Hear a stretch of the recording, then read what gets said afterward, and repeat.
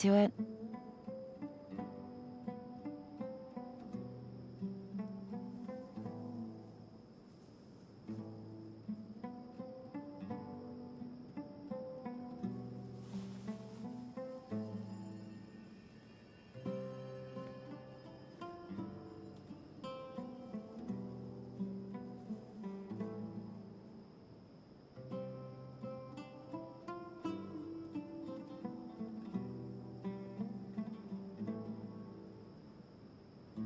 I got a new letter from an informant. Looks like the situation has changed again.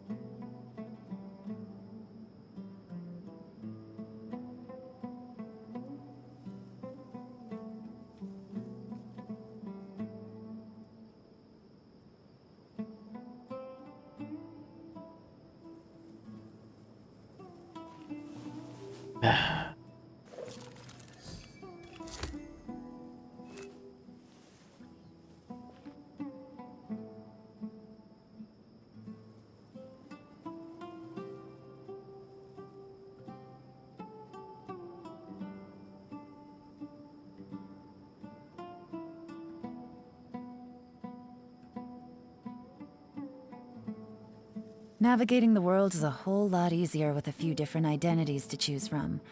Need me to come up with some for you?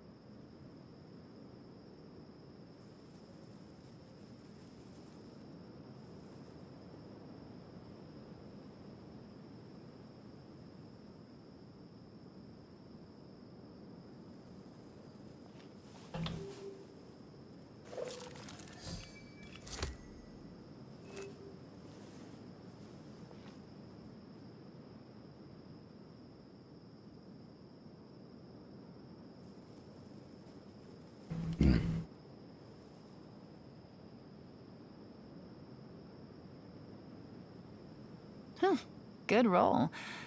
All right, maybe I'll take one more day off. All right. Knock out the rest of the Okay, work once got I'm that back feeling up and to it. running. Back to the game as I was planning to be.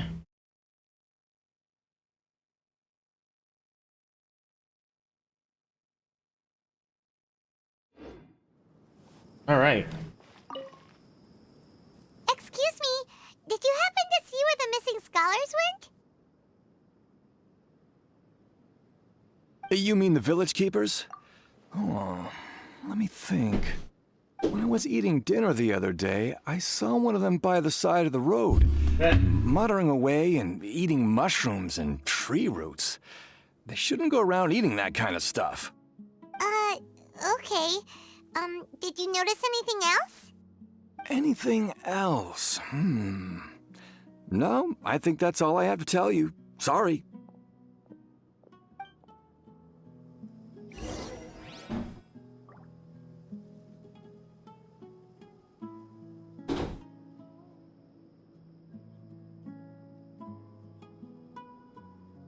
Hey, maybe we'll get something better from the next guy.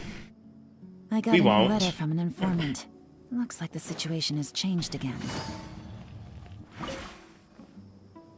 The scholars that have gone missing. Have you seen them? Those eyes. Those fierce eyes. You look like a real fighter. Okay. Don't change the subject. Right. You were asking about the the mad scholars. I think it's been a few days since I last saw them. I usually go to bed pretty early, so I'm not too familiar with what goes on at night. But honestly, I feel quite sympathetic towards them. Even though they act a little strange, they've helped me in the past. If it weren't for them, my house would have collapsed long ago. Do you also think Grandpa and the others are good people? Grandpa? Oh, hello there. It's little Isak. You mean that nice man who looks like your grandpa's long-lost twin, right? He was actually the one who protected my house. I saw it with my own eyes. He happened to be staying near my house that day and was doing something with his hands on the ground. It still feels pretty surreal now that I think back on it. Did someone teach them how to do that? Well, whatever the case, I'll always be thankful to him and whoever taught him to look out for others. I'm pretty sure that if I ever went mad, I wouldn't be able to do anything like that. Gotcha. Thank you.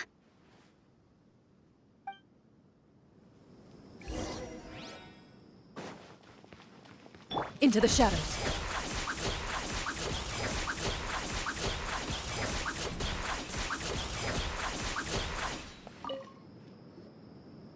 Sir, have you seen my grandpa recently? You know, the one who likes to sit and space out near the village entrance. Oh, well, if it isn't Isak. Oh, your grandpa, huh? It's been a while. The last time I saw not very him, he was legible. spacing out by the road as usual. I went and asked him if he'd like any of the food I had prepared, despite my wife's protests. Like many people, she's really quite terrified of them. And speaking of my wife, she's still always complaining about how I don't make enough mora. That might explain why she's always mad at me. Oh, thank you. Thank you for taking care of him. It was nothing. You're looking for him, right? Did he go for a walk and get lost? Yeah. Whew, that's no good. Well, once you found him, come by my place again and I'll cook a little something for the both of you. I've known you since you were very young, so as far as I'm concerned, you're family. Please feel free to come by anytime. Wow, what a nice guy. Okay, thank you, sir. Huh?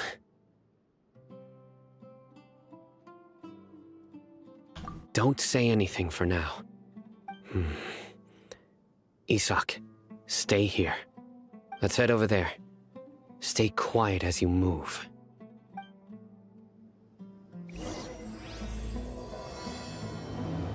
Okay.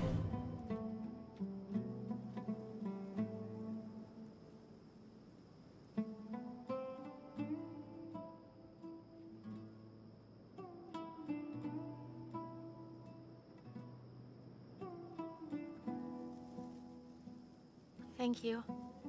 And sorry. It's okay. Don't worry our lights and embrace a wonderful new life. Alright, let's see what Sino noticed. Probably gonna up the quality of my streaming pretty soon. Listen, For the see next if you one. can make out what they're saying. Have you heard? The mighty King Deshret, the sovereign of our faith, will soon return to this world. Yes, of course I have. King Deshret is the one and only true ruler of this land. I've never believed in any other gods. Still, you say he's coming back, but it sure doesn't feel like life's about to change around here anytime soon. What's your proof? Haven't you noticed? The village has been getting more deranged scholars than ever. Delavar was saying that many people also went insane just before the fall of King Deshret's civilization in ancient times. We don't quite know why, but it seems like there's some sort of connection between insanity and King Deshret. Isn't it a sign of King Deshret's power that all the mad scholars have disappeared? If you ask me, they must have been chosen as the final sacrifice for King Deshret's resurrection. Huh. Now that you say it, that does make some sense. Does this mean our lives are finally going to take a turn for the better? Exactly. Those city folks will get what's coming to them. Now, repeat everything you've just said from the very beginning. Huh? Who are you? Where did you come from? My patience is running thin. You heard what I asked.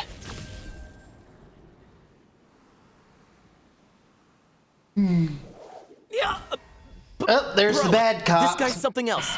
Just look at his eyes. One wrong move, and he's gonna flay us alive. Let's not get on his bad side, okay? I am no match for this guy. Oh, okay, good sir. What is it you would like to know? Tell me about King Deshret's resurrection. Well, I only know a few things from hearsay. I went for a drink the other day and heard others talking about a rumor that the madmen will disappear and that King Deshret will return to this land. I'm not making this up, I swear! Hey, go on. Keep talking. It's true. It's all true, sir. We desert folk have had more than enough of those people at the academia. They keep sending us all their mad scholars and won't let us have a good life. Would you want to live like this if you were in our place? The radicals were even more thrilled than me when they heard the news. We're all praying for King Deshret's speedy return. Delavar also said that once King Deshret returns to our side, it's only a matter of time before we conquer the land on the other side of the wall. They're all willing to serve under King Deshret and fight for a share of the glory. Is that so? Seems like he still wants to know more. Keep talking. Got it! At first, I told myself it was just the drink talking, but then all the mad scholars vanished without a trace, just as the rumors said. Please, don't beat me up just for mentioning these rumors. If I'm guilty, then everyone else around here is also guilty. I'm just saying what the others said. The people here really like King Deshret, but dislike the Dendro Archon.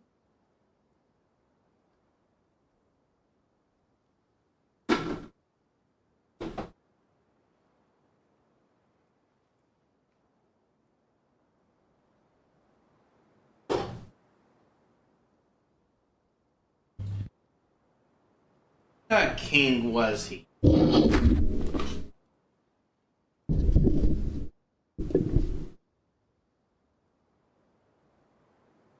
Where is this radical person you talked about?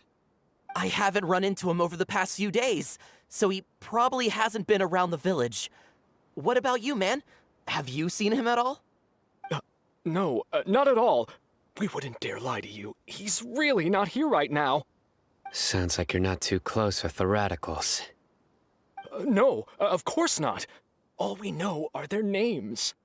I have many ways to stop you from talking, and many others to stop you from sending warning messages.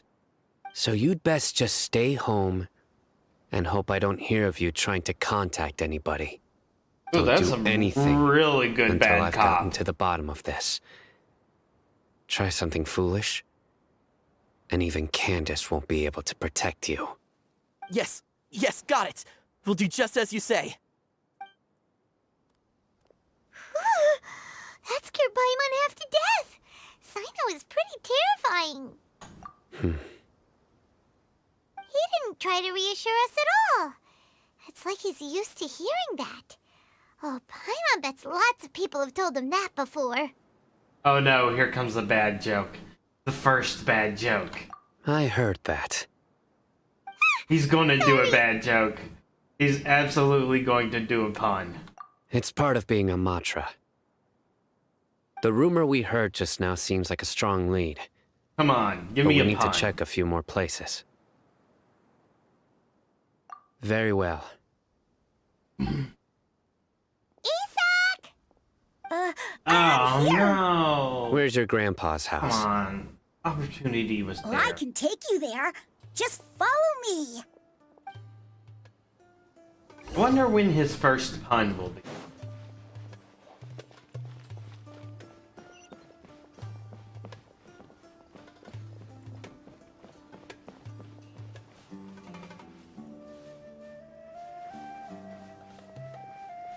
Grandpa, he likes to be alone.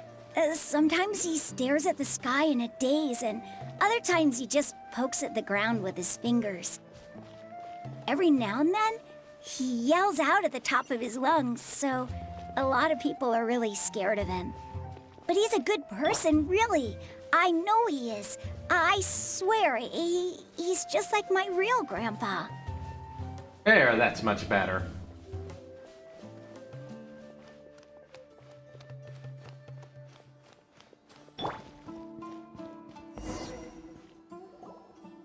Well, this is where Grandpa usually stays. There sure isn't much here. No. Incense? Please don't say it's the same one as before. Okay. But are you okay? Are you getting dizzy or need to lie down? There's a scent that you can sense, but I can't. A certain traveler here once passed out from that smell. Thankfully, Tighnari saved the day. And then he gave us a long lecture to explain all about how it worked. So, you know Tighnari. Huh? You know him too? Are you two friends? Yes. Now that I concentrate, I can also make out the scent of incense. Wait, surely Tainari didn't lecture you too. No. No need. Did you first encounter this scent at Tainari's house? In the forest. From a scholar.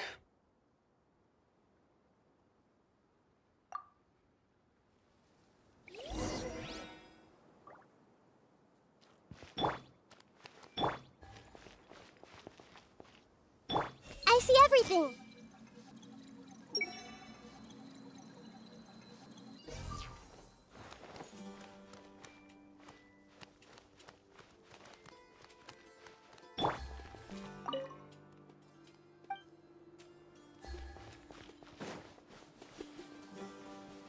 Able to read Sino's mind, not thinking anything.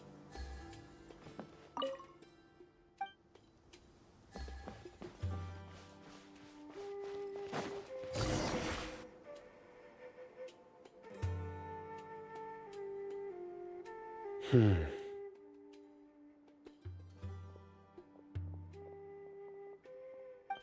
are you looking for, Sino? Here it is. Take a look right here. Paimon doesn't see anything. Although the traces have been completely buried in the sand, there are footprints here. From the size and shape, they belong to an adult male. This pattern is a common one from this area. Local shoes. This was probably someone from the village. The scent is quite faint, but still extant. The footprints head in that direction. But who would come looking for Grandpa? He doesn't have any friends. We'd have to ask whoever lured him away with the incense. Huh? So you can lure someone away with just a scent? Hey! What's wrong with liking good food? Everyone's got something they love in life. Exactly. Most scholars are fond of incense, since the smell supposedly helps them clear their minds and discover new knowledge. Even deep within the clutches of madness, they still yearn for their knowledge-seeking days, and will follow the scent whenever it presents itself. No, Grandpa. So, someone's taking advantage of their weakness? Huh. Still, why would anyone want to abduct all the scholars? Are the rumors really true? Could the disappearance of all the mad scholars have something to do with the radicals? It's highly likely. Please, you have to save my Grandpa. Grandpa's never done anything wrong. Please help him. Sounds like we'd better help get him back. Don't you worry, Isak. We won't let whoever took him get away with it. Let's head to Aru Village and inform Candace and the others about what we learned here. After that, we'll set off to find the scholars.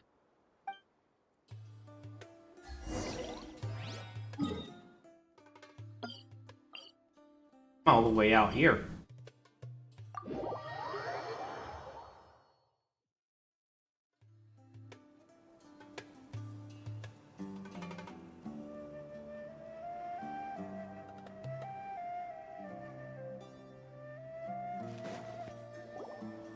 Right. The darker fabric definitely looks a lot better. That'd be my choice, too. We're back, Candace! We've got a lot to tell you. Ah, welcome back. Sounds like everyone's friends already. Oh, Dia's here too! You bet. So, everything goes smoothly? Reasonably. Alhaitham didn't go with you? We haven't seen him at all. Huh. I saw him around the village entrance earlier and figured he was investigating with you. I guess he must have gone off on his own. Did you find out anything useful?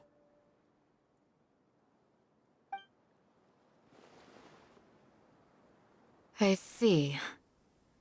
So someone used a kind of incense to lead the exiled scholars away from the village.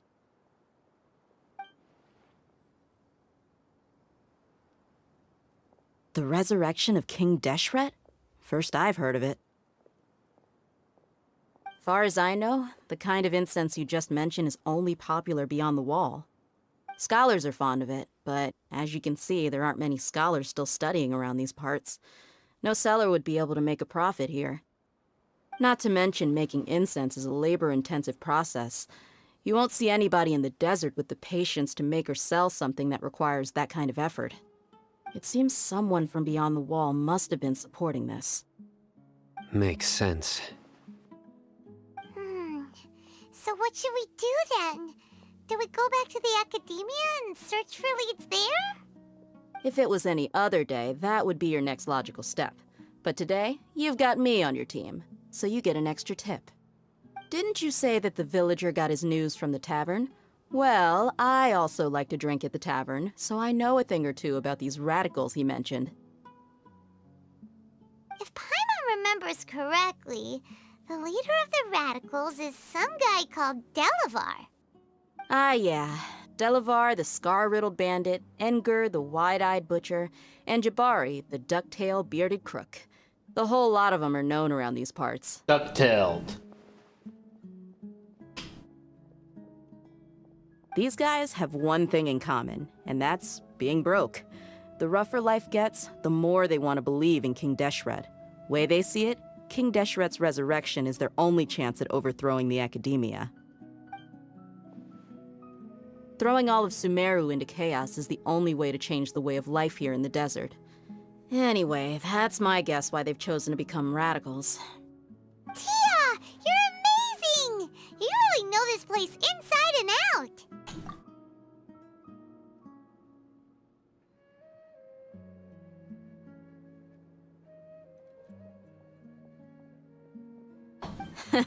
No merc can afford to slack off on gathering intelligence.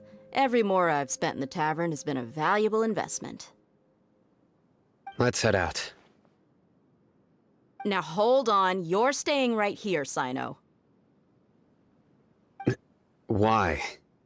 Aru Village is not a big place. Outsiders stand out here like a sore thumb. I'd bet word about you has already gotten out. The desert is unforgiving, so the way of life here is also a lot tougher than on the outside of the wall. You survive on making connections out here. Compared to you, mercs like me are just third-rate amateurs. I've got no actual fighting skills to speak of.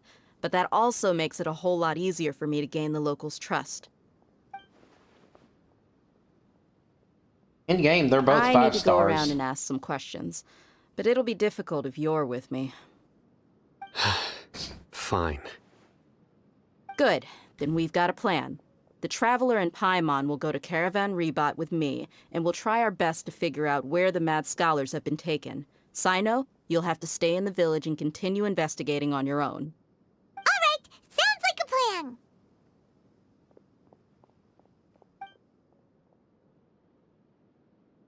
Alright, we're back with the mercenary.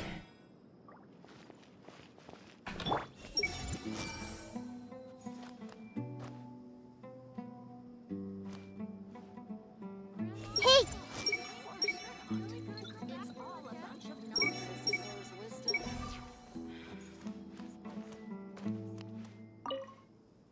Sino, please don't take offense.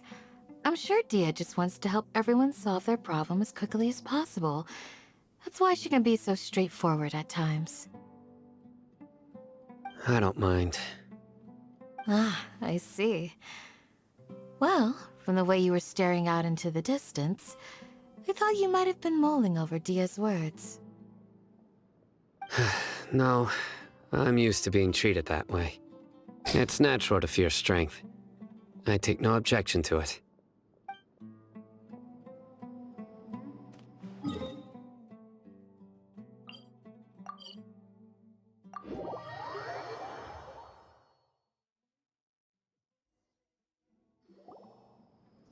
Well, Sounds like you're starting to get familiar with the area. Paimon's amazed every time we see the wall of Samiel. How can a wall this tall even exist? It's almost unreal. I know what you mean. I had the same question every time I walked this way when I was a kid. Also, why is this high wall here? And can a wall really block sandstorms? It was only after I grew up that I realized the wall of Samiel isn't just there to keep out the sandstorms. It serves a more important purpose, keeping out people like us. Sumeru is run by wise and mighty sages. To them, us desert dwellers are nothing but tools that can be used and discarded at their whim. We're cheap labor, like livestock, but easier to control. Nothing more. Even if a child from the desert got the chance to obtain an Akasha terminal, almost all their requests for knowledge would be denied. The academia believes we're underserving. Geniuses like Sataria are 1 in a million. The other children never get a single chance to try and rewrite their fate, even though the academia knows very well that we're humans, just as they are. That's terrible. I would tear down this wall with my own hands if I could. Hey, Dia. You're not thinking about doing anything scary, are you? No, not at all. This place just gets me thinking. No, that's she was all. thinking it. Just not Besides, going we're to here do to it. procure information, aren't we? Yep, we gotta catch those. Shh. Caravan Rebot is crawling with people, so be careful what you say. We don't want anyone to find out what we're here for. Our mission started the moment we arrived here. Let's go check Really out the gotta keep tavern. it on Maybe we'll Paimon. find someone I know.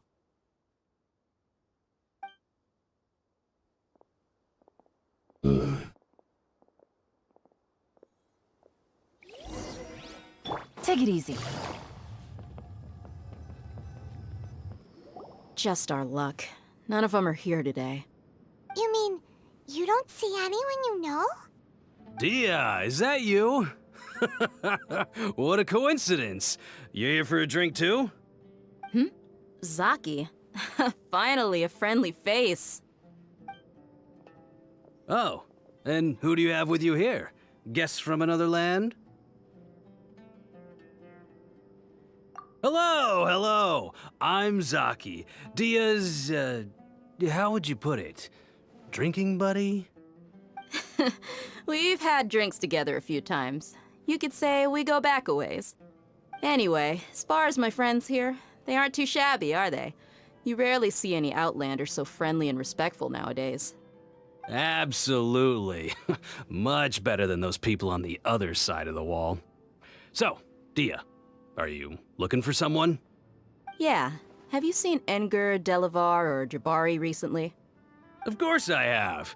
Matter of fact, we were all here drinking together just a few days ago. I've got a spice trading deal from another nation.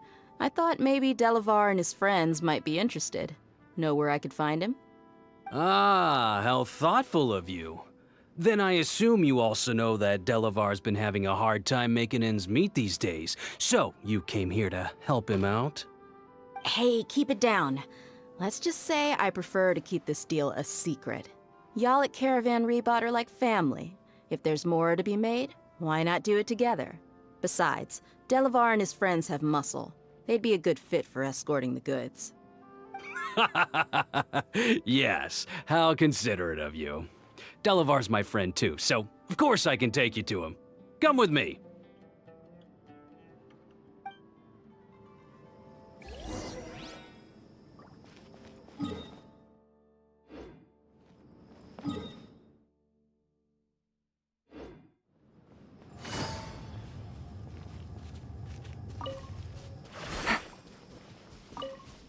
Ready.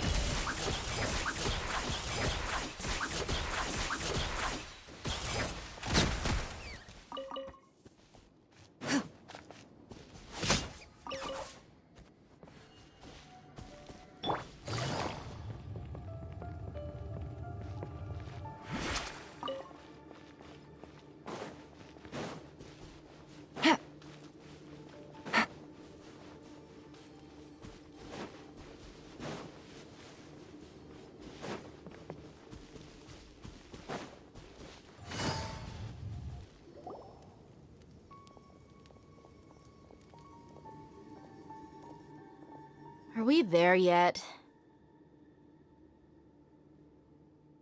Yep, this is the place. This place is practically deserted. What are they doing in a place like this? Being suspicious.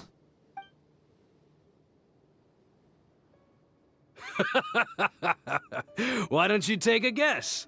Go on, a wild stab in the dark. You're like lambs to the slaughter. It's an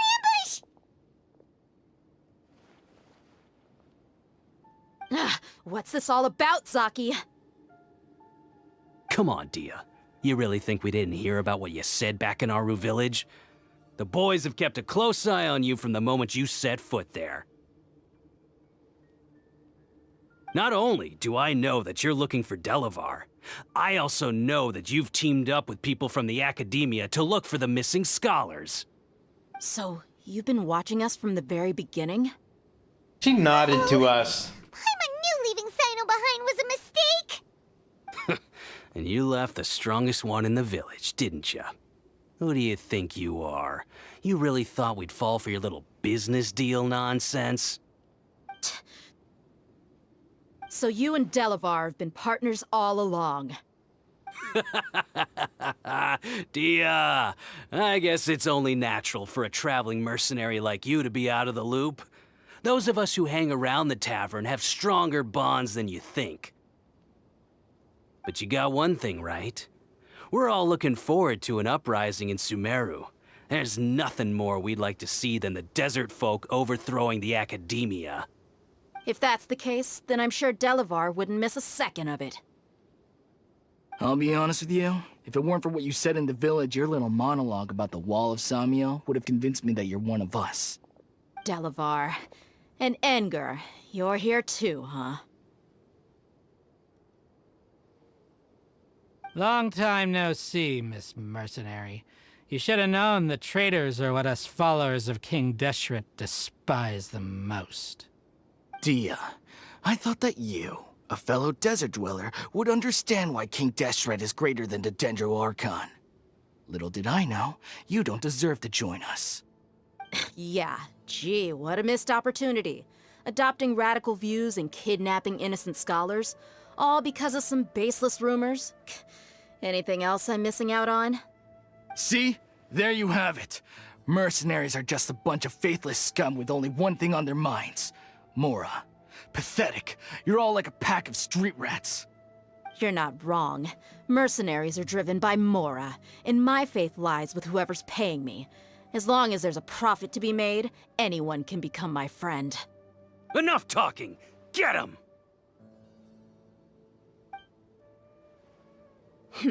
Just as I expected. Let's teach him a lesson, traveler.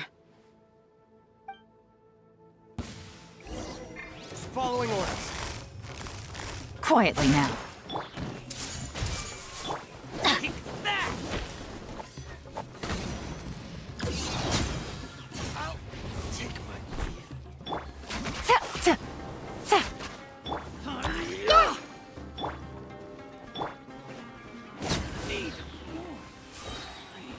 Wait, only one group? I thought we were gonna have two waves. Yeah, how could you? So, what do you think about your meticulous network now, Zaki? How did you say it? It's only natural for a traveling mercenary like me to be out of the loop. I'm guessing your informant told you that I'm just an incompetent merc with no real fighting skills, correct? I mean, that is what I said after all. And of course, you would believe everything he reported. The only thing you know about me is that I'm a mercenary, but you've never seen me in action. Even though you heard we went to handle monsters together, you believed that Candace was the only one doing all the real fighting. That so-called Flame Mane is just a fraud. She admitted it herself. She just uses her connections to gain the trust of others. That's what you thought, right? Ugh.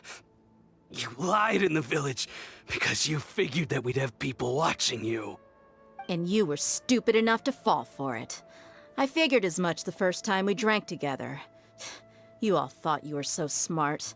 Pathetic. Okay, show it to that us? should be all of them. Whoa! So you've been planning this since we were in Aru Village? Damn. I really wish... I need to see an animation of Dia kicking that guy in the face.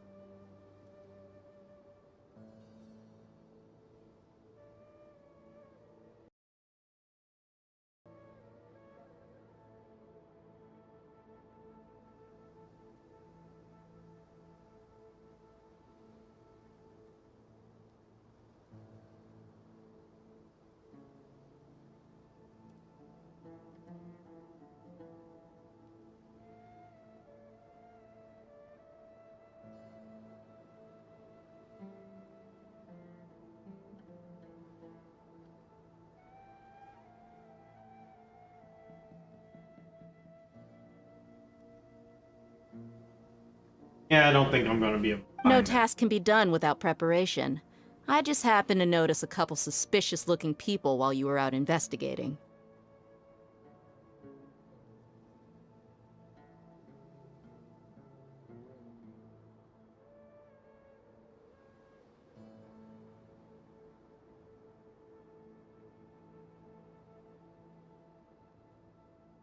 Yeah, no one made an anime.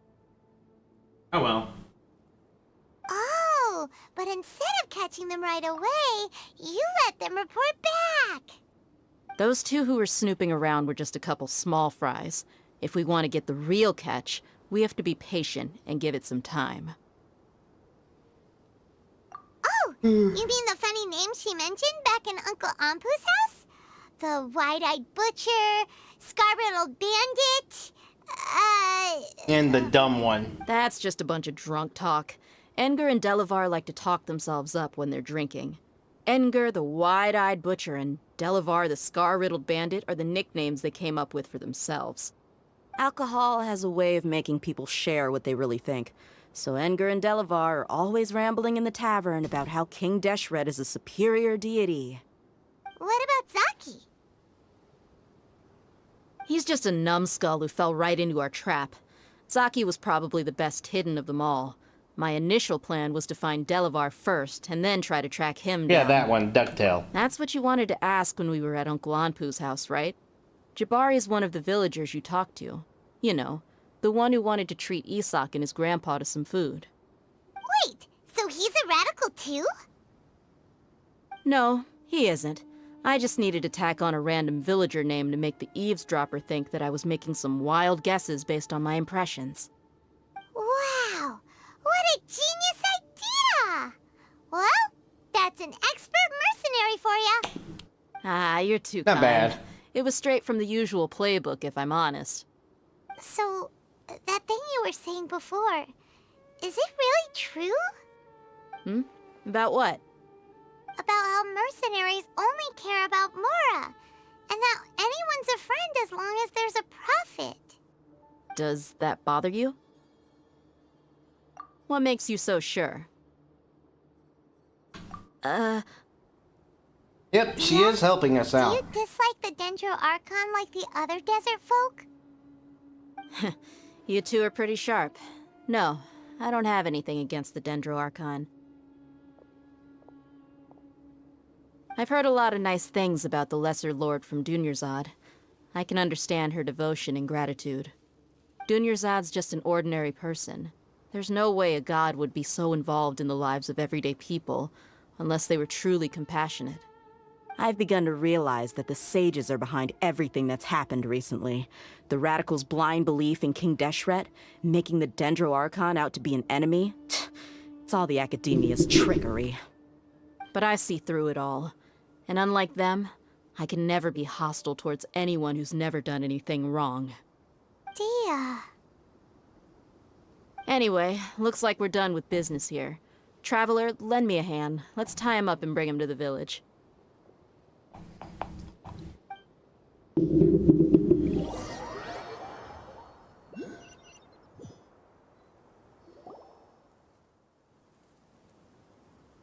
This should be all of them. I'll let you take it from here. All right. I'll be in touch. Until then, please stand by. Candace, do you need any help? Candace will be okay on her own. I trust her, so you can too. She's been guarding Aru Village for quite some time now. If anyone is qualified to question the offenders, it's her. While I'm questioning them, why don't you pass some time by exploring the area? I'll meet you back here tomorrow morning, Traveler. All right. As for these idiots, let's just hope they live to see another day.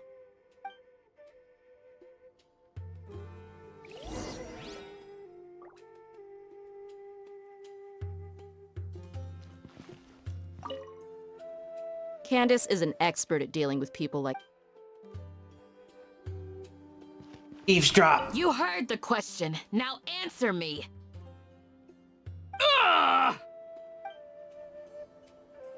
Hey,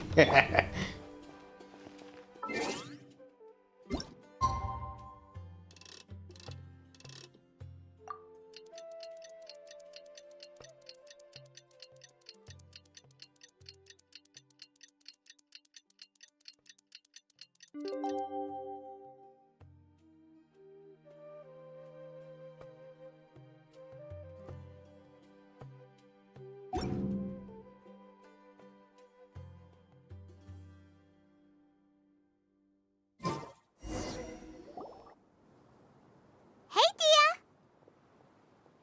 Right on time. We'll know any moment now. Paimon's been wondering. You seem to know Candace pretty well. Have you been friends for a long time? We've known each other for some time now. She's a pretty interesting person. Even though she's an extremely strong warrior, she never misuses her powers against others. Oh, Paimon knows what you mean. Like a lot of martial artists say, never take the fight outside the ring. Yep, I guess you can put it that way. It takes strong convictions to be as dedicated as she is, and shoulder that kind of responsibility. Us mercs, on the other hand, we pretty much live from one day to the next. Well, Paimon thinks you're great, too. Really? Thanks for that. I like Candace better. Oh, Sino's here, and he's pretty early, too. Yes. I was here yesterday to help out a little. To help out? By doing what? Sharing some interrogation techniques. Oh, you mean you taught Candace some more persuasive methods? Right. Come on in, everyone. Come on, let's go inside.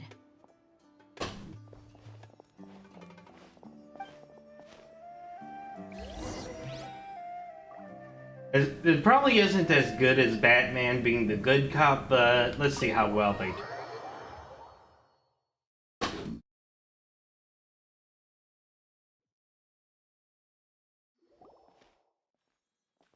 Candace, where...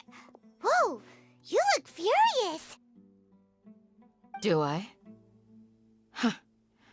What gave it away? Oh, there's no mask that can hide true bloodlust. Cover up your eyes, and it'll still show itself at the corners of your mouth. Perhaps I need to work on my composure. Still, it's perfectly understandable why I'm angry. I'm sure everyone present would agree. Yes, ma'am. Please, don't beat us anymore. We're gonna die. Well, looks like Sino taught her well. You fear death yourselves, yet you do not hesitate to place the lives of others at risk. The absurdity is mind-boggling. The ones you call mad scholars are known to us as the Village Keepers. They are vital members of our community, and some even count them as family.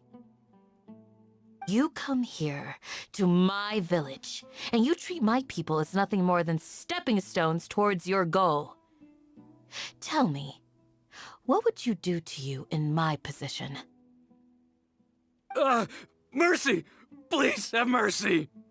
You've made your bed. We may all be desert dwellers, but there's one thing that I understand better than you.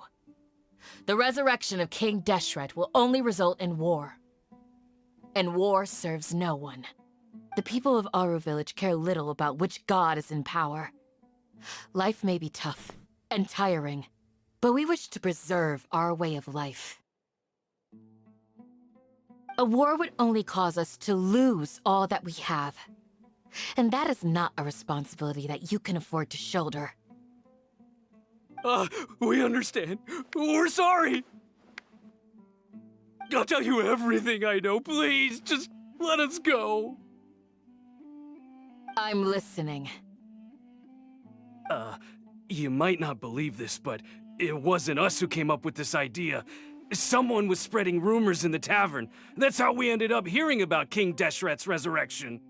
Some mystery man told us that mad scholars will make the perfect sacrifice to usher in King Deshret's resurrection.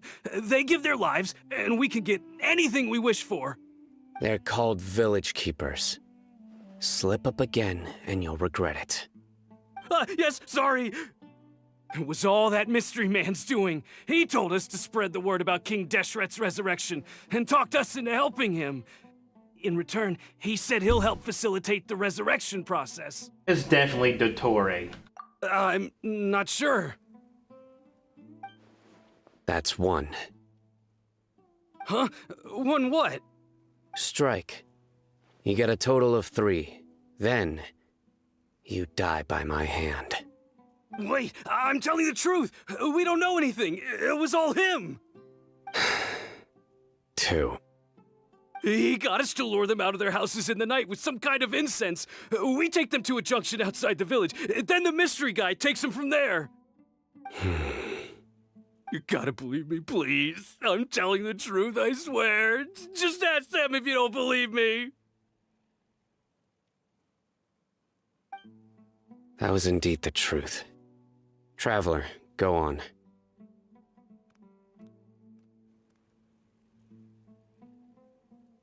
You have to believe me. If I knew that, I would have told you his name right away. I'm not risking another beating to keep his secrets. No way. That guy, he wears a cloak, and he's always careful to cover his face. He calls himself King Deshret's envoy.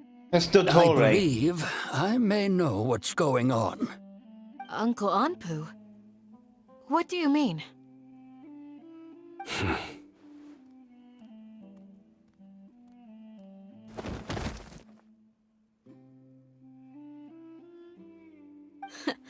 Smooth. Okay, speak. If my suspicions are correct, this mystery man they speak of could be from the Academia. Some time ago, people from the Academia attempted to take the village keepers away. I refused, insisting that they are part of our community. It strikes me now that this secretive character shares the same goal they had. Which means it's highly likely that the Academia was purposely spreading a false rumor to trick the radicals into delivering the village keepers right into their hands. They were the ones who brought them here to begin with. Now they're trying to take them back? We aren't gonna let that happen. Not the Academia again.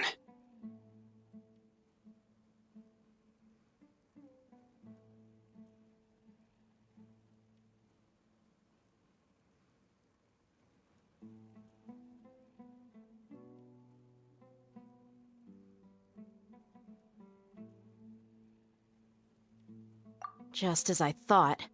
But what could they want with the village keepers? People are nothing but tools in the eyes of the Academia. A change in their plans likely means they found another way to exploit the scholars. Regardless, our top priority now is locating the village keepers. You're right. Isak is still waiting for news on his grandpa. Time to go. Let's leave the village and try to track them down. Yes. Pack up and get ready to leave. You got it. Candace, I'll let you deal with the radicals. Leave everything outside the village to us. All right. Let's meet back here once everyone's ready.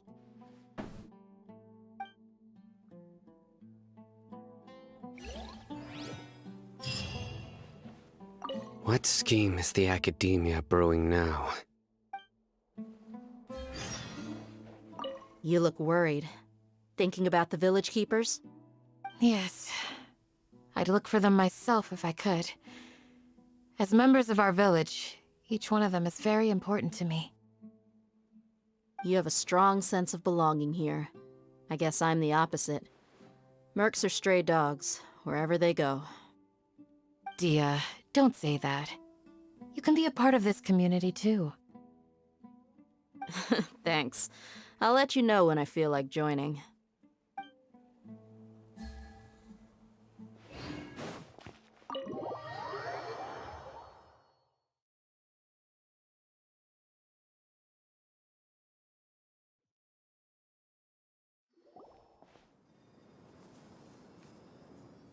Oh, Alhaitham. Let's get some food in us and then we'll... Whoa! Where did you come from? Well, as you can see, I am merely sitting here and reviewing what we have deduced thus far. You were gone for ages, and now you're suddenly sitting here musing to yourself? Where have you been anyway?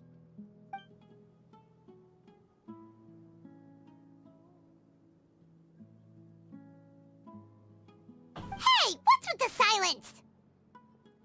You never think things through before asking questions. I'm giving you some time to make up for that. Paimon's so mad! Paimon's gonna give you an ugly nickname!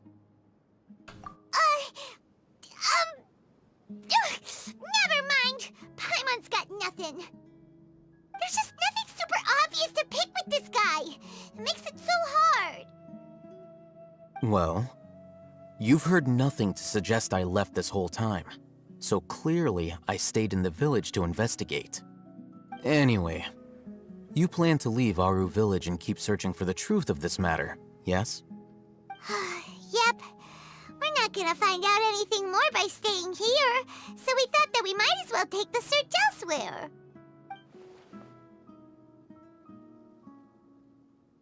Enough with the silent treatment! No. I'm just surprised that you decided to team up with him. Alhaitham, you haven't helped us out at all ever since we arrived at Aru Village. Bold of you to question our choices. Yeah, you're all talk! While you were investigating, I had my own work to do, which I've now finished. Really? Paimon doesn't believe you. To be honest, we aren't really a team, so I have no obligation to inform you of my whereabouts. Not to mention that going separate ways allowed me to find some important information that you all had missed. Huh? Right here in the village? Correct. What did you learn? I'm going to take you to someone. But before that, you need to understand where she's coming from. What does that mean? How do you think the residents of Aru Village feel about what we're doing? In other words, do you truly believe every single word the villagers tell us? You mean, some of them lied to us? Hiding the truth does not necessarily equate to lying. Remember what Candace said? Most people in Aru Village don't necessarily care which deity is in charge of Sumeru. That's because whether King Deshret or the Dendro Archon has power is of little significance to them. By contrast, the perils of their daily lives are ever-present concerns. They won't simply share everything they know with you without good reason. That's why you believed there was no further information to be found in this village. Glad you're following along. Among those you have talked to, there's someone who was consciously keeping you out of the loop. In fact, she's been observing your every move since you arrived. The reason being, to someone who only wants to live their life in peace, any external factors introduce unpredictability into the equation. Those eyes. Those fierce eyes. You look like a real fighter. Don't change the subject. It's quite obvious that she's intimidated by Sino's authority and strength. Right. You were asking about the mad scholars. She corrected herself mid-sentence because she's aware that there are King Deshret fanatics in the village. If she sounds too friendly towards the village keepers, she could easily make herself the radicals' next target. I think it's been a few days since I last saw them. I usually go to bed pretty early, so I'm not too familiar with what goes on at night. Remember? She made a point of denying her involvement in anything that occurs at night. But honestly, I feel quite sympathetic towards them. Even though they act a little strange, they've helped me in the past. If it weren't for them, my house would have collapsed long ago. After speaking to the village chief, it became clear that the village keepers had protected Aru village at night. In other words, the young miss was very much awake. I need to during work that on my time. logical skills. Because Al-Haytham's putting me to shame. By getting involved with an outsider, she risks drawing unwanted attention to herself. As for why she might be so wary about all this, maybe you should ask her. I'll pass on this one. You said that she is afraid of me. If so, it's best if I stay out of this. We're on it!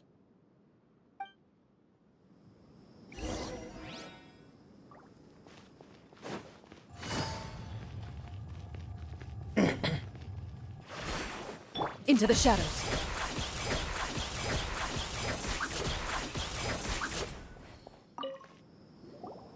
Miss Shawnee, as we discussed earlier, I've brought someone with me.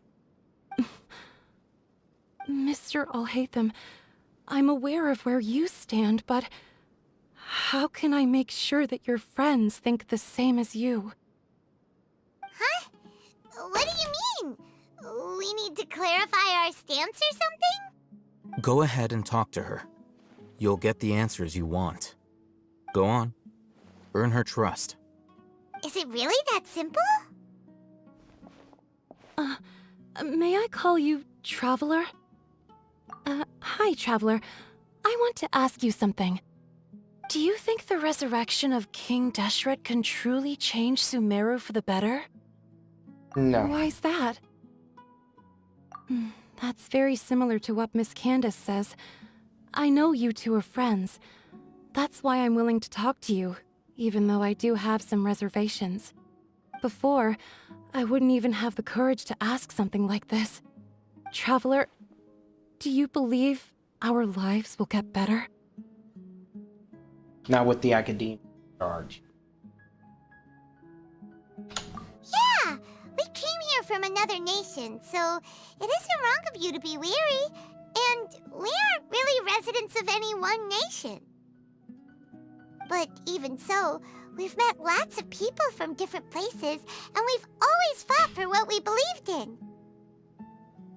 We have friends in Sumeru, and we want to help them. That's why we decided to stay here for a while.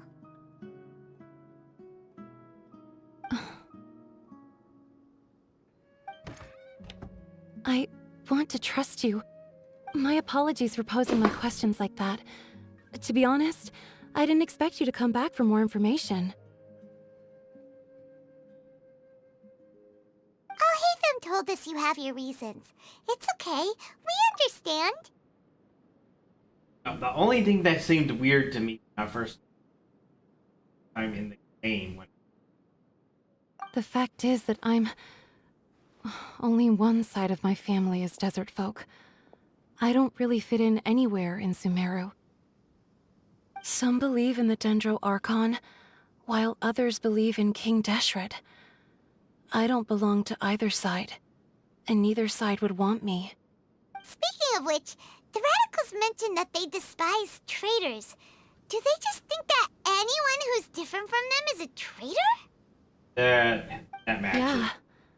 Some people can be so narrow-minded when it comes to bloodline and beliefs. It makes no difference what I say or how I behave. I'll always be suspected of having ulterior motives. Slowly, I just stopped talking to people. I pretended not to hear or see anything. All I want is to live my life in peace. And then it happened. The village keepers who had helped me disappeared with no explanation, and I didn't dare breathe a word about it to anyone. Until now. You can tell them. I'm sure she'll keep your secret. All right. I'll tell you what I told Alhaitham. I actually have a sharper sense of hearing than most. Sometimes, I hear strange crying sounds in the night. There are ghosts? Perhaps. I'm not sure. It's faint, but it's definitely the sound of crying. It comes from far away in the distance, and always carries very raw emotion. It used to be louder and more frequent, but ever since you arrived in the village, it doesn't seem to happen as often, and when it does, it's much quieter. I have to focus really hard to make it out. I confirmed this with the guards on night duty. They also have someone with a good ear, and he's heard similar sounds at night. But, because we're in the middle of a desert, he would rather believe that they are the cries of beasts than ghosts. There's really nothing around these parts, except for an old hospital not far from the Well, village. a ghost would like that. I think they used to use it for treating Elazar, but it's been abandoned for years. Yeah, let's go!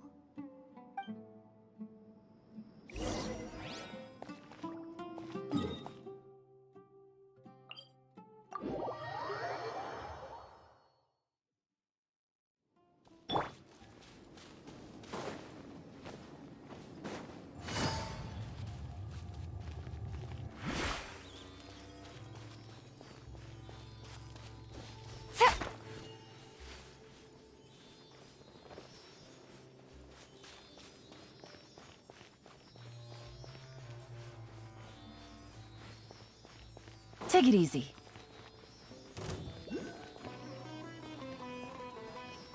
Everyone hold hands!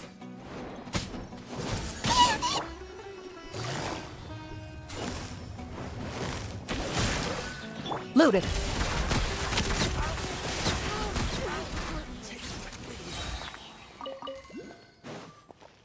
I'm going in!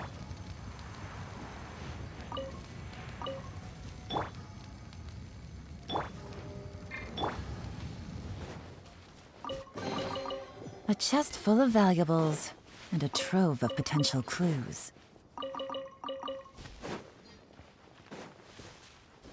Oh, is this the place? It's in terrible shape, and there's sand everywhere. Empty and forgotten. An ideal place to hide people.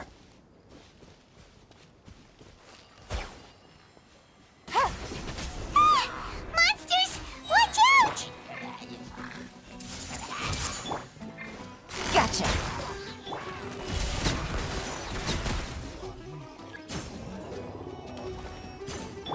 I see everything. Things are about to get dicey. Shoo!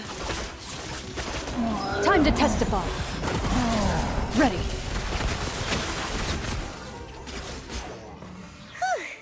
They were easier to deal with than Paimon had expected. Super strong bandits? Or monsters taller than buildings dropping out of the sky? Or, That's later. you know, something like that. He looks super serious. We gotta stay on our A game too. This is the one.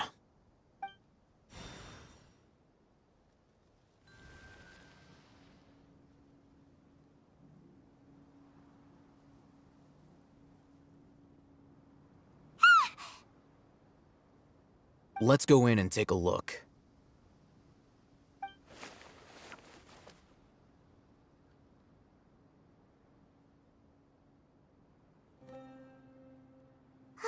Hey, Alhaitham, we haven't found squat. Are you sure we aren't wasting our time here? Patience. Shawnee says she only hears the crying at night. We have time to burn. Until then, I'm taking a break.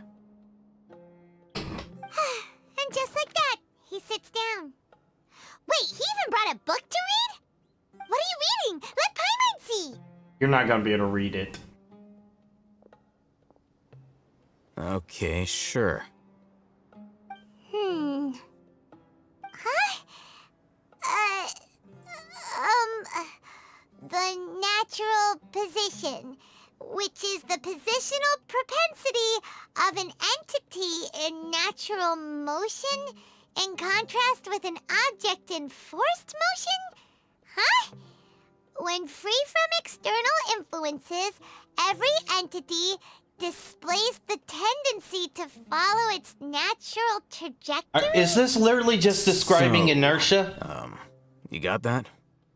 Oh, Paimon gives up. You keep reading your book. See ya. Is that literally just inertia? How is he so relaxed?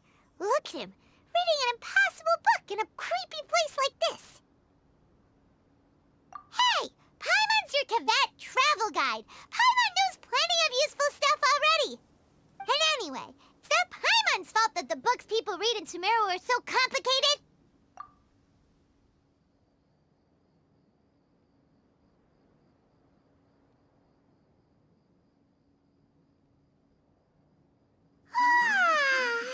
Paimon's getting so sleepy. Huh? What was that sound? There it is. It's coming from that direction. Okay. Is the sound coming from here? Huh. Paimon's not seeing anything.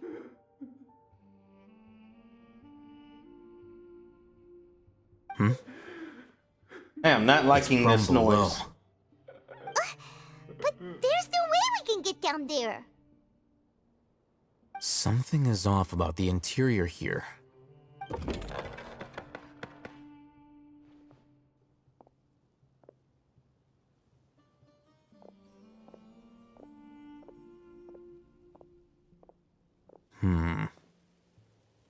As I thought, there's a hidden structure. Wow. It's like they tucked another hospital into this one. Oh, it looks like there are other mechanisms around here. Let's keep exploring.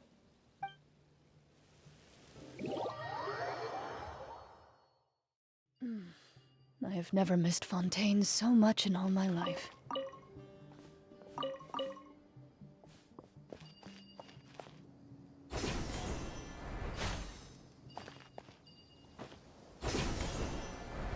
That's close enough. Loaded. Law of the jungle. We're in the desert, bitch.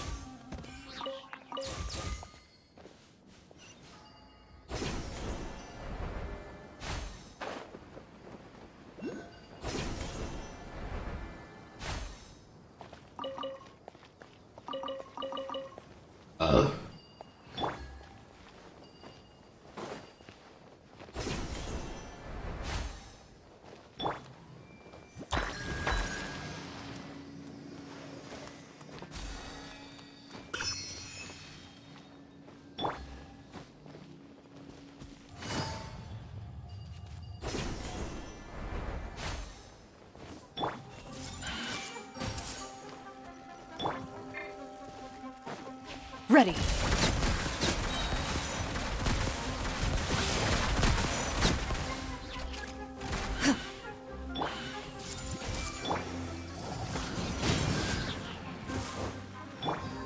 Hunt them down. Loaded.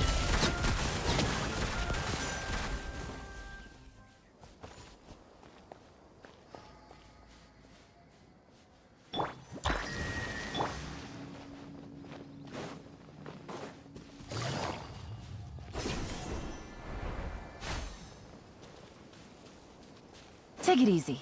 Oh, probably up there. I can see it.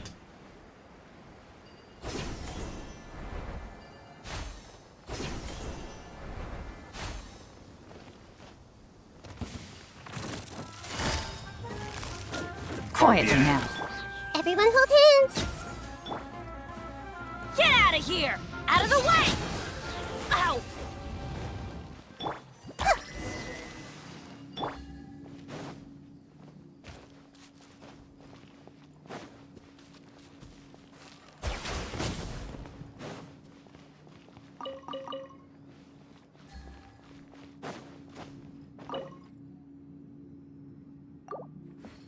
I get a name.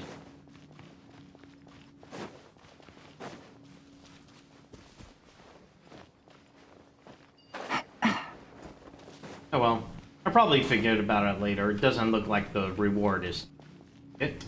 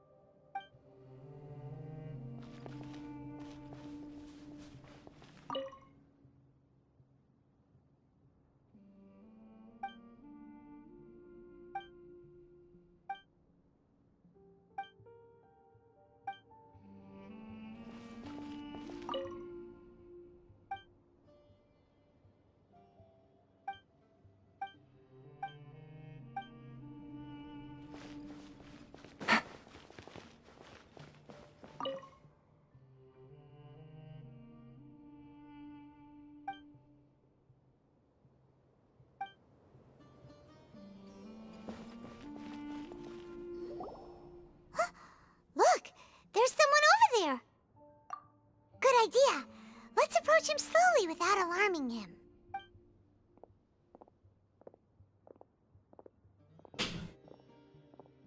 Wait.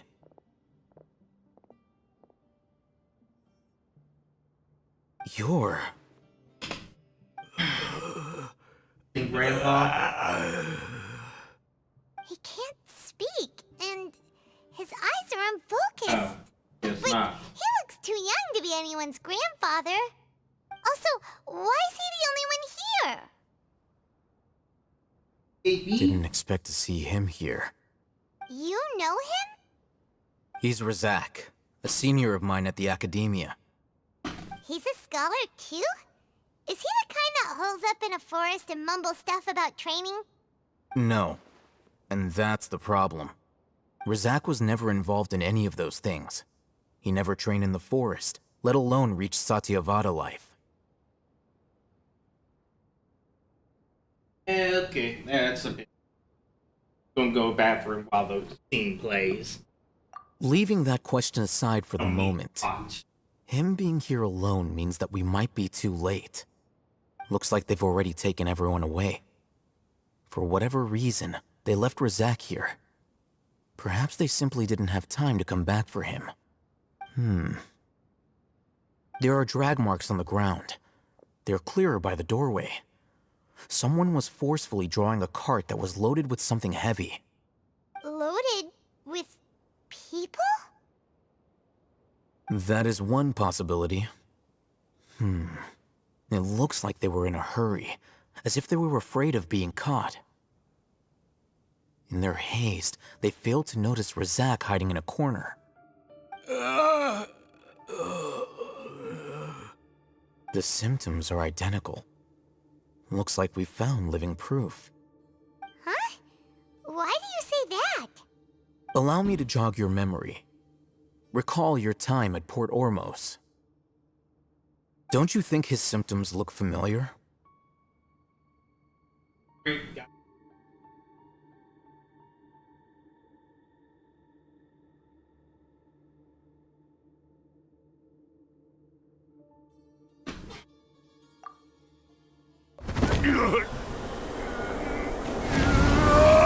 Yeah, that guy.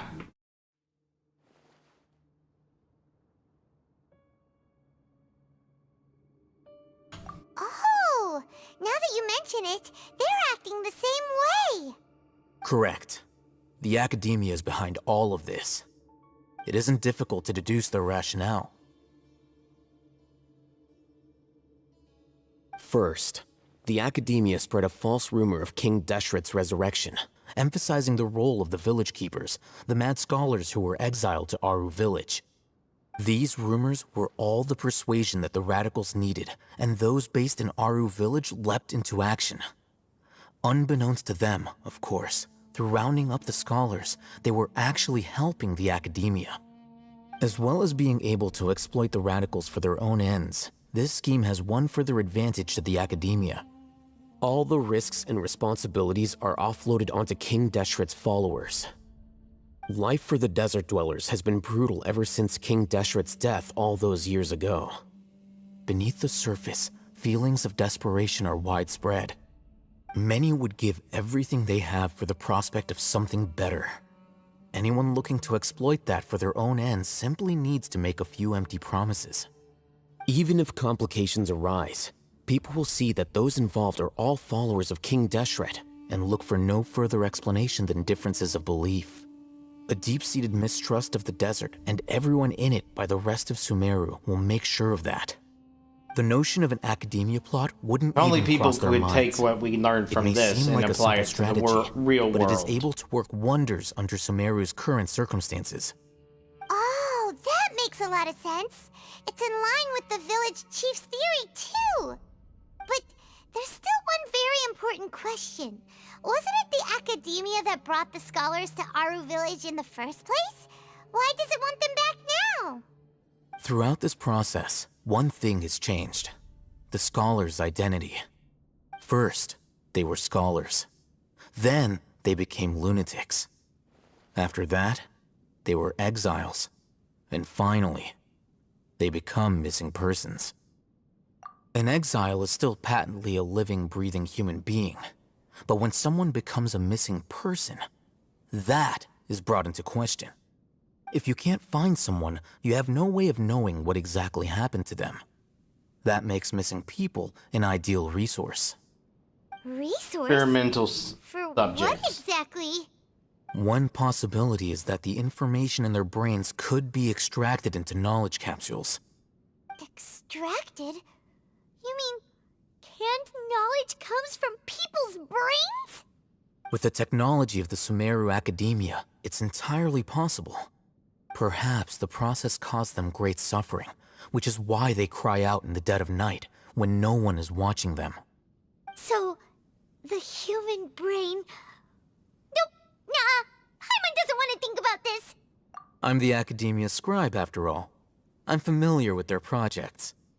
Anyway, judging by Razak's state, the contents of a divine knowledge capsule were extracted from his mind. But something went wrong in the process. Or perhaps his curiosity got the better of him, and he used such a capsule for himself. Paimon's a little confused. Can they just use anyone's brain?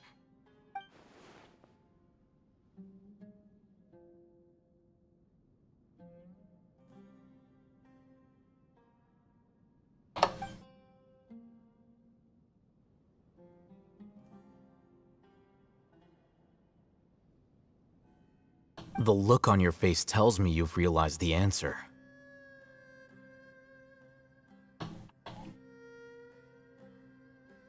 That's right. To some scholars, gaining knowledge about the gods is their entire life's pursuit.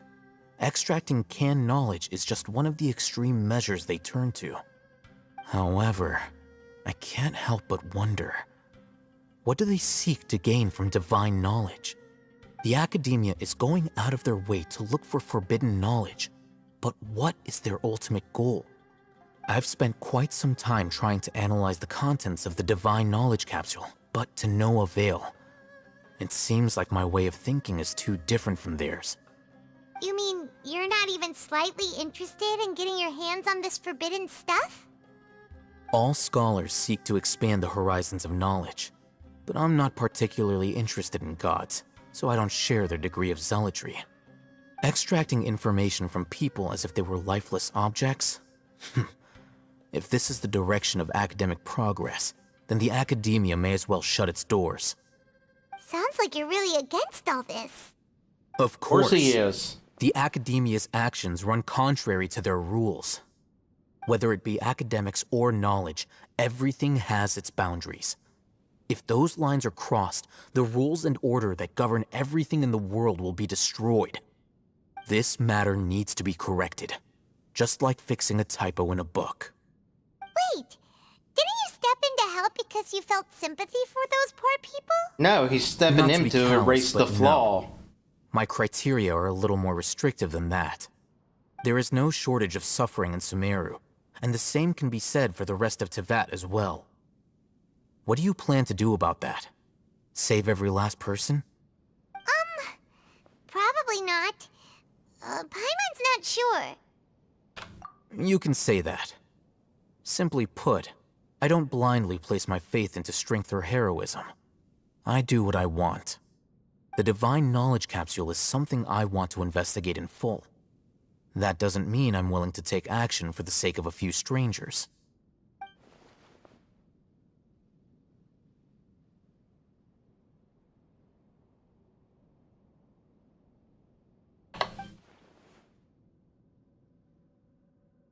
Paimon's been wanting to say this for a while. There are a lot of bad guys in the academia, but you're not one of them. You're their weirdo. You're probably right. Though I must say, I quite enjoy this feeling of being the odd one out. Uniqueness is also an asset, is it not? Wow, that's a great way to think about it. Paimon's really impressed. If only Miss Shani had a similar mindset, her life would definitely be a lot easier. I'm just a more likable person than her in general. There's nothing more to it than that. Okay. He won't last long if we leave him here. Let's take him with us. We'll work out our next step after we return to Aru Village.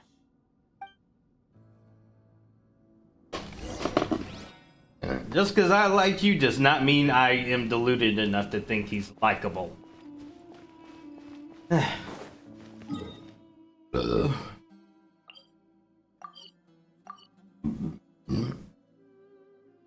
Oops.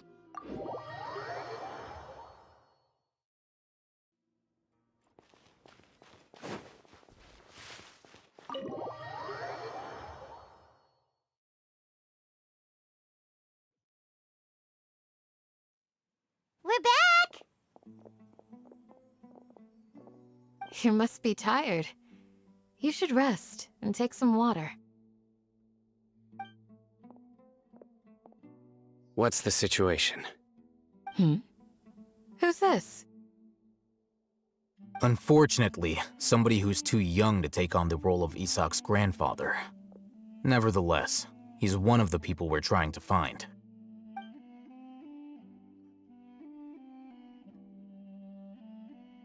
So, at one point in time, the abandoned Elazar Hospital served as the Academia's site for extracting divine cant knowledge. Yep, pretty much. Their plan must have been implemented at some point before we arrived at Aru Village, since divine cant knowledge has been in circulation for a while now. Yet, they fled once we were headed to the village, almost as if they knew we were on their trail. Why is that? Yeah, why is that? We may have a mole in our midst. One of us could be secretly revealing our whereabouts to the Academia. Huh? Are our friendships that shallow? Looks like none of you have realized wherein lies the issue. Sino, you're the reason why they can predict our movements. Wait, what's that supposed to mean? Choose your next words very carefully. It is simply a logical inference. I have my reasons. So what you're saying is... Sino's the mole. Not knowingly. Interesting. And here I thought you were the most suspicious one, Alhaitham, since you were always acting alone. I know. You have a point. But I realized something as we were returning from the hospital. Sino isn't like any of us. What are you trying to say? Do you still remember who you are, General Mahamatra? As a Matra, you are no doubt privy to certain kinds of information. Before you can take action against someone, you are required to have all the facts available, including the less than savory details.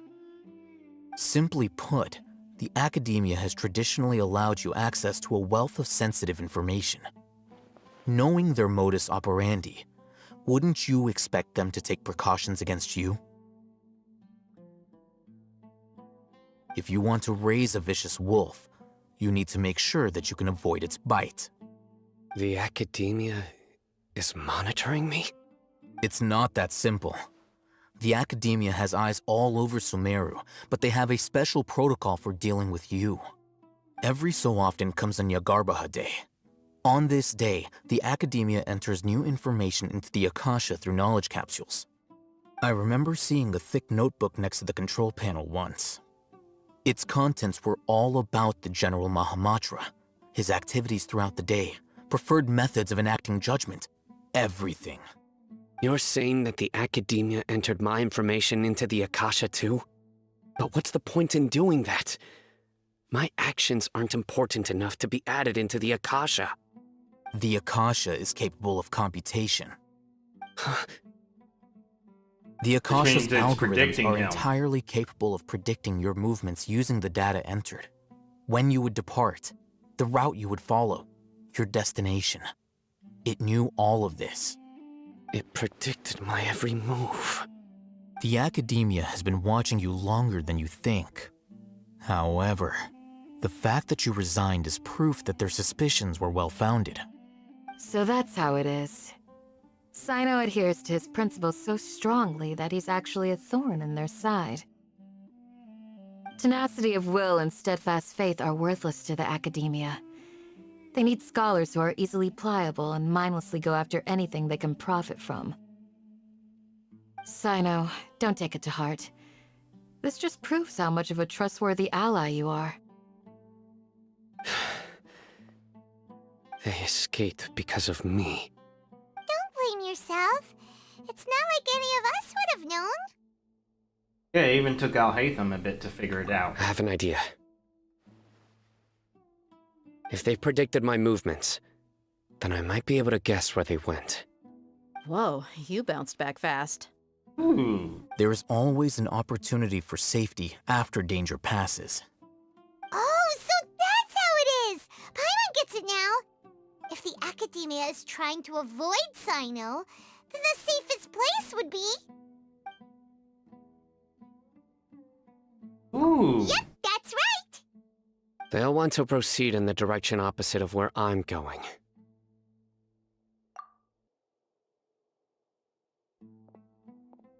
I must go.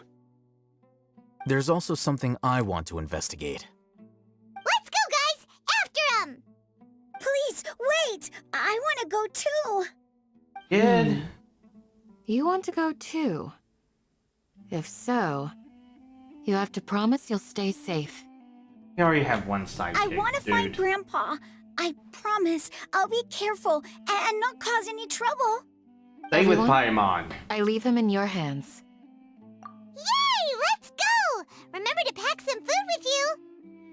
Paimon feels like we're missing someone, though.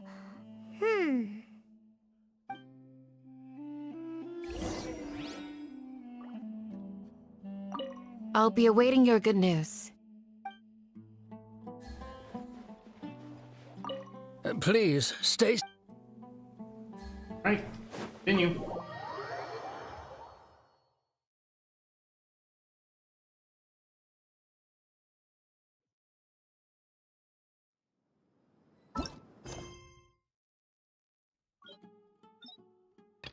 I am in Act 4. That's an awkward spot.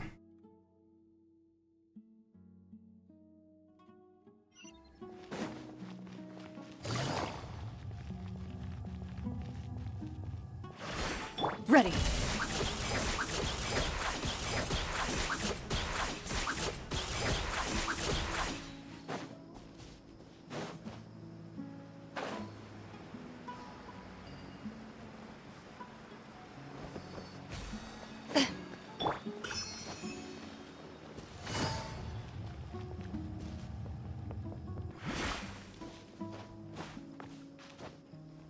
Should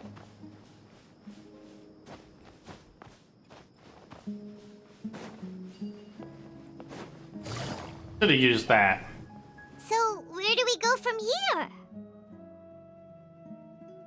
Yes. After leaving the village, we should head straight toward the desert.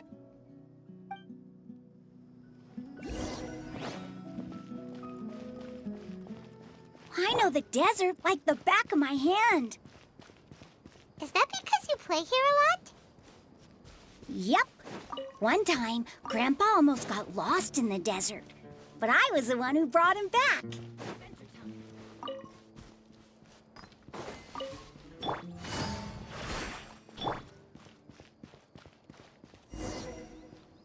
There's something here.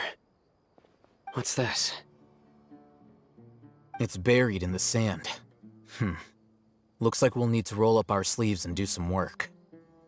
And Paimon thought running around everywhere was already enough work. Okay. So, we have to dig it out? Whatever's down there looks like it's buried really deep.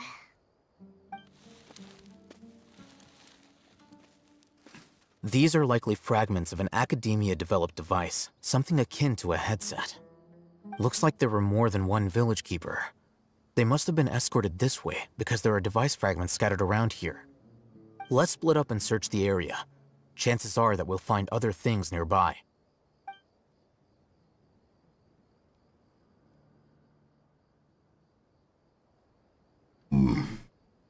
Is this what we're searching for? It looks kinda scary. This is definitely a device used to extract divine knowledge. How did it end up buried in the sand? That can't have been part of the plan. They must have been attacked along the way. Wait, what? Grandpa, I hope you're okay.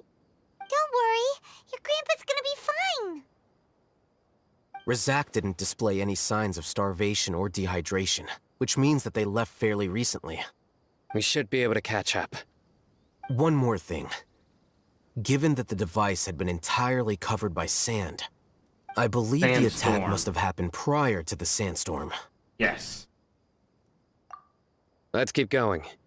They can't have gone far. I was gonna say during the sandstorm, but prior works too. Sand is so tiring. You're not running. You're flying, aren't you, Paimon? Is flying over sand tiring too? Ugh, of course it is. No, it's not. Stop lying. Take it easy.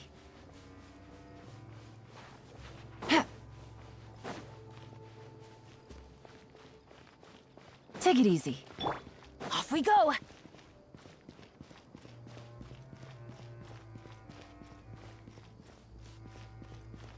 Adventure time! Voices, over there. It sounds like an argument. Whoa, you have really good ears. Don't get any closer. They'll notice us. Dia's talking with the Eremites? Very interesting. Let's listen in. If you had informed me sooner, there'd be plenty of room for us to... You're one of us. We would never lie. Scholars. You don't know as much as I do.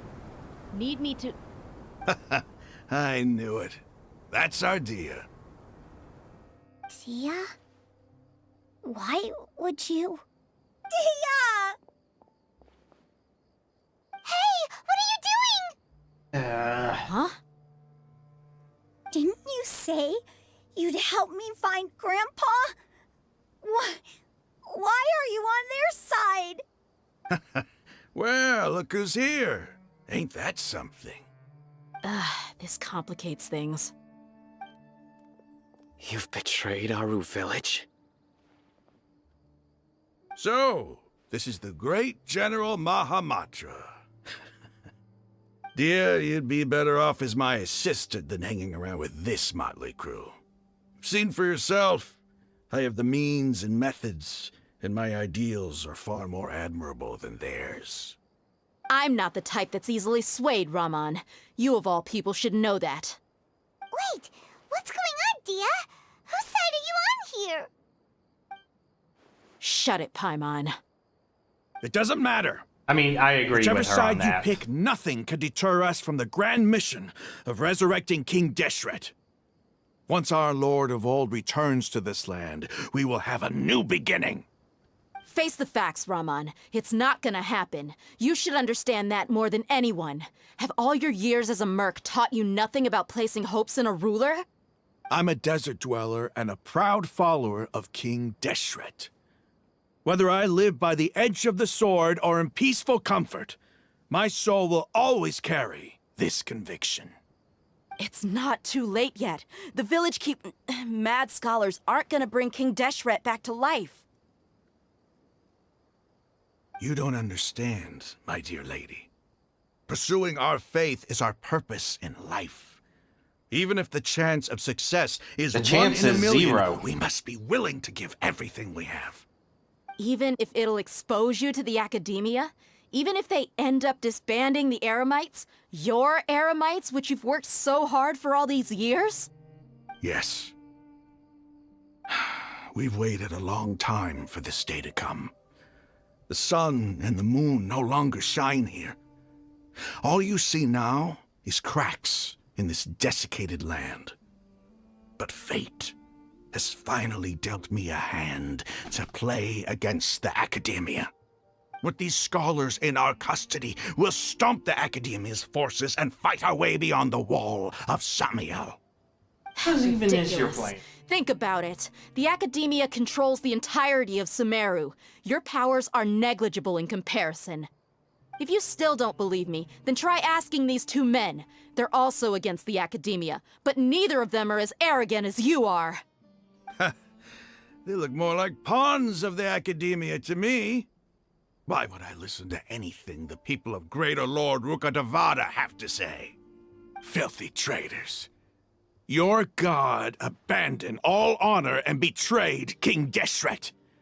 We desert dwellers will never guys are trust the the pawns. likes of you. It's impossible to communicate with someone so hostile. Perhaps we should. Do you really believe that by kidnapping the scholars, you'll be able to negotiate with the Academia? These people have no value as bargaining chips, but I could be persuaded to take their place as your next hostage. Ooh, what game These you scholars playing? were exiled from the Academia. I, on the other hand, am their current scribe, and will be a much greater asset to you. Wait, you playing you at can't be something. serious. So, you want to trade places with the hostages, do you? Precisely. Any wise person would gladly accept my offer. What are you thinking? What if they decide to kill you instead? Well, that would be bad luck for me. However, I'd get the chance to observe the scholars, perhaps even find out the truth.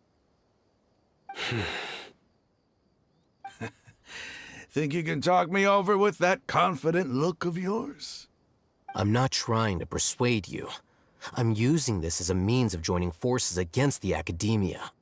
You are the scribe. What do you have against the Academia? Not all desert dwellers believe in King Deshret, and the same applies to the Academia. Why must all knowledge seekers approve of the Academia's way of doing things?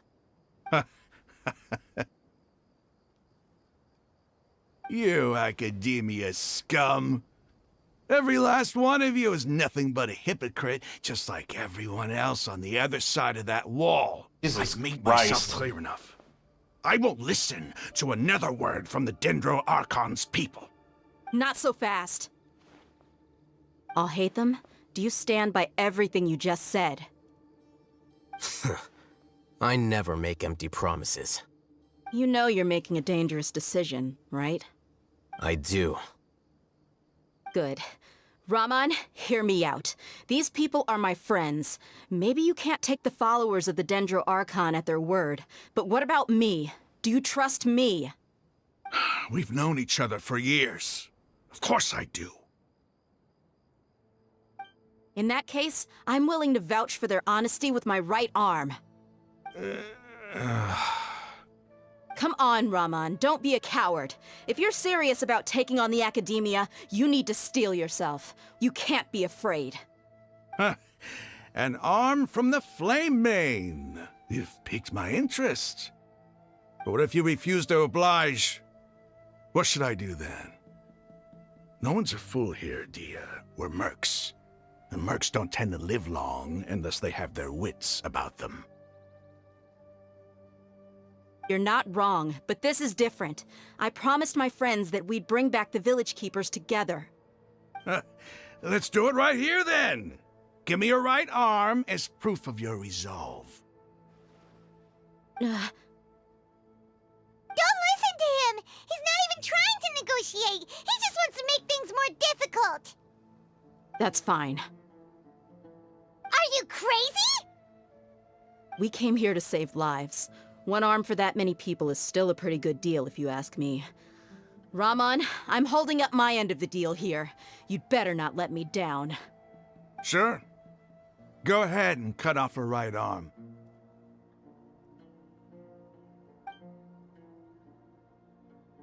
No! Dia!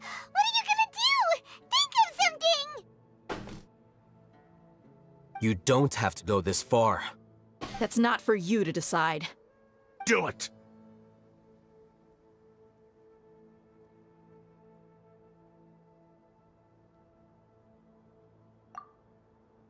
Dia! Run!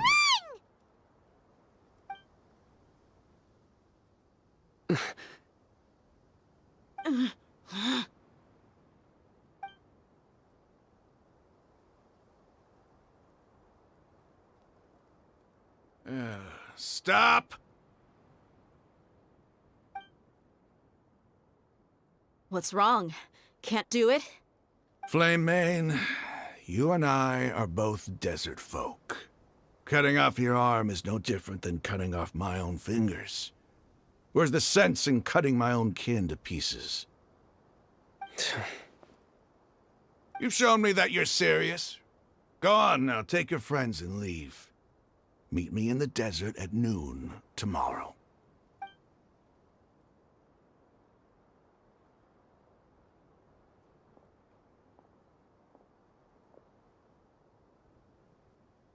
That was tense. Like, I knew it wasn't going to happen, but I didn't know how it would stop. Phew. I was really counting on him not going through with it. Dia! That was crazy! Have you all lost your minds? What if he'd actually cut your arm off? Then I just have to hold my claymore with my left arm. Okay, I'm sorry. But sometimes when you're out on a limb, you gotta double down to seal the deal, you know? Don't ever make a promise like that again. I can deal with the likes of them. If it came down to it, you would not lose to them either. I don't doubt it, Sino. But this is about more than me and them. There's a lot more where they came from. Even if we got rid of one bunch of radicals, there are others out there. Wiping them out would do more harm than good. As you wish. I'm sorry, Dia. I should have stayed put and listened. I should have trusted you. It's okay. I promised you I'd help find your grandpa, so I'll do whatever it takes. Whatever it takes? You just might be scholar material. Are you serious? Not the brainy Airlights once torch. said that I was a lunatic.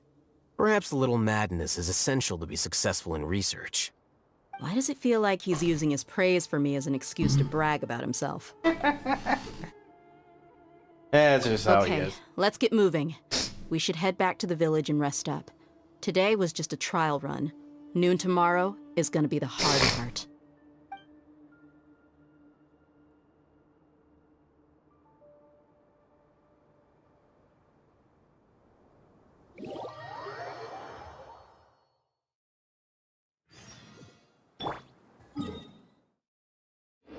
Six to 8.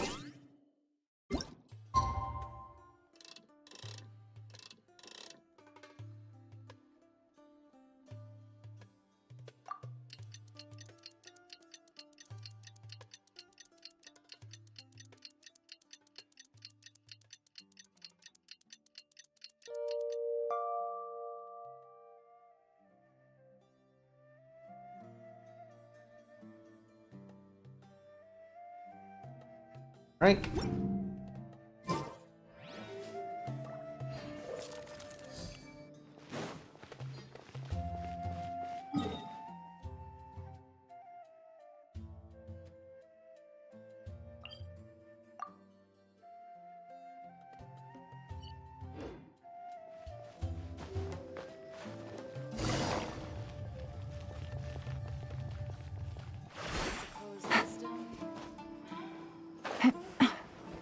Into the shadows.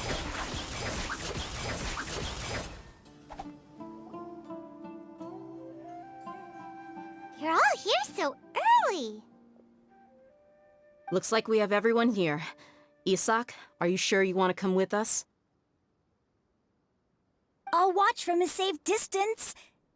Dia, I want to be there to bring Grandpa home.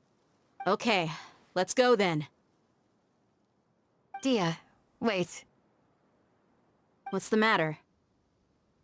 I heard that you were quite reckless yesterday. No more of that today, understood? Or I'll be very upset with you.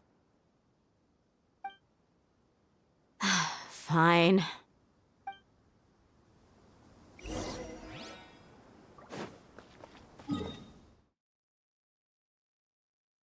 Oh, wow. You are all the way out here.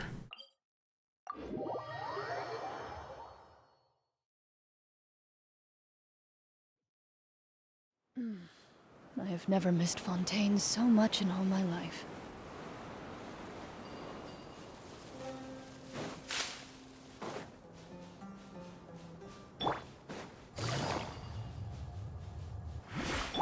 I see everything.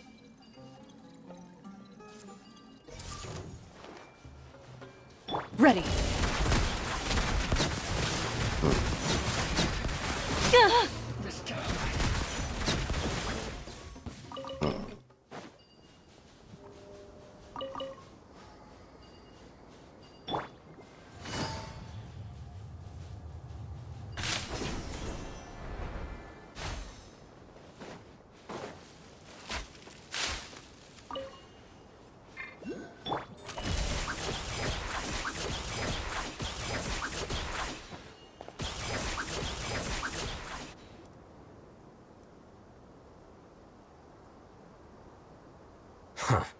They got here before us. Uh-oh. Is it because Paimon overslept by 5 minutes and held everyone up? Is everything ready? Absolutely. Although, you brought fewer people than I imagined. Bring him over.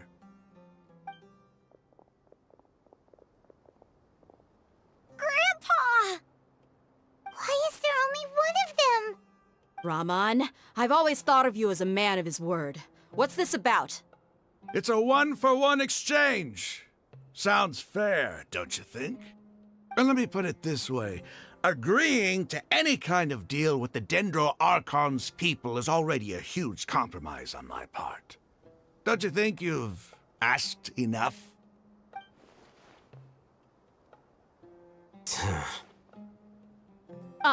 You stay right there!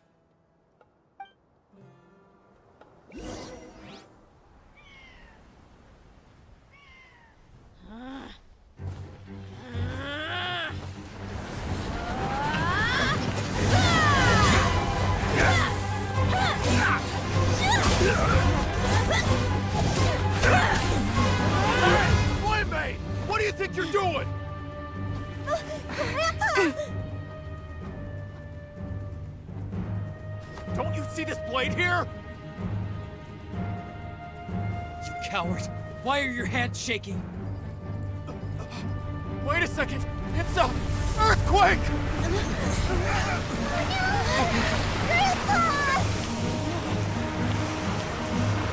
What? Nahida, what are you doing? Wait, how is Nahida doing anything?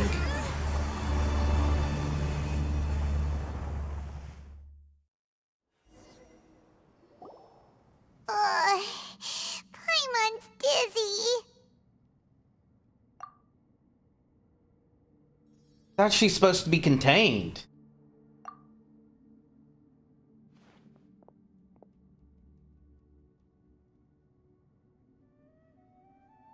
Ugh, this day's going just great. What a nuisance.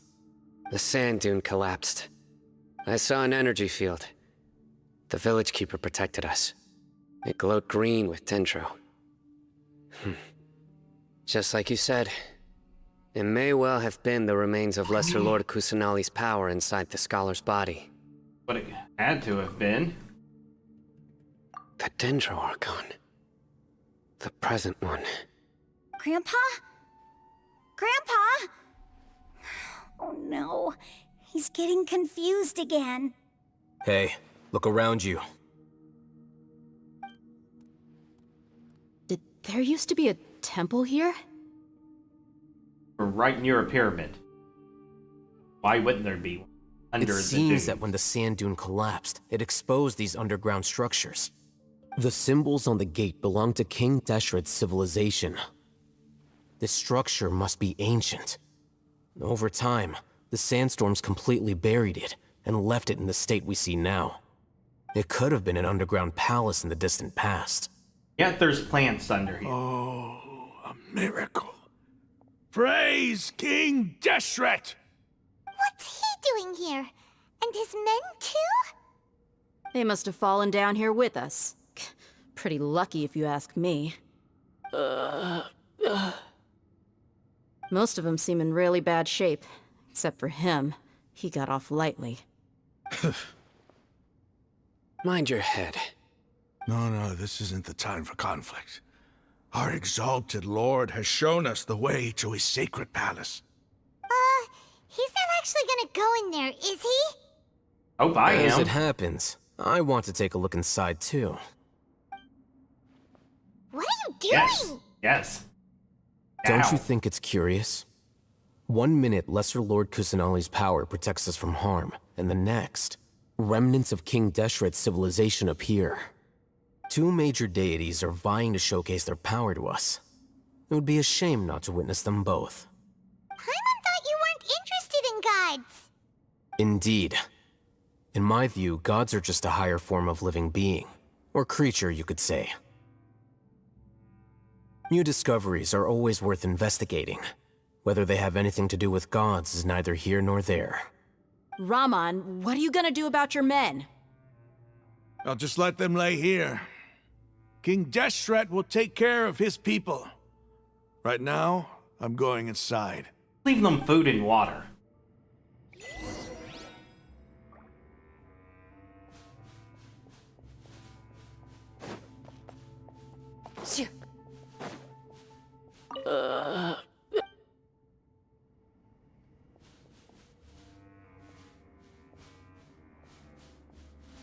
They don't look like they're dying.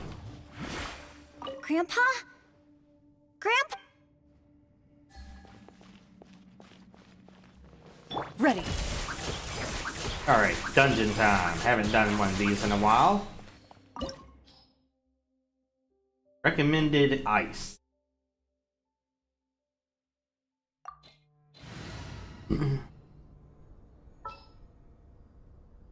I use... Hopefully I don't actually need...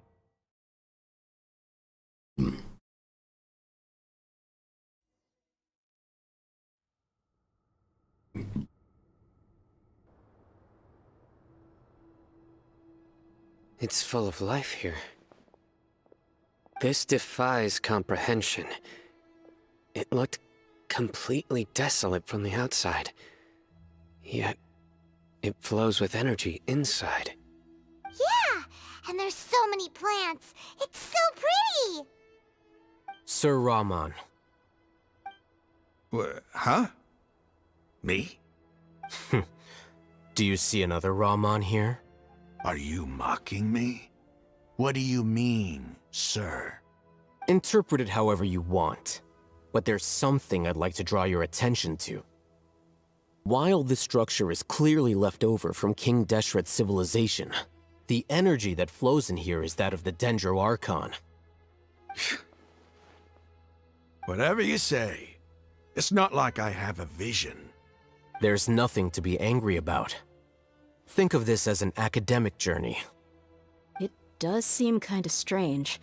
If that's true, then we might have to explore this whole area to find an explanation.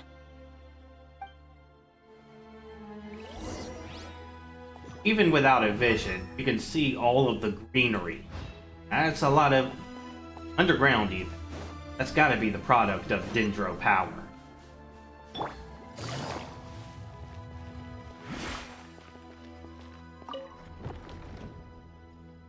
Prayer.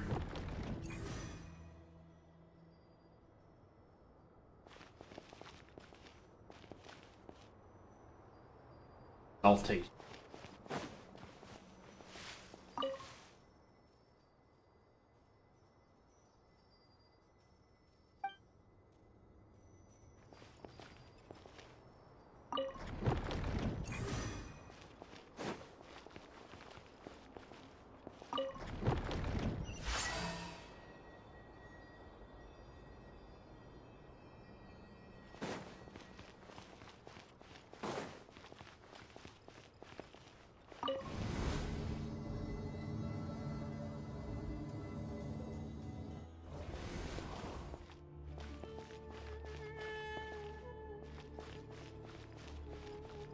Take it easy. Everyone hold hands. Gotcha. Game's up. Fun's over.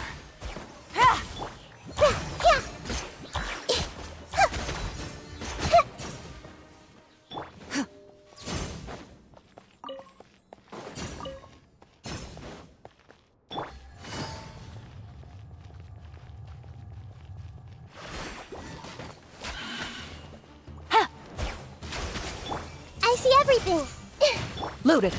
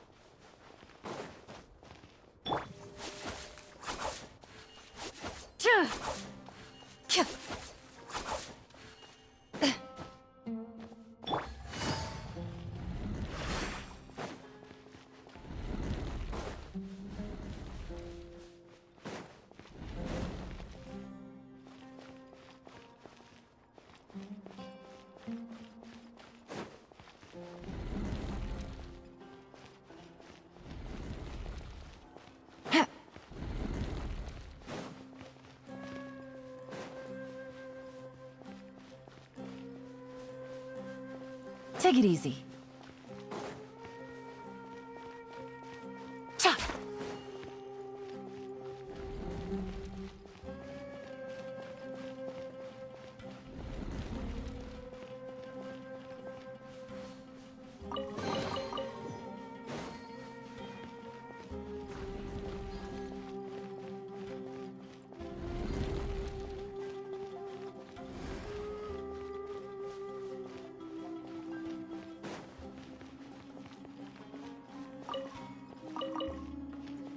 How are those fresh?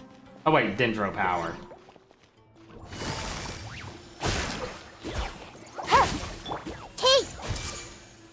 Take it easy.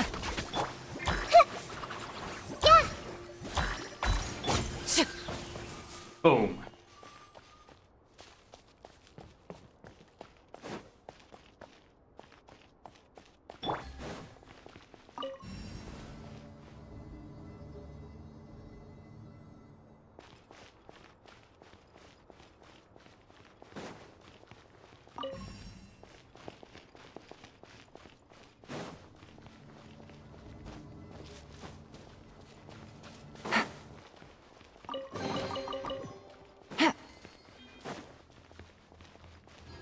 Take it easy.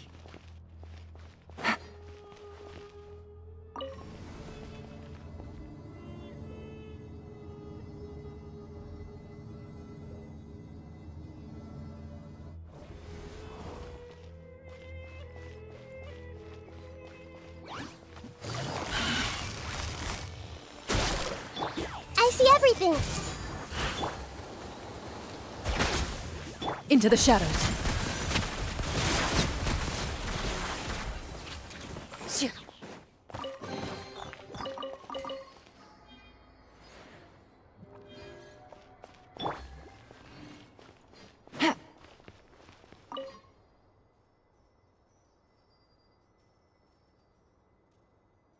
Priest parlor tricks.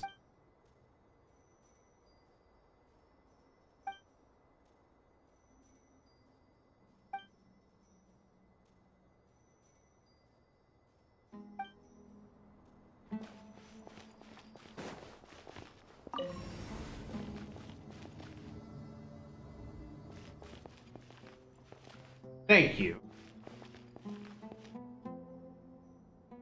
Yeah, without a map telling me that there's a higher floor above, I did need that info.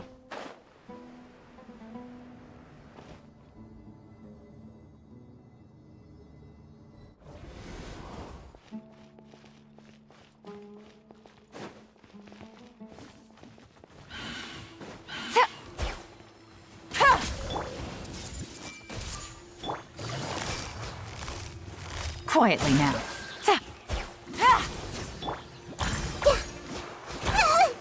Ready.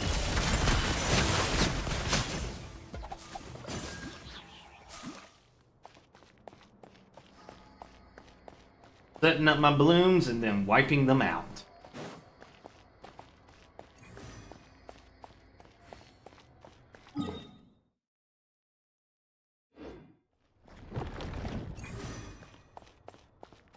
Healing.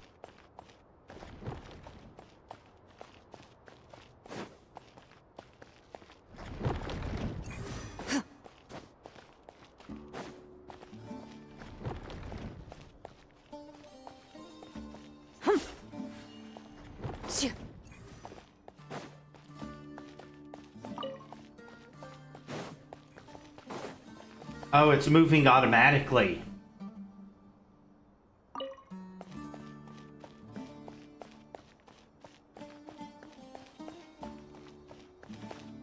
Not more.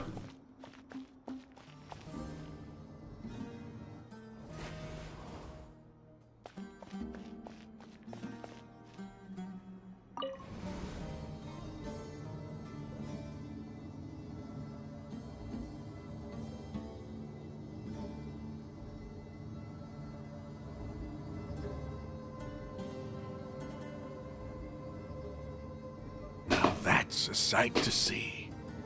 King Deshret's splendor surrounds us. There's so much vegetation here. It's different than what I expected. Sure are a lot of plants for a desert. That's what I call divine providence of King Deshret. Pretty sure that's Dendro power. Uh-oh.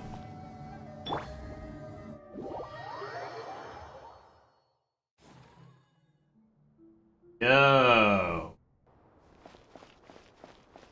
Oh. This is lovely. Oh. I'm only allowed to use Traveler. It's getting brighter. Oh, it looks so beautiful.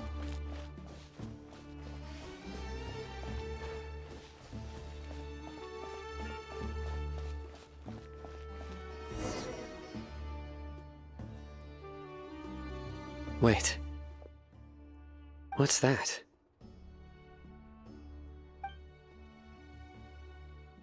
A load of flowers. And it looks like there's something among them.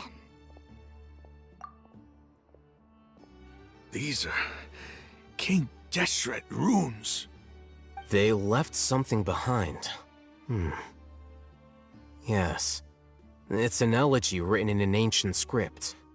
What does it say? Here lies our faithful priest Kasala. His wisdom is a miracle among the people, deserving of high praise and admiration. You can read ancient King Deshret script? Of course. Every student needs to master at least 20 languages before they graduate.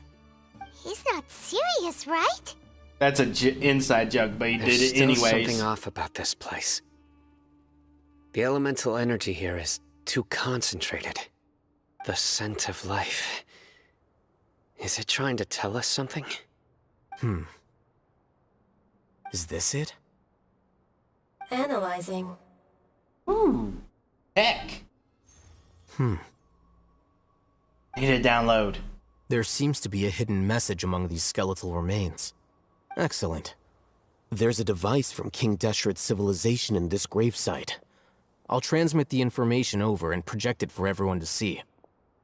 Isn't sharing knowledge against the Academia's rules? Yes. Or you think we oppose them? However, under the circumstances, I'd prefer you to see this for yourself. You'll understand after watching it.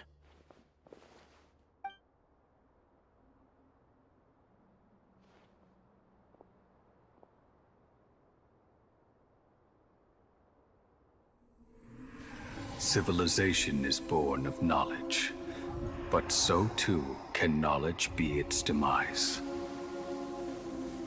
A disaster caught us unaware. It was knowledge that did not belong to this world. King Deshret brought this forbidden knowledge into our world, and it quickly spread like a plague. People's minds were filled with crazed whispers. Dark gray scales spread across their bodies. Even the land was stripped of its vigor. Only a desperate, deathly silence remained. Were it not for Greater Lord Rukkhadevata from the forests, the damage would have been irreversible. She summoned the priests to build temples and infused into them the divine power of life. The disaster was miraculously tempered, and the embers of our civilization were preserved in Aru village. Alas, the miracle could not last. As long as forbidden knowledge continued to exist, it would forever blight this world. In the end, the proud king of the desert, my eternal lord, chose to sacrifice himself. I have spent my whole life since guarding one of these many temples. But now, my duty is coming to an end. As I close my eyes for the final time, the sight of that noble deity will appear in my vision once more. In helping King Deshret to eradicate forbidden knowledge, she exhausted her strength, and her form became that of a small child. How strange. Now that I think of her, I no longer have any fear of death, for I sense that the spirit of life will abide with me during my eternal sleep. Children of the desert, cling no longer to past grievances, but hold tight to the memory of this act of benevolence. What was that? The priest's memories. No, impossible. Greater Lord Rukkhadevata. So the former Dendro Archon and King Deshret were never enemies at all. But this doesn't make any sense.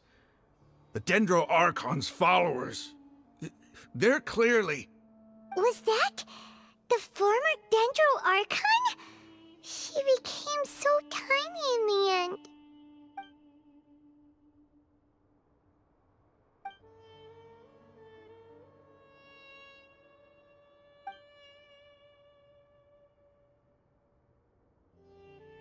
You might be distrustful of the Akasha, but there's no reason for you to doubt King Deshret's technology. You've just witnessed his priest's last words. I've never heard about any of this before. The surviving followers of King Deshret all gathered in Aru village.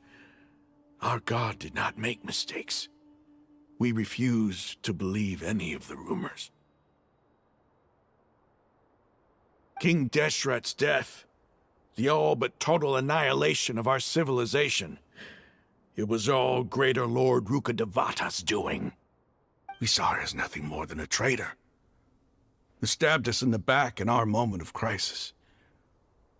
just like us humans. Fighting, feuding, double-crossing each other to survive in the desert. You were blinded by your prejudice.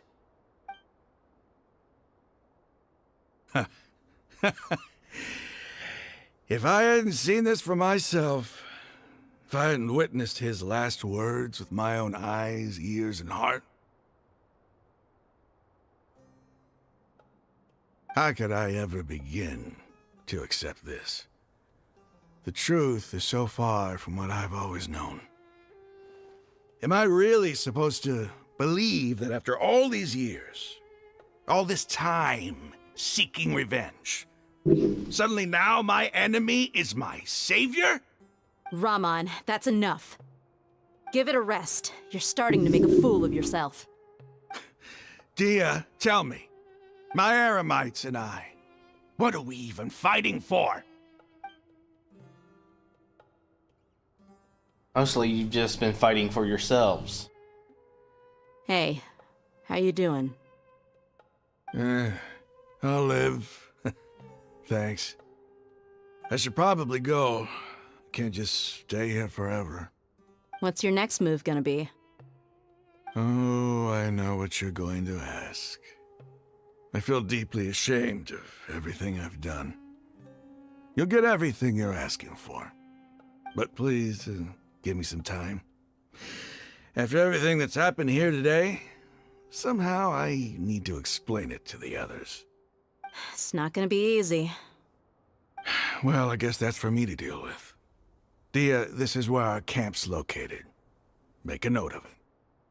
Step away for a little bit. Great.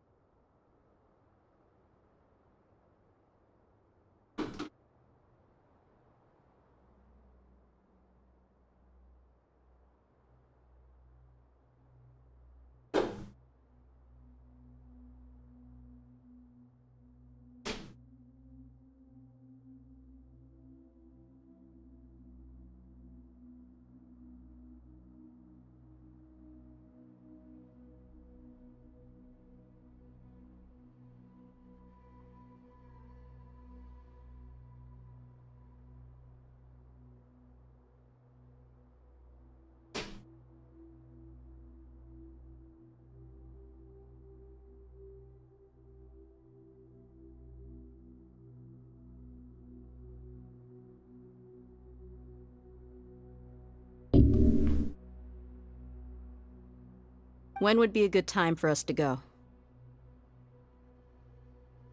Tomorrow, I'll convince everyone that we're all on the same side. And I'll return every last one of your your village keepers. We'll share our other resources with you too. You seem to finally understand that our true enemy is the sages. Yes. The gods never gave up on anyone. It's the people responsible for all this that need to face the consequences of their actions. At least you're on the straight and narrow. That must have been rough, but he seems to have figured things out now. Raman's no fool. Being the leader of your own faction in the desert is no easy feat. It's too bad he was held back by his belief in King Deshret. But now that that's changed, I guess we have a few more people on our side. The outcome, at least, is favorable. We should get going too. Let's head back, have a proper meal, and a nice, long sleep. We'll need all our I am energy trying to tomorrow. play story mode. I really want to see how you escape this without, fast travel.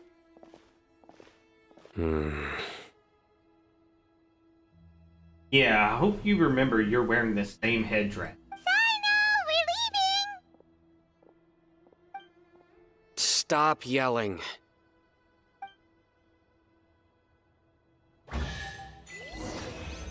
Oh. Obviously, I get teleported out by this thing.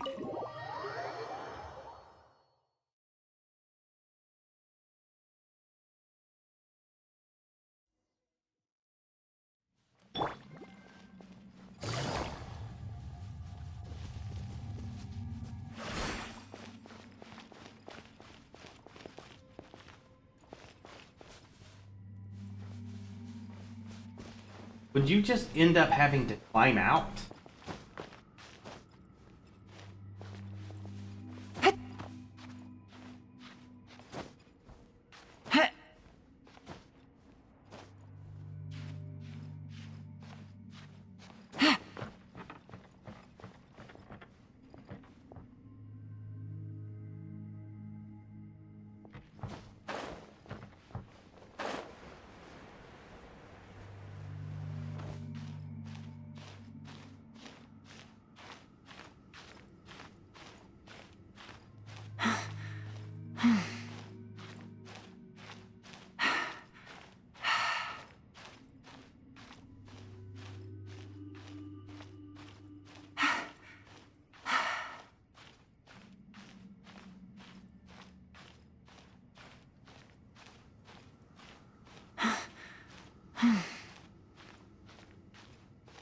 It's possible to climb out of it.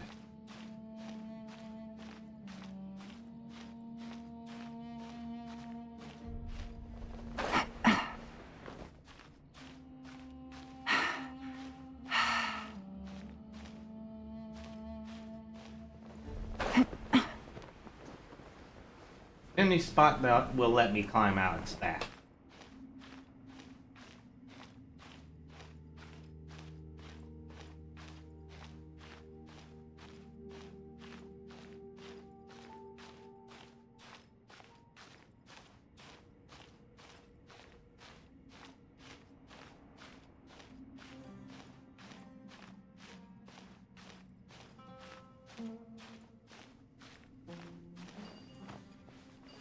And I'm out. Only doable without fast travel.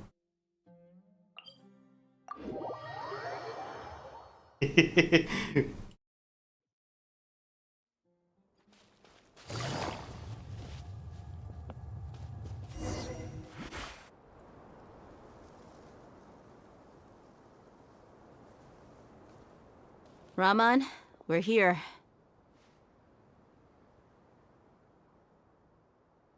Where's Mahado? Everything's been arranged. Someone will bring the village keepers back to Aru village shortly. I guess all I can say now is thanks for agreeing to help. Ah, don't mention it. I think we can both agree you went to hell and back for it. But we share a common cause now. From here on out, we're allies. Where are the perpetrators? I'll bring you to them. Follow me. Yeah, let's find out how many of them are in cahoots stages. So these are the people who kidnapped the village keepers. Oh no, it's the scribe! There's no need to yell. No one can help you now. We've been all over the desert trying to find you! That's right. Now they're even more scared. General Mahamatra? No, no! Make it quick, please! Swift and painless! Whoa. The moment they set eyes on Sino, they turn pale like they've seen a ghost! You should have known that I would be coming for you. Wait, we were just following orders! You know what I'm talking about, right? Yeah, that's what the There's Nazis no way said. we could have done all this by ourselves! No, not Sino! He's gonna tear us limb from limb! I could do worse. Please have mercy! Start talking. Otherwise, I'll have to resort to other methods. So, your superiors have kept you quite busy recently. Why? What are they trying to accomplish? They, wanted to extract canned knowledge. Don't play dumb. You know what I'm really asking. They extract divine canned knowledge. Then what? I really don't know how to explain it. Well, you better start talking or you'll be sorry! You don't want to make things any more difficult for yourself, do ya? Be my guest. Huh? Huh? Uh-huh.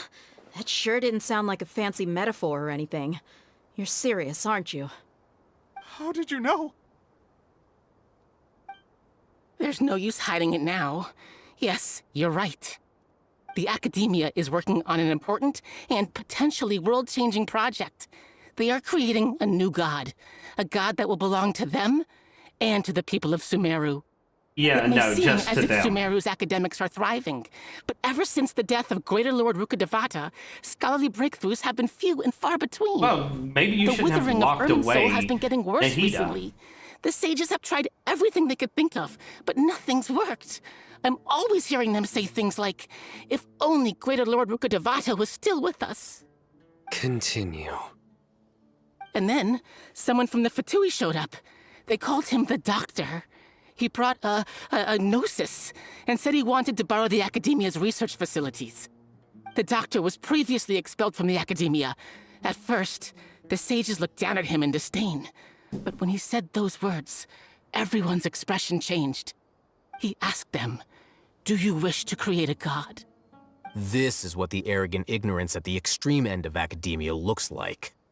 First, the Academia spent a long time constructing a divine vessel, which was based on an exquisite humanoid puppet. After that, they harvested dreams via the Zeb-Zerus Festival Samsara, maximizing the Akasha's output.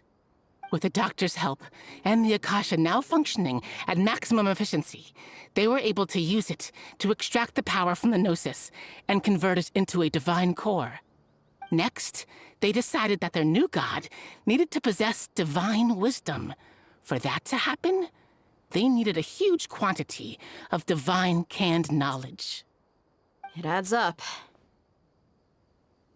But how do you determine whether the knowledge extracted is of divine origin? Call it an educated guess? The Academia has been trying to figure out the exact source of the Scholar's Madness for centuries, but to no avail. Nobody can explain the cause of this phenomenon. Surely you can see what that implies, Scribe Alhaitham. If it's knowledge no mortal can comprehend, then it must be something only gods are able to decipher. In other words, it's the source of the God of Wisdom's omniscience and omnipotence.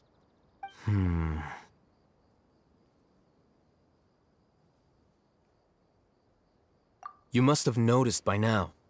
The Academia doesn't care about who their god is.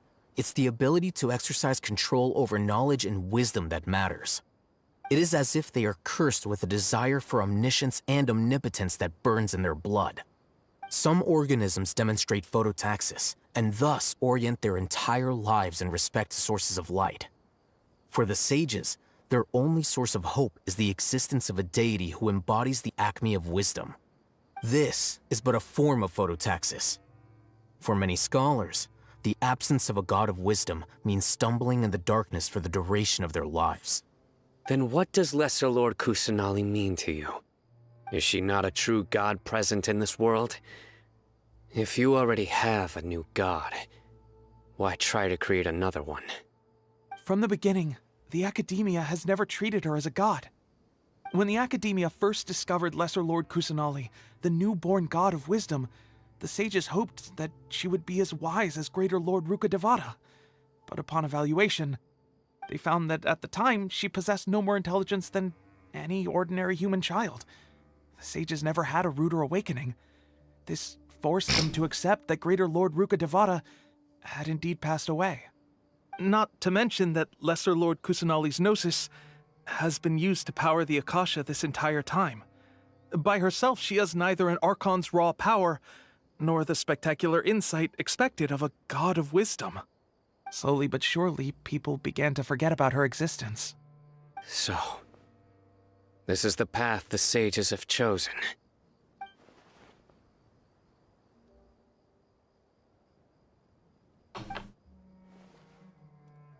All right, let's try to keep our cool. If everyone's in a bad mood, then let's change up our scenery. Raman, Give me a few men to help us escort the village keepers back to the village. And these 2 scholars, they're coming too.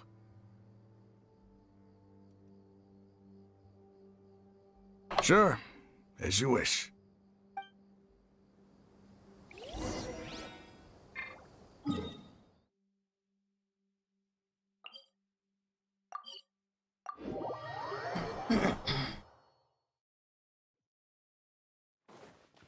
Take it easy.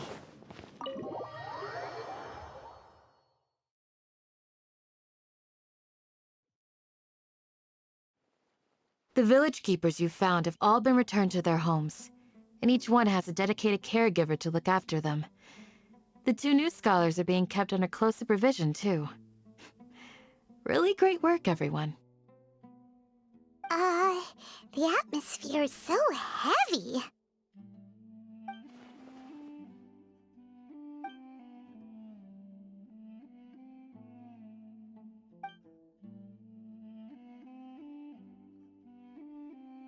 Hey! Say something! Stop spacing out!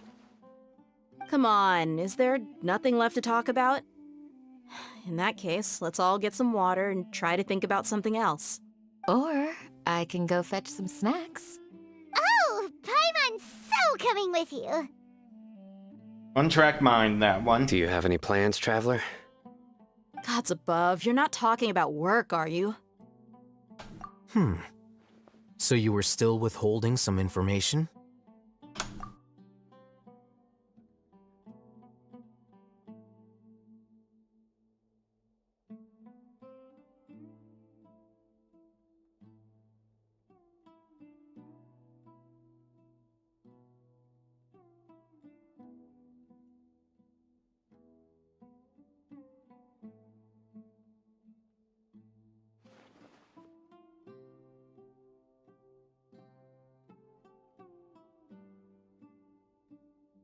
Bring Even Nahida. though we lived through all of this firsthand, it still feels super surreal to hear you talk about it again.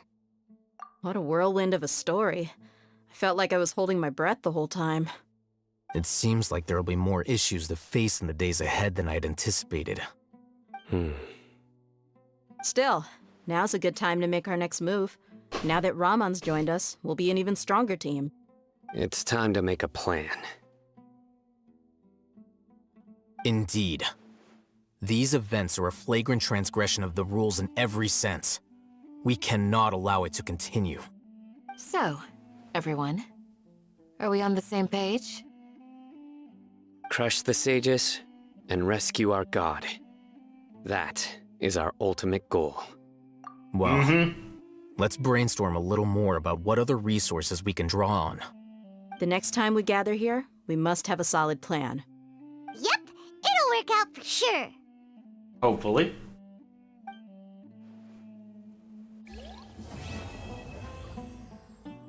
Quest complete. Woo! That was big.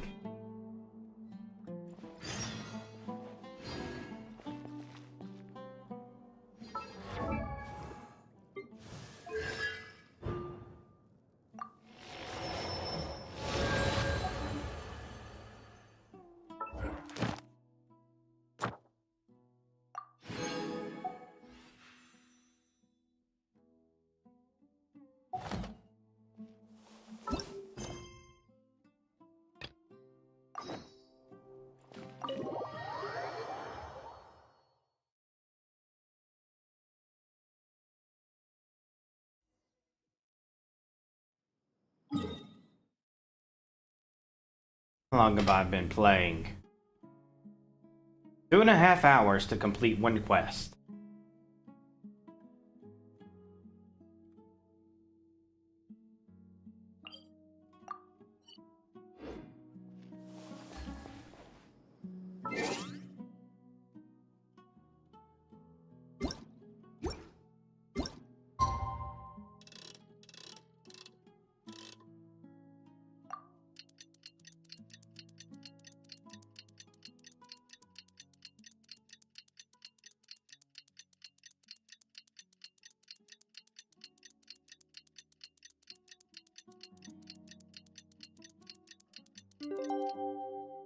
Navig-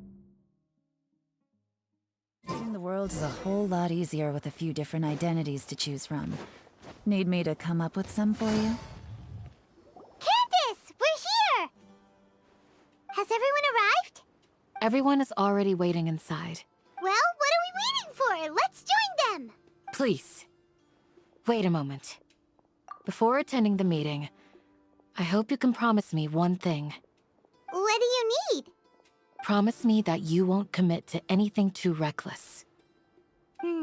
What do you think? Okay.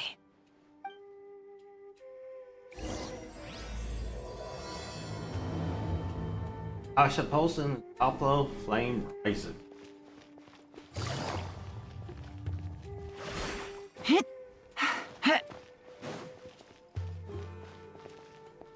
Deeper.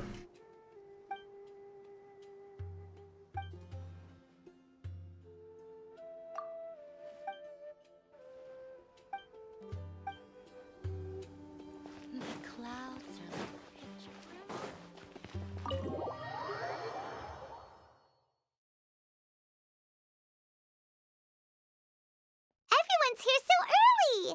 But why isn't anybody talking? We already discussed things a bit.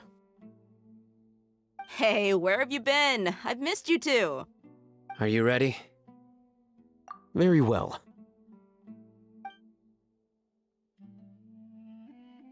Are you sure this is gonna work? I gotta admit, it's bold. Color me impressed. It's worth a try. The point of discussion is to arrive at a solution. Let's cut the small talk and move to the next point. You're making Paimon nervous.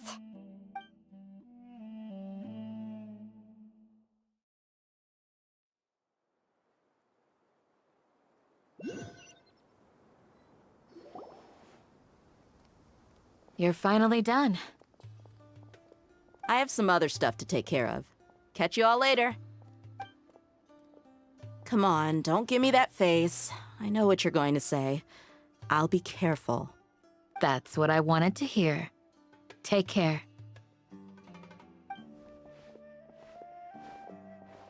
Well, Traveler, Paimon, judging from your expressions, the meeting must have been quite productive. You can tell? I'm not that good at scheming or strategy, but I can sense people's emotions. And based on your reaction, things must have gone quite well. Paimon's a little worried. Hopefully nothing will go wrong. It's gonna be a boss fight, so it's gonna I feel go the a little same. wrong.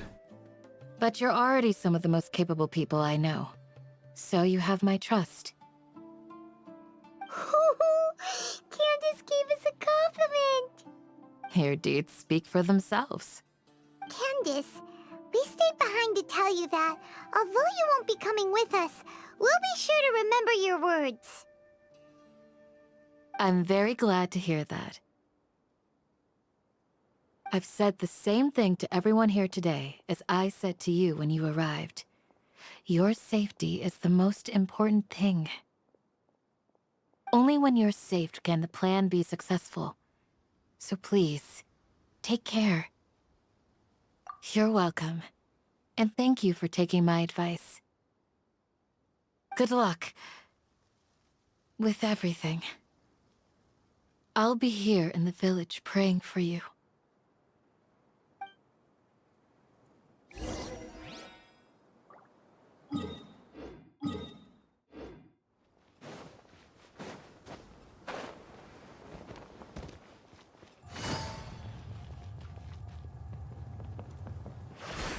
Into the shadows.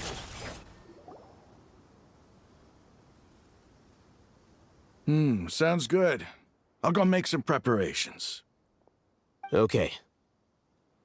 I'll hit them! Have you finished saying your goodbyes? Yeah! Also, Candace told everyone to be careful. Yes, she did. But I think my point also bears repeating. Our plan is not child's play. We won't be able to achieve anything if we're simply careful. We must go beyond that and fully commit ourselves to it. I hope this is clear to you. Huh? Shouldn't you be saying something more cheerful to boost our morale right now? Didn't we already do that during the meeting? You can never have enough words of encouragement. In that case, Candace can cuddle you to your heart's content while I continue to remind you of the seriousness of our situation. We all have our jobs to do, after all.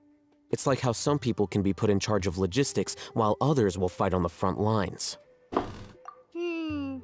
Speaking of the front lines, you don't look anything like a soldier.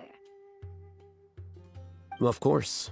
Compared to the mercenaries, I'm merely a feeble scholar. Says one of the But strongest the advantage characters of not in the being game. a mercenary is that I get to stay in a safer place and offer my strategic insight. Just think about that mercenary who lost his mind. Mercenary groups are facing constant danger every single day. Well, being a scholar is also a high-risk occupation, and you are a scholar. I'm not like the rest of them. Even among members of the same species, some will exhibit far more potential than others. This guy. Paimon still remembers when those mercenaries in Port Ormos called you a lunatic. All intellectuals are lunatics in the eyes of fools. I'll take that as a compliment. That reminds me. Do you remember the record we saw in the King Deshret ruins? It mentioned forbidden knowledge. You have a good memory. Forbidden knowledge has the power to drive people insane, but this fact has never been shared with the public. Even I, who has worked in the academia for some time, was never once informed of this. I think those mad scholars and mercenaries we encountered may have all fallen victim to the corrupting qualities of forbidden knowledge. But the academia has always held a different view. They have always believed that symptoms of madness are a side effect of human contact with divine knowledge as mere mortals. Alright, he is making all of the correct conclusion. I didn't make them myself, because and I need to work on my logical skills, but yeah. This so-called divine knowledge is obviously forbidden knowledge. That's why the crystal is red.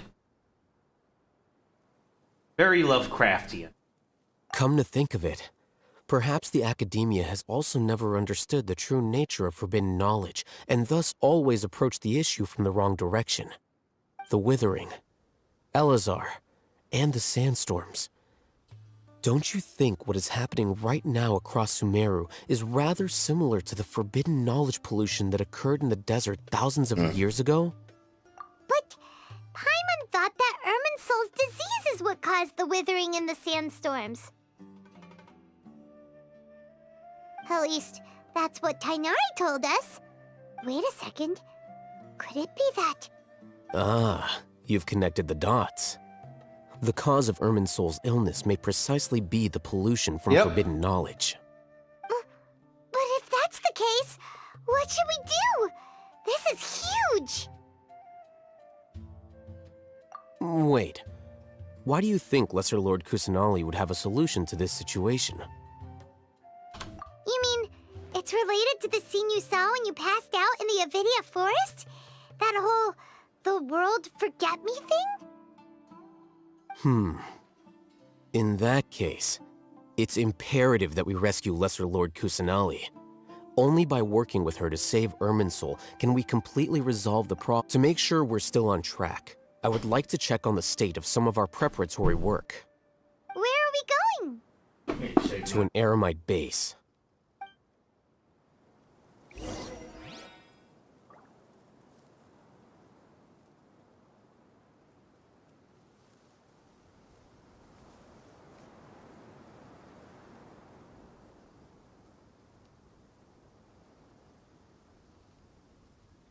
And... right.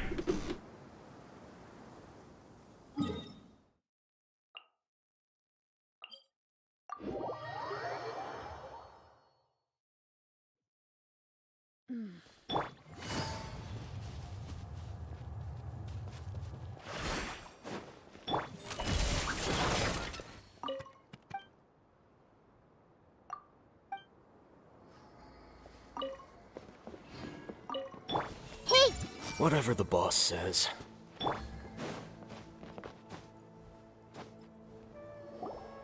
Ah, They're here. Huh? What are they doing here? I gave them some technical work to do. Ah, it's the scribe. And is that the traveler I see? How's the work going? Ah, yes! We have fixed the devices according to your instructions. One of them is already ready for use, while the others are still under repair. Aren't those devices for canned knowledge extraction? What are you doing with those? Look here. Huh? More canned knowledge? Are you going to put more weird stuff into her head again? What's that look on your face? Are you scared? Paimon's a little scared, but very, very furious! That's an interesting response. Anyway, we're not going to use this just yet. As I mentioned during the meeting, this knowledge capsule contains a decree I drew up in the past. The Academia should also have their own copy. And according to the plan we just came up with, Traveler, I want you to record something into this caps. Do you believe we can save Lesser Lord Kusanali? Good. Conviction is the most important part of all of this. Now, please get ready and put on this device. You want us to record our conviction into the knowledge capsule? Yes, Paimon is still really worried. I understand. But trust me, Paimon, this is something we have to do. It's best if you can do as I say. Because, to achieve this impossible task, it sounds like you'll need to fool your own heart first. Although it may feel like a trick, self-encouragement may be the most important tool we have. Paimon can see the point you're trying to make. Imagine this. We have orchestrated our plan and successfully rescued Lesser Lord Kusanali. As a result, we have changed Sumeru's entire political landscape. Everything went without a hitch, and everyone recognizes and praises our achievements. Now, open your eyes. Here. What's this? Read it out loud.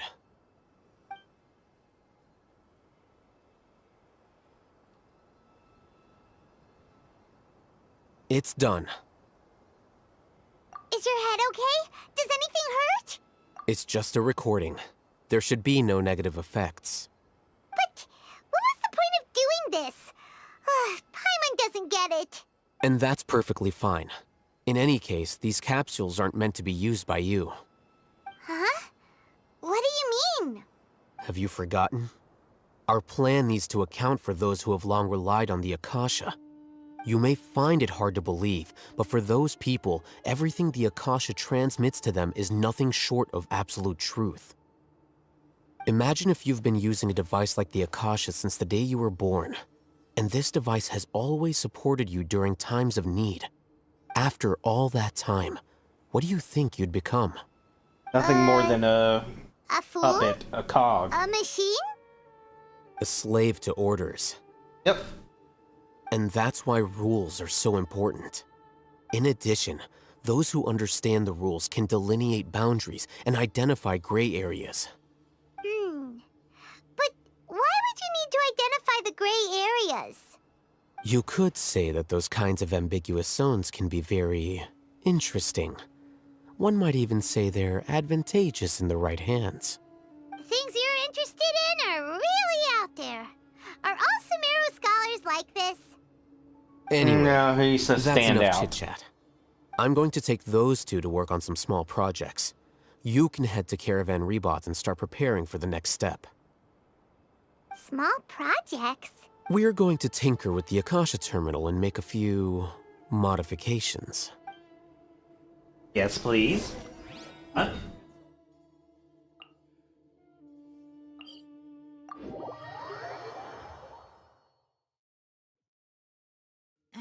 This blinding sunlight is such a...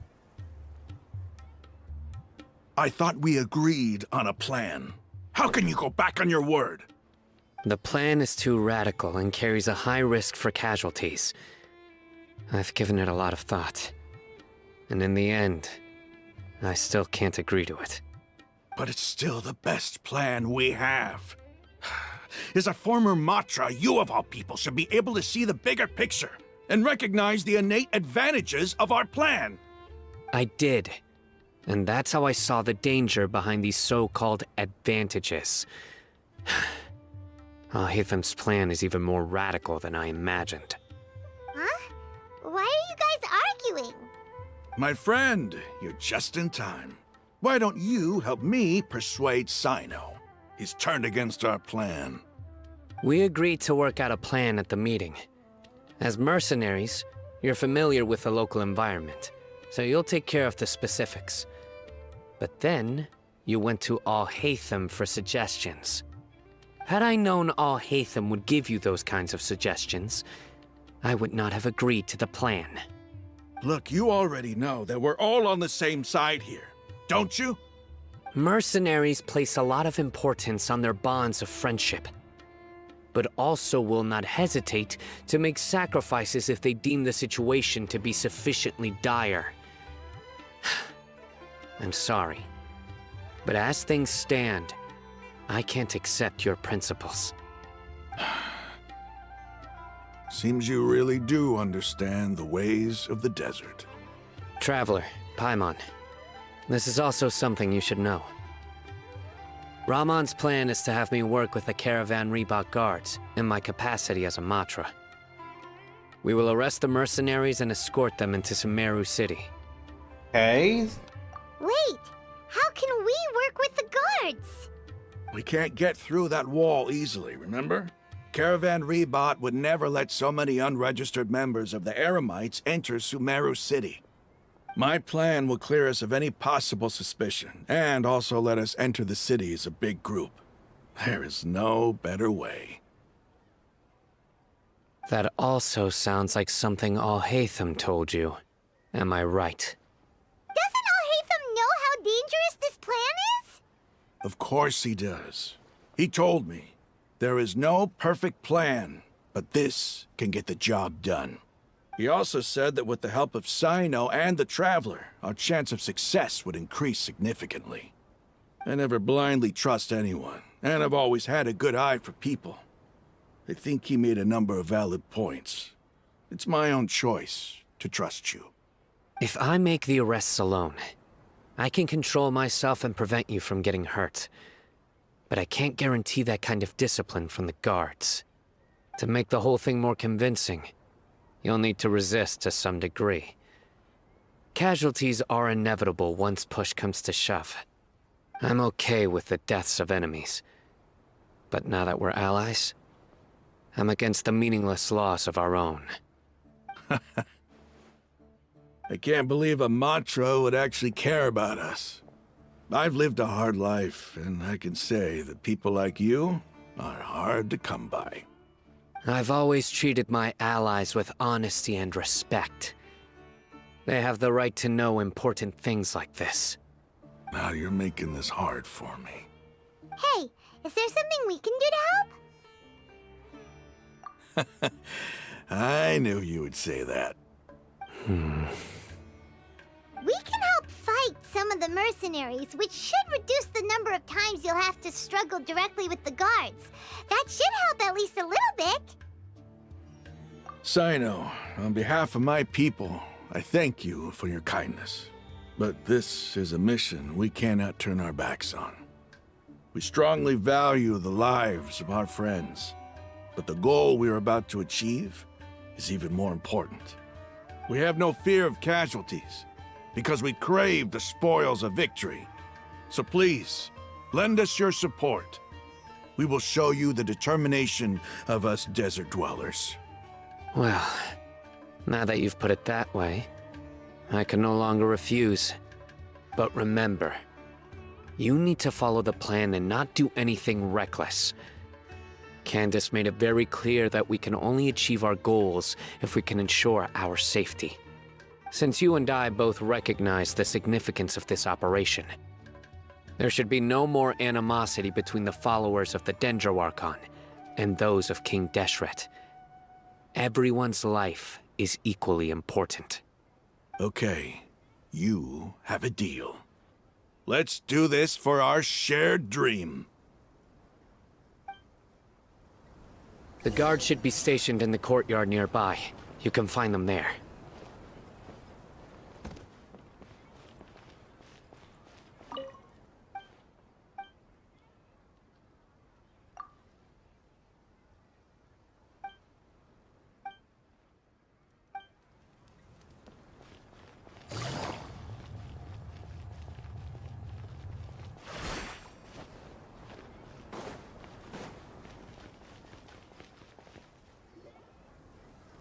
Guards! General Mahamatra! To what do we owe the honor? Keep your voice down. This is a secret operation. I'm going to arrest a large criminal gang near this location. According to the Academia's Guide and Regulations on Secret Operations, I have the right to ask for the cooperation of Caravan Rebot. Ah, of course, of course. Mahamatra Sino's order is the Academia's order. Just let us know what you need. But who exactly are you planning to arrest, and how many people are you expecting? Depending on the scale of this operation, we may need to report it to our superiors. They're a squad of Eremites whose number is comparable to Ain el Akhmar in Port Ormos. They're involved in the theft and resale of supplies from the Academia. As many as Ain el Akhmar? This should definitely be classified as a joint operation. Then I suggest that you report this to your superiors as soon as possible, and treat it as a top priority desert operation. I will need personnel. Got it. Please wait a moment. I'll contact them immediately.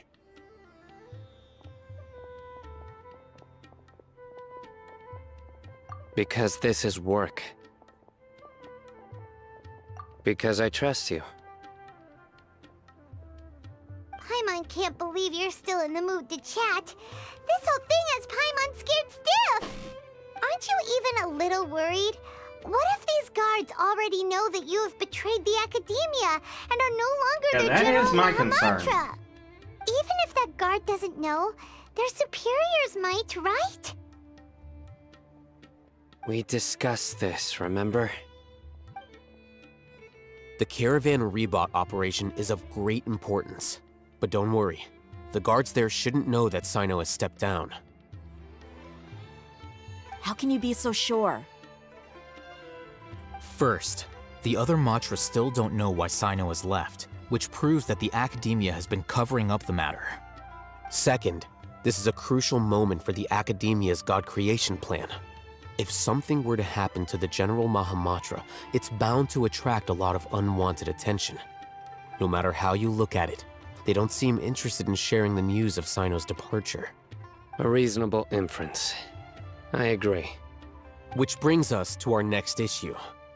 I'm sure some of you have been wondering if the prediction function of the Akasha will affect our operation. The Akasha is still in operation, so I must remain on high alert. Actually, considering the power of the Akasha, it's quite strange that it hasn't already tried to interfere with my actions. I've given that a lot of thought. For now, I don't think you'll need to worry. If you remember, when you first came to Aru Village, all your actions and routes were predicted by the Akasha. It even gave that information to those who kidnapped the village keepers. But things like that never happened again after we met up with the Traveler. That's true. But why? Too little information. Look at Not it from a enough to different work angle. with. Why do you think the Akasha will predict your actions? Because my personal data has been entered into the Akasha. That's true, but the key to this question is, how well can the Akasha make predictions about a person? Haven't you ever thought about it? Just how can it do this in the first place? Because the Akasha controls the entirety of Sumeru. The Academia firmly believes that all human actions can be explained through logic. By sorting and analyzing entered data, the Akasha can derive behavioral logic and predict the actions of those who fit an existing logic model. However, at the risk of sounding like an advocate for fallacies, can everyone truly be considered logical at all times? Emotions are part of our behavioral logic, but can you guarantee that every experience of the same joy or pain would be equally intense? How can our feelings and opinions be predictable down to the letter in every single instance? Sino, in the past, you've always worked alone. In the absence of another person who could sway you or your thoughts, the Akasha could produce predictions that were similar to your real-life behavioral principles. Decisive and principled, you were used to solving problems alone. That's why the Akasha could figure you out. But now, you've joined a team. And I believe the Akasha hasn't yet figured out the full composition of it. Our thoughts and logic have intermingled and weaved themselves together to become a complicated, chaotic mess. Any one of us could potentially disagree with another. The Akasha lacks data on these interactions, and it's impossible for it to predict your actions in the future based on your decisions in the past. After all, there's probably a limit to just how much we can be modeled or controlled by data. So, in my opinion, you're probably safe for now. Huh, makes sense to me. I agree. The Akasha is not alive, and I don't think we can be completely controlled by something without a mind of its own. Is that so? I guess there are things that even the Akasha cannot calculate, and people will not be forever trapped by the past. Whew! Paimon's so glad that this is settled. Bad you forgot it. Next time, pay attention during our meetings. Will do. Just remember to stay vigilant. Footsteps! General Mahamatra, we were not expecting your presence here.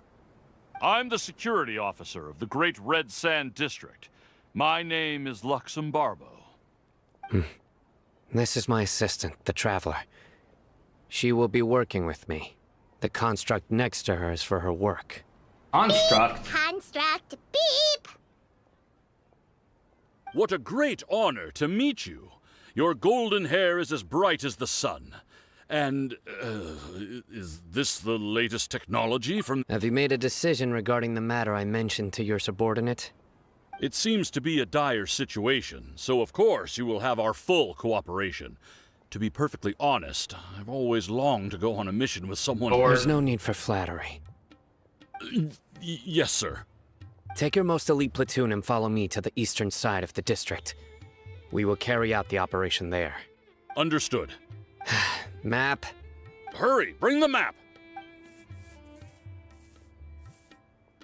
In 2 days, we will engage Rahman's Eremites and capture all of them.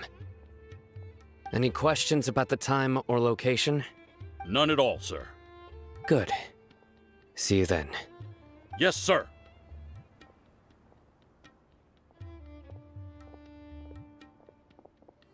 Maybe hanging around the General Mahamatra isn't so bad after all. Everyone's so respectful towards us. This is all due to the absolute authority of the Academia. And now, we're going to strike back against that massive pillar of power. Get ready. We will move out in 2 days.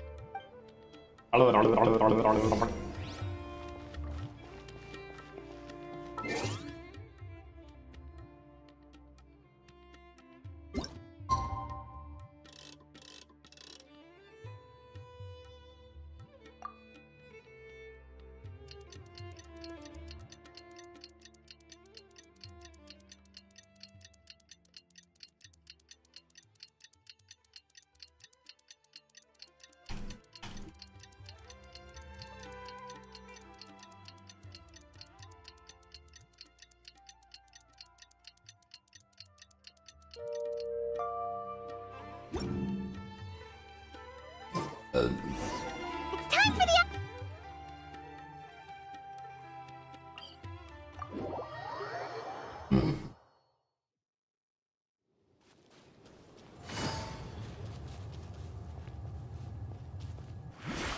Into the shadows.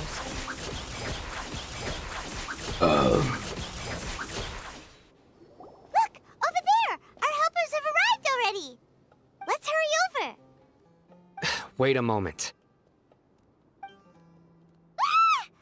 Oh, it's you! You're my assistant, remember? Being my assistant, you must stay with me. Now let's head over there. It's General Mahamatra and his assistants. We meet again. You're here early. It's to show how important we think the operation is. Since this is a big case for the Academia, we are prepared to give it our best. I'm glad to hear your sense of resolve. Remember, we must capture them alive. They are our only leads for the case. If they die, we will be unable to continue the investigation. Understood. Everyone! The Eremites are approaching from the west! Make preparations and be ready for combat! Halt! Oh? What a warm welcome! What do you want? Judging from those shiny weapons in your hands, it seems like you're not interested in a deal. Rahman, the Academia has caught wind of your smuggling and illicit sales. If you value your life, I advise you to surrender. Who are you supposed to be? A Matra from the Academia? I can't believe you came all this way just to catch us. I'm not here to talk. Oh. Nobody's given me this much time of day since I became a mercenary. Brothers!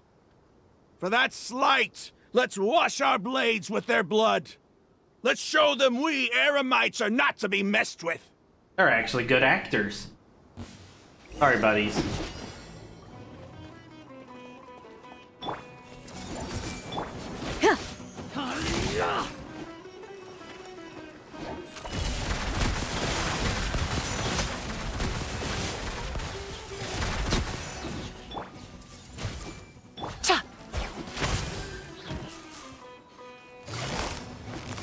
Busted.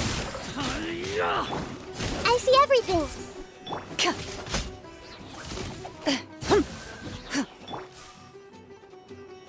Everyone hold hands.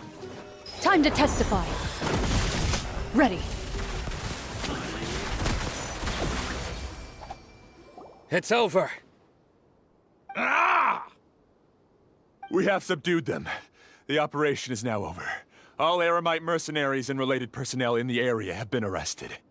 Ah, you pitiful Dendro Archon dogs! You'll regret this! I'm afraid you'll regret it first. King Deshret will curse you, and you will all! Silence! Oh, Restrain them and take them back to Caravan Rebot.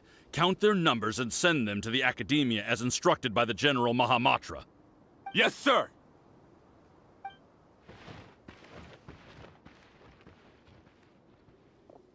Mahamatra Sino, I will now take my leave. If you need further assistance, please come to Caravan Rebot and ask for me. Going Understood. too smoothly. You are dismissed. There they go. Let's talk elsewhere. This is going way too smooth. This part of the plan went really well. Too well. Yes. Things went perfectly. Too That's perfectly. fantastic. Too And fantastic. that punch you gave Rahman there sure looked convincing enough. Oh, it was real. Once we're done here, I'll return to Caravan Rebot and oversee the group's transport. I promise. I'll get everyone into Sumeru City safely. Yeah, you're the reason why everything went so well. It's not the time to celebrate yet.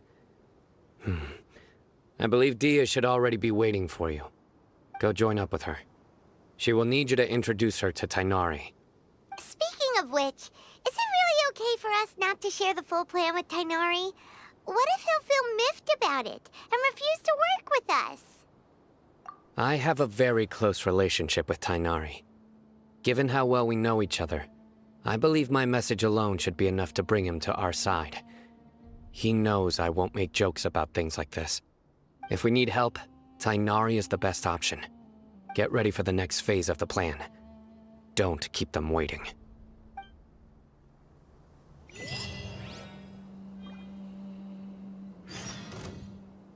So wait, I could just... I see everything.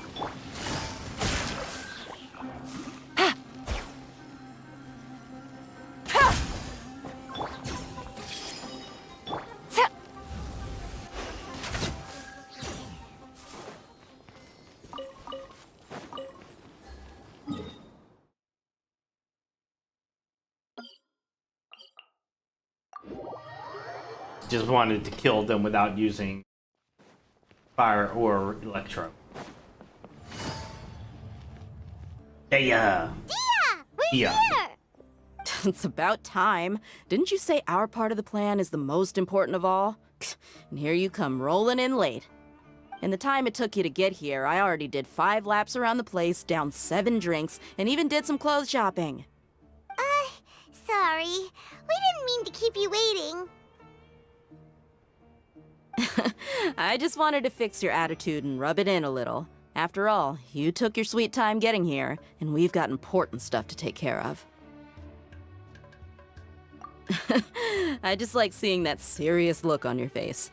All right, I'll stop. All joking aside, I'm glad you're here.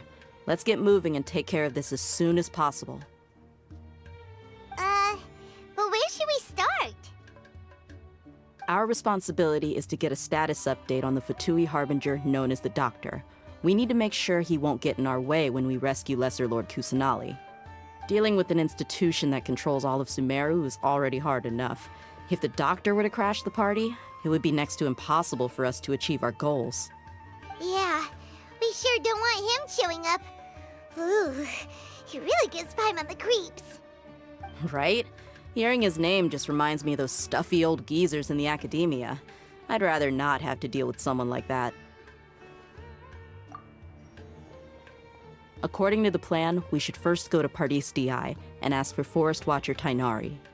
If all Hatham and Sino's sources are solid, then we can be sure that Tainari still has the Academia's trust. So, we'll find Tainari and convince him to get us the latest intel on the Doctor. Then, depending on what we learn, we'll make any necessary adjustments to our plan. The sages have placed spies everywhere on the other side of the wall. I'll follow you as a bodyguard. You should be honored. I don't offer my services to just anyone, you know. Especially not for free. I thought mercenaries would do anything for Mora. That's certainly true.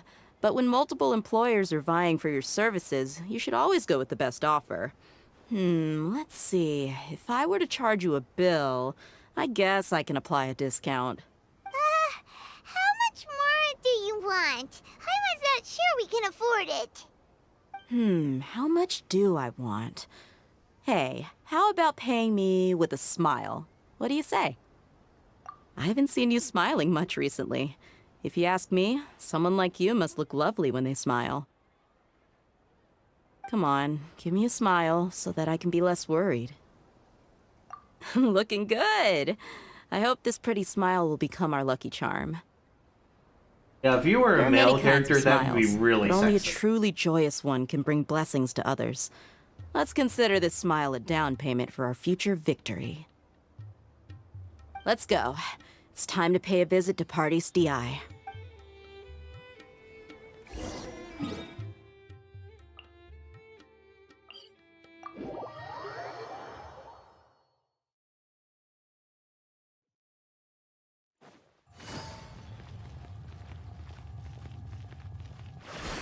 Into the shadows. He's over there! Let's go say hi! Tainari! Traveler, Paimon. And you are? Hey there. This is our friend Dia. She's an Aramite mercenary. A mercenary?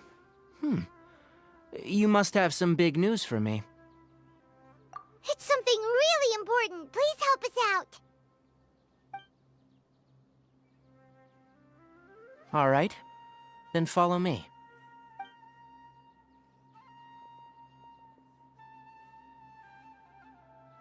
This place is better.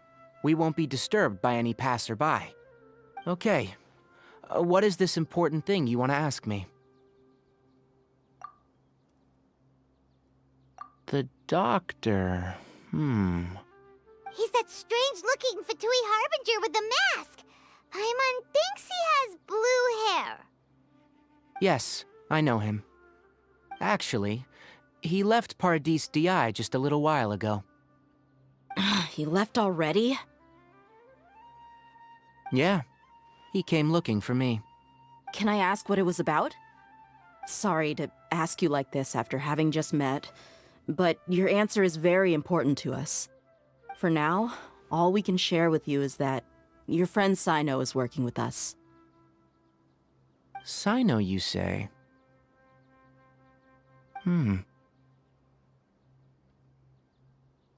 I see. So that's why he hasn't been at the Academia. Okay. I'll answer your questions and will assist you any way I can. You don't have to tell me everything that's happened. Sino's name really does work wonders. You're not even a little worried that we might have made it all up? Despite having just met you, I can sense that you're the serious type. Between you, the Traveler, and Sino, none of you strike me as the type that would conspire to deceive me. You don't need to tell me anything you don't want to. I'll also get straight to the point. The Harbinger you mentioned came to me because he wanted to take the scholar Hypatia away with him. Hypatia? Why would he want her? And what do you mean by take away? Is he planning to leave Sumeru? Yes. He told me his return to Snezhnaya is imminent. So you mean you're leaving this place soon? Indeed. Otherwise, we could have perhaps talked a little more. I was just about to set out when I remembered something important. To that end, I made a final trip to Pardis D'i. Let me ask, have you been taking care of a scholar by the name of Hypatia? Your sources are accurate. No doubt because you've recruited many informants. But you're right, Hypatia has indeed been receiving treatment from me. Forgive me for asking, but how's the treatment coming along? Given the way you're asking, I assume you have something to say. Since you asked, I'll be frank. I would like to take Hypatia to Snezhnaya. It's incredibly difficult to transfer a patient. As a scholar yourself, shouldn't you at least be aware of this? Oh? I can't believe your utter lack of faith in me, to the point of even questioning my general level of knowledge. How unbefitting. Well, you're the only one who's ever made such a request. I have my ways of keeping her safe during the journey. In addition, I can also promise that under my care, Hypatia will receive the most advanced and effective treatment. I will personally supervise her treatment and see to her recovery. Would that be agreeable to you? Hypatia was born in Sumeru and remains a scholar of the Academia. Her situation has not become dire enough to necessitate her transfer to another nation. Transporting her to Snezhnaya is risky, and the potential benefits are unknown. As the person currently responsible for her treatment, I cannot possibly sign off on this transfer. Your suggestion is rude and reckless. I'll pass. I don't know much about the doctor, but after talking with him, I realized that just like many other scholars, he possesses an aura of arrogance that I've come to detest. It's not so much that he's looking down on others, but more that he's confident in himself and his abilities to a point of near insanity. I would never refer a patient to someone like him. I prepared myself for a protracted battle of wits, and was really surprised to see him just give up on the topic. Still, his reaction really concerned me.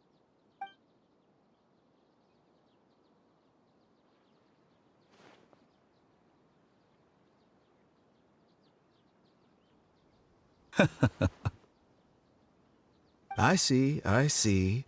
Of course, your opinion makes perfect sense. You're still young, but already quite stubborn. I must say, you are not like what I had expected. Under normal circumstances, I wouldn't just let you off the hook like this. But unfortunately, I'm in a hurry today, what with Her Most Noble Majesty the Tsaritsa calling for our return.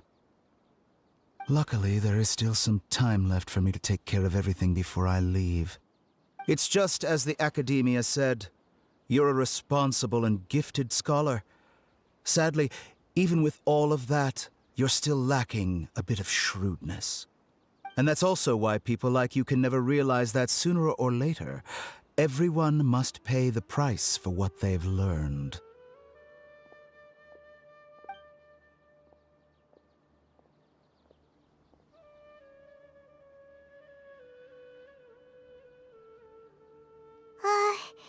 Paimon can't help but feel like he's hinting at something unpleasant. He asked a question, yet didn't care for my answer. Perhaps I'm nothing but a talking rock in his eyes. He never came off as malicious, but an utter lack of compassion permeated throughout our conversation.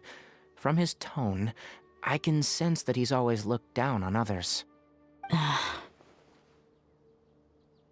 can barely believe it myself.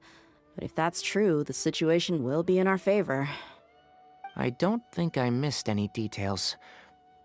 Frankly speaking, I don't want you to do anything too risky. Now that you know a little more, it should be easier for you to stay safe. Sorry we can't tell you everything. We appreciate that you helped us anyway. I won't forget your kindness. It's okay. I have an obligation to do so. To be perfectly honest, all of this may have started because of me.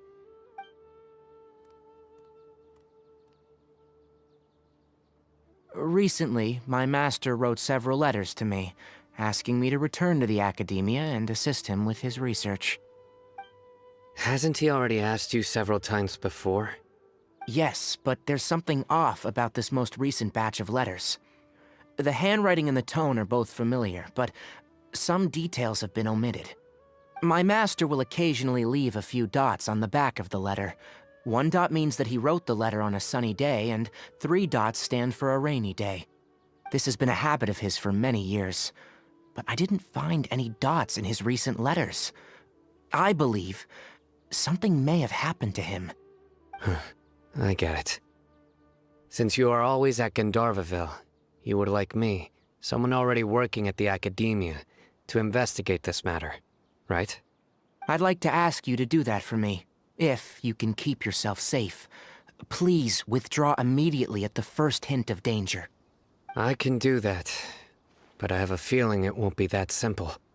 The Academia has been working on a big project. I'm not quite sure what it is, but your master might be involved with it. If the higher-ups really are hiding something, then it will be difficult to remove myself from the situation once the investigation starts. If the situation becomes critical, I'll leave the Academia. If you don't see me there for an extended period, that's your cue. All right, we've got a plan. I'll stay at Gandharvaville to support you. Oh my goodness, if the that background comes scheming. To pass, you must be extra vigilant. And be wary of any messages or direct requests from the Academia. I must say, I didn't expect a warning like this from the General Mahamatra. Being loyal to the Academia doesn't mean blindly doing whatever the sages say. I know what I'm doing. On that note, aren't you also being quite distrustful of your alma mater? The Academia, yes. But my master is a man of integrity. Even when I was a student, I was worried that he'd get in trouble for sticking to his beliefs. I suppose he's lucky to have lasted so long, but in the end, it still caught up to him.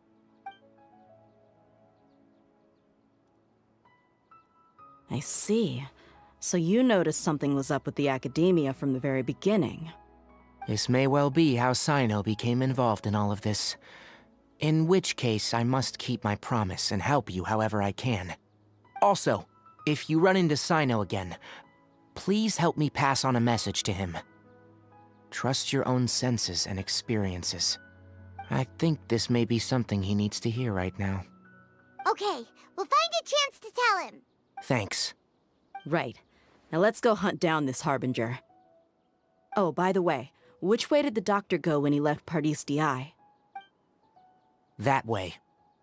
Gotcha. Thanks so much. We'll be on our way.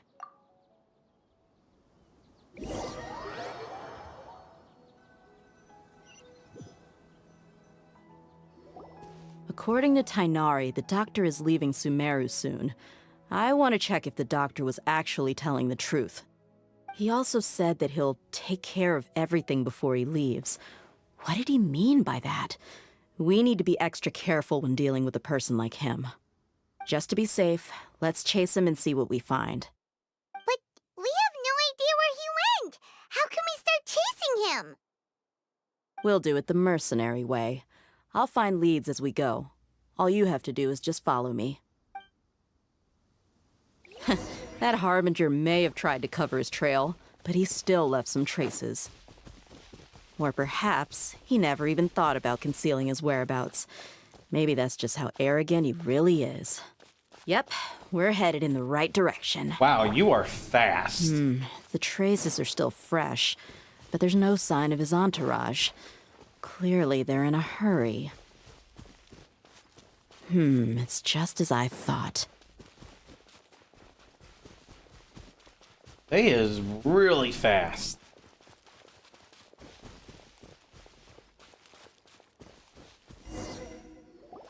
We can stop here. I think I know where the doctor went. To the south of here is Port Ormos, which seems to be where they're headed. Port Ormos? They're going to leave by boat? That's right. Let's go to the port and have a look for ourselves.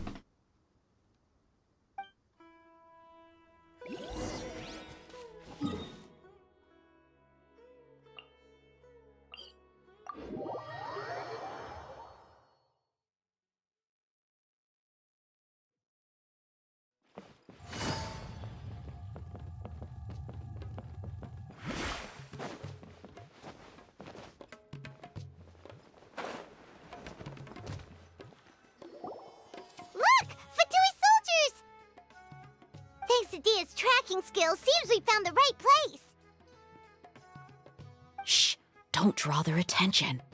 The port is crawling with Fatui soldiers. Let's keep going and see what we can find.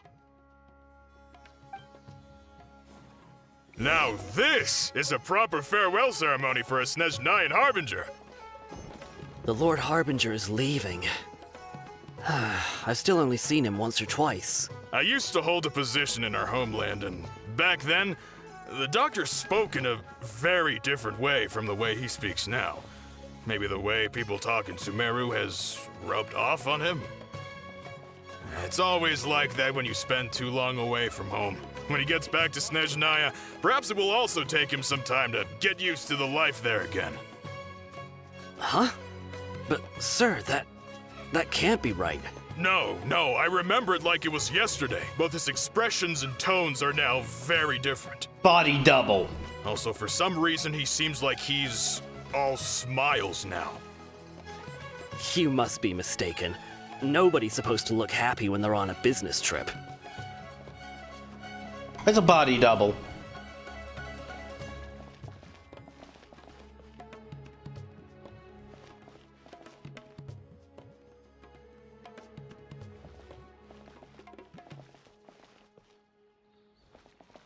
The doctor is on that boat. So he told the truth after all. He is actually leaving Sumeru. Let's get closer and find a place to hide so we can observe him. It's a body double. This place will do. We can hide here while we keep an eye on the boat.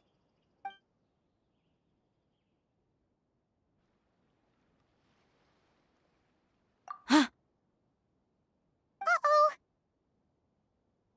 He saw us. Huh? Is he waving at us? It's time to say goodbye. Wait, is he the only person on the boat? You mean there's nobody with him? And where are all the soldiers we saw in the port just now? They were all here just a few minutes ago, but now they've vanished. So this was a trap. Wait, don't tell me that...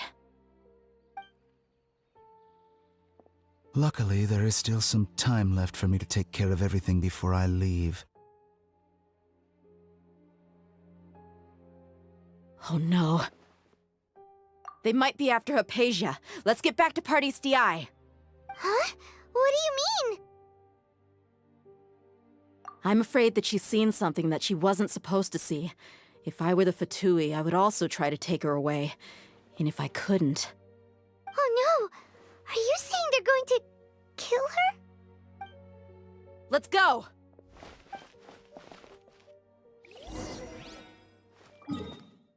Okay, not what I was thinking.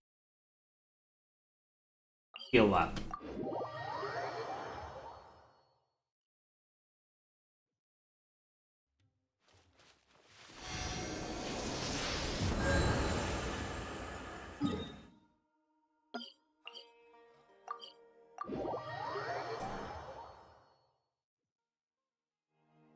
Pardis Di is not a place you Fatui can just show up and do as you please.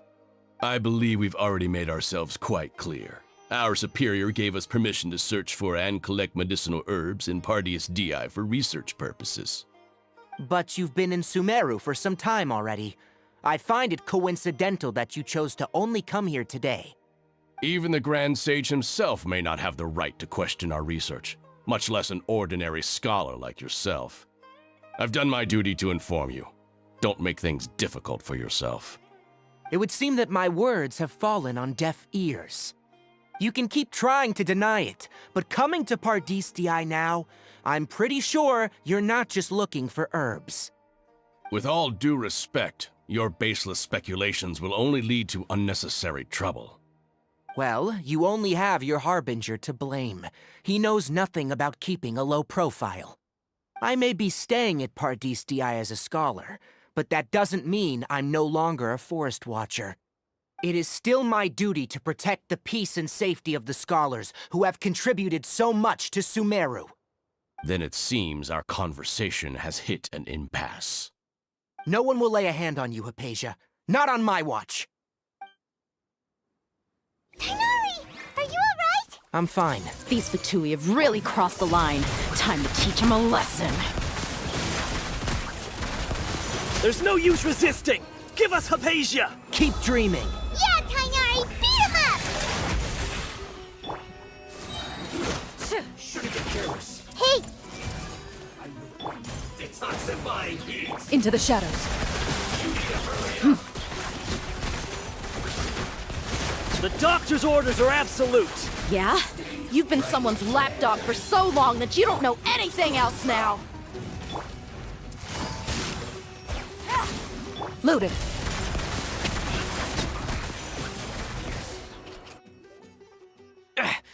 We're not getting anywhere. Traveler, Paimon, please go to Hypatia.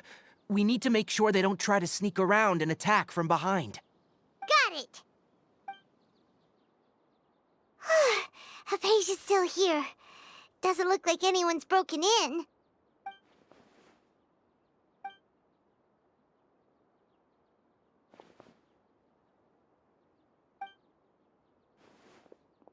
Well, how is she? Oh, that's good.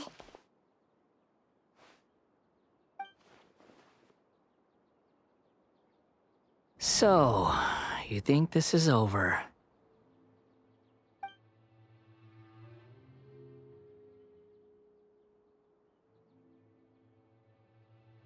What? The Balladeer is here?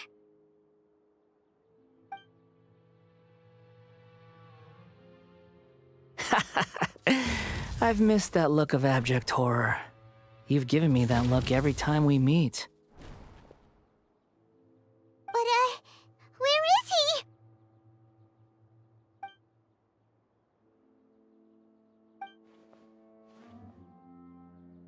I can hear all of your thoughts, you know.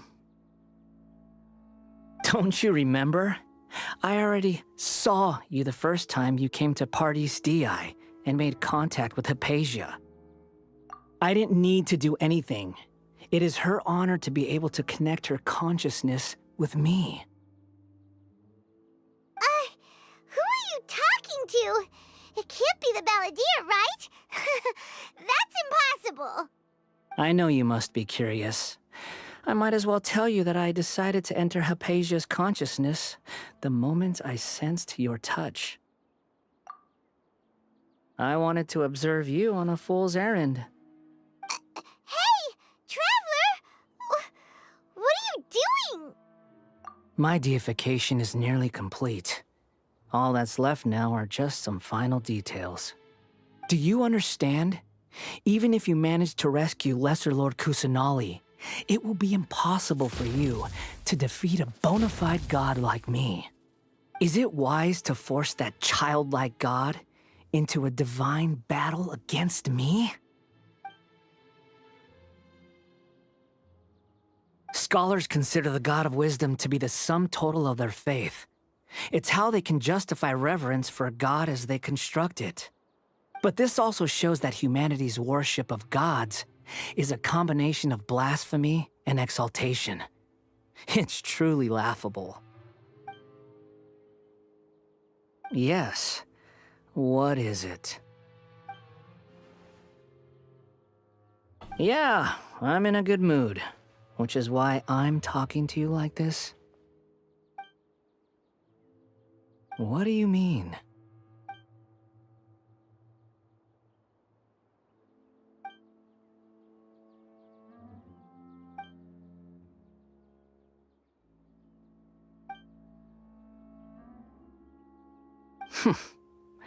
Those words almost make you sound like a friend who actually cares.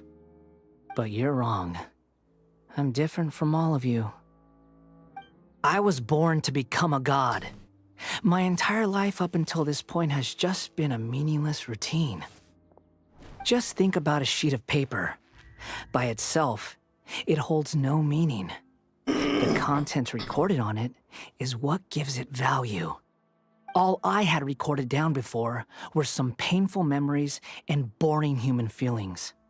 Such senseless drivel should have been erased a long time ago.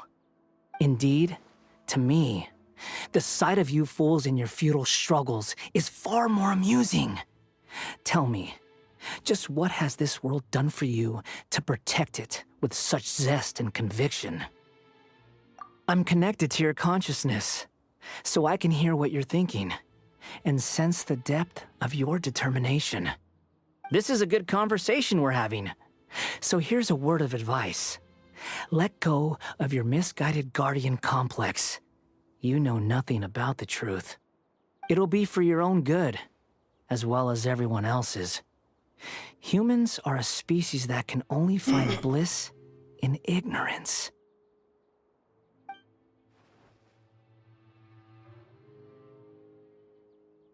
Ah, you've seen my affection for her. If you were in my position, I think you'd feel the same way. She peered into my consciousness and saw my past. Someone like that is qualified to become my first follower. All gods need followers. So Hypatia has been chosen.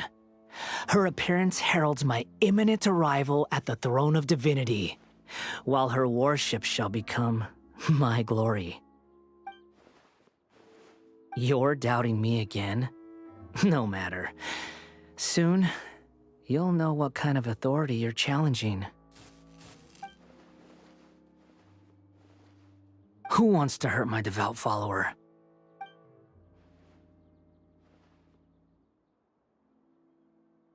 The doctor wants to hurt my first follower?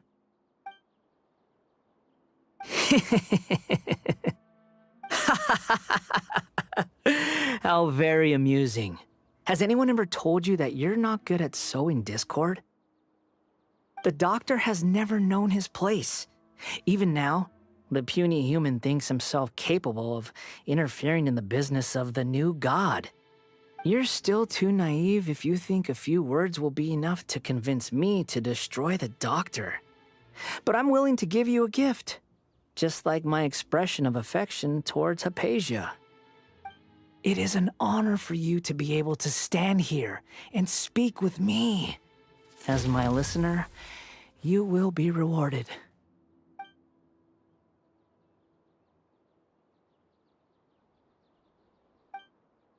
Both good things and bad things can be called gifts. After all, gods have never needed to be reasonable. Ah! Paimon hears thunder! That person Paimon couldn't see was the Balladeer? Oh, he sure chatted with you for a while.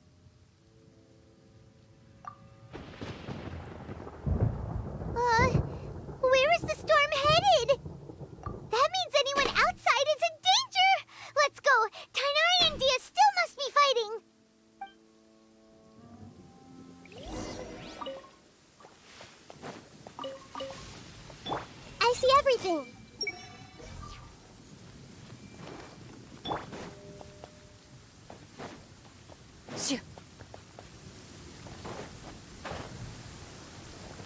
Oh, he's been shocked. Oh, have the Fatui retreated?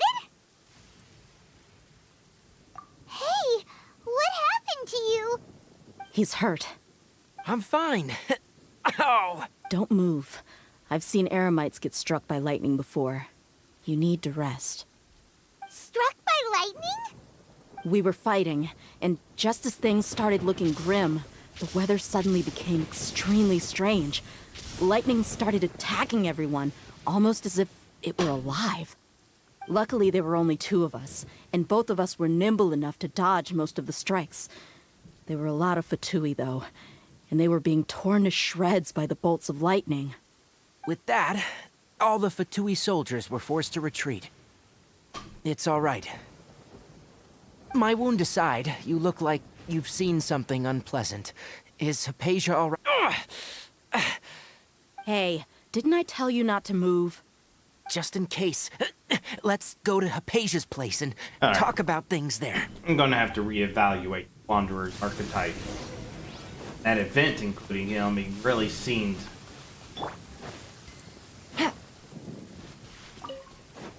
well, a Wanderer. Even his name, and all that behavior just now does not match that archetype. However, different name, different archetype. Thank goodness, she's fine. Hey, how about taking care of yourself first? I understand my condition. The wound is not fatal. I'll need to see what he's like after fighting. The more you understand medicine, the worse of a patient you become. I know. They always think they can push through the pain. Oh, he sat down. Let me rest for a bit. Sorry, traveler. Now you may start.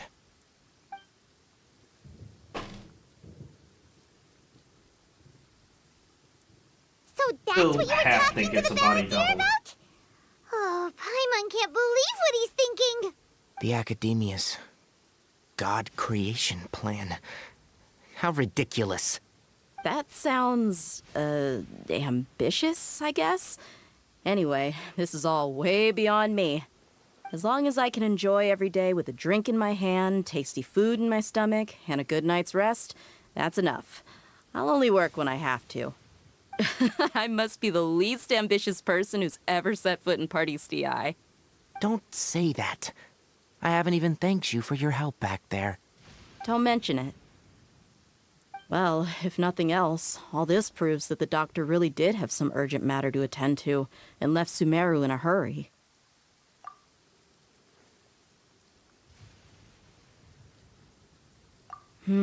Maybe the Fatui want to cover up some secret of the Balladeer. Is that why they tried to seize Hypatia? You said the Balladeer claimed that Hypatia has seen his past. So, what could... Have you noticed? The Balladeer is not happy with the doctor's actions. He thinks the doctor has no right to consider himself as his equal. So, if the doctor was to show up again, would the Balladeer zap him with lightning? Based on what the Traveler has said, I think he would. Having the doctor gone benefits him as well as us. In other words, we've successfully completed this stage of the plan. The doctor is out of the picture now. Yay! That's a big accomplishment! I'm also happy for you. Thank you for the help, Tighnari. Make sure you rest up for now. Yeah, all right. Okay, that wraps things up for us here at Party's DI. Traveler, it's about time we rendezvous with the others at the Grand Bazaar. Let's continue to keep a low profile. You can head there once you're ready.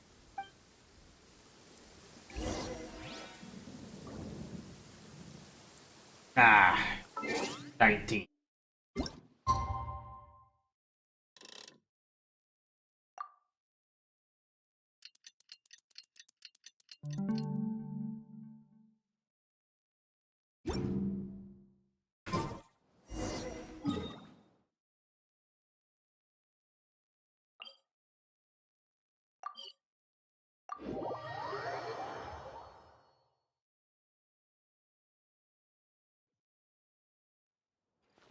Take it easy.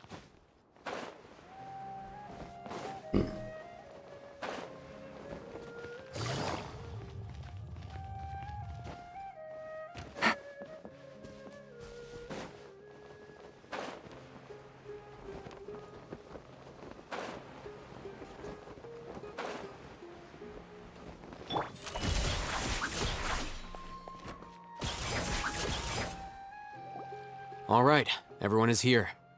How did everything go? Any luck with your missions? Let's report back one by one. I'll start first. We've made the necessary modifications to the Akasha terminal. In addition, the props required are also ready. I'll go next. The Traveler and I went to Parties DI. The situation was a bit complicated, but we found Tighnari.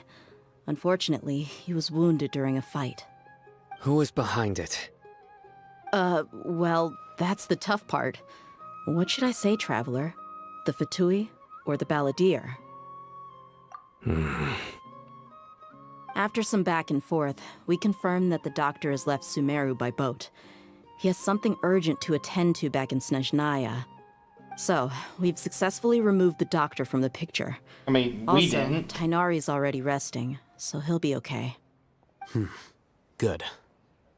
Oh, Tighnari also asked us to tell you this message.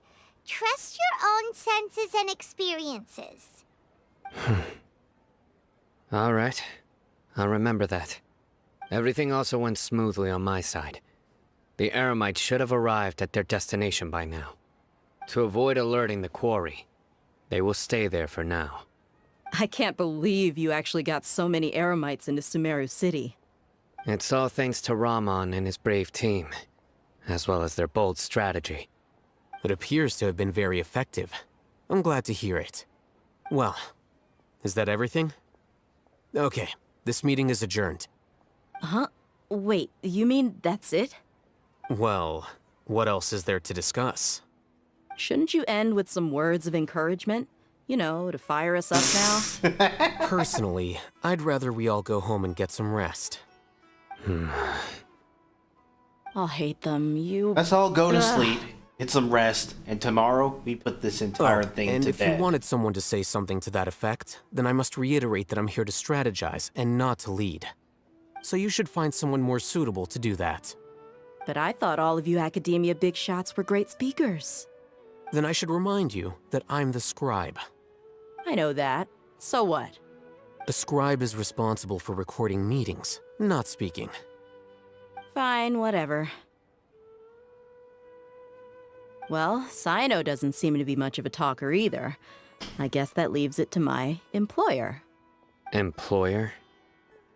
Yep, the Traveler hired me. That's right. So come on, boss. What do you have to say for the team?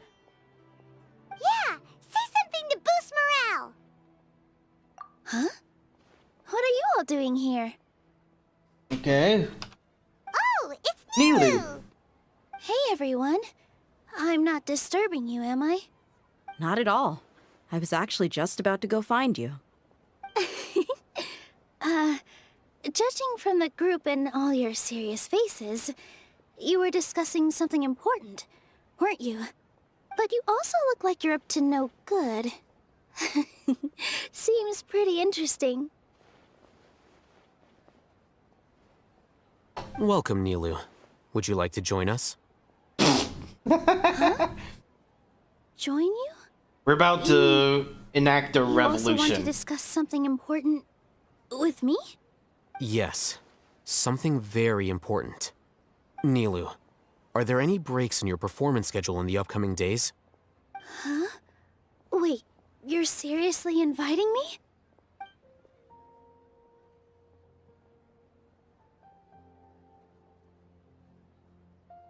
We're just... I can't believe my ears. You are truly the bravest and most passionate people of Sumeru. Well, that... I've ever met. Oh, right. The Traveler and Paimon are not from Sumeru, but you are awesome as well. That's right! I must admit that I'm a little scared, but I'll try my best for Lesser Lord Kusanali. If I can somehow use my abilities to help you, then count me in. Remember, believe in yourself. Okay, I'll get my friends at the Grand Bazaar to help us tomorrow. Just remember not to say too much. Be discreet. Yep, you got it. All the preparations are done. Now, can we finally conclude this meeting? Nilou's not Paimon, so she should be able to. So, have you thought up what you'd like to say, boss? Yep. It's a grand plan and we're all super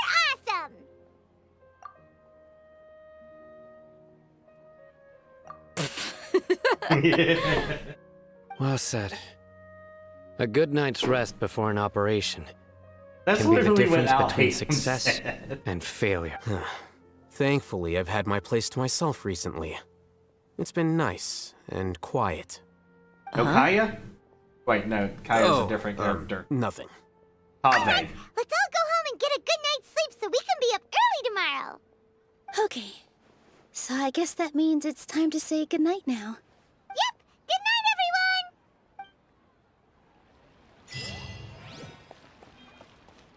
In my opinion, Jukes is the best stall. Every item I sell here comes with its own. just completed another quest.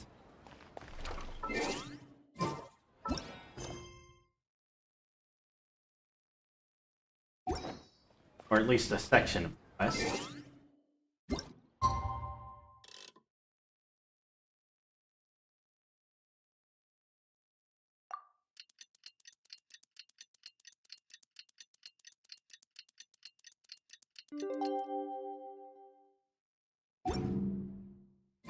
Today is the Academia's Neogarbaha Day.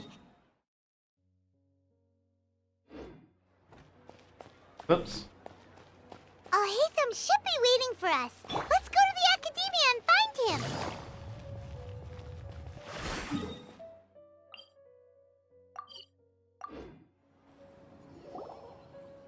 Hello, you two. Sleep well? Not really. Paimon got too nervous thinking about today and didn't fall asleep until the sun was almost up. What about you, Alhaitham? Naturally, I slept just fine. After all, a good rest should be considered part of the plan, since energy is an important resource. You just want to show off how calm you are. It's crucial to dissipate any tension before we execute our plan. The only thing you're doing is being annoying! Anyway, do you need me to go over the game plan again? Our target is Grand Sage Azar's office. Everyone in the Academia knows that's where the Grand Sage's console is. Only they can operate it. Many restricted commands and operations are executed via that console. I'm sure that console has a way to free Lesser Lord Kusanali. You know, Paimon's been thinking, what kind of technology could let the sages imprison even a god? Good question. That isn't something they could have accomplished with their scholarly talents alone. In the Sanctuary of Suristhana, there's a device of Greater Lord Rukkhadevata's that she once used to isolate herself while meditating. 500 years ago, the Grand Sage at the time modified the device so that it could no longer be controlled from the inside. They were effectively trapping one god with the power of another. So, how are we gonna get to the Grand Sage's office? Don't forget, today is Neogarbaha Day. Arguably the sages and core academia personnel are busy loading the latest batch of research developments and legal decrees into knowledge capsules so that they can be entered into the Akasha. All the Darshan's researchers have their noses to the grindstone, and the Academia's grounds are flowing with all sorts of people. It's the perfect time for an infiltration. When the Grand Sage leaves his office to supervise the entering process, that's our cue to access the console and free the Dendro Archon. Well, yes. That's just the visible side of our plan, after all. If precedence holds, the Academia should have already started preparing for Nyagarbha Day. Everyone should be in position. All that's left is for us to lead the charge. Let's go. So are we just gonna walk in through the front door, or...? Yes. Were you expecting a stealthier approach? Paimon can't think of a good comeback. Alright, it's all on Alhaitham if things go south. Alright, right through the front door then.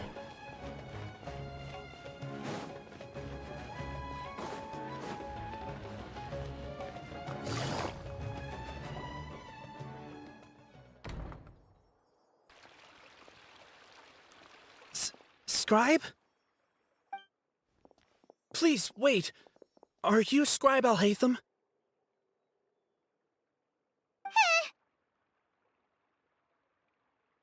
That's me. Is something the matter? I'm in a hurry.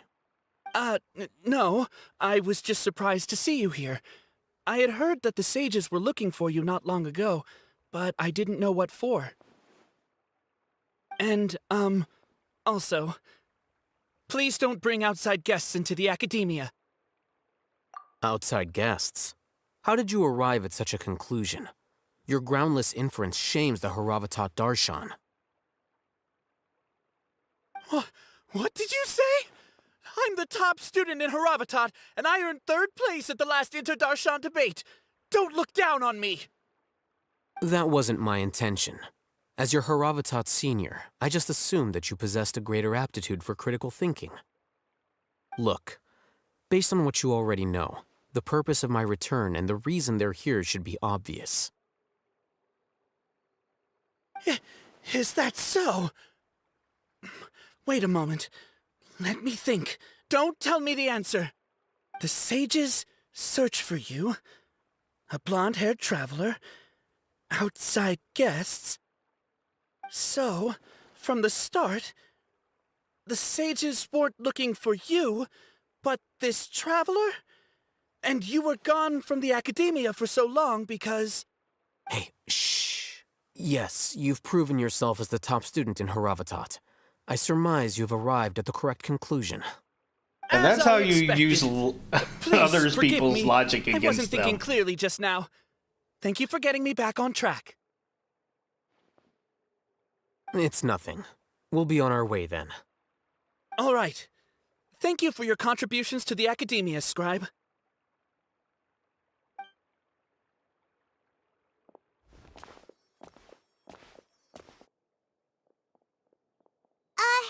What the heck just happened now? What did he just guess?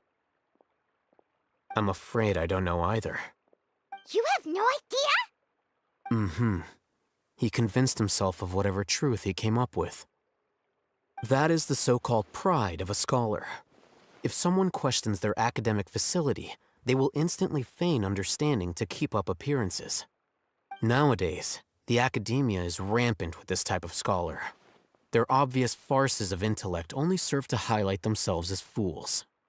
Wow, so there are special ways to deal with smart people. We don't even need to make up our own excuses. We shouldn't waste any more time. It would be problematic if we missed our window of opportunity. Let's go.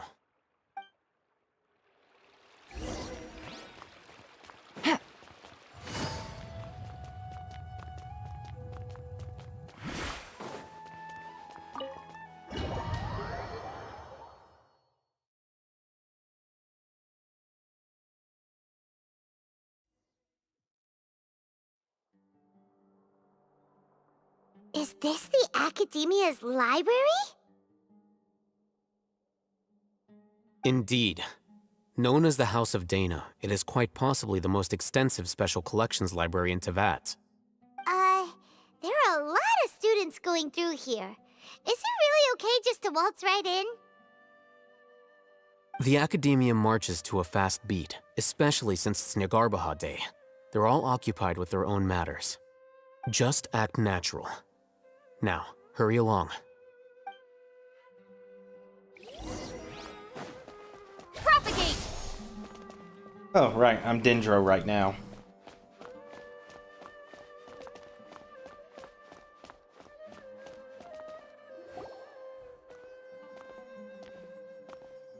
What's this platform for? It's a lift that Academia personnel use to access higher floors. Are we gonna take it then? The Grand Sage's office is up there somewhere. No, not right now. We can't guarantee that we won't run into the Grand Sage. Let's step back and observe for now.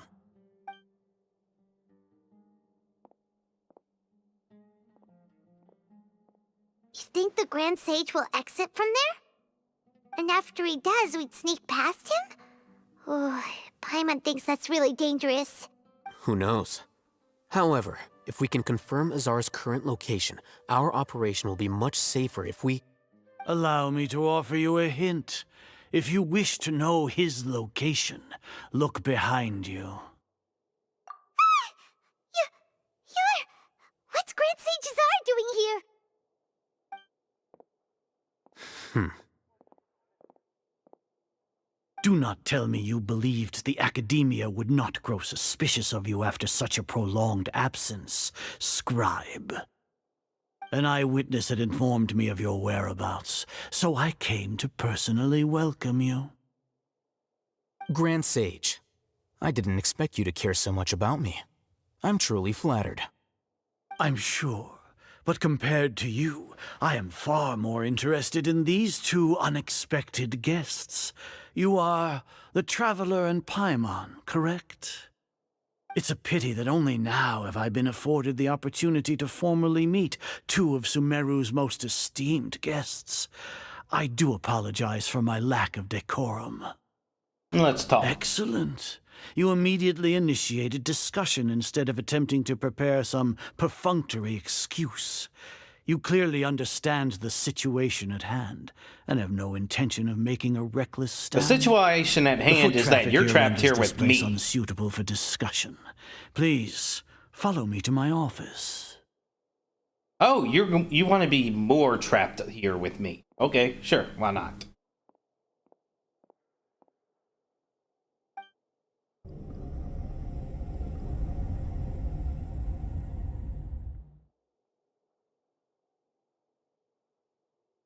This place is crawling with guards.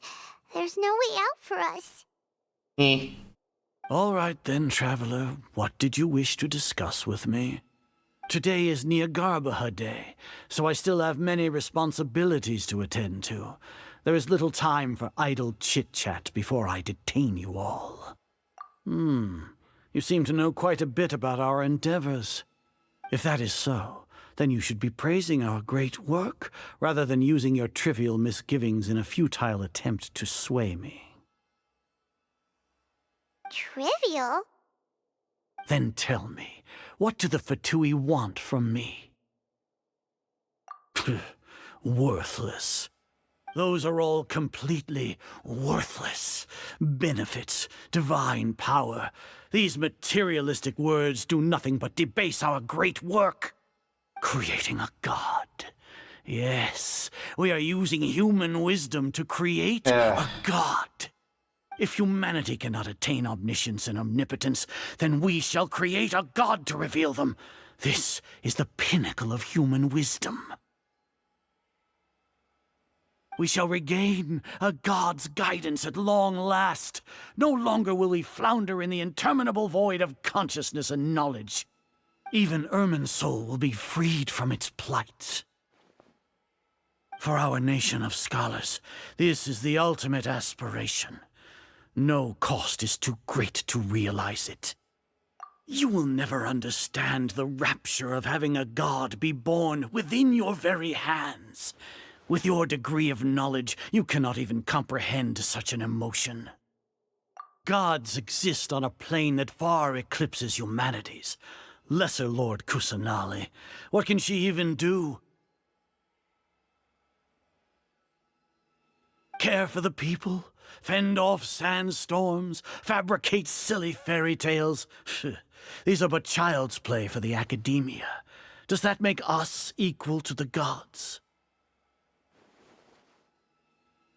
We are a people favored by Greater Lord Rukkhadevata. Though I may have personally not seen it, our forefathers bore witness to true wisdom. The ascension of the Lesser Lord has brought nothing but bewilderment to the scholars. They all ask, is that truly what true wisdom is supposed to look like? With that in mind, it is better to keep her isolated in the sanctuary of Suristhana, so our academy will not become embroiled in turmoil.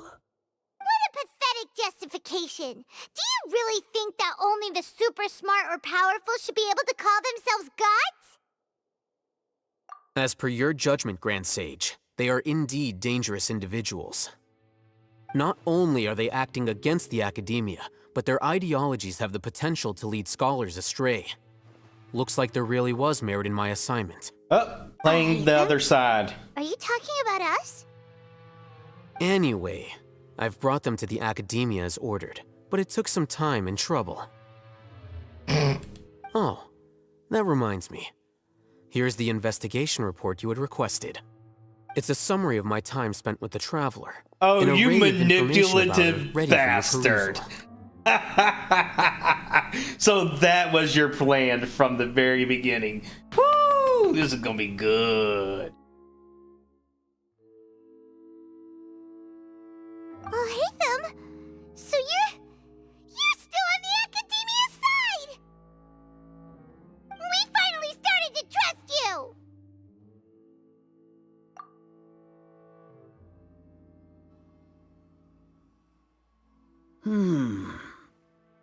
Okay. Excellent. Detailed contents with no errors. I would expect nothing less than an immaculate report from the scribe. As it is Niagarbha Day, I'll enter the information on you into the Akasha. Surely you know what that means. We'll be monitored, just like Sino. Oh no, he's planning something else. That extra crystal we made earlier, he's definitely including that into this plan. With the Akasha's calculation prowess, all of your actions will be predicted with an accuracy of at least 98%. Furthermore, your data will be updated in real time whenever new information presents itself. Come on. To put it into words you can understand, wherever you go, you will be walking under an invisible leash. This is Sumeru's greatest penalty for dishonest persons. Are you not familiar with the concept that great responsibility begets an equally great suspicion? You're the one most suspicious. In any case, you are Sumeru's most concerning external variable. Locking you down will greatly decrease the chance of any undesirable outcomes coming to pass. You're despicable!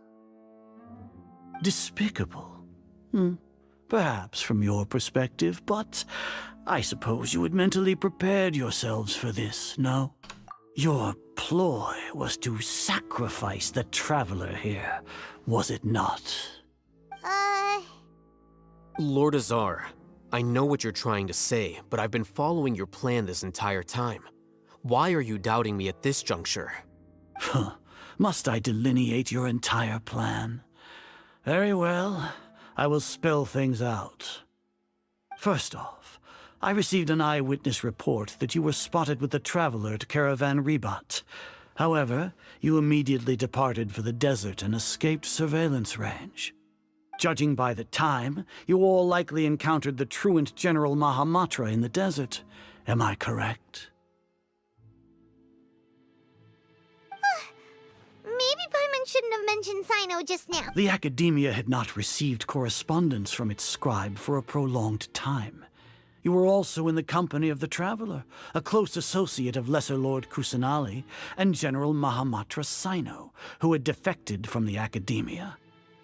With their instigation, what was the probability that you would betray the Academia? Rationally speaking, 50%? 70%? What do you think? Regardless, that's only a guess. The facts are that I've brought the Traveler right before you, and I gave you my report. Indeed, your boldness deserves praise. To think that despite status as an outlander, the Traveler is still willing to sacrifice for the sake of your plan. If I'm correct, you have a contingency plan to save Lesser Lord Kusanali and ruin our great work. Work of fools. Sneak into the Academia on Nia Garbaha Day, using Alhaitham's status as the scribe. For there is a good chance that an opportunity to save the Lesser Lord will arise. Should your intentions be discovered, Alhaitham will turn traitor and sacrifice the Traveler, thus proving his innocence. He can then stay inside the Academia and continue searching for a way to proceed forward.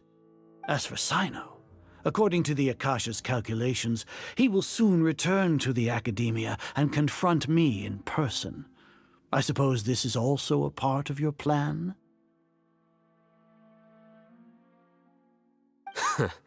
You'll see me as a traitor regardless of what I say, no? Even if you impugn me, it would have little effect on you all. You misunderstand. Losing our scribe would irreparably damage the Academia's regular operations and the development of Sumeru's future academic systems. However, under the current circumstances, even that is trivial compared to what we stand to gain from our great work. You said that I betrayed the Academia, but you, Azar, you've betrayed all of Sumeru, betrayed its Archon. So flight is turned to fight at long last. Guards! Finally, we're done with the talking. Let's deal with the weakling.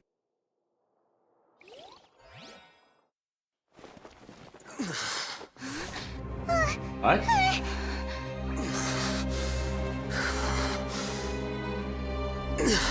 Azar. What?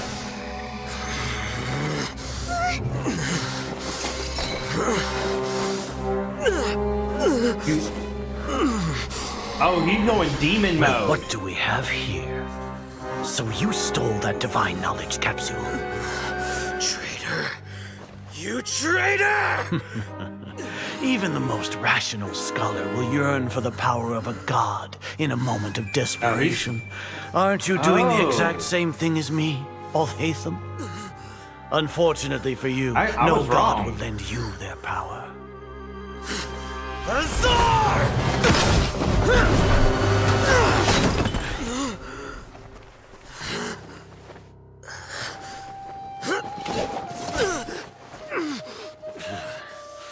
He has gone completely insane.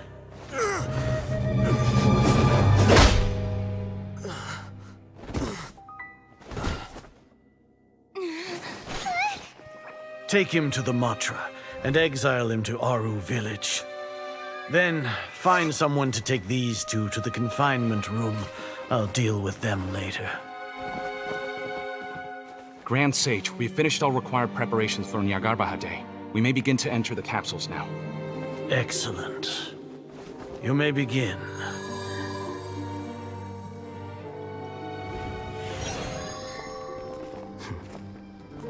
Okay, so he definitely faked it. Oh, Nilou. Nilou is plan B. Okay, I was completely off on my prediction. That extra crystal must come up at some point, but when?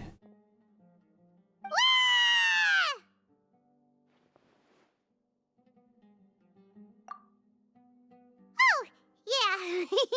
Paimon got a bit carried away there. How was Paimon acting just now? Great, huh? Not bad. Everything's going according to plan so far. We made it into confinement, and Alhaitham's probably done with his part too. We even managed to trick Grand Sage Azar! Alhaitham sure knows how to cook up a plan! What are we doing next? Paimon has trouble remembering things when she's worked up. Right! Paimon thinks it went something like this. Apart from that, we still have yet another goal in the first stage of our operation, which is to send the Traveler to the confinement room. What? Why do we want to She's always been the person the sages are most afraid of, as well as the greatest obstacle to the successful implementation of their plan. They are very aware of the risk she poses to them. Once the traveler is imprisoned, the sages will likely think that everything is under control. And with their guard down, the next phase of our plan will have a much higher chance of success.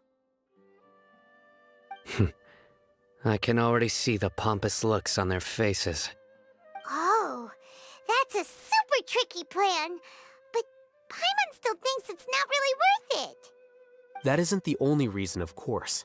She has a more important task once she's in confinement. According to the Academia scholars in Ramon's custody, Lesser Lord Kusanali has sealed off her consciousness in the Akasha ever since she was captured by the Doctor. That way, they can't pry any more information from her. Even if we break into the sanctuary of Surasthana, it will take time to awaken Lesser Lord Kusanali's consciousness. We need to do that in advance. So our job is to wake up Nahida! Okay, totally worth getting thrown in jail for. The confinement room is inside the Academia, close to the sanctuary of Surasthana. It's a completely enclosed space, and you won't be receiving any visitors.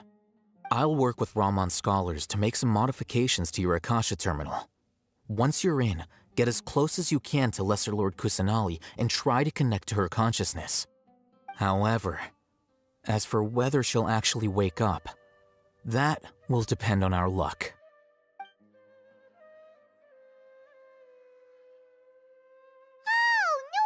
You've been wearing your Akasha terminal today. It's the one that Al Hatham modified. Paimon thought they'd take our Akasha terminals when they locked us up in here. Were they being careless? Alright, so what now?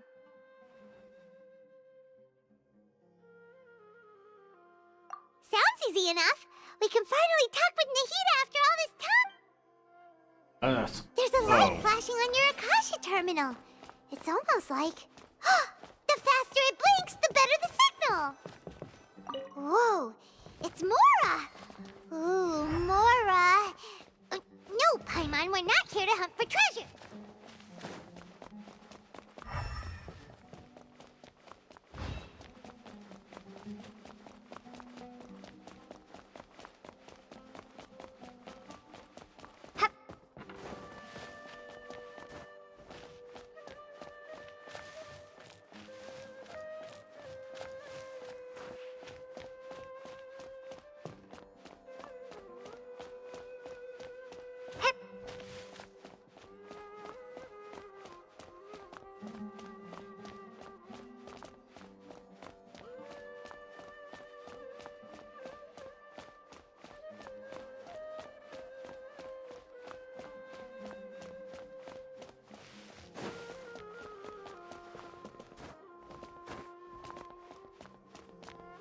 Fine.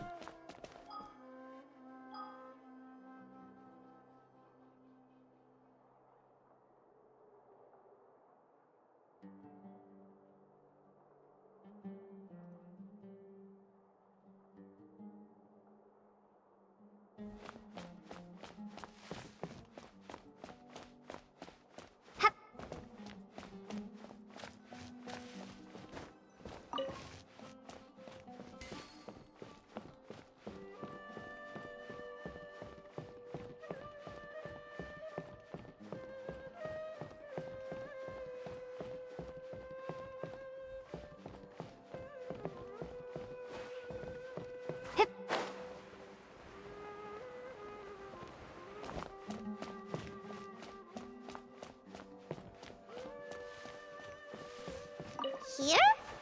No signal again. Is it getting jammed?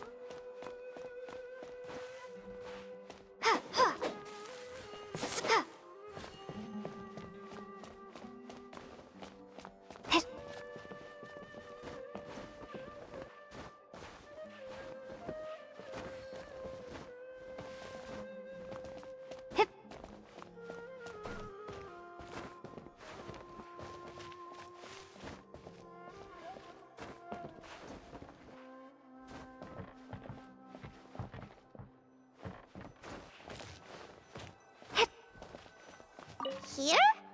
No signal again. Is it getting jammed?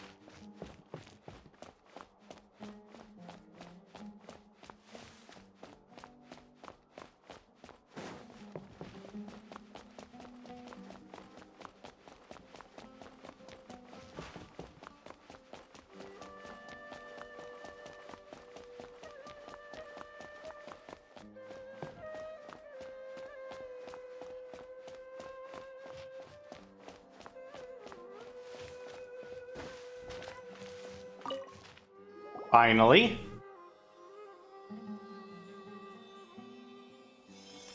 Huh? Is this the right spot? Are you getting anything? Please work.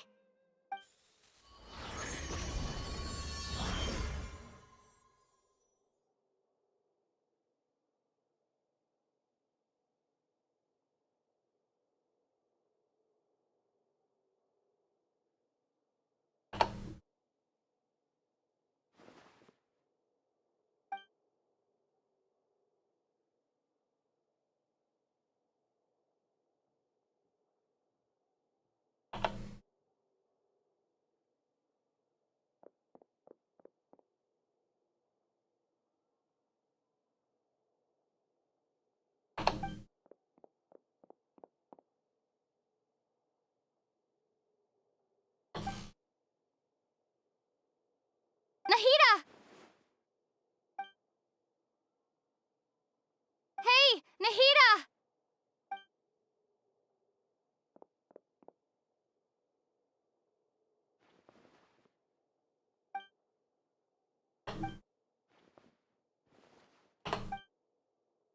When did it first start? Oh, backstory time. Oh, right.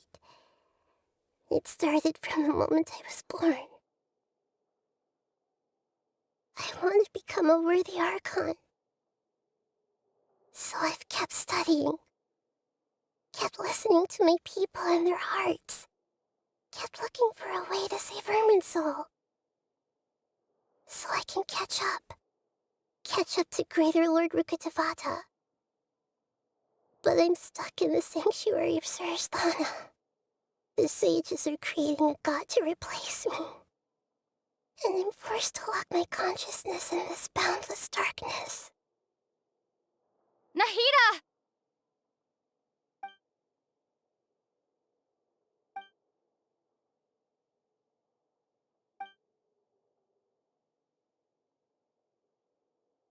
Nahida!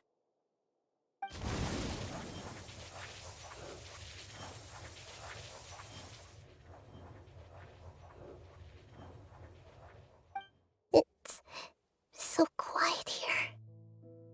Now that I think of it, I don't think I've ever actually listened to my own inner voice. Do Archons have them? Should Archons have them? Have I been doing the right thing?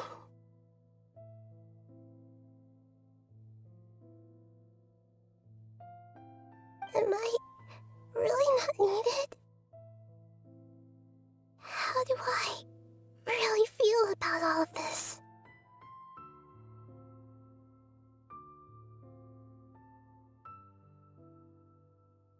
It's so quiet here. Since you're the god of wisdom, you've known the answers to all these questions since the very beginning, haven't you? Who are you? Whose voice is that? It sounds familiar. Now Nahida needs answers. You're right, though. I won't ignore my own voice anymore.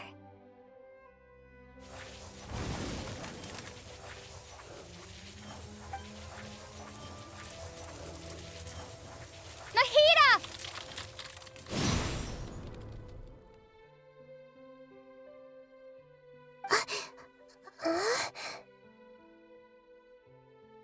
Nahida? Did you wake me up? Thank you. Why are you here? We're here to rescue you. Are you alright? I'm fine. It's just... when I think of everything that's happened to me, I feel really angry now. Mm-hmm. You should have been angry ages ago.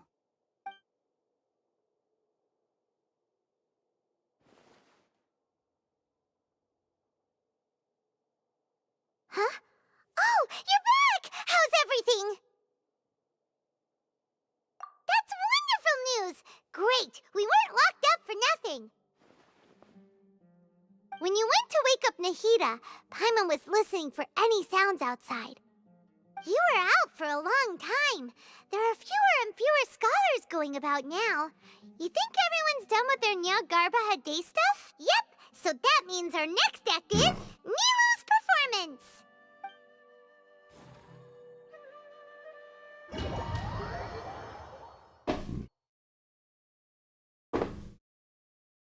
Man, this is some Ocean's 11 type shit. Nilou, are you sure about this? You're taking such a great risk for them. I'm sure, and I'm going. You know that I don't like to pass up any opportunity to dance, and this one is especially important. All right. You seem to have a lot of trust in them, so I won't say more on the subject. But if anything happens, the few of us here may not be able to help you. Don't worry. They've been through worse. Everything's going to be fine. All right. You know, if you really do get arrested, we'll do everything we can to get you back. Be careful, even if it's only for our sakes.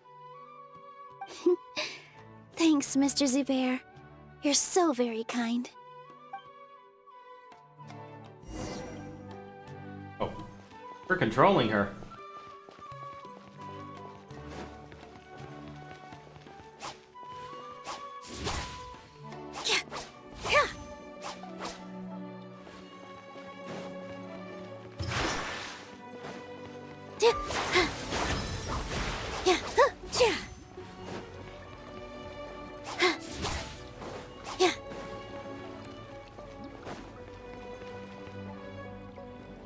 Nilou, how's it going?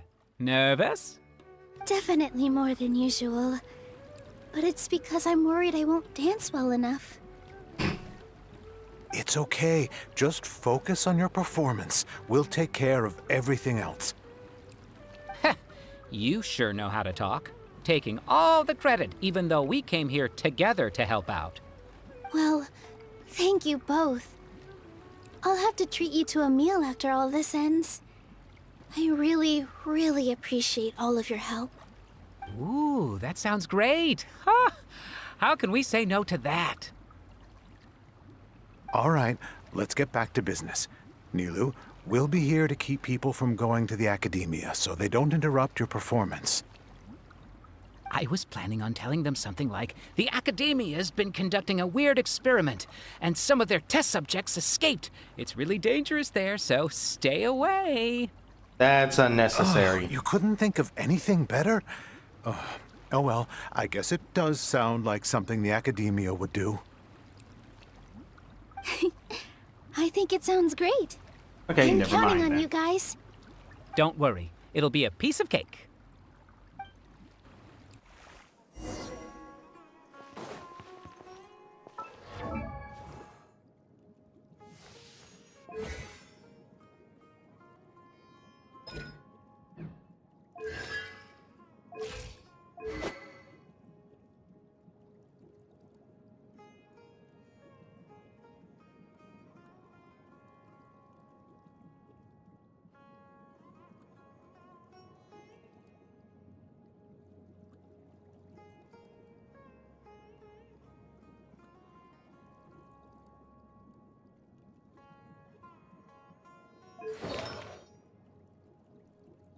Yeah, that seems like the set you'd want for her. Unable to view these artifacts, sure, why not?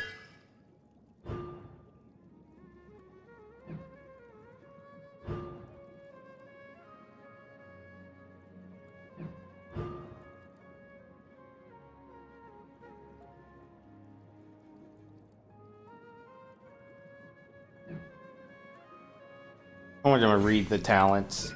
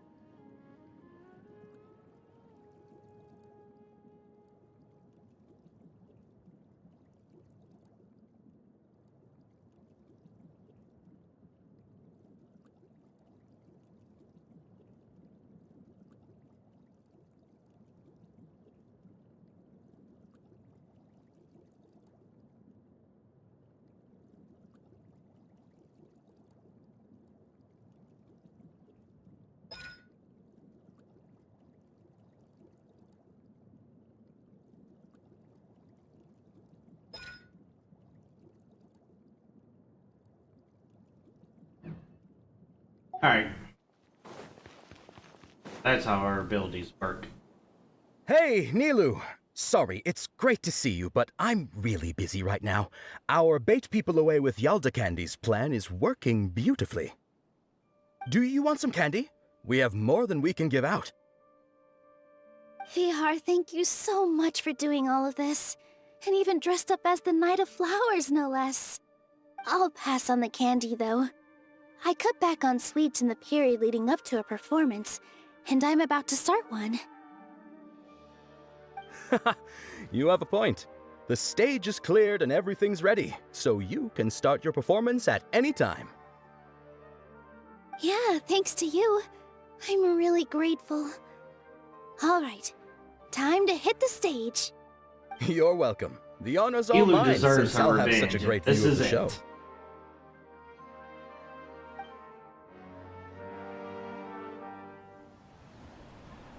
And we get the beautiful cutscene.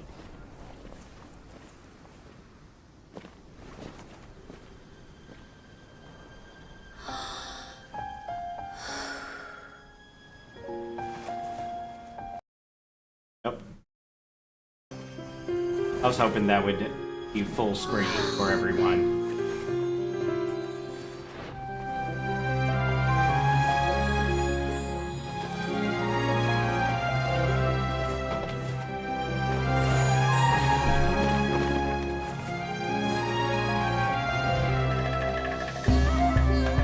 I've never seen a performance like this.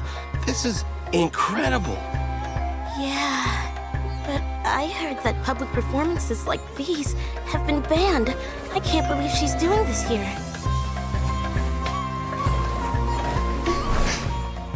Grand Sage, there's some commotion outside. How uninteresting. Issue the new Prohibition Act from the Akasha to the guards. They'll know what to do. Do you think we should, like, stop her? Let's just watch for a little bit longer.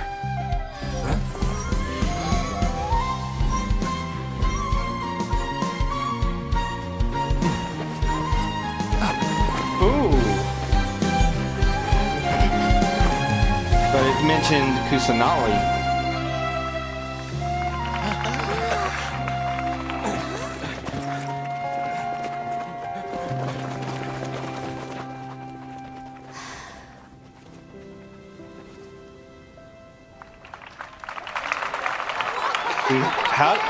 How she's out and free?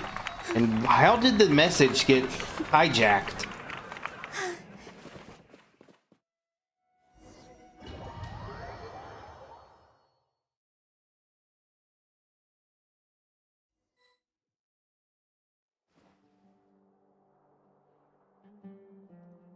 Huh? Did you hear that? It sounds like a lot of guards just ran by. They definitely hijacked the Moved on to message. the next stage? Yep. It's great that everything seems to be going well.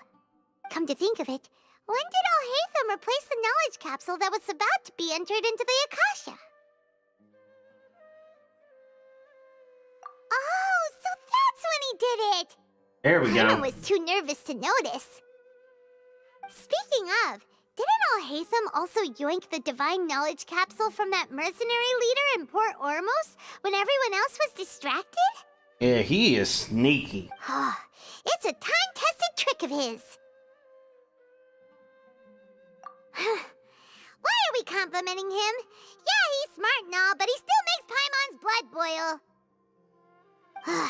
Let's review our plan for this stage again.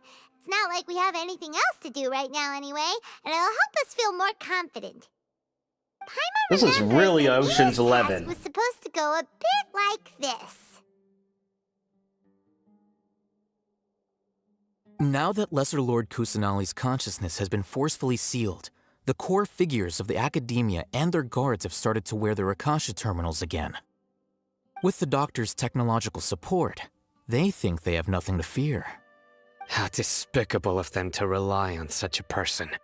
But this is also our chance. I was originally asked to draft the knowledge capsule for the Artistic Performances Prohibition Act when I was still at the Academia.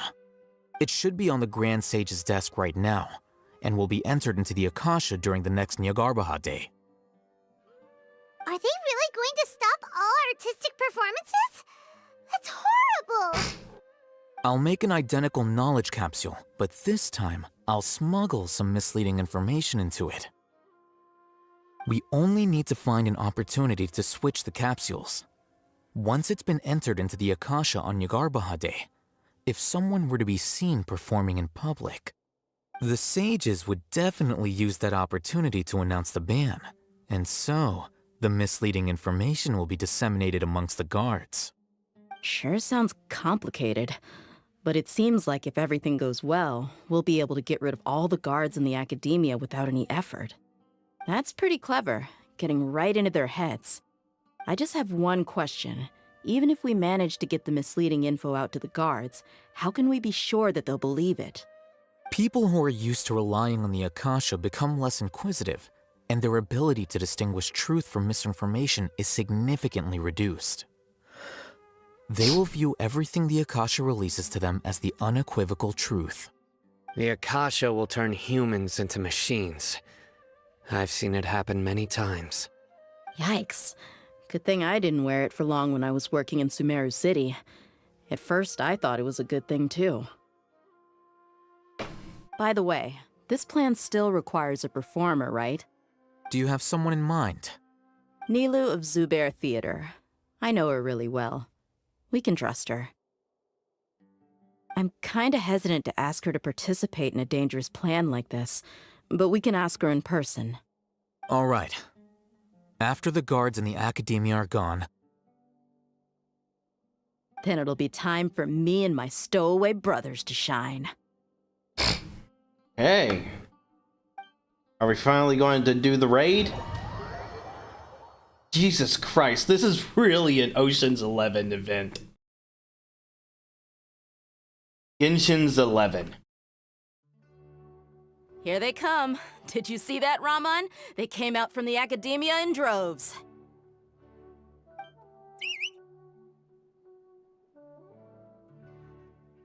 After laying low in the city for so long, this is the moment we've been waiting for.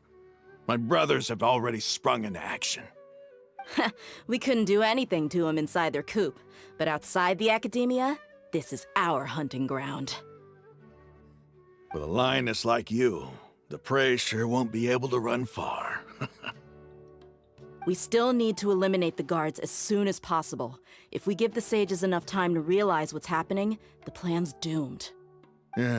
All they've done is to sit on their cushy salaries and twiddle their thumbs all day while we fought and struggled every day in the desert. The only advantage they might have is their numbers. Speaking of which, most of the guards who report directly to the Six Sages belong to the Corps of 30, but they have a completely different reputation. Following those blasted sages every whim, throwing away all the principles of being a mercenary, As someone in the same profession, I'm obligated to teach him a good lesson today. Indeed. The trap has been set. All we need to do is lead them there. All right, let's each take a road and herd those scattered guards back into one place. Make sure to attract their attention. Isak will be the key. You gave such an important task to that child. Will he be okay? It'll be fine. Isak was so determined to help, so let's put our faith in him. Besides, even if he's caught, the guards would be too scared to do anything to him. They've never seen Lesser Lord Kusanali in person, after all. You've got a point. Anyway, oh, I think I see okay, so that's what the kid is Let's doing. head out. Good luck.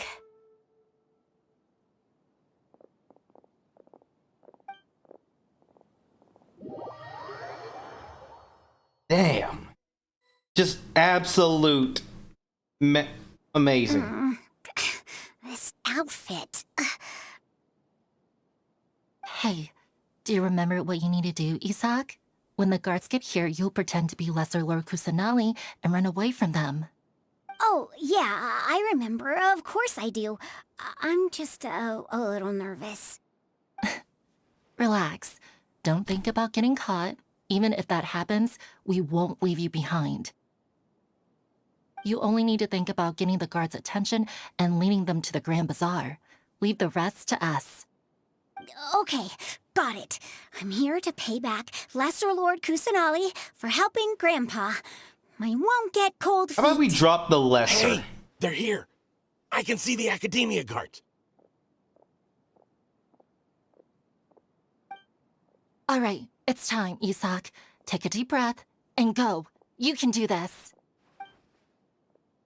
Oh wow, so the only time in the game you get to play as a young male character. At least so far. Why is there a guard over there? Did he already run ahead of me? This is different from our plan. But there's no time. I need to make a choice.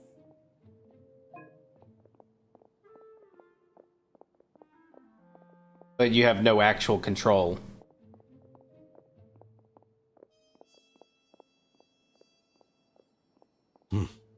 Let's have a look behind the house. What should I do next? Huh. Looks like nothing's here. A wasted time. Luckily, he didn't check behind the tree. The guard looks alert. What should I do next? Hey, stop! I saw you. Don't try to run.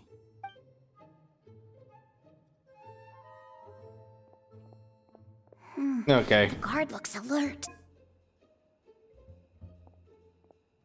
Doesn't seem like anything unusual's around here. Looks like the guard finally left. I need to go.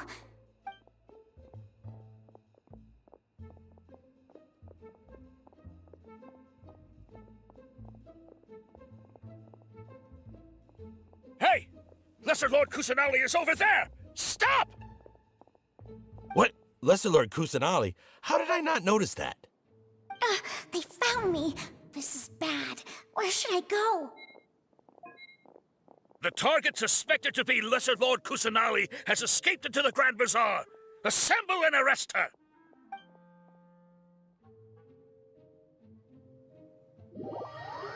Yeah, that was the plan. Go to the bazaar. Where did she go? How did she disappear? Did we lose her? Hurry up and find her! Hey, why is your team here? Didn't we say to split up our search? Hurry! Hurry! This place is... Why are you all here? Yeah, isn't it one heck of a coincidence? Everybody's here. What on earth is going on? I suppose that's all of you? Who are you? Did you set us up? What are you planning? Phew, that was rough. I almost got caught. Little brat! So you're not actually Lesser Lord Kusanali. Who exactly are you all? Eremites from the desert? Just some colleagues. Think of this as a business competition, or a personal grudge.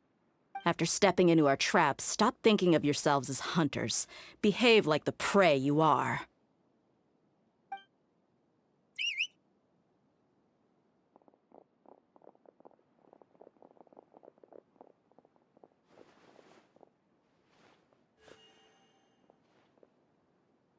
An ambush? How's that possible? This is Sumeru City, but mercenaries from the desert somehow ambushed us! You've spent all your time hiding away in the Academia. This place has long since become our hunting ground. Brace yourselves! See a fight?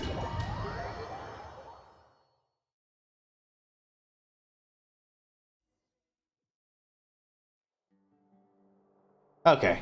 Down. This is odd. The Academia has quieted down after the conclusion of the Nyargarbaha Day ceremonies, but it's much quieter than usual. Where are the guards? I know. Why have I not seen a single one? Guards? Guards! Grand Sage, how may I be of assistance? I called for the guards. Why did you come? My apologies, Grand Sage. Right now, all Academia guards have entered the city to perform the ordered arrest. I thought you knew. Arrest? Who is there to arrest? I have an ominous feeling. Arrest Lesser Lord Kusanali, right? Is that not what the order was? Lesser Lord Kusanali? You mean she has disappeared? Yes. I wouldn't dare make up something like that. Right now, everyone is in a panic, and many are saying that Lesser Lord Kusanali will take revenge on us. What happened? Just what is going on? Lesser Lord Kusanali somehow escaped? Was it Alhaitham and his party that freed her? That's impossible. The Academia is heavily guarded today, and any order to release Lesser Lord Kusanali would be strictly confidential. Besides, Alhaitham and the Traveler are already in our hands. What manner of trickery did they employ? How could Lesser Lord Kusanali disappear into thin air? Disappear? Wait. How was the arrest order distributed to the guards? It was issued by the Akasha earlier today. Only you have the authority to send messages like that, so I thought it was your order. Let me check.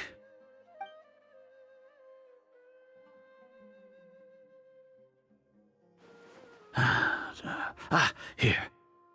Lesser Lord Kusanali has escaped from the sanctuary of Surasthana. Go to the city, and the Akasha indeed contains this information, and it clearly appeared in my mind. How did they bypass my permissions to issue this kind of message? Was it the report about the Traveler that Alhaitham submitted? No. I specifically checked that knowledge capsule before entering it into the Akasha. Could that have been a red herring? Well, even if I figure it out now, it won't make any difference. The important thing now is to confirm Lesser Lord Kusanali's status. Have you been to the sanctuary of Surasthana to confirm that Lesser Lord Kusanali has indeed escaped? Confirm? No, I haven't. It may be a bit offensive to say this, but Grand Sage, what you're saying doesn't make any sense. How can the information in the Akasha be inaccurate? What the Akasha decrees is fact. That is common knowledge to all of us. If we have to confirm the information and knowledge from the Akasha ourselves, then how is that any different from us learning that information ourselves? Wouldn't Greater Lord Rukkhadevata's legacy lose its meaning that way? In the beginning, it was I who asked you to believe in the Akasha, to believe in the legacy left by Greater Lord Rukkhadevata. Are you trying to use my words against me? No, Grand Sage. I'm merely confused because I believe in you. I never meant to refute you. Stay here and see if there are any suspicious people around. I'll go to the sanctuary of Surasthana on my own. Yes, Grand Sage.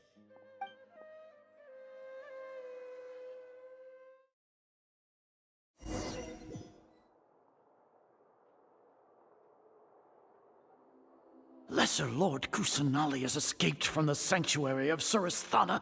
Go to the city and arrest the escapee immediately. How can that be? Stop thinking about it. Stop. It must be a trick of theirs. As long as I personally confirm it. Ah! And she's hiding in a corner. Impossible. That's impossible. There must be something wrong with my eyes. Huh? She really appeared again? What is the meaning of this? What a comical sight, Azar. There you are, Cyno. Once the Akasha has put certain thoughts into your head, even the Grand Sage can no longer see what's right in front of him. You all can only see the world in your mind, the one you think you know. And precisely because of this, you disregarded Lesser Lord Kusanali's existence. She has been a wise and worthy Archon. Cyno, have you been waiting for a chance like this? The Akasha predicted that you would return to the Academia to confront me. But I didn't expect it to turn out like this. I was careless. No, you were blinded. Your faults stem from your reliance on the Akasha. You're still the same as always. I truly did not expect a proud person like you to cooperate with Alhaitham and the Traveler. People change, Azar. Admit it. The Akasha can't predict my actions anymore. Then tell me, what have you found during your investigation? You want to buy time? This is the sanctuary of Surasthana. Under your own regulations, even Academia staff are forbidden to come here. No one will come to save you. As for the investigation, I've at least confirmed that you are guilty of insurgency against the Archon. A serious crime. So what? Did you do all of this so I would plead guilty in front of you, General Mahamatra? No. I want you to plead guilty in front of the Archon herself. You once said that I had no standing to judge you. So now, how about judgment in the name of a god?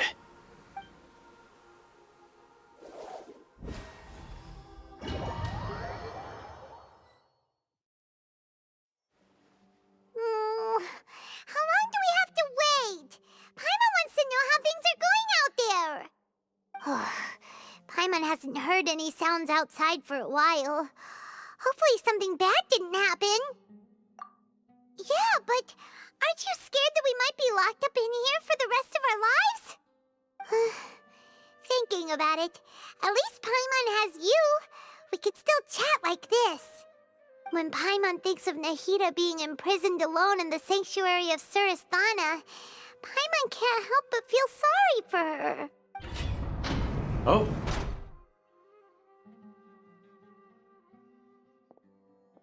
Here comes your savior.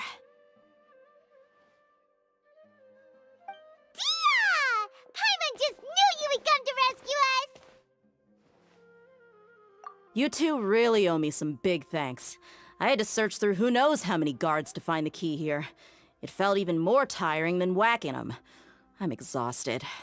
Thanks a lot. Need Paimon to rub your shoulders? No, that's, I'll pass. What are you afraid of? Oh, are you ticklish? Now isn't the time to talk about being ticklish. Things in the city and on Cyno's side are both going well. The guards that stormed out of the Academia are all taken care of. The Corps of 30 is in charge of the city's defenses, but we already talked to Asfand. They've been fed up with the sages bossing them around. As long as it doesn't break their employment contracts, they'll turn a blind eye. That's probably because you've been super great friends with them for a long time. So, how's Cyno doing? The Grand Sage is in his custody. Even I know how terrible it is to fall into Cyno's hands, so he probably does too. Cyno forced him to release Lesser Lord Kusanali. He has no choice but to obey. So, hurry to the sanctuary of Surasthana. Assuming nothing weird happened, we should have already rescued our Archon. Honestly, I didn't expect our ragtag bunch to do this well. We just came together last minute to save the Archon, you know? Alright, you two better go. I still have to clean up some messes in the city. See you around.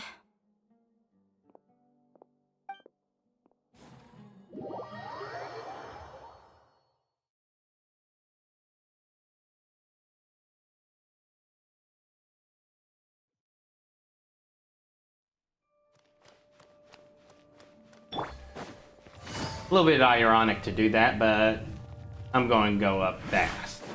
Into the shadows.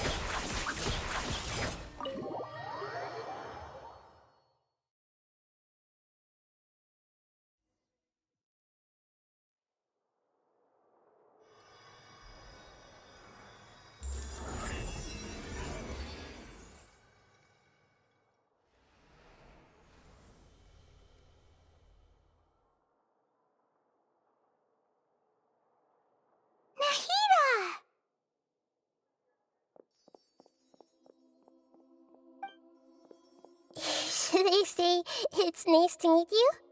This is the first time we've met in real life. Before, we've only met in dreams, consciousness, or when I was in someone else's body. Thank you so much for coming to rescue me, but I also need to apologize. During this time, I did some self-reflection. My sense of inferiority and yielding to the academia led to all of this, and created so much trouble for you all. Yeah, I shouldn't have ever went submissive. But that's because you lacked positive polarity. You accepted getting beaten down. Time for that to stop. Exactly! We're here because you're a good Archon and one of our friends! Thanks, you two. Amazing. So this is how it feels to walk out of that cage with my own body. Amazing your body can walk at all. An endlessly long dream. I can't even tell if I just woke up or was only now born into this world. My concept of self has become so clear. But now doesn't seem to be the time to indulge in this feeling. This is really embarrassing. You all just rescued an Archon, and now she needs your help to save her country, and even the entire world. It's okay. With you here, Paimon's sure that everything will work out. There's one more thing. What is it? For all the things the Academia did to me, and for all the folly it committed in the name of wisdom, as their Archon, I will make them pay. Ah! Wow! That's the spirit! You're finally standing up for yourself and not letting people walk all over you! I understand now. To be a better Archon, I first need to better myself. If you haven't even figured out how to be a caterpillar, how can you be a butterfly? Yes, true. That reminds me. I wonder how far along the Academia is with their god creation plan. We need to hurry and prevent the birth of that false god. I need to make some preparations. Since I'm now free, I can establish a direct link to the Akasha and control it. First things first, I need to remove the restrictions that the doctor put on me in the Akasha. After that, I'll make some adjustments and revoke the sage's permissions. The Akasha will then be like how it originally was, only operable by the Archon. After all, the Academia betrayed Greater Lord Rukkhadevata's trust. This might take some time. In the meantime, you should also work on your own preparations. If we don't stop the god creation plan in time, we'll be in for a tough fight.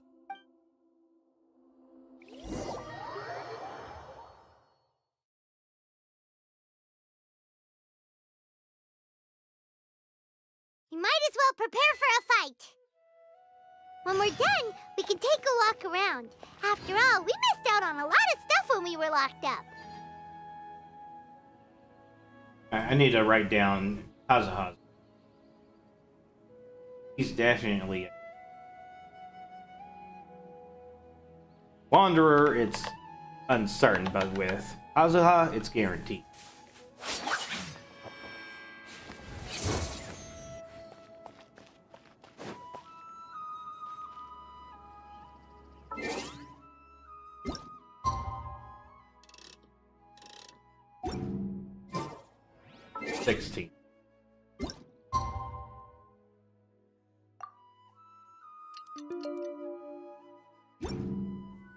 I've faced many opponents in my duels.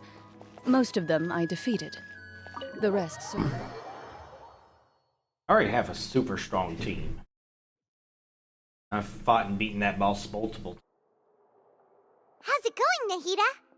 I'm done with the parts that needed my involvement to complete. Although it's my first time working with the Akasha like this, its internal structure and operation procedures are easy for me to understand. Yes, Greater for Lord you to Rukkhadevata's understand. design is truly brilliant. Oh, also, this is for you. Huh? What's this little floaty thingy? It's a small device I put together just now. You can think of it as an upgraded Akasha terminal. You may not need it right now, but it should be helpful in certain situations.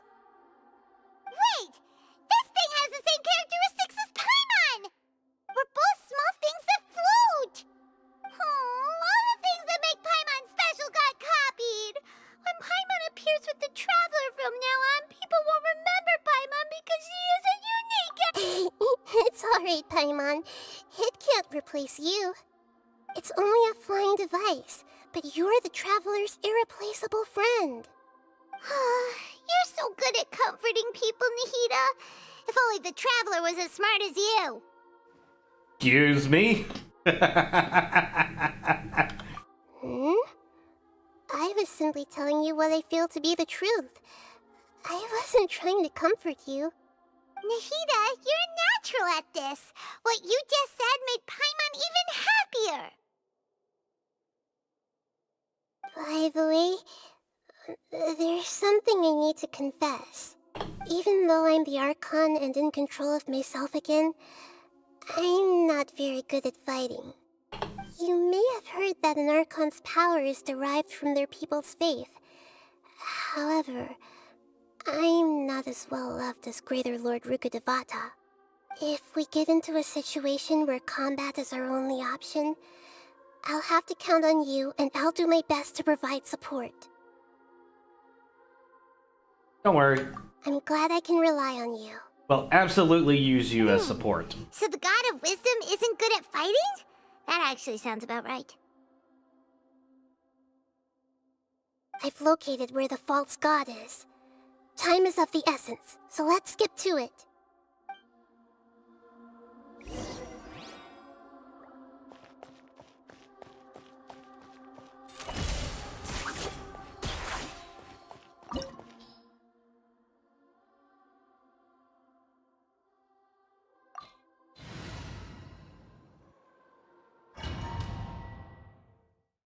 Right, classic boss fight.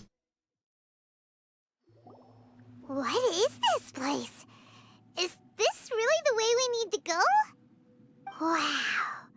Who would have thought there'd be a place like this hidden right slap bang in the middle of the city? The sages wanted to realize their god creation plan without being discovered. The safest and most convenient way would be to build within the academia itself. That's true. They were already hiding one god, so why not two? Judging from the structure here, the project is a huge undertaking. The sages really saw the god creation plan as their ultimate goal. But this place doesn't look like it could have been constructed by the academia alone. The Fatui under the Doctor sure didn't hold back. They provided a lot of technological support. Yeah, or else they wouldn't have been that generous. Is that it, though? I've always felt that this Doctor is different from the Academia sages. He doesn't seem to share their sense of urgency. Instead of being interested in the end product, it's like he's enjoying the experimental process. The Fatui Harbingers are all such weirdos. So, the doctor being weird is actually normal. So, this Fatui that they're trying to turn into a god is called the Balladeer? We had previously come into contact with his consciousness. He harbors particularly strong obsessions. One is the desire for a gnosis, since he was created to be the vessel for one. The other obsession is probably related to his past. I can't quite explain it. Paimon knows that he was a prototype puppet for the Raiden Shogun before he became a Fatui Harbinger. That's why he wants a gnosis so badly. There's no way he'd willingly be a test subject. Not with that temper and ego of his. It sounds like you know the Balladeer quite well. I see. Tell me more about him and what he's like. The more we know now, the better we can plan for and react to any future situation.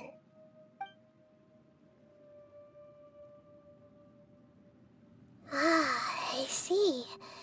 How fascinating. Alright, time to go. Let's get through here and meet him in person.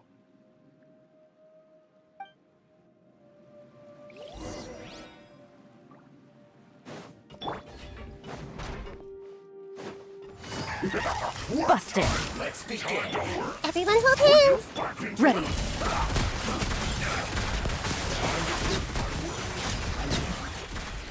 Yeah, no electro shield for you.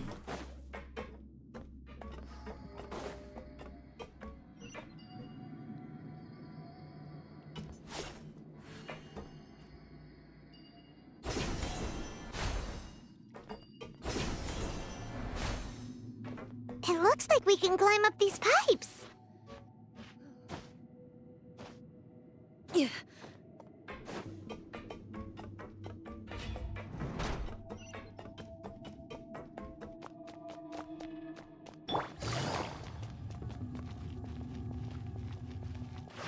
pattern on the ground seems all messed up. Let's go around and see if there's a way to fix it.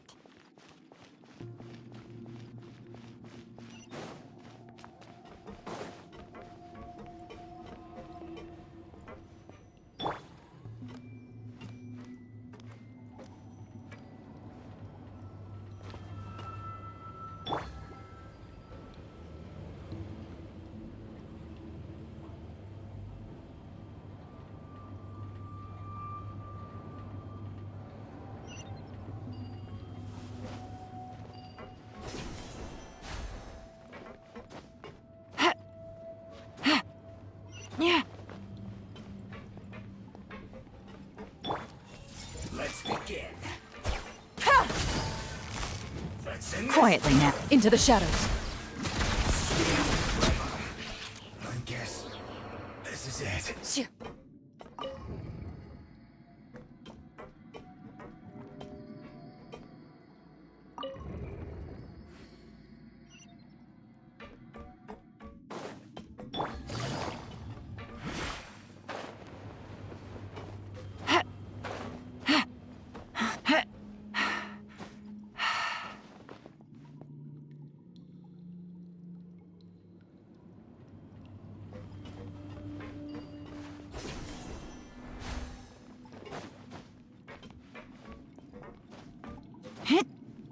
Yeah. You'll get frostbite. Frozen. Committed to memory. Crisp last frost.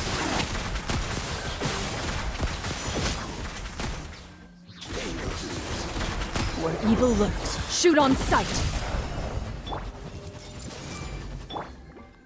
Busted. Off we go. Can't run from death.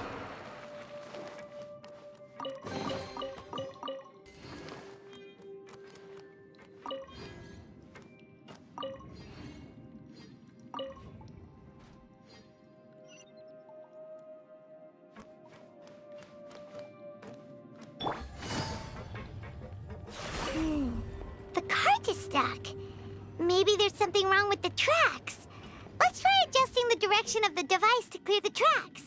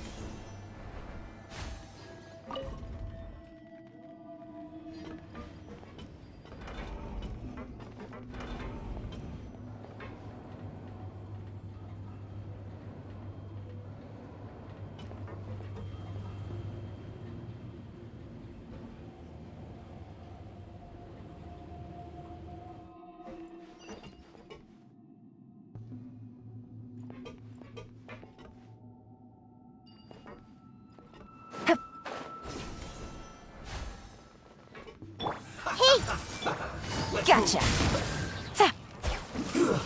Shouldn't get careless.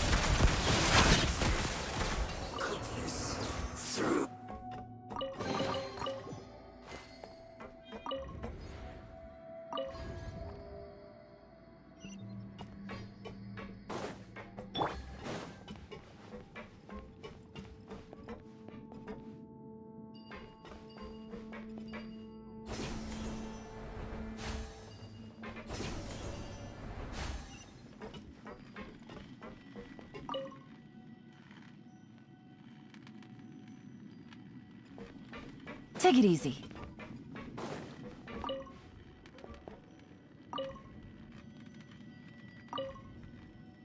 Probably a treasure behind there.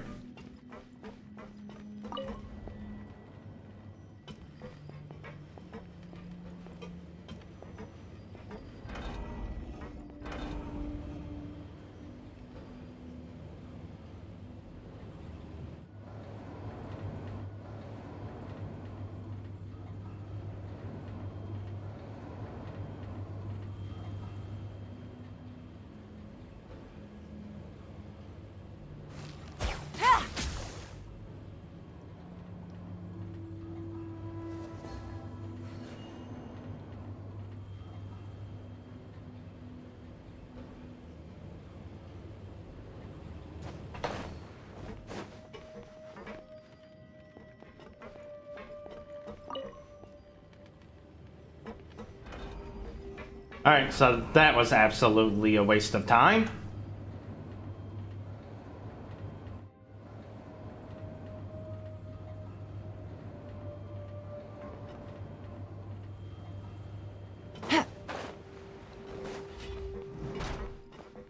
I see everything. Quietly now. Let's light it up. Loaded.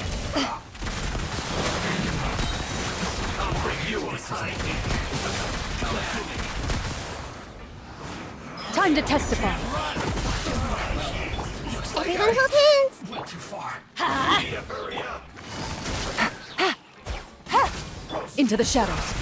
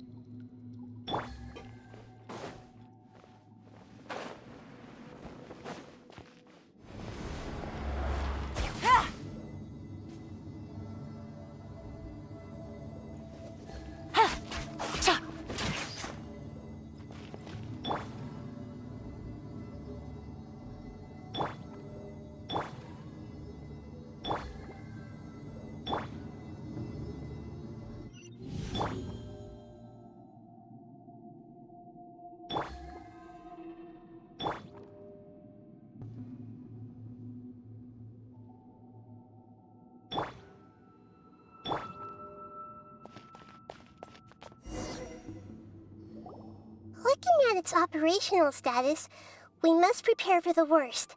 The god they wanted to create is likely close to completion or already completed. Oh no, what should we do? Paimon can't imagine how hard it would be to fight against a Fatui Harbinger with a Gnosis. Are you nervous, Paimon? If you really want to know, of course Paimon's nervous. Aren't you too, Nahida? Yes, I am. This is probably the first time I faced with a calamity of this degree since my birth. I feel not just nervous, but curious as well. Curious? Curious about what? Curious about our fate. To me, everything we perceive in this world, everything we learn, and everything that happens to us is considered knowledge. And if it's a form of knowledge, then it can be understood. However, only fate is about that which has yet to occur, so it has always drawn my curiosity. So to me, fate is the ultimate knowledge. That's also why I love observing humans and all the things that happen to them. It all brings me great satisfaction. And now, at long last, I'm not just an observer anymore. I will personally experience my own fate with you by my side. Isn't this such a wonderfully exciting thing? Ah, so that's what you mean. Paimon thinks she understands what you're feeling. Agreed. Okay, let's continue on. I can sense his aura from here.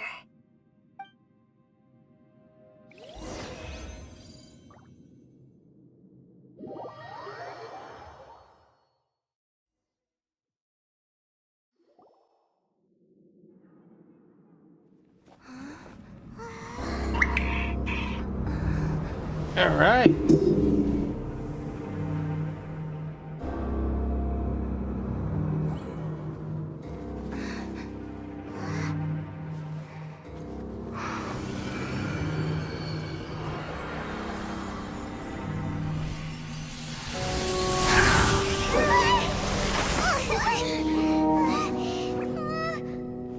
Who would have thought the world would be so eager for my birth? I remember you, Booer, the god of wisdom, and standing beside you, the traveler. Is he all-knowing and powerful now like Greater Lord Rukkhadevata? No, I can't feel the same kind of divinity I felt from the Greater Lord. It seems that the sages didn't get the chance to infuse the divine knowledge capsules into him. But even still, he has undoubtedly become a true god now. So we're too late? The Balladeer has already become a god? The Balladeer. A long bygone title. When my spirit ascended to divinity, I felt as if I had existed for the same number of epochs as heaven and earth. Looking back, the existence of what once called itself Kunikazushi appears infinitely small and ugly.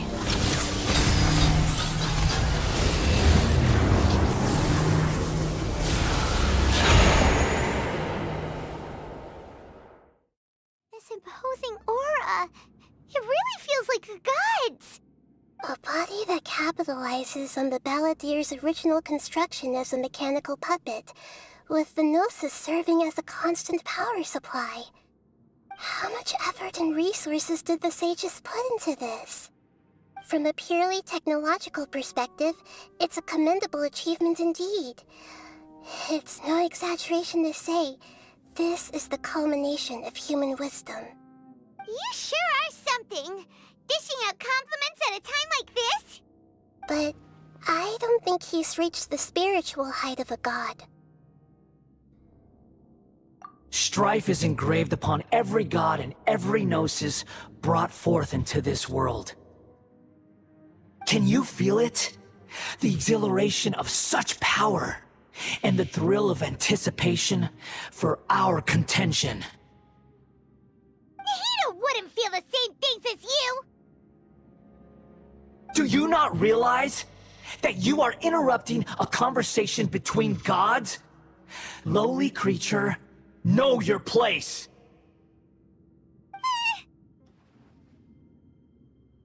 The strife engraved upon a gnosis. You're talking about the Archon War. Tevat's current peace was not easily won. I didn't personally participate in the Archon War, but the way I see it, all those losses were meaningless, driven by the demands of the laws. There's no point in bringing it up again. Is that so? Yet I am deeply disappointed that I was never allowed the fortuity to personally participate in the Archon War. This is a first. Encountering a god in this world who does not crave power. No wonder your own people have abandoned you, God of Wisdom. Your judgment is as your existence, unsubstantial. This is where everything ends, Booer, the God of Wisdom. You should know that wisdom cannot solve every problem. Like now, where your only option is to face me in combat. Come! Let us reenact a scene of the Archon War. Come and inaugurate my birth as a god. I see everything. Game's up. Fun's over. Ready. Perish!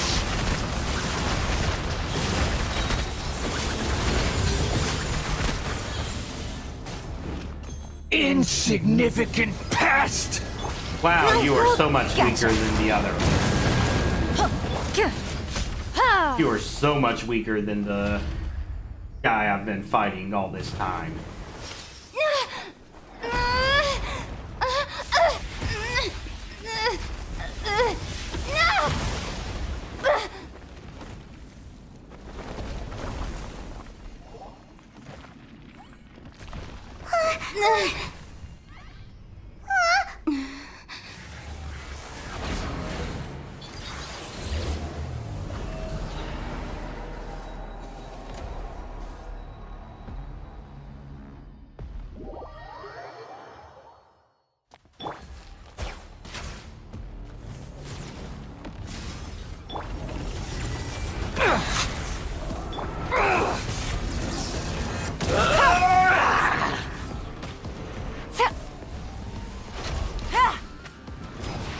Everyone Burn hold hands. to oblivion!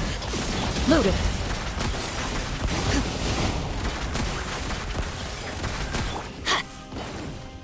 Commit it to memory.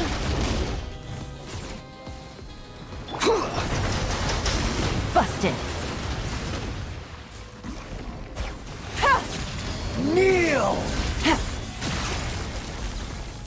Not doing any damage though.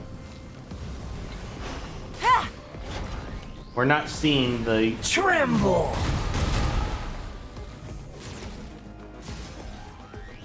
I was supposed to just survive Reality for a cutscene. Is pain. Okay, here we go.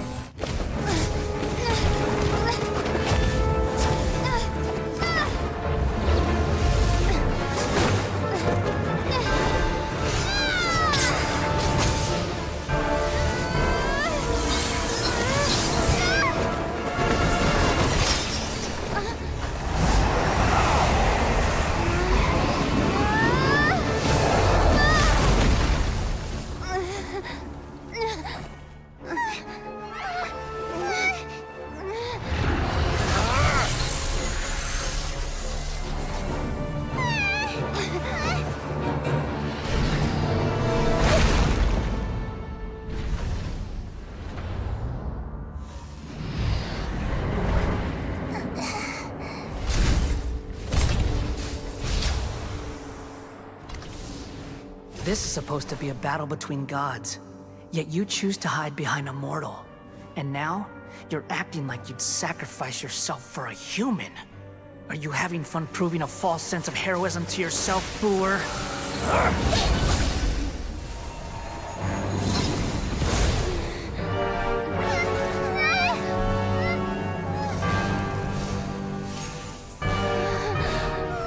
The data collection is almost complete.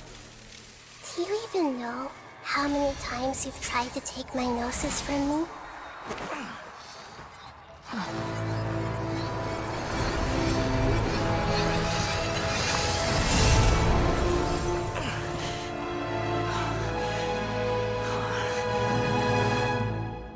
We just concluded the 168th loop. Did you know that in the effort to create you, the people of Sumeru were forced to live through the exact same number of Sabzeruz festivals and Samsara cycles? The power of dreams. When did you use it on me? Damn. Vita's a boss.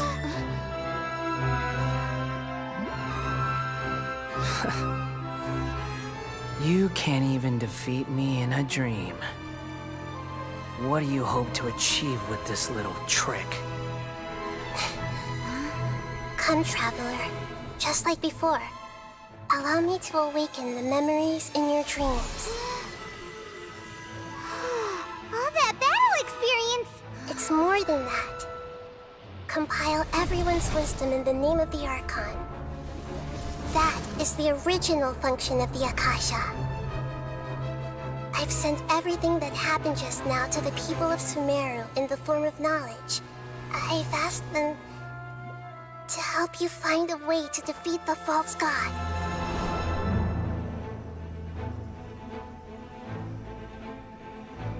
Everyone is thinking.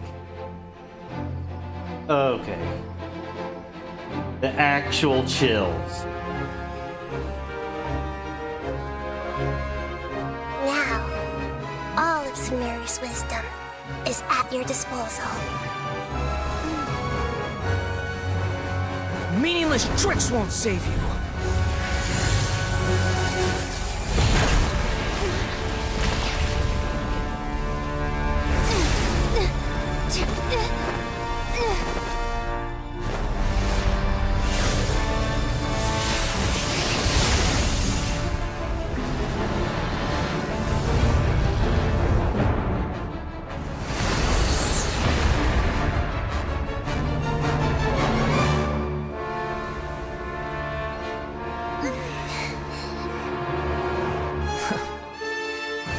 Are you done with your tricks? Can I finally take this as a real battle between gods? I'll leave this to you, the first sage of Bur. Or chills. I am the all-knowing God! Oh, you are so fragile. Wait. Burn to oblivion! What happened to my team? Nahita's in the back now. I'm using the trial version. Kneel!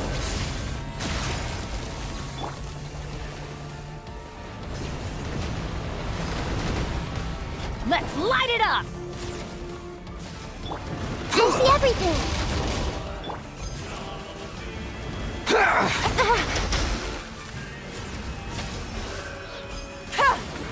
Tremble! Grow, grow, grow! Into the shadows.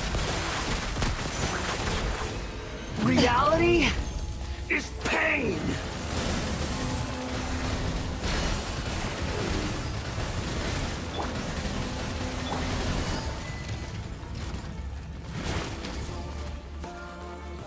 Good riddance, cruel world.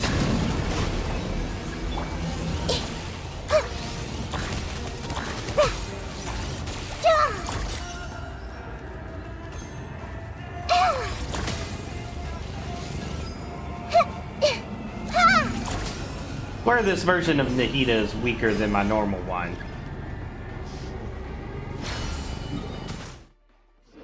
Not possible.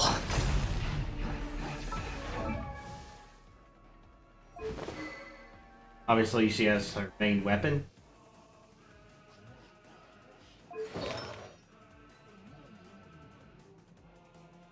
Best artifact set. C3 instead of C1.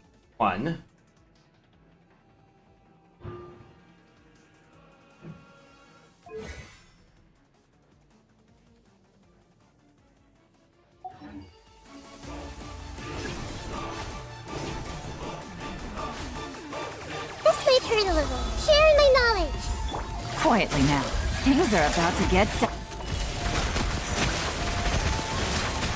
And done.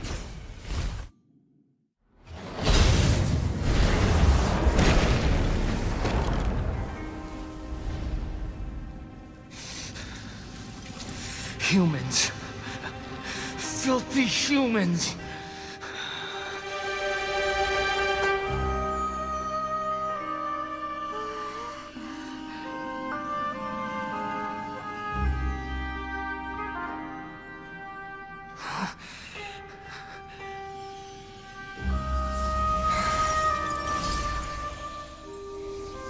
The electronosis.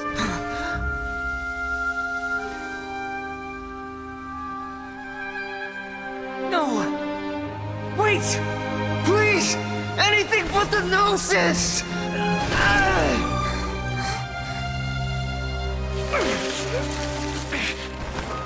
That's mine! Don't even try! I'll never go back!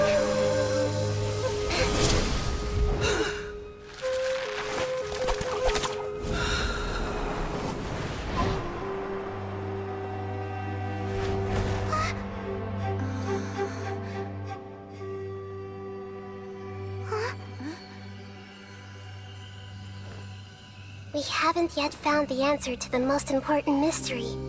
Irminsul is still waiting to be saved. With the power of another Gnosis, we may now finally understand the last memory of Greater Lord Rukkhadevata.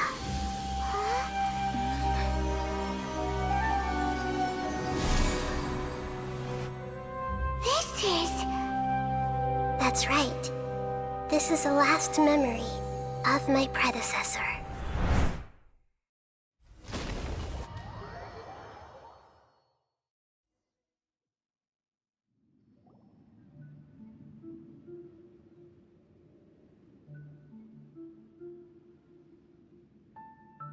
Huh. This sure seems very different from what Paimon imagined. Shouldn't Irminsul be in this realm of consciousness? Yes, that is our destination. But I didn't expect the remaining consciousness of Greater Lord Rukkhadevata to be as polluted as this. Forbidden knowledge? It seems you know about a concept that even I don't completely understand. Could you tell me what you know?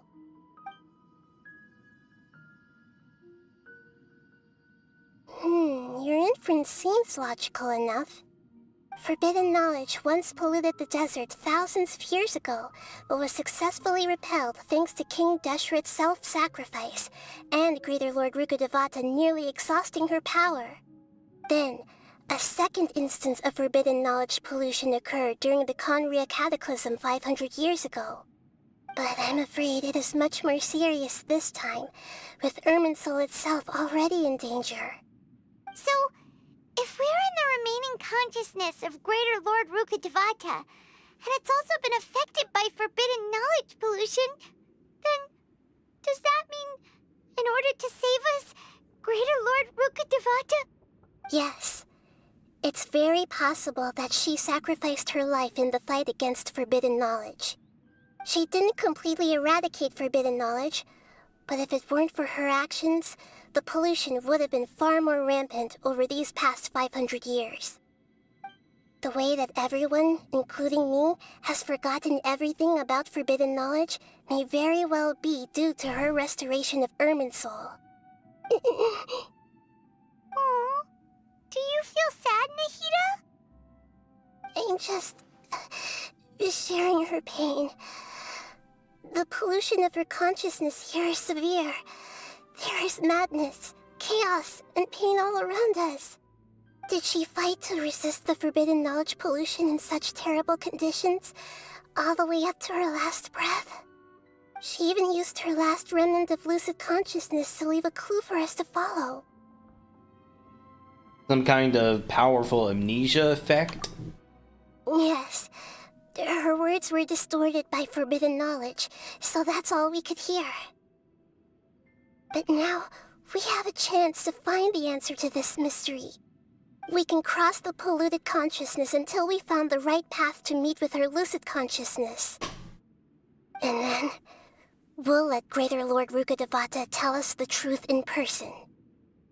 Each of us need to be mindful of the state of our own consciousness while we are here.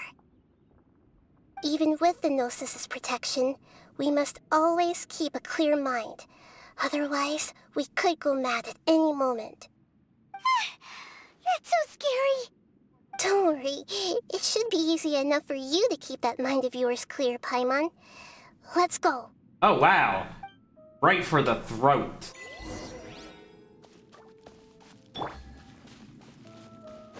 Are we in the air? And why is there a huge boat? That's the boat of consciousness, which symbolizes reason here. Its course is the direction our consciousness is traveling towards. If we lose control... Wow. What are these? The monsters seem to have been affected by them.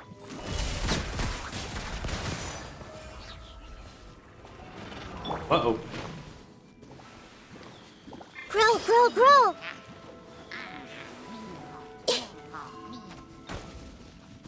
Everyone hold hands! Quietly now. Looted.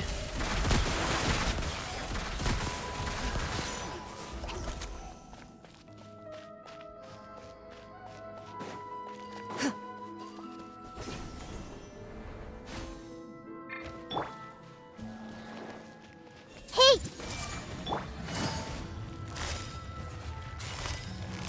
Gotcha. Ha!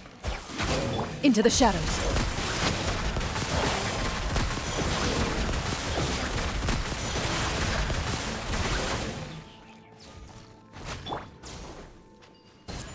Look! Four-leaf sigils have appeared in the sky!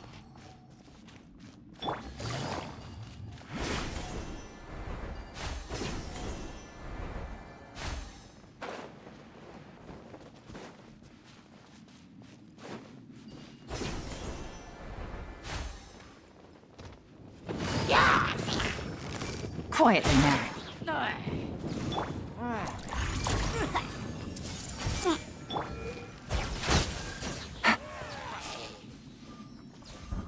Take it easy.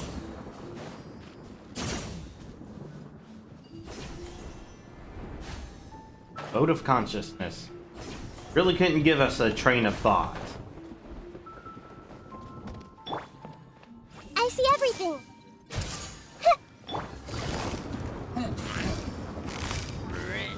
Busted.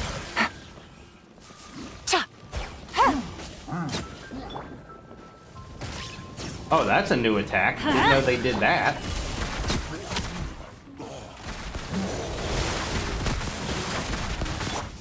The Temple of Wisdom!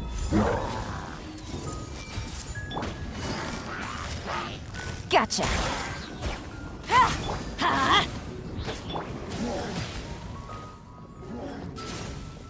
Ready.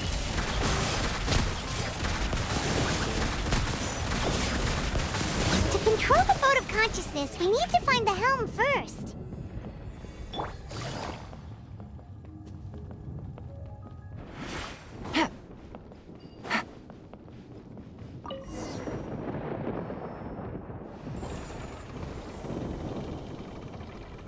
We changed direction. Are we still going the right way, Nahida? Mm-hmm. Judging from the current route, the boat of consciousness will soon take us out of here.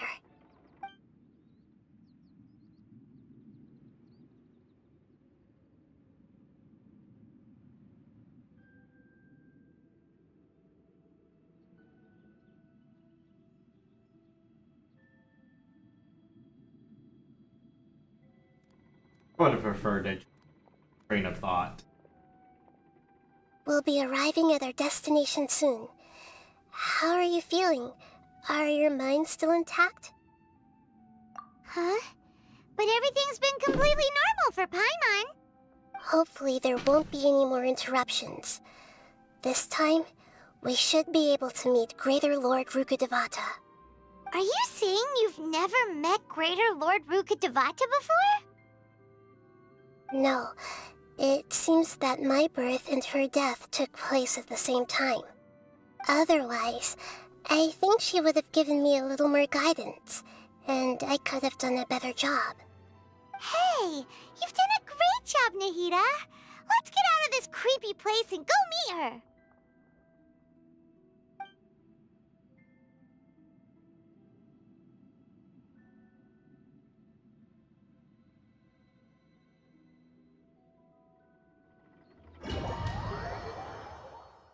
So, is this the place you were talking about?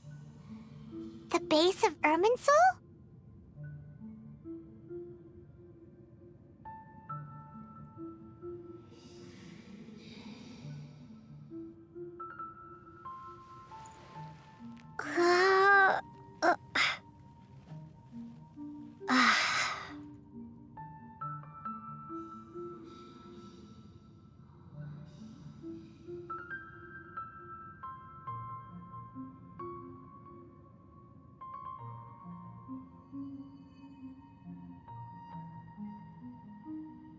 Alright. Oh, this is the dream sequence.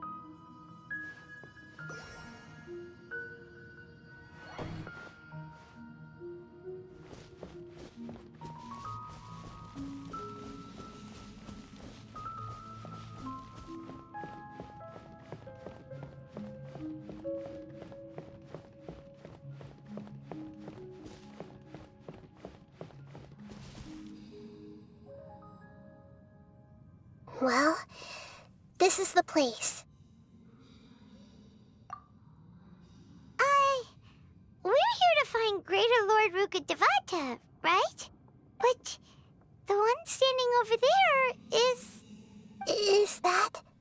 me? She looks exactly like me.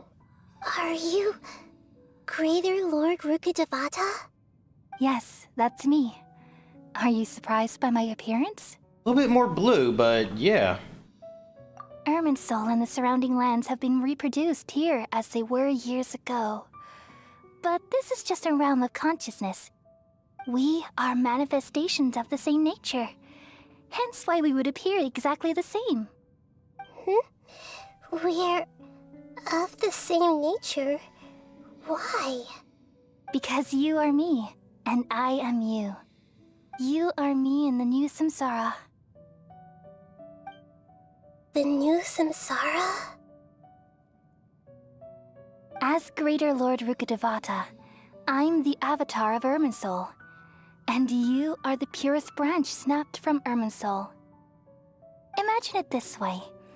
Even if a tree dies, its branches will eventually take root and grow, continuing the tree's life in another form. Budding.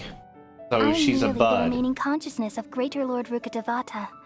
The real me has presumably died a long time ago.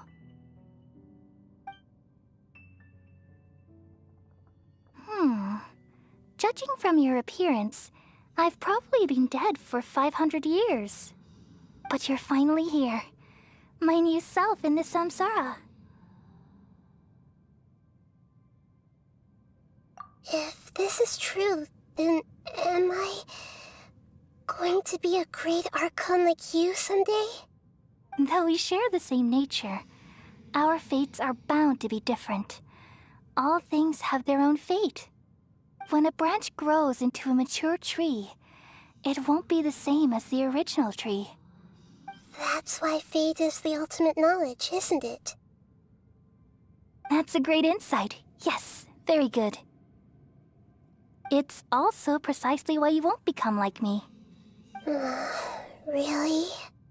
But perhaps you may become an even greater Archon than I.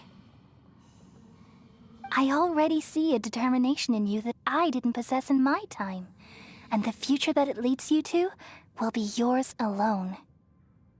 Along with the blessings from your past experiences. Don't worry. The growth of wisdom is like that of a plant. You only need to wait quietly for the flower to bloom. I mean, I wouldn't call her past experiences a blessing. Except for the fact that she wasn't truly bound by that prison. Come to think of it, the sages never had the faintest wisdom! Thank you. Nothing makes me happier than discovering that the Archon I always admired was in fact myself in another fate.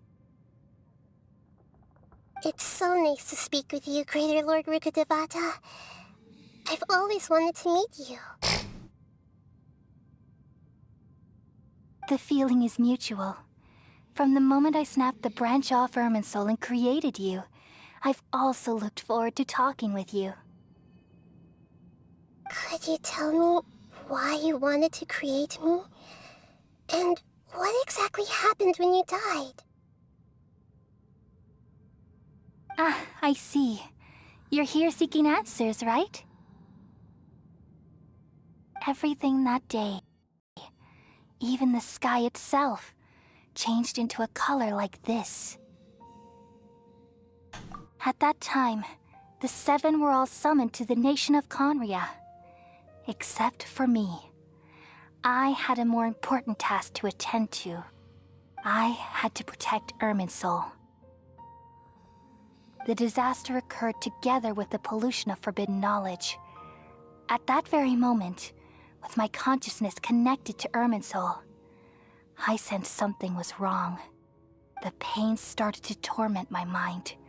By the time I reached Irminsul, it was already displaying signs of corruption. Had I not repelled the pollution of forbidden knowledge with King Deshret thousands of years ago, I might have felt even more hopeless and lost. So what exactly is forbidden knowledge? It's a kind of knowledge that doesn't belong to this world, and a form of truth that can't be understood. It came from the very bottom of the abyss. Even I could never understand it. The world is constantly rejecting it, leading to all kinds of bad phenomena. If we allow forbidden knowledge to pollute Irminsul, I'm afraid the entirety of Teyvat could fall apart. So, there's knowledge that even the God of Wisdom can't understand? At that time, I knew I couldn't repel the forbidden knowledge with my strength alone. Which is why I created a device that compiled human wisdom and named it the Akasha. It's truly the world's most amazing invention. Thank you. For a long time, I thought dreams were the fruit of human wisdom. Though it was selfish to do so, I borrowed people's dreams using the Akasha. Then I compiled their wisdom and all of my own power. Well, did it work? Thanks to the wisdom of the people of Sumeru, almost all the forbidden knowledge was cleared from Irminsul. But things didn't go as smoothly as I thought. I had a terrible headache, which gave me an uneasy feeling. And then I remembered that my consciousness was also connected with Irminsul. It brought me knowledge and wisdom, but vile corruption as well. From the very beginning, my existence had been polluted by the forbidden knowledge. At that point, you had no choice. No. How could that happen? I've experienced that pain in your consciousness. It must have been a horrible experience. Yes, but my feelings weren't important. The important thing was that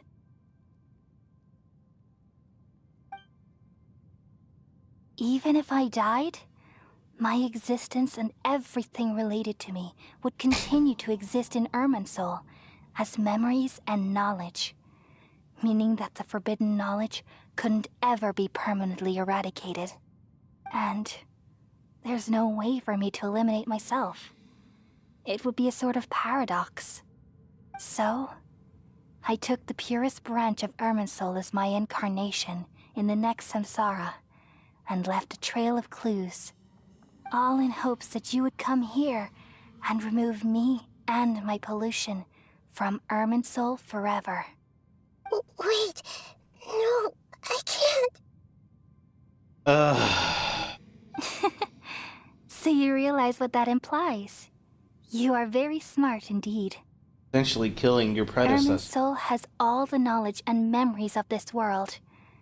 And as you've realized just now, removing me from Irminsul means I essentially will never have existed in this world. But full erasure. this is the only way to save Irminsul. People love you so much, and they've missed you so much over the past 500 years. I am exactly the same. So how can we just forget you like this? Is there really no other way? There must be something else I can do. I already mentioned mind erasure earlier, but doing it on a world scale? You're the god of wisdom, Booer. You should know that there is no other way. But this is so cruel. I don't want to forget you. No need to feel so sad, Booer. As someone who delights in wisdom, you should feel joy at finally finding the answer. These are the words in their entirety. The answer you've been seeking all along. Let the world completely forget me.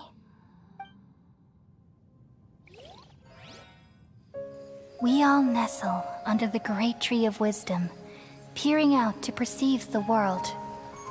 From the earth and from the rain, we perceive its wonders, until we become a white bird to perch atop a branch, and finally snap off the most important leaf. Once upon a time, And I I'm getting alone close to dreamed in tearing this up. world. In my dreams, everybody would also dream after they fell asleep. Wild and wonderful thoughts would emerge from their minds. Some tumbled to the ground, and others floated to the sky, connecting all things in the world into one dazzling net. Among a plethora of worlds were numerous smaller worlds, all of fate, finding within the tapestry their brilliant glow. I gradually understood that these indescribable and constantly changing things And there are it the is. most I'm crying now. profound things in the world. Only they can completely repel the madness. Only dreams can awaken consciousness from the deepest darkness.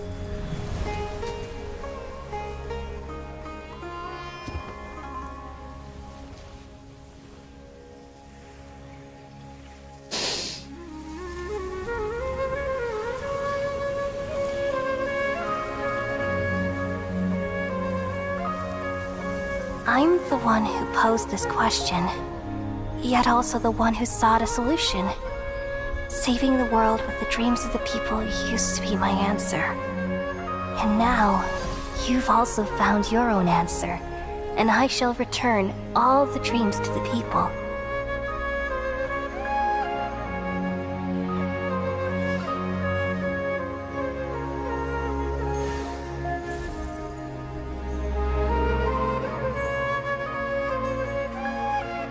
Goodbye, people of Sumeru. May you be blessed tonight with the sweetest of dreams.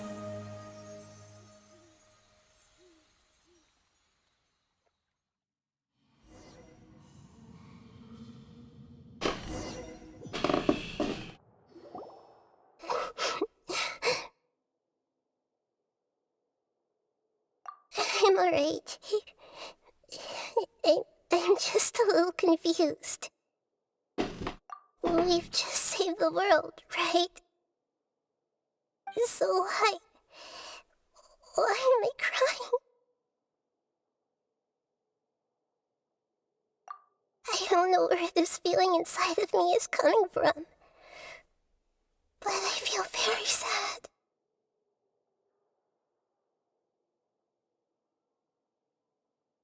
And remember. Just now, we used the power of two Gnosis to successfully connect with the Irminsul consciousness from 500 years ago. Then, we removed the remaining pollution from Irminsul. Yeah, What's wrong? Weren't you there just now? Paimon doesn't remember either.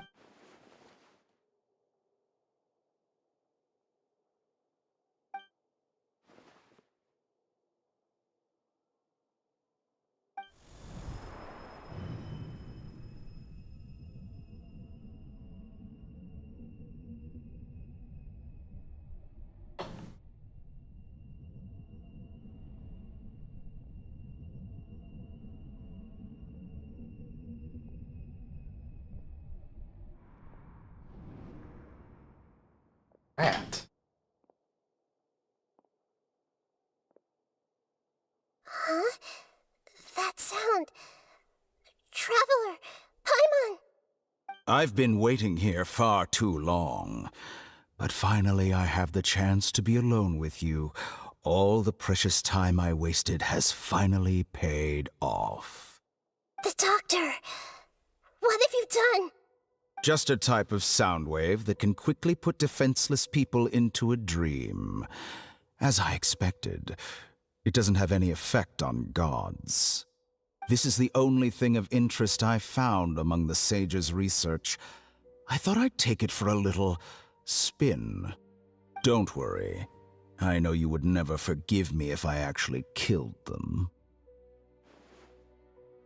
I'm here to negotiate with you. Naturally, I won't do anything dangerous that could potentially damage our relationship. Negotiate with me? I heard you had already left Sumeru. Why are So you it was here a again body now? double. I left Sumeru, but I also stayed in Sumeru. Even the God of Wisdom is restricted by the habits of cognition. How disappointing. You mean there are many different versions of you in this world? Or an actual astute double. guess.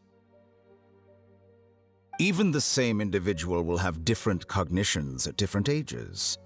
A long time ago, I made a major decision in hopes of preserving all my perspectives of how I observe the world. He cloned himself. Observation is the first step of any experiment, but observing the current world doesn't satisfy me. It lacks an important dimension. Of course, a sociopath is of trying to time. become a Time Lord. So I saved segments of all my ages and made them into independent individuals. That's all there is to it. Indulge me. How does the God of Wisdom find my method of seeking knowledge? Fuck you, you It's an want to be insult Time to the very Lord. concept of life. Life inherently has many rules and restrictions, each with its own significance and reason to exist. They can't be broken on a whim. Good. Amazing, even. Indeed, it's difficult for humans to make peace with themselves, not to mention oneself from a different period. Since you're in the academia, why wait until now to show up? You could very well have stopped us and helped that fake god. Simple. Let me ask you this. Would any staff member ever help the subject in the middle of an experiment? It was my experiment. So why should I interfere with the results? The academia saw the plan to create a god as their ultimate goal, yet you only saw it as an ordinary experiment. You really are crazy. If the experiment succeeded, you would have had a new god on your hands. How would you have faced your own god then? Would you still take the same stance? Would you still hold the same view of yourself? I'm first and foremost a scholar. These results should be left to the judgment of the hypothetical me confronted with that outcome. But you're right. And that's exactly why I'm disappointed with the conclusion of this experiment. As an individual, you don't have any sense of belonging. You seem to have even fewer convictions than a typical scholar. Oh no, I certainly have my own convictions. They just don't fit your standards, that's all. All right, that's enough conversation for today. The experiment is over, and it's time to tidy up the equipment and reclaim any useful materials. For example, the Gnosis. Lesser Lord Kusanali, you're an intelligent Archon. I'm sure you understand the disparity in our combat abilities at this time. Besides, you have no way to use that electro-gnosis in battle. Didn't you say you were here to negotiate with me? Somehow, it's starting to seem like you intend to take it by force now. I'm merely stating a fact. After all, I'm also a scholar. Naturally, I hope to show proper respect and dignity to the God of Wisdom. Your hypocrisy is built on absolute confidence. I understand your scheme, but... what if I were to destroy the Gnosis now and awaken the heavenly principles? Awaken the heavenly principles? Oh, that's gonna make him curious. Do you think that's really possible? The heavenly principles have been silent for many years, but the Gnosis are symbols of their control over Teyvat and all the laws. Will the destruction of a Gnosis attract the attention of the heavenly principles? And if so, how do the Fatui plan to deal with the consequences? Do you dare to gamble such a possibility with me? Gamble? Ooh. How surprising. Yes. I thought you would show evidence or use rigorous reasoning to prove your point. The word gamble is the last thing I expected to hear from the God of Wisdom. But this is a clever move.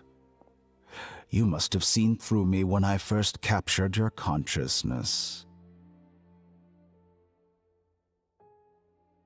As a scholar, I respect all possibilities. This has always been my principle and is an essential trait as an experimenter.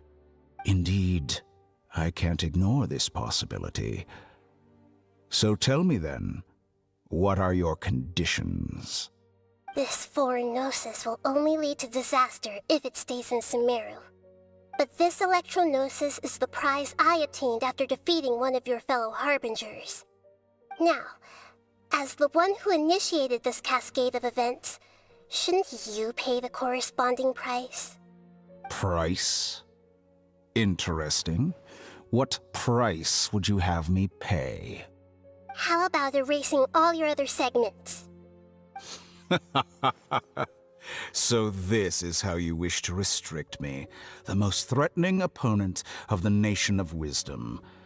What you request of me is like plucking out the eyes I have placed in the dimension of time. Segments are extraordinarily difficult to make. They require extremely rare resources and enormous amounts of time and effort, requiring me to destroy them all here and now. Bravo.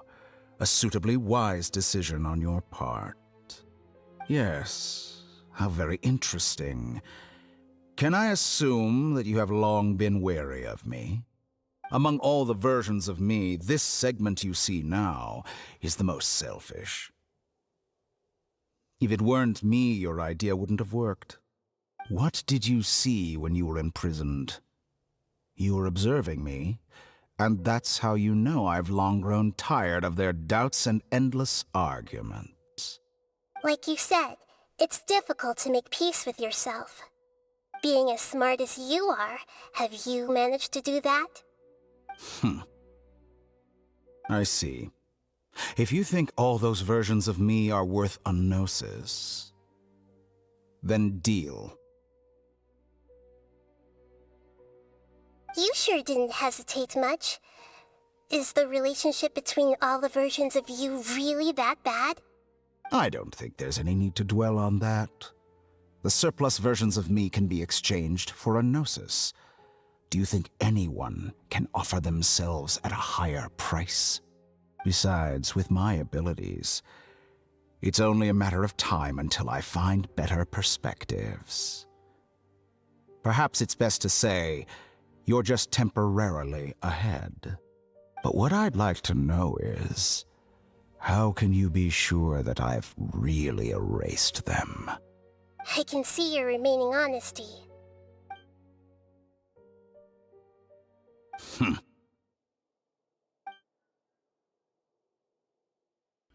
What a ridiculous decision! Sheer You can't be foolishness. serious! How could I have been so short-sighted? You think this is the end? Wait, I'll have my revenge! You'll make Good this riddance. moment count. You will regret this! Well, have you confirmed that it's complete? Here, take it. The future of Sumeru City will be in my hands alone. I will shut down the Akasha and let curiosity and the thirst for knowledge drive the realm of academics once again. There won't be any further gaps for you to exploit. It truly pains me that my academic achievements have never been appreciated in my homeland. Of course, I have no interest in being rejected by this city for a third time. Another chess piece. And where is your Dendronosis? Don't be greedy, Harbinger of Snezhnaya. No, this is a different transaction. If you intend to turn off the Akasha anyway, then there's no further use for the Gnosis of Sumeru, is there? Besides, isn't it the Archon's duty to deliver what's desired of the Seeker? Oh, judging from your expression, you don't seem to find the idea very agreeable. Then let's think of it this way. Since you're the god of wisdom, how about I exchange some knowledge with you? People exchanging knowledge with the God of Wisdom is the stuff of legends. Yet here you wish to exchange knowledge for the God of Wisdom's property. Arrogant as that is, it has piqued my interest. Let me ask you, have you in all your mighty knowledge ever heard the rumor that the skies of Tevat are fake? Huh?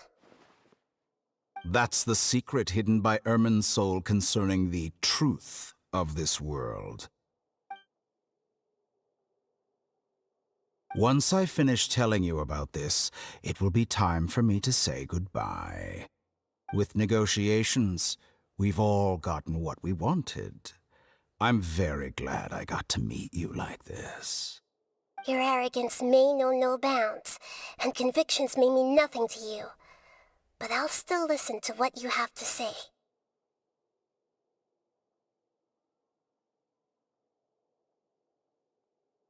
And whatever she learns from him, that is.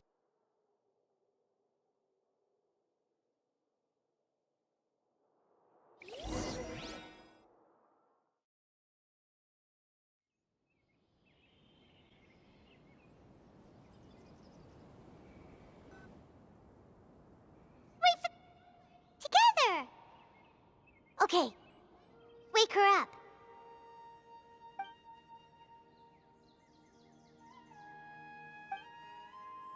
The story wouldn't be over until Are you we awake? got the Gnosis. Kali says it's time for breakfast. Come on, get up! Good morning! How are you feeling today? Good to hear. It looks like we've recovered pretty well. Not even Tainari could stop us from going out now, right? Alright, epilogue.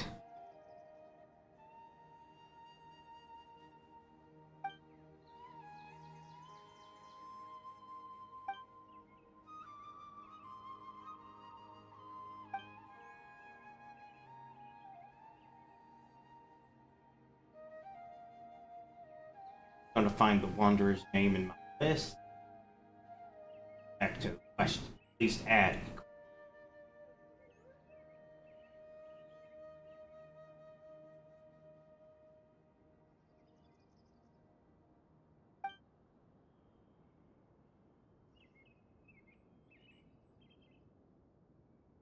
Oh, nope. Question mark is all the way in the fourth one. Come on, Traveler, let's go!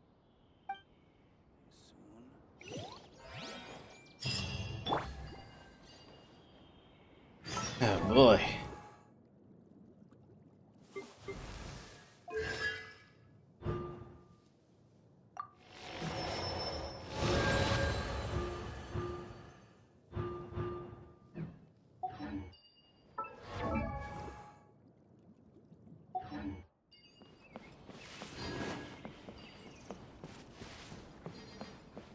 Ole.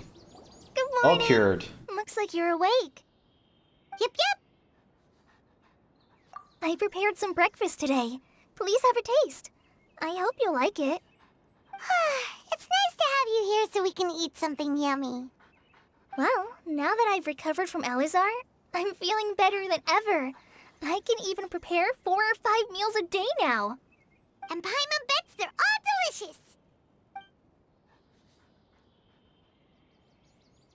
Oh, by the way, someone brought a letter for you after you went to sleep last night. Nope, Paimon wanted to read the letter with you after you woke up, so Paimon didn't open it. All right, let's read it now. Oh, it's from Nilou. Ahem. We're going to hold a feast at the Grand Bazaar and celebrate Cyno's reinstatement as the General Mahamatra. As heroes of Sumeru, please be sure to attend. I'll wait for you. The date of the banquet is written on the back. It's in 2 days. Oh, I've also heard that you've become heroes here as well. That's amazing. Sometimes I'm really envious of strong and confident people like you. Oh, you're embarrassing me. Anyway, let's go to the Grand Bazaar to have a look. Oh, before you leave, be sure to inform Master Tighnari.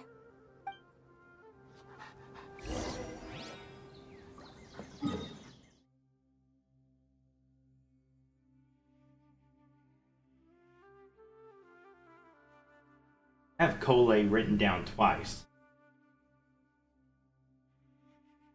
I've given Cole the same one as Ollie, which honestly makes sense.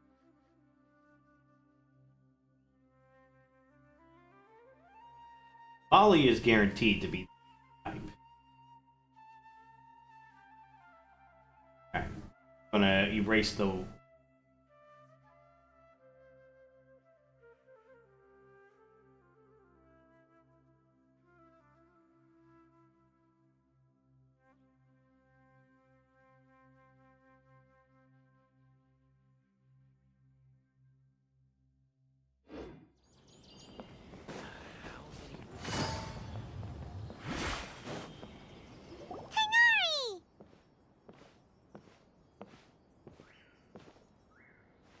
Ah, good morning. How do you feel today? We feel much better. How about you? I'm recovering well, thanks for asking. I'm gonna organize these in alphabetical order off stream. It's fine. I'm not that busy, really. The Elazar patients have recovered, as well as Hypatia. For now, I only need to tend to my Forest Watcher duties. It seems once Irminsul started getting better, everything else started to recover too. Yes, but there are still some residual effects. Yeah, I'm The still gonna have withering to is clean one some. example. Though it won't spread anymore, the existing zones won't just disappear. We forest... By the way, we have some good news. Cyno got his position back. This news is hardly new. He had already mentioned it to me before. Yeah. Huh? You mean he was already here? Why didn't he come to say hi to us? He visited once, but he was afraid of disturbing you while you were resting. He just asked me a few questions and left. Then you probably already know all about the celebration feast. Celebration feast? No, I haven't heard anything about that. Huh? But didn't Nilou say in her letter that they would celebrate Cyno? He didn't tell you? Perhaps. Or, alternatively, he doesn't know about it either. Come to think of it, Cyno doesn't seem like the type who'd enjoy a celebration feast. You and Kale are both Cyno's close friends. Why don't you come to the feast with us? Kale has taken over some of my tasks these days. I don't think she'll have time for it, not to mention me. You see, some VIPs have come to the forest recently.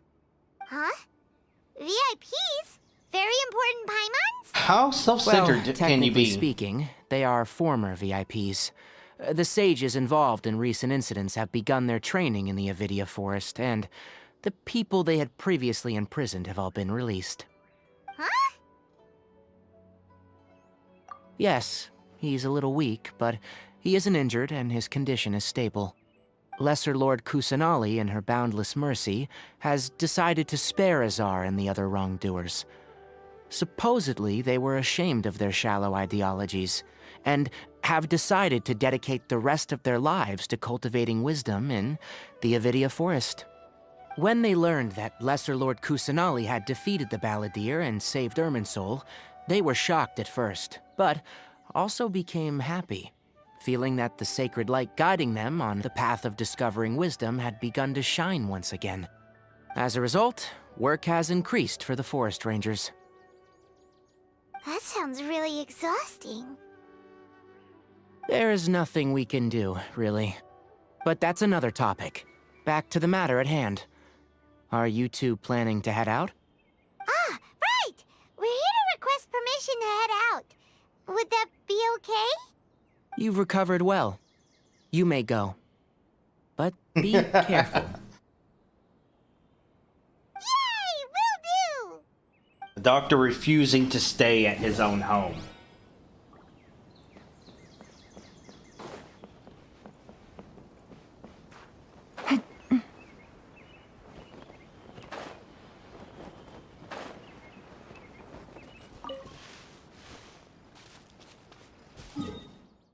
Okay, I was trying to grab that, but I guess it didn't work out for me.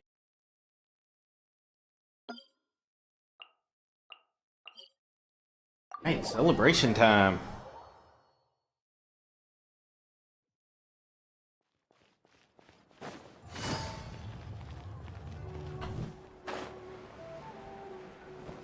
Looted.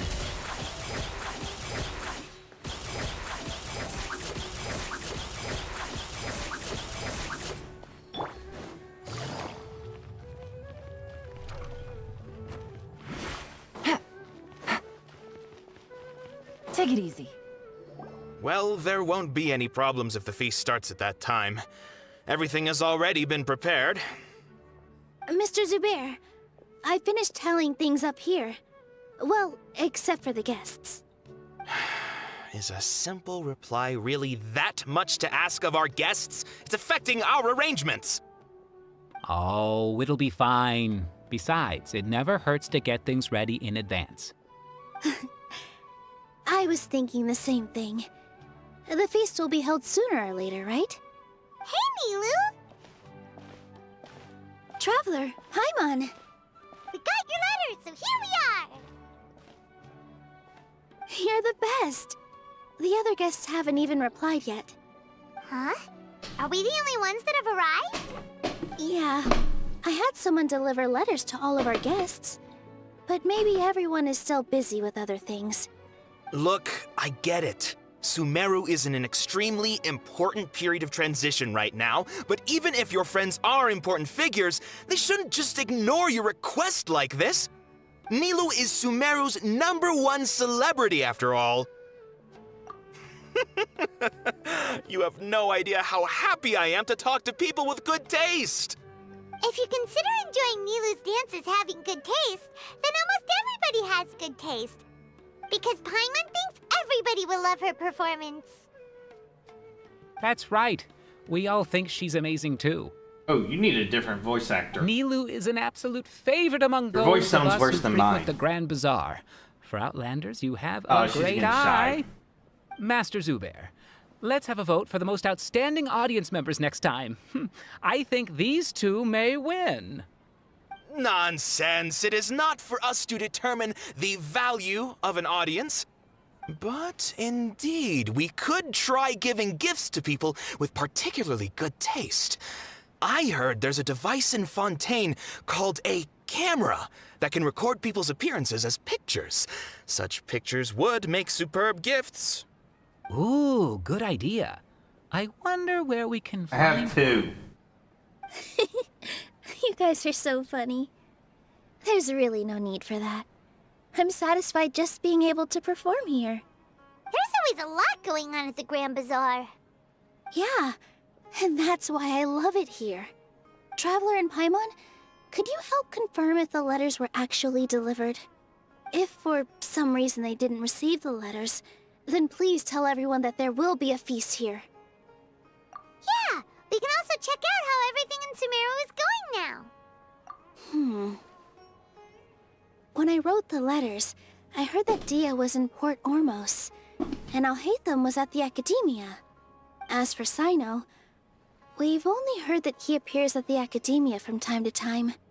I'm not too sure about Rahman's whereabouts.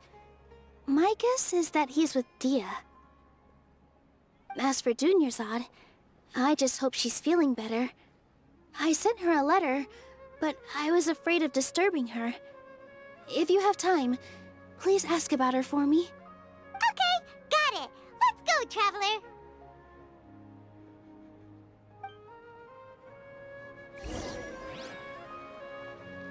Dear E, this is heck of a epilogue quest.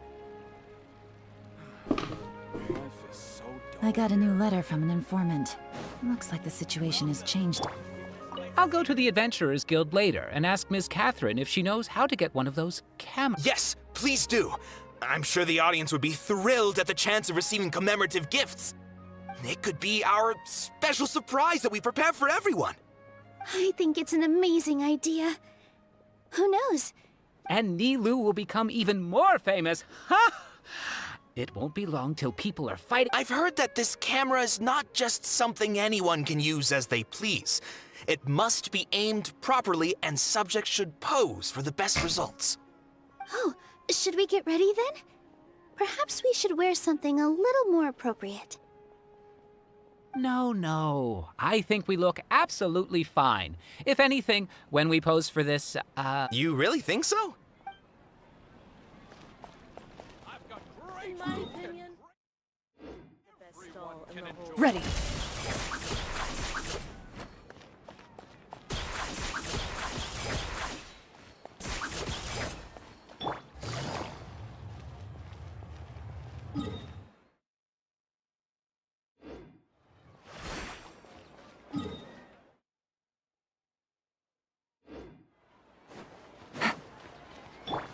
Loaded.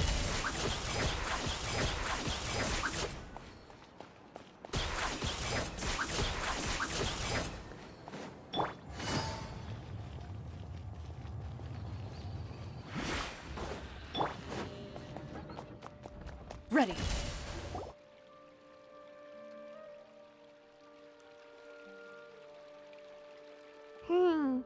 We haven't seen Alhaitham anywhere.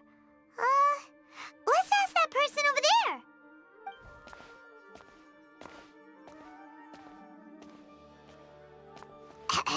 Hey there, have you seen Alhaitham around? Yes, it seems Scribe Alhaitham has gone to the House of Dana. You should be able to find him there. But you're already the second group of people I've seen looking for him today. He must be quite the busy man. Oh? Who else was looking for him? Mr. Cave was just here asking about him. Cave? You wouldn't believe how terrible their relationship is. And now you two are here.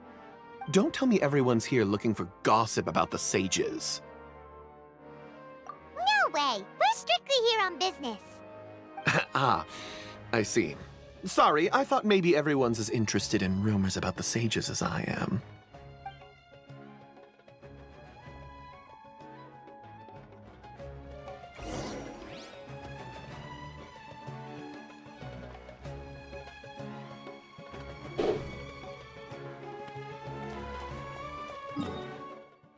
Oh, guess we're gonna get to see Cave. I absolutely must have them written down somewhere.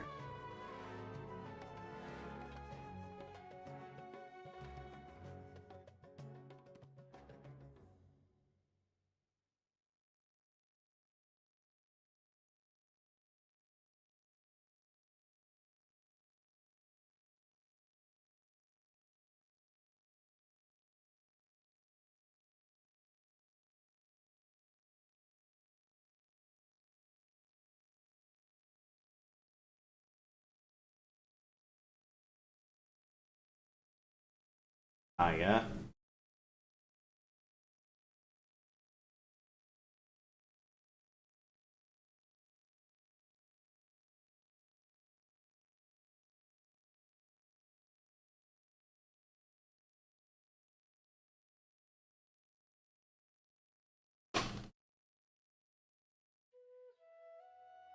How do I not have Kaveh ready?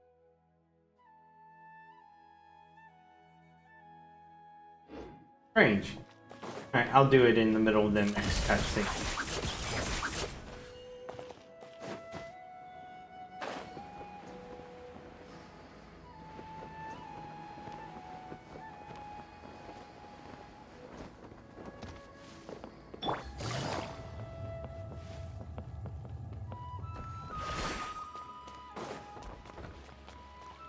Take it easy.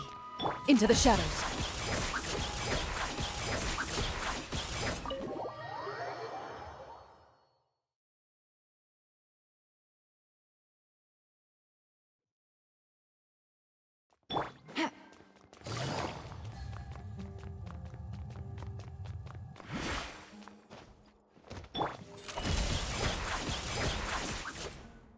Oh, Hatham should be around here somewhere, right? Oh, he's over there! But it looks like he might not have time for us. Just put down that worthless book and tell me what happened in the academia. This is not just some worthless book. Do you have any idea how difficult it is to find a physical book like this in Sumeru? It doesn't matter. It's probably just another thing that you used your authority to get your hands on anyway. Just put it aside. Listen, I came back today only to hear that the sages have disappeared. Oh, you sound surprised. I thought you would already know the inside story. Would I be here asking you if I knew? You're the scribe, not me. So just tell me what you know already. Well, I almost became a sage. Huh? Oh, don't sound too surprised now. You're the renowned Kaveh, light of the Kshahrewar. Besides, as a master builder and craftsman, chances are you'll be appointed as a sage too. Why do I feel like you don't really mean it? Huh. What makes you say that? Why would you question my heartfelt sincerity? Maybe it's because you've never said anything good about me before. Yeah, well, I share a similar sentiment, and anyone who knows you as well as I do would surely do the same. Oh, you... See? Yeah. This is why I hate discussing anything with you. Your ridiculous and arrogant attitude always gets in the way. It seems that you really can't stand my personality. Ha! What was your first clue? Well, then you might as well move out of my house. Are you threatening me? Stooping to a new low, I see. Ugh, and don't change the subject. You, a sage? What a joke. The academia might as well just close tomorrow. Are they having a fight? Yes, let's have some fun. Forget what's going on with the academia. Haven't you been busy with your construction project? Tell me, when are you going to build yourself a mansion? Don't get me started. I get angry just thinking about it. So, what great building did our master architect work on this time? Like I need to tell you. Keep your nose out of my business. Oh, Kaveh is Dendro too. I think we deserve to know. Where were you when Sumeru needed you most? I was in the desert for a large project, but considering Haravatat's utter ignorance of architectural and aesthetic matters, you probably wouldn't understand. Which is truly unfortunate. I can only pity the man who doesn't understand the first thing about beauty and romance. Unlike a true... hold on, wait a second. What do you mean by when Sumeru needed me most? Well, while you were out fiddling around in the desert, many people came together to save Sumeru from a crisis. Ha! And you think I'd believe that? Look, all you really need to know is that Azar and all his accomplices have all been overthrown. Huh? What nonsense are you talking about? It's no skin off my nose if you don't believe me. It's not like my Darshan was the one trying to apply for funding from the Grand Sage. Yours, though, on the other hand... You know what? I'll ask around. I'm sure someone knows what's going on here. You're dead if I find out you're lying to me. Oh, you... Oh, you really like messing with him. I think... Yeah, usually logical people... Yeah, that might explain why Hatham is just so belligerent all the time. It's just something he developed to respond to Kaveh.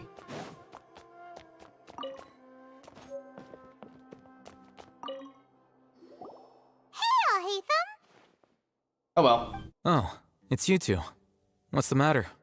We're running some errands for Nilu. Have you received her letter? Letter? Nope. Nilu said she sent out a letter inviting everyone to a celebration feast in 2 days at the Grand Bazaar. We'll also be celebrating Zino's reinstatement as General Mahamatra. If she addressed the letter to all Hatham of the Academia, then the letter should have gone to my office. I've been busy these days, so I haven't had time to check for any new mail at my office. I only now have some free time to attend to personal matters. Have you always been so busy with your work? Of course not. I'm only busy these days because several sages have been dismissed recently and the whole Academia was practically turned upside down. Tighnari told us they all went to train in the Avidia Forest. Apparently they will spend the rest of their lives there. Better than they deserve, but... That is already the best possible ending for the likes of them. 4 of the 6 great sages were possessed by their desire for power and attempted to create a new god. In order to pull it off, they even imprisoned the other 2 rational sages. To imagine such things could take place in the Academia. I don't know where to begin. Yeah, you're right. Huh. Feels kind of strange to hear them called that after all this time. But then again, the 6 great schools sounded pretty impressive too. Yes, at least that's how they're supposed to sound. It's said that when the Academia was first founded, the Dendro Archon herself established the 6 great schools, each representing one of the 6 different types of wisdom. Numerous Darshans have sprung up and faded. Only the 6 Darshans attaching themselves to the 6 great schools have stood the test of time and obtained permanent seats in the Academia. Now, the 6 Darshans are nearly synonymous with the 6 great schools, and the leaders selected for the schools are the 6 great sages.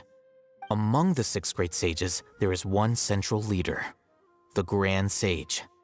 Unfortunately, only the sages from Vahumana and Amorta remain now.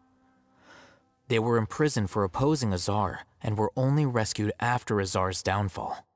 So who's managing things in the other 4 schools now? Do they need to find someone new? Yes. Normally, new sages are selected based on a strict set of criteria. Oh, didn't you just say something about becoming a sage? If they pick you, then we'd have a huge connection in Sumeru.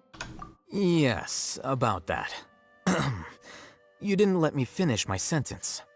The person in charge of personnel affairs nominated me to be the Grand Sage in place of Azar and help Lesser Lord Kusanali manage the Academia. But I refused. Yeah, saw that coming. Huh? But why? Ugh, can't you be a little more ambitious? I'm not even interested in being one of the 6 great sages. Like I said before, I don't like being a leader.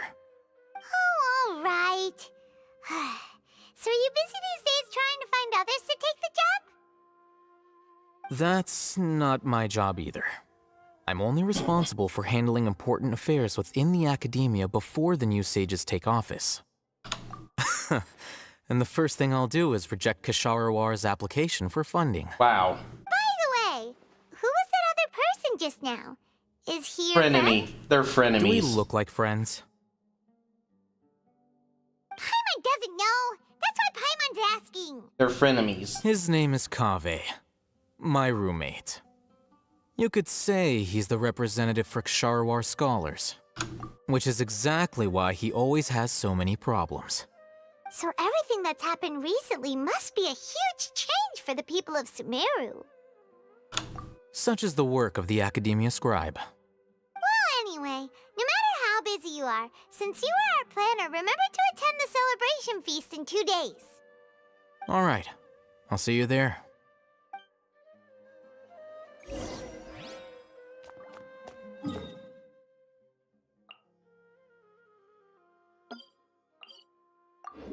Alright, let's see what Dia's busy with.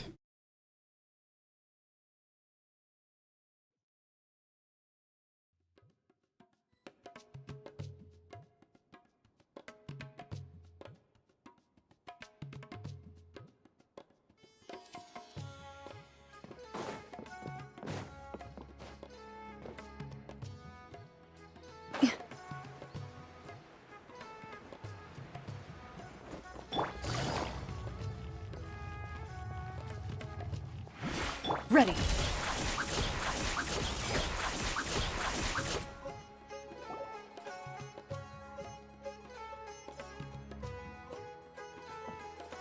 This is Port Ormos.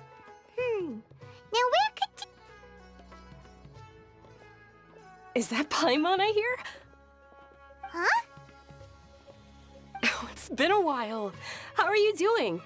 Dunyarzad! It's been so long since we've seen you!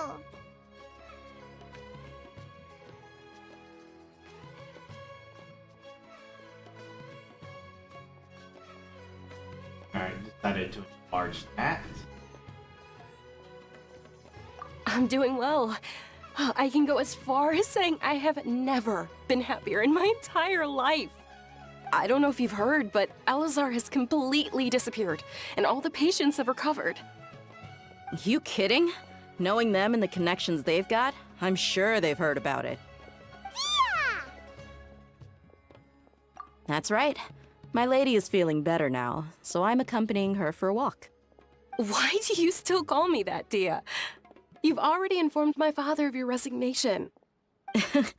I guess I'm just used to calling you my lady. Old habits die hard. Resignation? You mean you're quitting? Yeah, I might start losing my edge if I keep being a bodyguard for the Homayanis. You know that my parents and I are fond of you, and that we appreciate you very much. It wouldn't be a problem if you wish to continue to be our bodyguard. I'm not a woman that's easily persuaded. You should know that by now, my lady. When I And now took you're this doing it on job, purpose. I'd already decided that I'd quit as soon as you'd recovered. It's time for me to get back out there and chase that horizon. So what are you gonna do now if you're not gonna be a bodyguard anymore? I want to take a risky job and put my body to the test again. Huh? But we literally just finished one of the most dangerous jobs ever! Are you getting bored already? I know. If I hadn't joined in that plan with you, I wouldn't have come up with this idea. I guess I still get fired up by that feeling of going all out in a fight. It made me realize that I'm still a mercenary through and through. Life is short, and I'm happy that I got to be a part of that operation. But the whole thing also made me realize that there are still many problems in Sumeru. And as a desert dweller, I'm still not completely ready to settle down on this side of the wall. Well, I remember a friend had someone bring you a message. You mean I'll hate them? I didn't expect him to still remember that. I thought he was joking. We just came from talking with Alhaitham at the Academia. Did he tell you that he suggested that I come work at the Academia? What?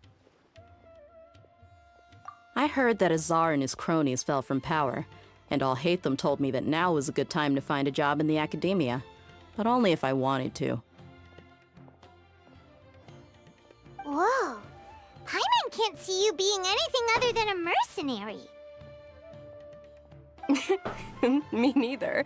But I think Dia would look great dressed up as a scholar. Ugh, forget about it. I wouldn't last 10 seconds in there. Alhaitham probably just liked the way I worked and knew I'm good in a fight, so he suggested I find some work in the Academia. But you know, if you take him up on the offer, Sino might actually agree and let you become a Matra. Because you're super amazing! The Matra have all the talent they need as long as they have Sino. I prefer to be free to live however I choose. In fact, I chose this job from the very start because I knew it'd be right up my alley. Even if being a mercenary means facing all kinds of danger. A lion has to return to the wild sooner or later. If anything, being your bodyguard has been unfamiliar territory for me. I don't want to see you go, but I'll respect your decision. I'm glad to hear you say that. Come on, no need for the sad face. It's not like we'll never meet again. Once the whole Dendro Archon thing is settled, everything in Sumeru will take a turn for the better. That makes me happy too. But a peaceful society will probably mean less demand for mercenaries like me. Before long, we'll be a dying breed. So I'd better get to work while I still can. Huh? But wait a second. You make it sound like you're leaving now. Well, no, not yet at least. I promised my lady I'd stick around until next week. So, have you been in Port Ormos this entire time? We were wondering if you had received a letter from Nilou. Oh, did Nilou write to us? She heard that you were seen in Port Ormos, so she sent the letter here. Huh. It was probably sent to the inn that we're staying at. My lady has been very energetic lately, and keeps taking me on hikes, staying out even into the night. By the time we get back, the receptionist is usually off napping on the job. Right, and we tend to leave quite early in the morning, so the old man on duty is also usually dozing off. So what it really sounds like is that the person on duty is always asleep. I bet the letter's at the reception desk. I'll go check later. No wonder there wasn't a reply. You never received the letter. Good thing Nilou asked us to come and check on that. Sorry to make you two come all the way out here. It must be something important for Nilou to specifically write to us like that. Yes, she said they were preparing a victory feast in the Grand Bazaar, and will also be celebrating Sino's reinstatement as General Mahamatra. She was hoping you could come. Great! I'll be sure to attend. Count me in too. But is there some sort of dress code or anything for the feast? Can I just show up looking like this? Since it's being organized by Nilou, I don't think she'll be too picky about that. If anything, I think she wants to see us as our most natural selves. All right, then this is how I'll show up. The feast will be held in 2 days, so don't forget. Sure. Thank you so much for letting us know. We'll see you there. Oh, by the way, do you happen to know where Sino and Raman are? The General Mahamatra always comes and goes without a trace. Oh. But last time we met, he mentioned that he had something to do in Aru Village. You can try your luck there. As for Raman, your guess is as good as mine. I only remember he said that he had something to don't mention it. All right, on to our next stop. Ooh.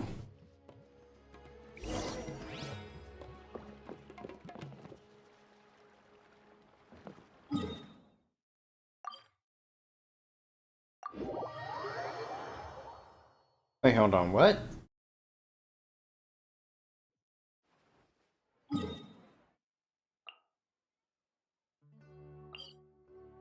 There we go.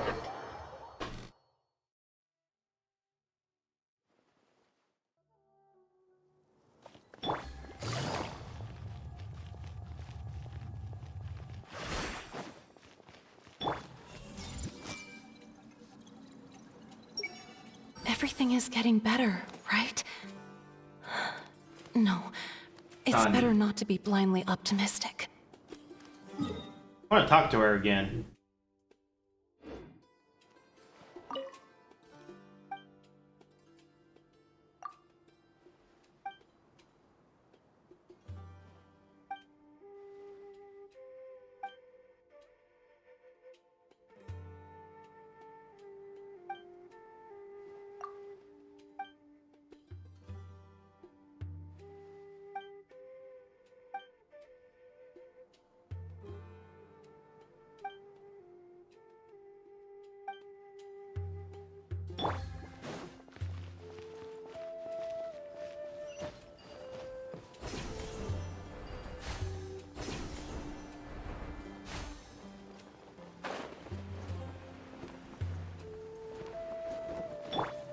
Hey!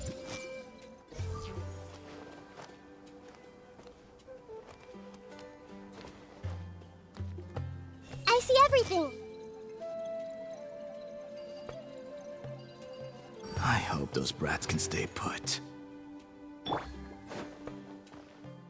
It's been a while since we last visited Aru Village.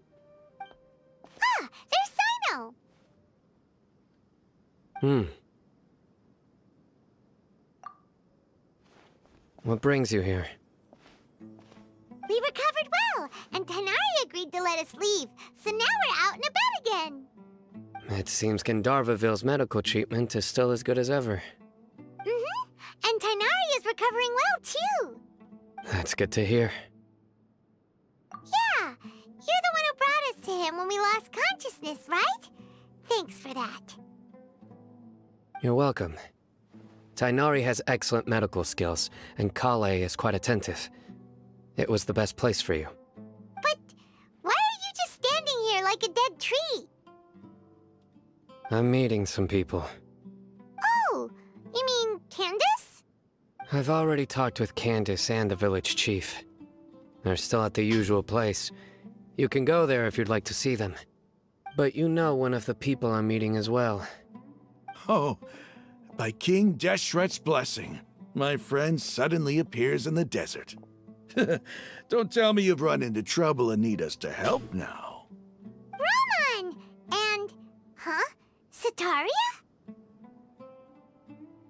Oh, you know me? Oh, well, you're pretty famous in the academia. Don't worry, these are our friends. No need to be so guarded. I see. I'm doing well. Many good things have happened recently. Same here.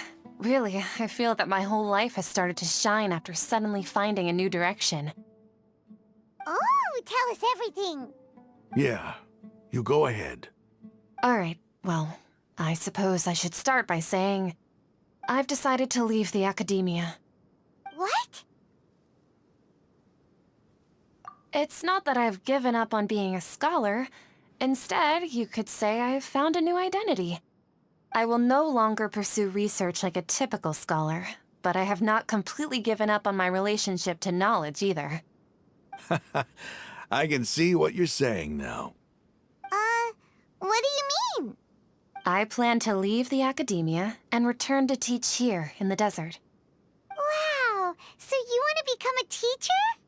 Setaria will return to support education here and teach people from the desert. She can't teach everyone on her own, but there are many of us Eremites all over Sumeru. She came to discuss a collaboration with me and hoped that I could bring her ideas to the Eremites.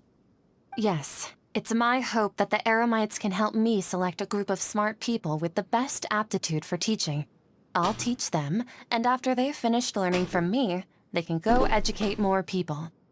That is the true meaning of education and the spreading of knowledge. The people of King Deshret suffer from sandstorms, exile, and ignorance. Miss Setaria is more than welcome to come teach here. Her arrival is like a star shining in the desert night. The stars have always guided caravans, thieves, soldiers, and travelers who get lost in the night. They lead those in the dark out of trouble and back to safety. Oh, please. Where's all of this coming from? I'm starting to feel a little embarrassed. You deserve these compliments. Mercenaries are accustomed to danger and don't fear death, which is why we recognize extraordinary actions that common people would easily overlook. Setaria's idea will bring much good to many people. At first, I feared it was destined to fail. Everyone knows that the academia doesn't allow scholars to teach in the desert without permission. As you know, all knowledge is under their surveillance and control, and very few desert dwellers are as lucky as me. But what I heard at that time has been haunting my heart, as if there were lightning bolts constantly bombarding my soul. Setaria, you tread a treacherous path, and the longer you ignore it, the tighter the academia's grasp on you will become. Setaria, why haven't you gone home? Never forget that the desert that belongs to you lies elsewhere. Miss. These words sparked something in me, and I knew that I had to bring something back to my people after going home. I gathered up the courage to approach the Grand Sage, only to find that he was no longer at the academia. Lord Sino told me that Azar didn't belong there anymore. Azar has received much-needed punishment. Though, if you ask me, it may have been too light. Lord Sino helped me obtain permission to leave the Academia for the desert, and accompanied me here to discuss collaboration with members of the Eremites.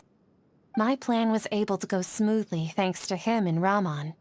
You're all doing so much for the desert. Aside from that, I also have some other business to discuss with Sino. Lesser Lord Kusanali has allocated many resources to support and develop the desert. I've done some business for her, and part of it required the assistance of the Eremites.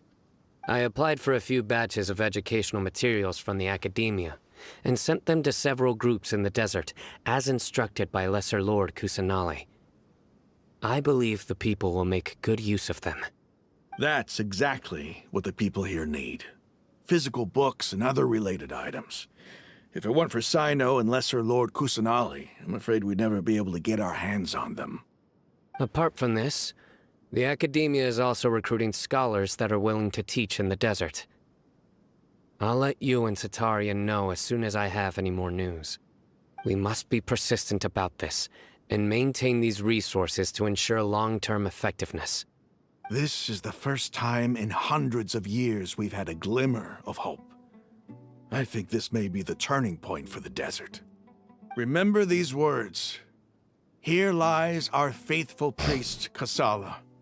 His wisdom is a miracle among the people, deserving of high praise and admiration. I hope people with wisdom like that priest will rise again among the desert dwellers. Then we'll once again see the wisdom and glory that once shook the world. Enough about us. Are you here to discuss some business too? No, not at all. We're actually here on behalf of Nilu. Nilu wanted to write to everyone, but she wasn't sure where the letters should be sent, so she asked us to come find everyone personally. A celebration feast will be held in 2 days at the Grand Bazaar. She hopes that all of you will be able to attend. At the feast, we'll also be celebrating Sino's although, judging from your appearance, it seems you've already been reinstated. You were not supposed to tell him that. The Academia after the feast. Celebration? Feast? We're not supposed to tell him that. It's the first I've heard of it. Tighnari was right. He really didn't know. This feast is for you, Sino. Sounds to me like you'll have to be there. It's rare to see that kind of expression from Lord Sino. You must not like feasts very much. You don't want to be not the really. center of the attention. But I'll go. He's reluctant. Well, I still have a lot to handle here. Besides, I need to look after Miss Sataria in the desert, so I'll have to pass. I'm afraid I won't be able to join you. Although, if you'd be so kind, please give a message to Miss Nilu for me. The message is, I'm sorry for how I treated you before, but now I understand the beauty of your dance. It's like a light shining in the sky. You and the art you symbolize are not only beautiful, but also lively and powerful, so much so that it was prohibited. Please keep dancing, and someday I'll be able to appreciate your art in person. Okay, we've got all that down. Our job here is complete as well. Oh, Sino, remember, party's in 2 days. Make sure you're there. Got it. The numbers are unauthorized personnel are prohibited from entering the warehouse.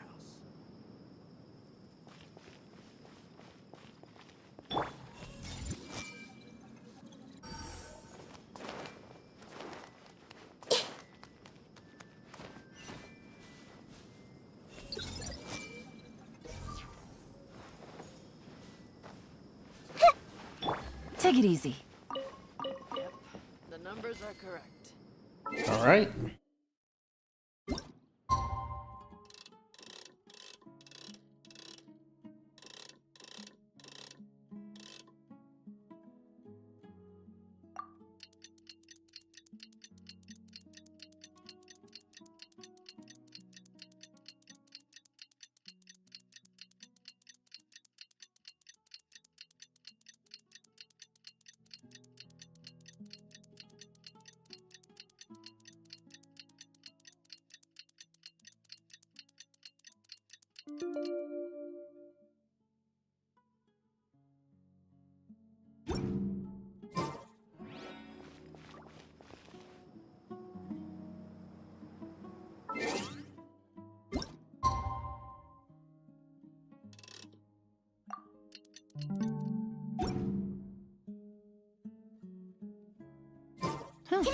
Dig that?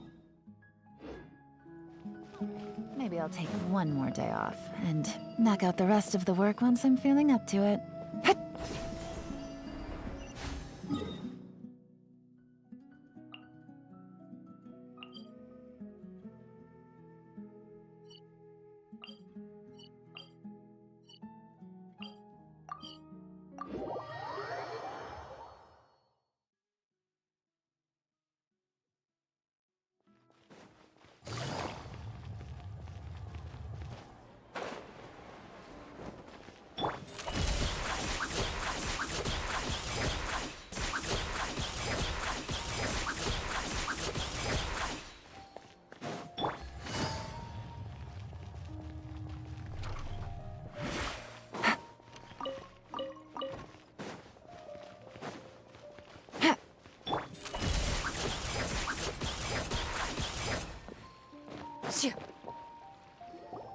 Everybody's already here. Looks like we're the last ones to arrive. You're here. Ah, there you are. Well, look who finally decided to show up. You look like you came here immediately after finishing up some work. I'm very happy to see you here. But we're not late, are we? It's just that everyone else arrived ahead of time. I propose that the last one who arrived be put in charge of today's speeches. Nah, there won't be any speeches today. Oh, really? Well, even better. Come join us over here. Let's share some great food and drinks, and chat about all sorts of fun things. Everything looks quite good. Wow! Paimon can't wait! Traveler, just look at all the delicious food here!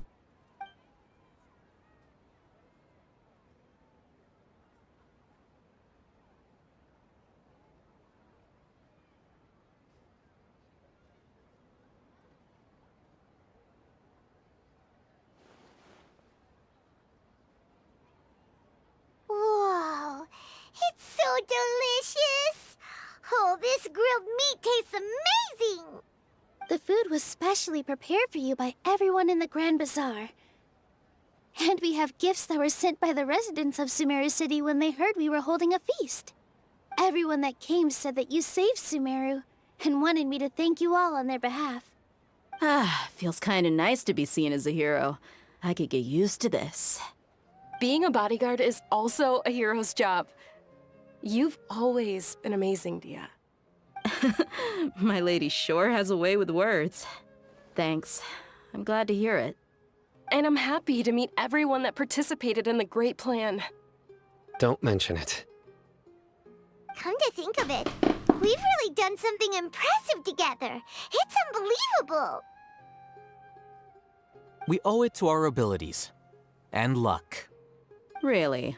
Why do I remember everybody thinking that luck was against us and feeling like we hardly had a chance of succeeding? That's how I remember it too.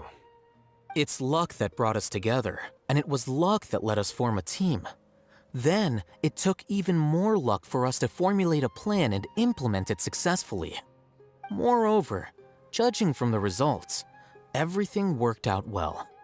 Yeah, everyone gave it their all when it mattered most. It was almost like a performance. We took the stage and put on our best show. Yep, Ocean's Everyone 11. played their part, and thanks to everyone's efforts, the performance was a great success. That's why I think you're a no Would you say polarity we're good Time Lord. actors too? It's such a blessing that Lesser Lord Kusanali was able to return to power at the Academia. Yes, even after being abandoned and neglected so many times, she's finally returned. We're still calling her Lesser Lord Kusanali, even though that name only Lesser exists. Lord Kusanali once used all her power in a Because great of the disaster, Greater Lord. which resulted in her losing all her wisdom and memories of the past. The Academia basically abandoned her because of it. This should be something everybody should remember. Huh? You look surprised. I didn't say anything wrong, did I? No, You did. everything you said is correct. But That's good. Something wrong? Yeah, what's with that face? You knew all of this already. Damn.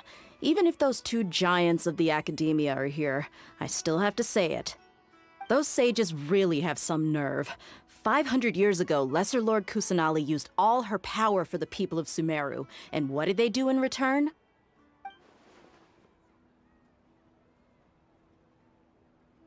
Of course.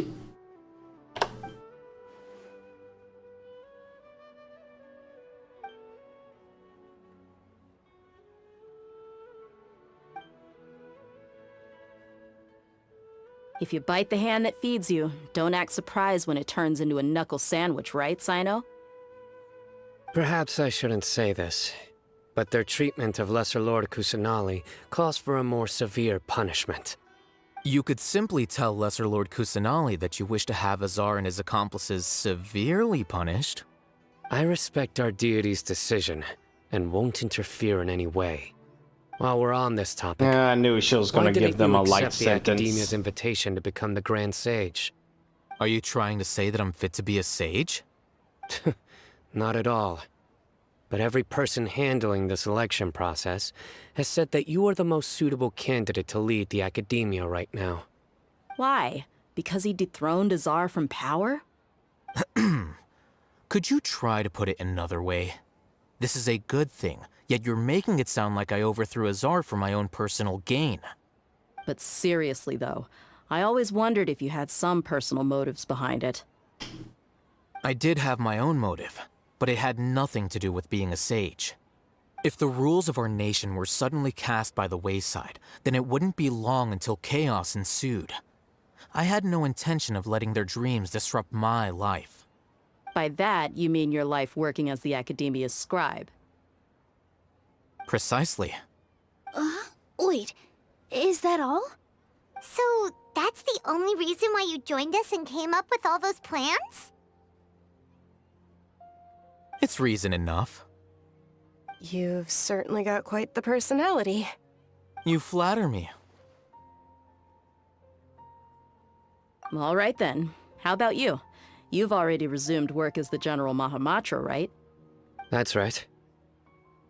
Will you be happy with that life? It's not about being happy. There are merely a lot of things that I must do. Even so, keep your spirits up and try to be happy, okay? And try to smile more every day, just like I'm doing now. Thank you. I'll keep that in mind.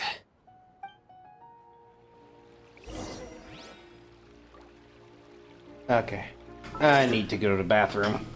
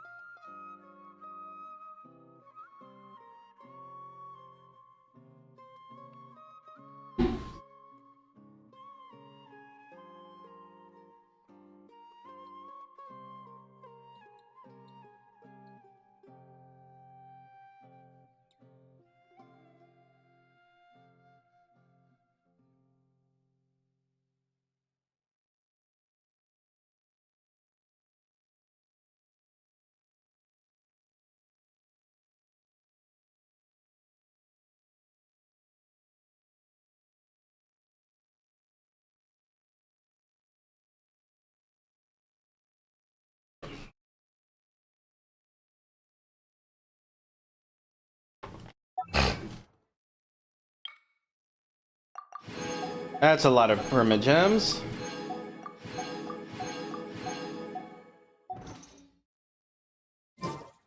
In my role as champion duelist,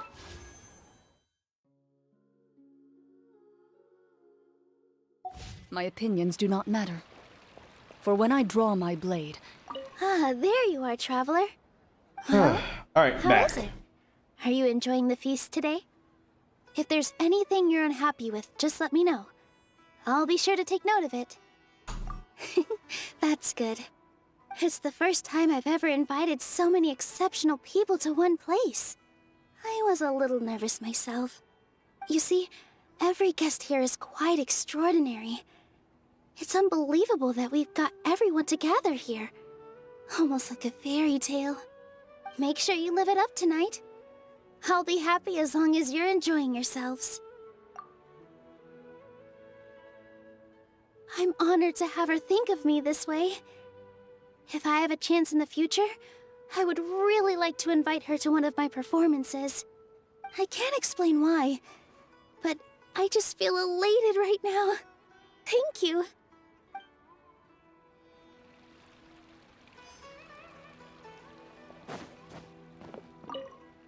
The atmosphere here is good. And everything is delicious. Yeah. I don't often come to such places. But it feels quite good. I have a lot We to have not handle gotten these a days. single pun out of him. Otherwise, I could show you around. There's always next time. Not a single We're friends pun. after all. This feast is pretty good. I like it.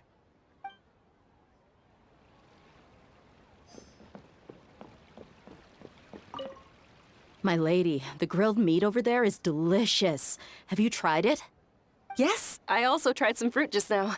Oh, they're very sweet. What an amazing place to relax. No wonder everybody likes to rest at the Grand Bazaar. You said it. Oh, look who else is here. Hello.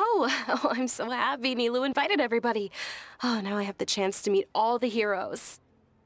Hey, less of that polite chit-chat and more eating and drinking. The feast is about having fun, not stuffy formalities.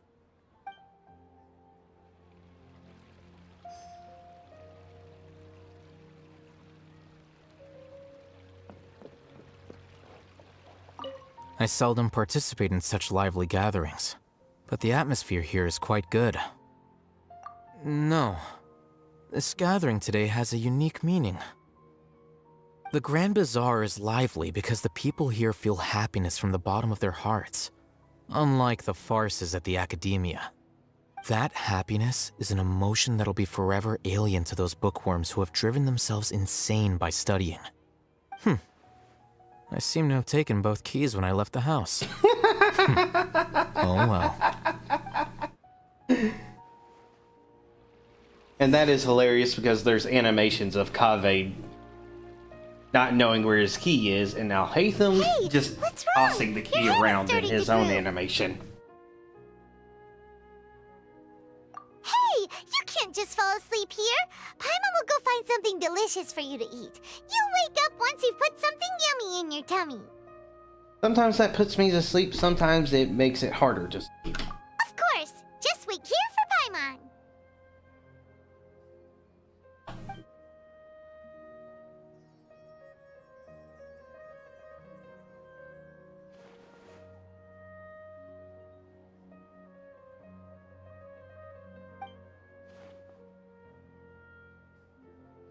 Here? Brigadier? Balladeer?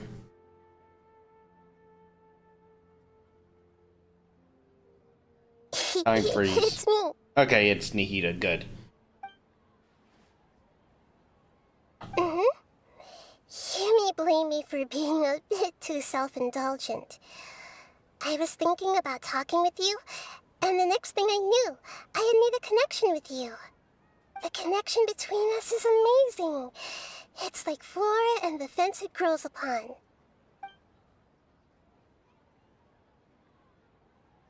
I heard there's an amazing celebration feast today at the Grand Bazaar.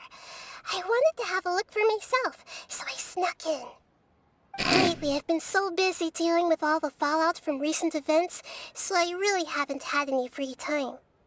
Although you've already helped me with a lot, there's still one more thing I hope you can help me with.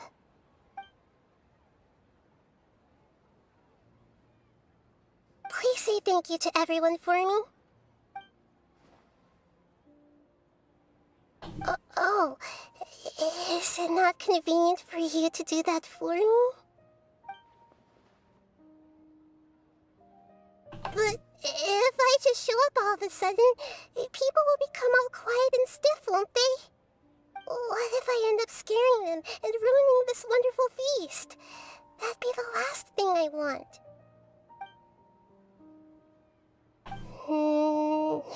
Let me think about it. Okay.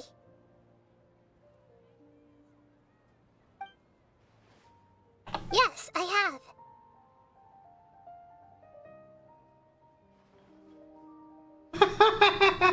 You said I should go thank everyone as myself, right?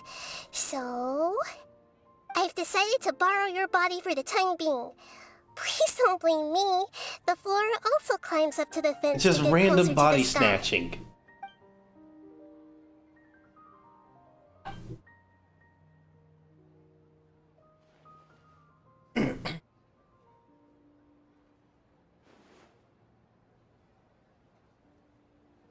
Everyone! The Xavier behavior comes out again. Are you awake now? Paimon was just about to bring you the food. It's me. Huh? That voice. Nahida? Hold up. What's going on? I didn't expect to have a conversation with the consciousness of Lesser Lord Kusanali in the Grand Bazaar. Interesting. Is this also a part of the feast? No, of course not. Are you Lesser Lord Kusanali? Yep, that's some grade A Xavier behavior. You know who I am? Yes, I already know every one of you. Nilou, Alhaitham, Sino, Dia, Paimon, and Dunyarzad.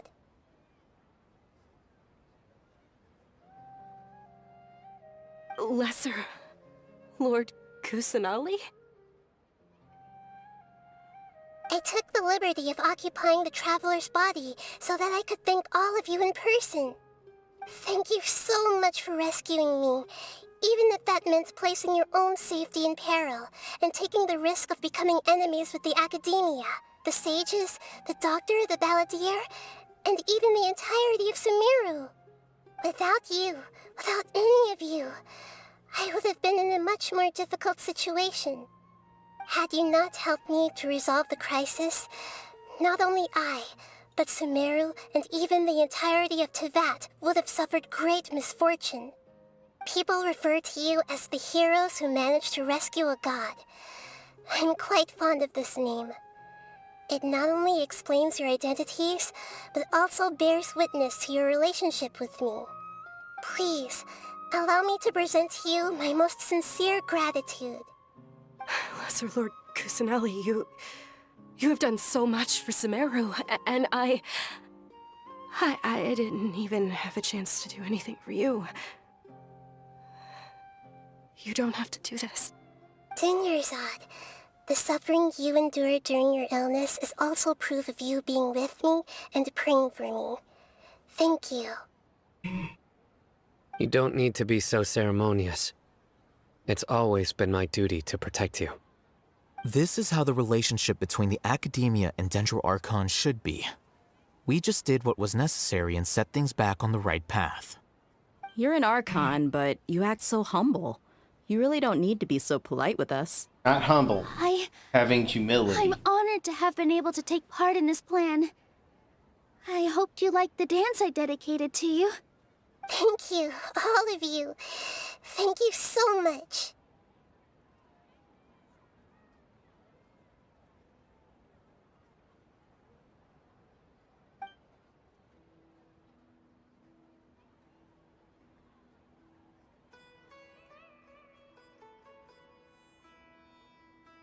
Yeah.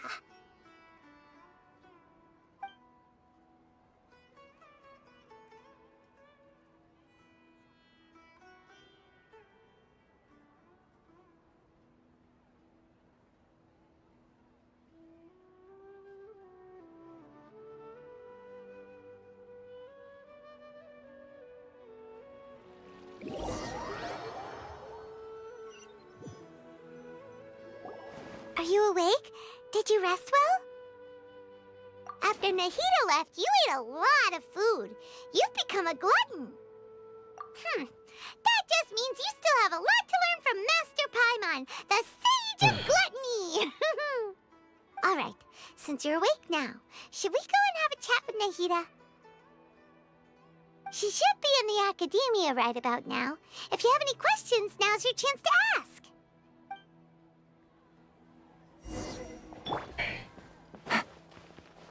Toast to victory.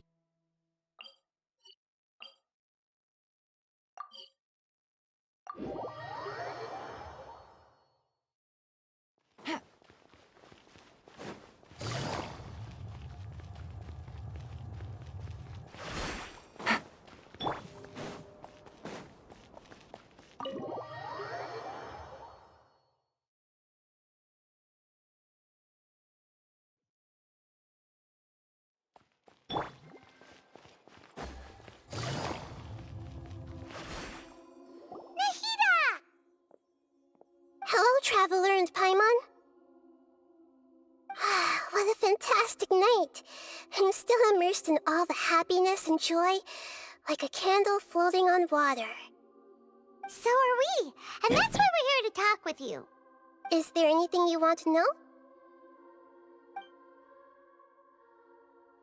After recent events, the Akasha can no longer function as it used to. I've given it some thought, and have decided to shut it down permanently. But this is definitely not a bad thing. Even from the beginning, I've been planning to shut it down. The Akasha's centralized administration of knowledge has always restrained people's curiosity and curtailed the number of paths available to them. I don't think this is good for Sumeru. Although people may initially feel a little uncomfortable with the loss of the Akasha, they will soon understand that this life is more suitable for them. And as for the future of Sumeru, I'm preparing to regain control of the academia. The former sages have received their punishment, but the new sages have yet to be selected. I will oversee the process personally. I hope that the new 6 great sages will be more focused on academics. Sumeru needs such leaders more than ever. The other big issue is the people of King Deshret. All the residents of the desert, in fact. They have been mistreated for far too long. I've already taken some measures to address this. It will take some time to rebuild everything, but no matter if it's culture, friendship, or trust, we will rebuild it. You mean, what happened after the doctor put you to sleep? You guessed correctly. The top-ranked Fatui Harbingers, up to number 3, possess power comparable to that of gods. I was no match for him in that kind of situation. However, in spite of the bad situation, I still managed to make a fair deal with the doctor. I'm sure you remember the entity that changed your fate, the Heavenly Principles. In fact, the Heavenly Principles has been quiet since the Conria disaster 500 years ago. I used this point as leverage against the doctor. I told him that the Heavenly Principles may be awakened if I destroy the Gnosis. Although it's just a bluff, he still fell for it. I assumed that the Heavenly Principles wouldn't just stand by and let such extensive damage to its laws take place. And as for what I exchanged for the Gnosis, the exchange served as both punishment for the doctor, as well as a boon of new knowledge that I couldn't refuse as the God of Wisdom. He's still in a coma. I've hidden him like how one would hide a feather.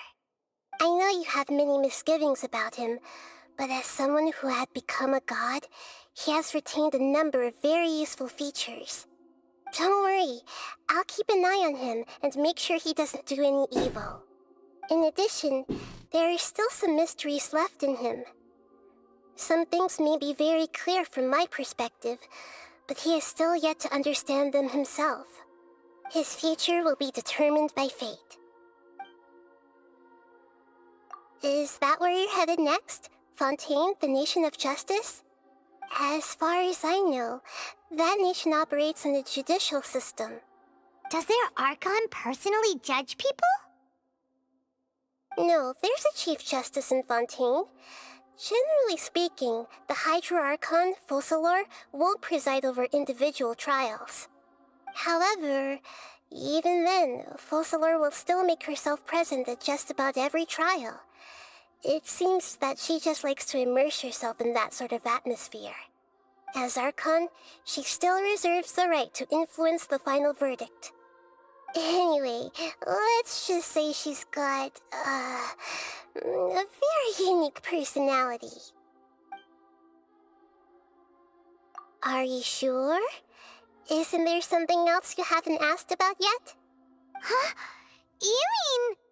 About your brother. While you were resting at Gandharvaville, I took some time to perform an Irminsul search for information on your brother. Yeah! Isn't Irminsul a repository for all the information and memories of Teyvat? So there shouldn't be anything on her or her brother. This is true in your case. Irminsul indeed does not have any information on you. However, there must be something different about your brother. Because as it turns out, the world has recorded information Been on around him for after 500 all. years. What?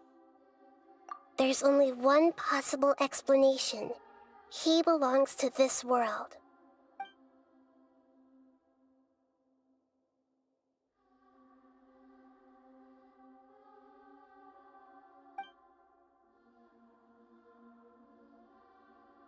But nothing about this makes any sense! Wasn't this your first trip to Teyvat? According to the records I was able to access, your sibling suddenly appeared in Conria. After the Conria disaster, he began his journey through the 7 nations of Teyvat. But just as his journey was about to reach its conclusion, the Irminsul records on him suddenly become fuzzy. What do you mean, fuzzy? Did something happen to him? All I know for sure is that somebody, for reasons only they can know, is deliberately obfuscating his fate. And whoever it is, if they can do that, who knows what else they're capable of. But even that wouldn't explain how he somehow comes from this world. Something else I noticed was that according to these records, the Fatui have not classified your sibling as one of the Descenders. What's a Descender? Paimon's never heard of it. Look, I'm sure you must be curious about the information I received from the Fatui in return for my gnosis, right? A very important part of the intel was about this world's Descenders. External beings, ones that don't belong to this world. Traveler, you are Teyvat's 4th Descender. Huh? So the Fatui count 3 other Descenders before the Traveler, and her brother isn't even one of them? That's right. My current hypothesis is that the first Descender was likely what we now call the Heavenly Principles. As for the other Descenders, I still need to verify their existence. It could take me some time. Paimon's head's about to burst from all this crazy new information. And yet, I still don't know what even Paimon knowing is. all this, I'm sure you must still have a lot of unanswered questions. I must say, I truly regret that I can't help you more as the God of Wisdom. There are many questions in my heart as well. I will need some time to go through each one of them. And soon, you'll also begin your journey anew and depart from Sumeru. I'm very interested in your future. It's a journey that can't be observed or recorded by this world. If fate is the ultimate knowledge, then your future will be the ultimate fate. Paimon's sure glad we got to meet you, Nahida. The pleasure is all mine. I can't thank you enough. Alright, that's enough talk for today. If you ever miss me, just close your eyes, and maybe I'll appear in your dreams.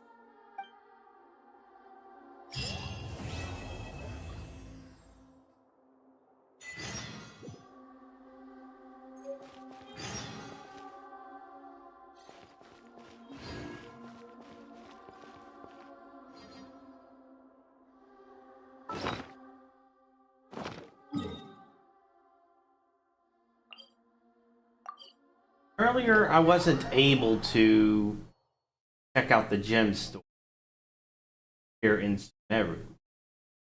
I can do it now that I've completed the world, completed the quest.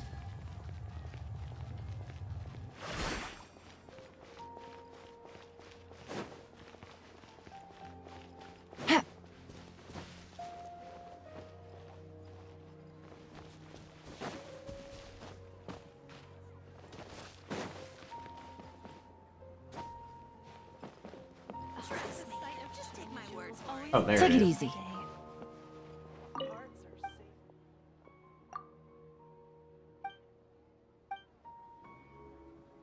Nope. This new shipment of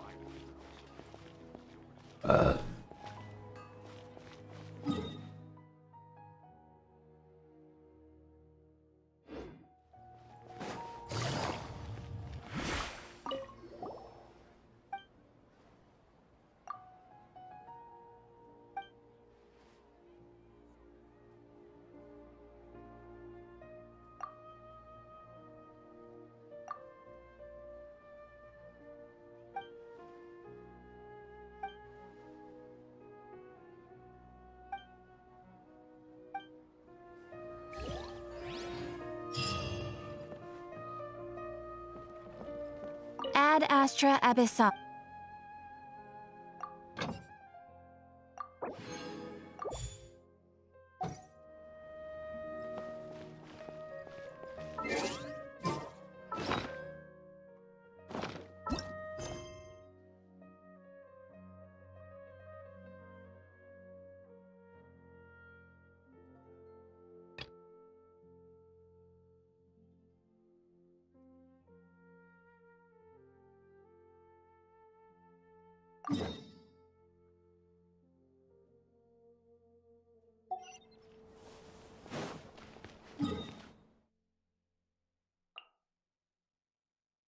Is there seriously a continuation of this Archon quest? There's actually Take it easy. more. How? Was there more?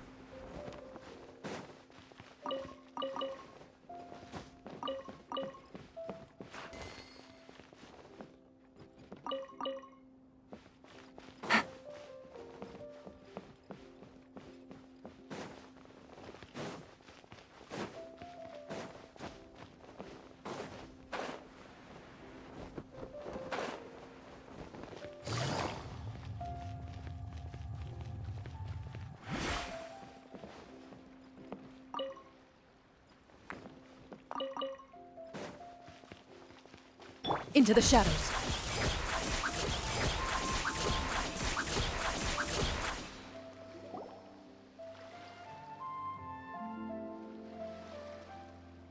Huh? Wait, you're that blonde traveler who's on a journey to all corners of Tevat, right? Who's asking? Do you need something from us? You bet I do. I was worried I wouldn't be able to find you. I have a letter for you, you see. It's from another Outlander. He was a crafty fellow, let me tell you. Took advantage of a loophole in our mailing system by opting for guaranteed delivery, then filling in the most obscure mailing address I've ever seen. Well, we are always on the road, so yeah, it's pretty tough to get mail to us unless we happen to go to the post office on a whim. So, what address did that person give you anyway?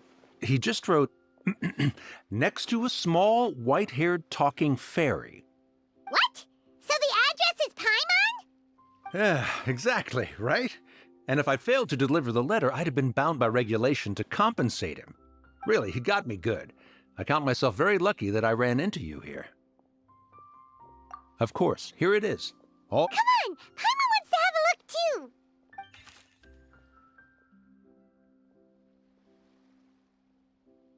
Are you?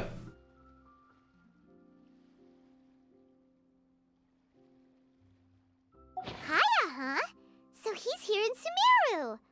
Now that Paimon thinks about it, Crafty does describe him pretty well. From what he wrote in the letter, it looks like he didn't think there was much chance of it reaching us. Or lucky. Do you think he's making this sound like a miracle of fate so that we'd have to go meet up with him? Yeah, you're right. It's always nice to see old friends. The letter says that he hangs out at Jafar Tavern every afternoon. Perhaps we should drop in on him then, huh?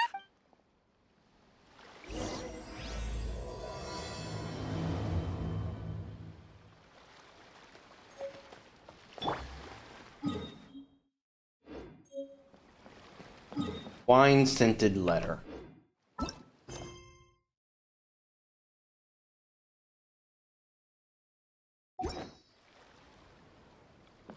To 8.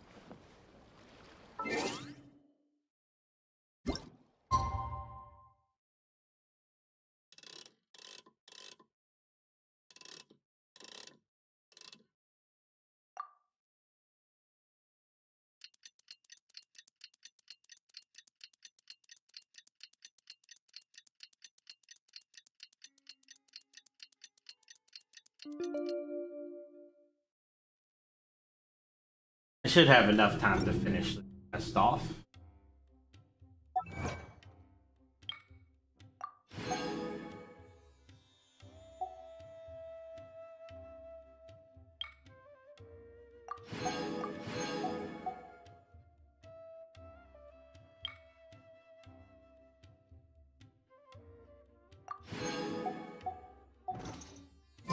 Kaya should be at Jafar Tavern right now. Let's go see him.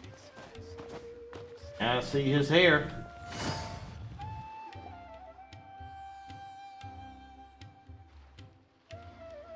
I'll have something I haven't tried yet, boss. Sorry, sir. I'm afraid you've already tried every type of liquor we serve. Oh? Well then, just the bill, please. That's just as well, I suppose. I do have other matters to attend to. Kaya, you're really here! Paimon half thought you were playing some sort of prank on us. Hey, Paimon, traveler. Looks like the gods smile upon me after all. And come now, I wouldn't joke about wanting to see my good friends. Wait a second. You must be here on official business, right? What do you think you're doing spending every afternoon drinking at the tavern? You itching for a lecture from Jean? Not at all. The acting Grand Master positively terrifies me. Why would I ever do anything that might displease her? As if. The truth is, I'm in Sumeru to learn about the alcohol industry here. So despite how it might look, I'm actually at Jafar Tavern for strictly business purposes. Sumeru's spices are famous the world over, and it's long been rumored that this fine establishment was where a certain very popular spiced cocktail was invented. That's why the Knights sent me, their foremost expert in alcoholic beverages, to come and see if it is as good as the rumors say. Oh. And how did that go? So far, so good. I'm already in talks with some spice merchants in Port Ormos about some potential collaboration. Yeah, that does sound like a great business opportunity. Guess Don Winery and Master Diluc are gonna make a tidy sum from this one too, huh? Well, let's not get ahead of ourselves. Whether this lucrative opportunity gets passed along to Don Winery or not depends on how nice I'm feeling. Hey, using your job to settle personal grievances isn't very knightly, Captain! Oh? What makes you say that? Very sharp of you. I wouldn't say I'm familiar, though. I just came here on the sly once, when I was very young. And? Do continue. Do I have to? When I said we could talk about the old times, digging up my past wasn't exactly what I had in mind. Well, all right, since you're so interested. Like I said, I was very young then. Don Winery had only just taken me in.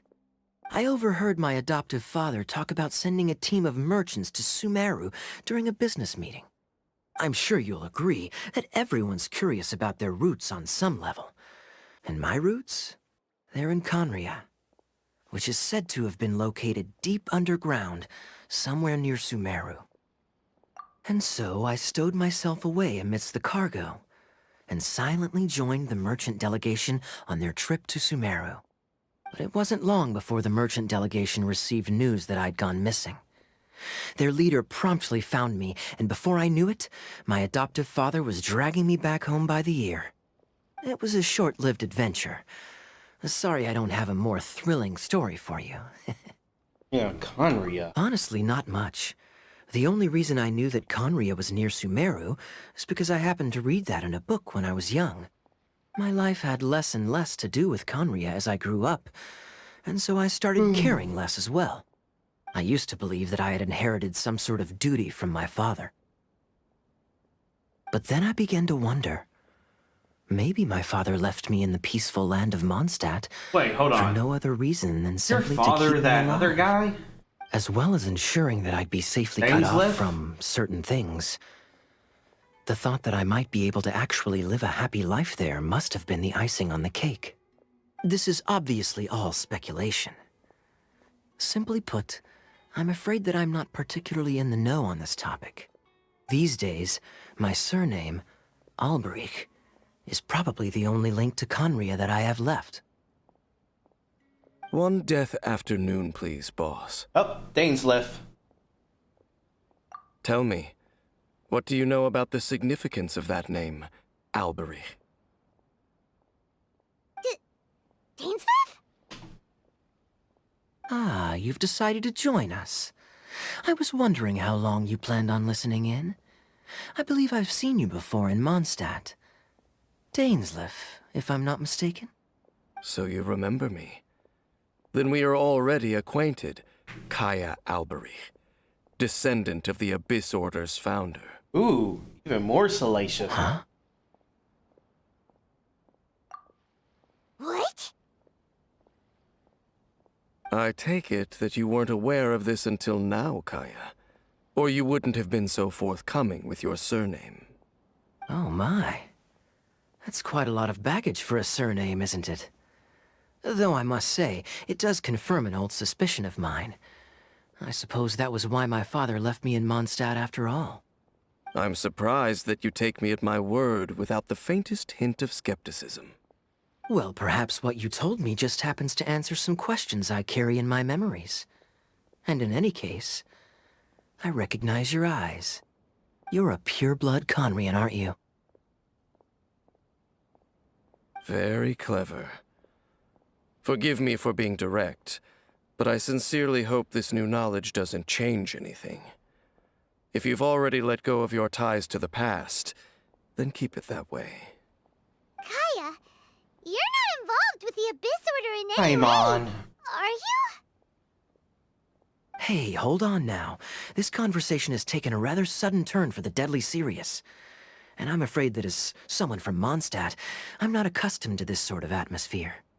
So what if I know my ancestry? Do I strike you as the type who would be bound by that kind of thing? No. Relax. I'll be just as delighted to hunt down the Abyss Order tomorrow as I have always been. Either way, looks like we're out of time. I've got a spice merchant to meet in a minute, so I'll leave the three of you to carry on the conversation without me. Well, alright then. You go do your thing, Kaya. Gonna have another See you run-in around. with the Abyss? And Dainsleif, no need to listen in from the sidelines next time we meet. Let me buy you a drink. You don't really trust him, do you, Dane? You're both from Conria, but you get on like oil and water. The fact is, I still do not know him well. It would be meaningless for me to jump to conclusions. But can a person truly be unaffected by their ancestry? This remains to be seen. Well, I suspect that they call your brother their prince, precisely because there is a succession of sorts. Oh, so if he was the founder, he'd be the king, right? Think Dainsleif, paper pull. Don't know his archetype. Exactly. Have him in my third row. I mean to investigate the Loom of Fate. Do you remember that name? Yeah, Been a while. the Abyss Order's evil plan. We learned about that back in Mondstadt. Not new. Not exactly. My memories suffer from erosion. But while I was recovering my health recently, I suddenly remembered something. Your brother. He mentioned the Loom of Fate back when we traveled together. Apparently so.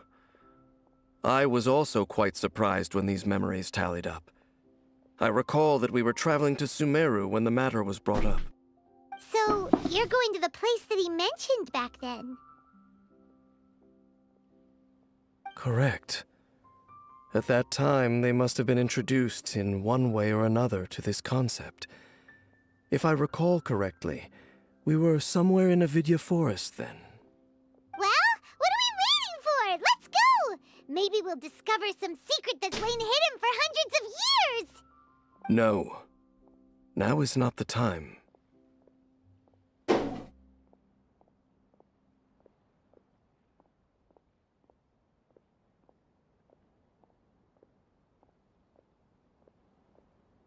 Waiting for a perfect moment?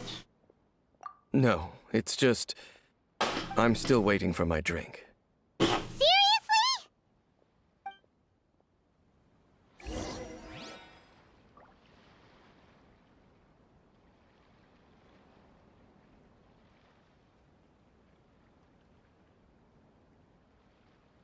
Navigating the world is a whole lot easier with a few different identities.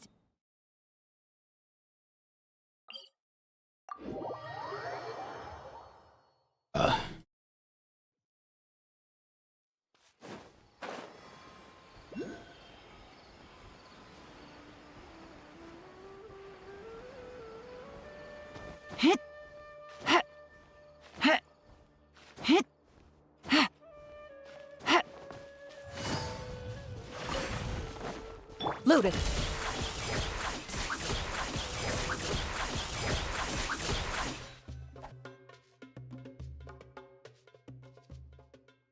Wait. This place, it's familiar. What about it? It looks pretty normal to Paimon. Was it like this hundreds of years ago, too? Yes. The forest has barely changed from how I remember it. There is very little human activity here, after all. No, a forest should Let's still search the change area and see what we drastically can find. over even a few years, let alone a hundred. Is this a field? It must belong to whoever owns that house over there. But it looks like it's been abandoned for a long time. You could be forgiven for thinking nothing was ever grown here. Or, wait, maybe nothing ever was grown here. It's an extinguished bonfire. Forest rangers, perhaps? Looks like it's been ages since it was last lit. And clearly they put it out carefully to prevent a forest fire, too. That's responsible. Nothing else stands out in this area. All that's left is that building. Come on. Wait, we're just gonna go barging in? What if someone's home? Unlikely. There are no signs of life in this area. We should be able to enter without incident. If you say so. Well, you lead the way then, Dane.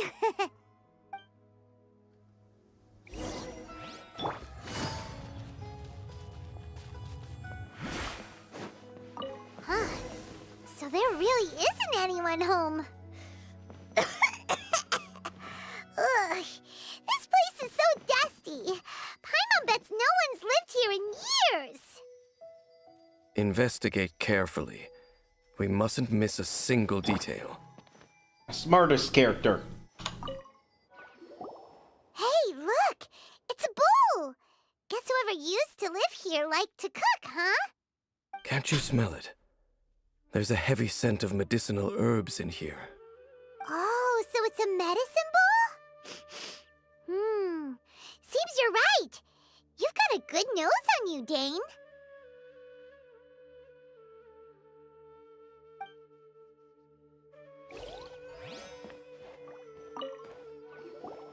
There's a box over here. Why don't we open it? And by we, Paimon means you. Paimon's just scared that whatever's inside might bite her fingertips off. Huh? This is a mirror. It's broken, too. Was this a makeup box?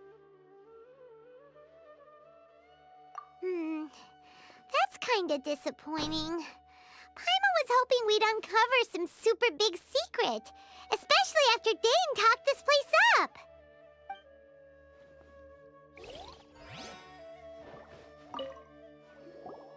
This bed looks pretty ordinary. Huh. There's nothing underneath it either. What sort of person would want to live here? It's so dark and damp. Can't be all that comfortable.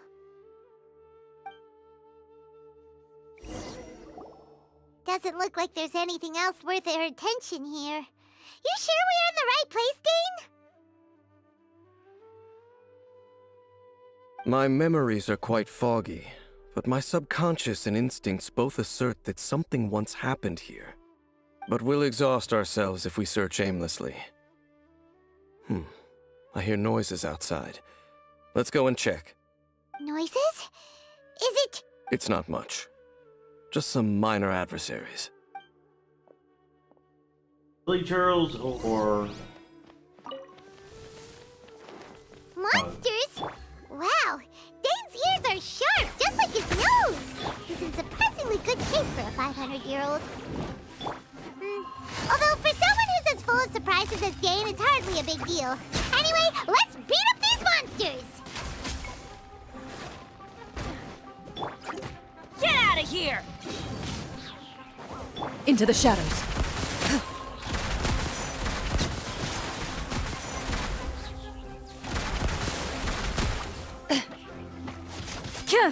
This might hurt a little.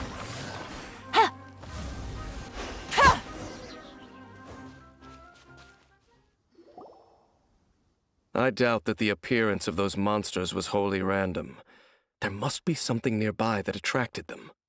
A ley line anomaly, perhaps. But it seems to be more than that. Okay. I'll go slightly further out to investigate any issues with the nearby ley lines.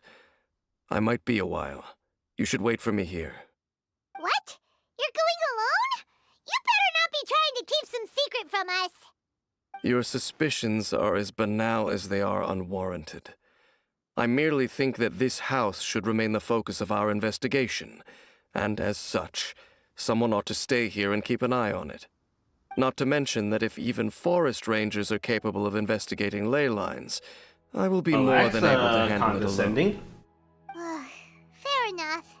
Guess we'll just camp out here then. Good thing there's a bonfire over there. Let's make ourselves something to eat. All this running around has made Paimon real hungry.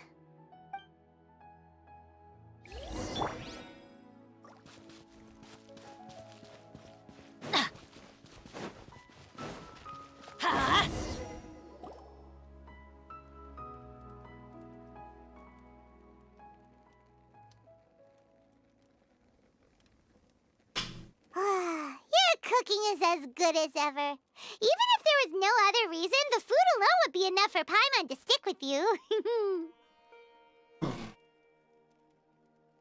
Changing the subject, Dane's taking forever. He said that there might be an issue with the nearby ley lines. How bad do you think it could be? We came together, but now it's back to just being the two of us again. You know, now that Paimon mentions it, we really have spent lots and lots of time together, haven't we? So, don't take this the wrong way or anything, but, do you ever get tired of Paimon being around? Okay, fine. Paimon should have known you weren't gonna say anything nice. So, next question. Don't know if it's okay to ask this, but Paimon's curious. What was it like traveling with your brother? The stars?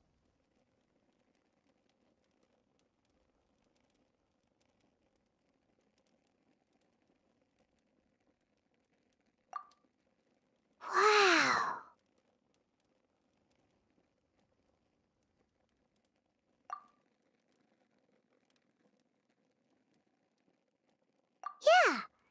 Paimon understands.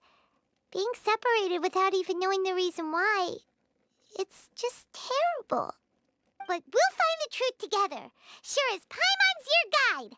Just you wait, Heavenly Principles! And you too, Teyvat!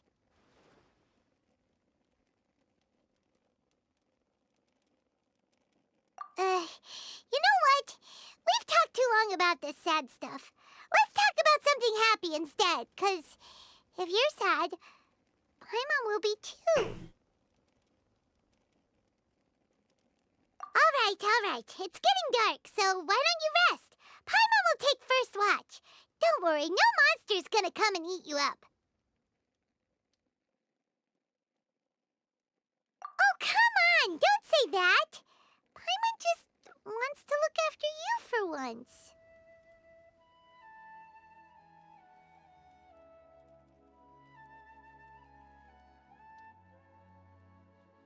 All right. Nighty-night. Go on, shoo! Off to sleep!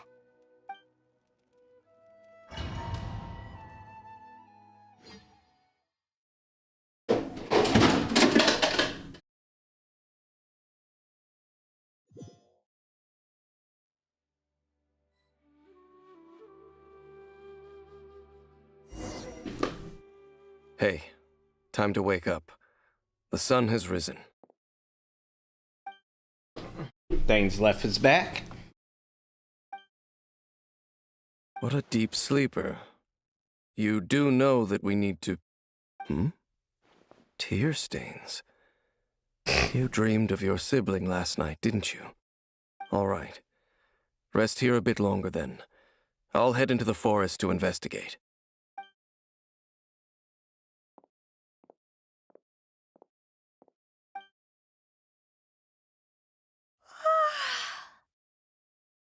No, do not tell me we're doing this time loop nonsense again.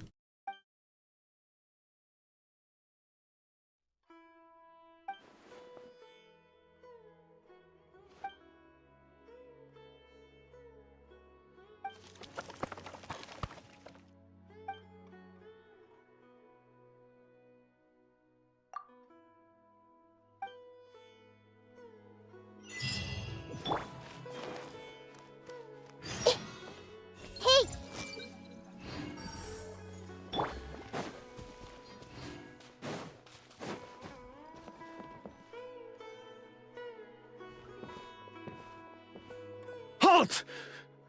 What do you think you're doing? This place is not whatever you think it is. Nor should you be poking your nose into my business. Begone! Are we doing a time displacement thing where I'm in the past occupying the events and time of my brother? Your travel companion. You mean the one that was keeping watch by your side last night? Your companion departed for the forest early this morning.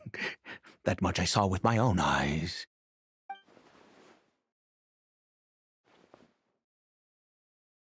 What business is that of yours, All you need to know is that I claimed this place first, and what I do here is none of your concern. Do I make myself quite clear? Leave. Well, what are you waiting for?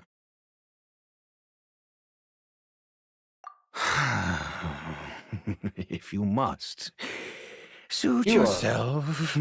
Crazy man. I've been observing you, and you don't look like a forest ranger, nor someone from the academia. Still, I'm warning you, no funny business. Promise me that, and you can do as you please. Okay, fine. Whatever. Just move aside. You... Oh, go on then. Have it your way. I knew I wasn't going to be able to hide this anyway. Just come in. But no overreacting to anything you see in here, okay? You want come on then.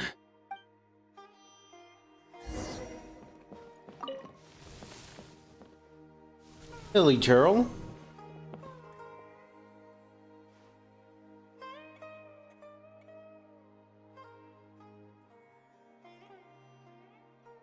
Mind your own business. Don't worry. He isn't aggressive. How could he be? He was too young for anything like that. So don't you lay a finger on him. Just find yourself a corner to rest if you're tired or cold. Huh? You know Conria? Who are you, exactly?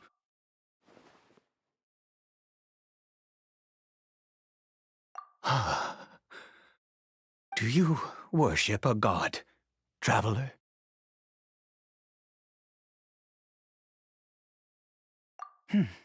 Sounds like you've had an eventful life. All right, well, my name is Ida, and you are correct. I was once Conrian. I apologize for my earlier hostility, but you must understand, as far as I'm concerned, humans who do not worship the Seven are nigh extinct. And all who place faith in the gods are my enemies. A little too black and white. That may be. But the fact is that chances to talk to people like yourself have been few and far between since the cataclysm. This wretched curse of immortality. Who knows how long I must continue to suffer like this? What is it? The curse. It was a little gift given to the people of Conria by those vile gods. We lost our home, our loved ones, everything.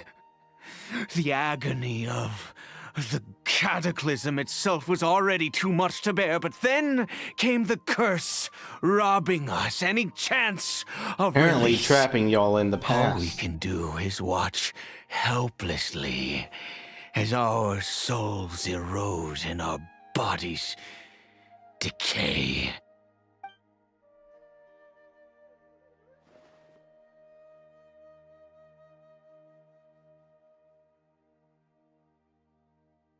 Because, although Conria began with a single bloodline, it was a home to others too.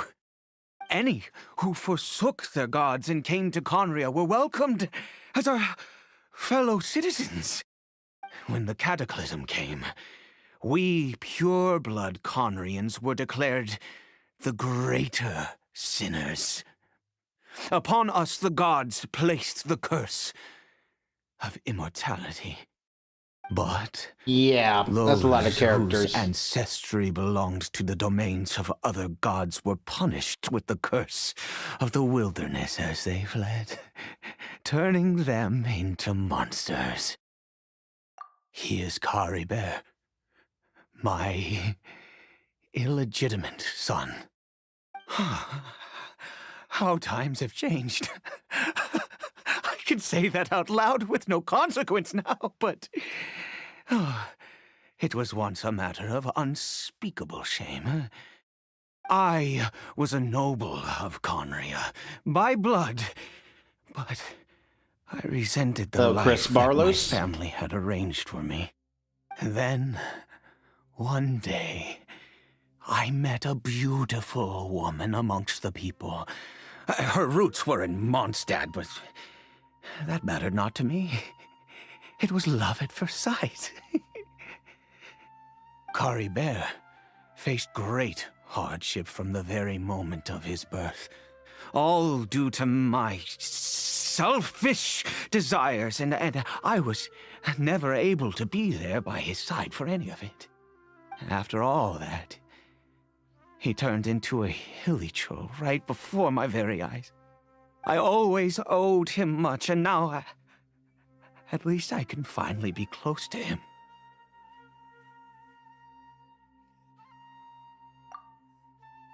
She was.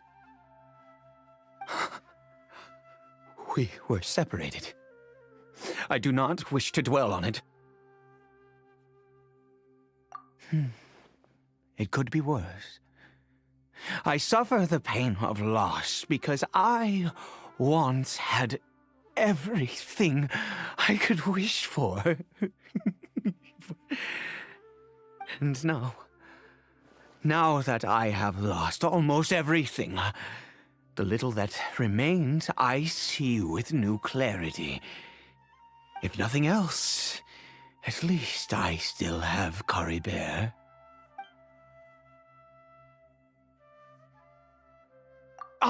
Yes, that reminds me. I only returned here to check on Caribert, but I do have other things I wish to do. You may come with me. If No, that list of characters is just the playable ones.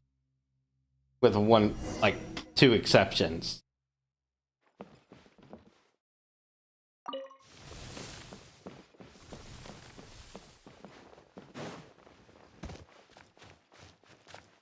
Yeah, I've lost all my images over here. There's definitely some time wibbly wobbly nonsense going on. Over here.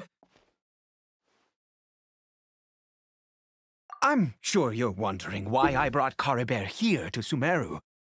Well, it's because he needs a medicine that can only be made here. One which will help him to recover his clarity of mind.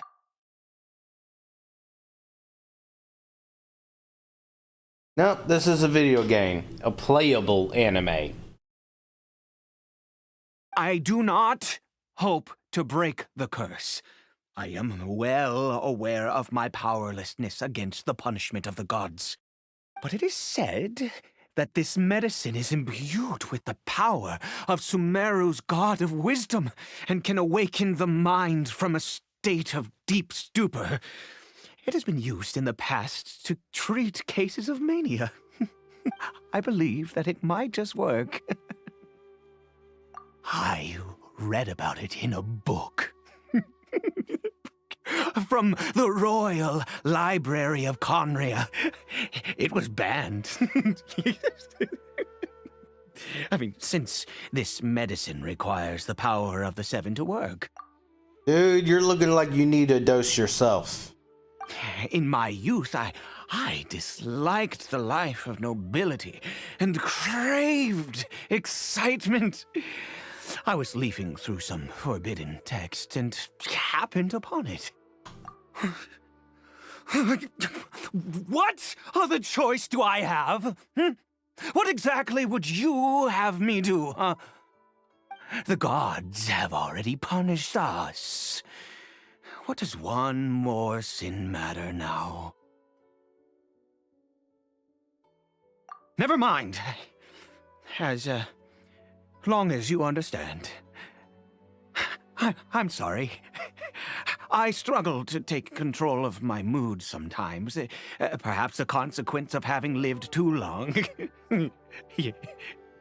As it happens, I am in dire need of some help to make this medicine. My hands don't have the dexterity they once did. I fear they may be decaying from within. This curse of immortality comes with aging and soul decay. To Yeah, start it's with, a curse. take this ingredient.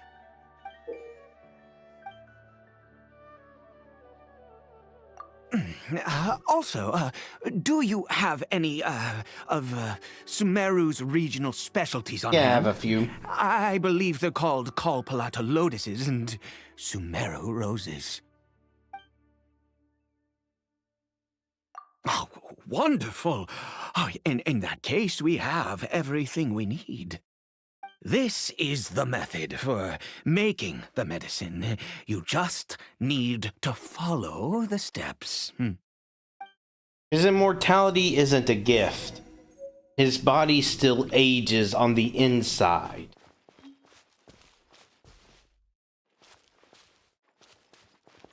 So yeah, he's constantly just losing control of his body and just constant suffering within. Can't properly heal, and he can't actually maintain his youthful vigor.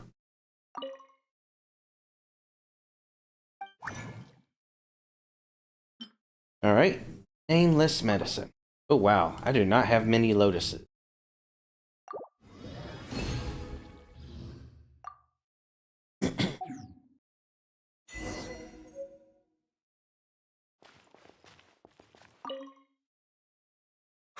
Is it done? Oh, splendid. Let me see. In all honesty, I do not know what the end product is supposed to look like. The banned book didn't feature any illustrations. Well, the moment has finally arrived. Curses. His aging may be slowed, at least outwardly. No! We need to perform one final step to complete the medicine. I said before that this medicine relies on the power of the God of Wisdom for its restorative effects. Which means we must pay a visit to a statue of the Seven. Yeah, he's a hard atheist.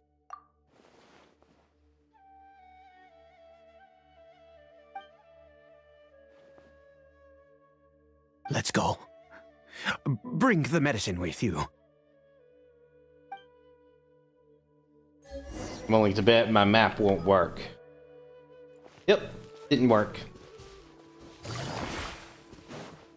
I can at least glide over.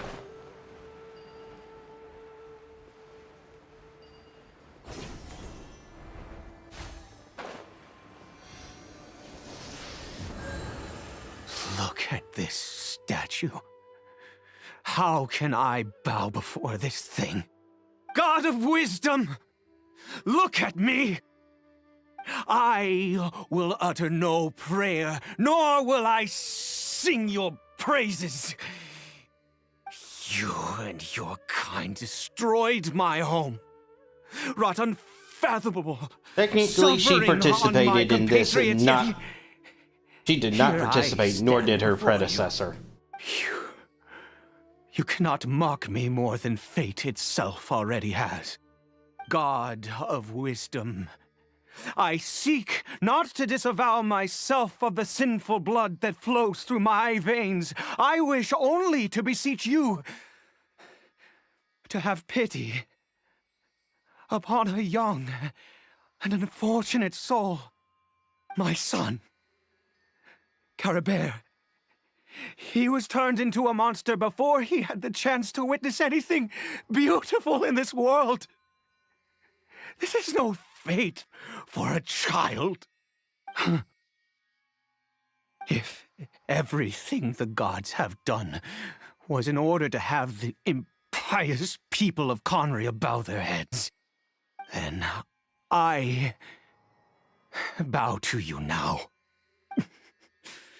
I have given up all I ever stood for. All I ask is for a tiny miracle. For Caribert to see this world once more. Please, God! I beg of you.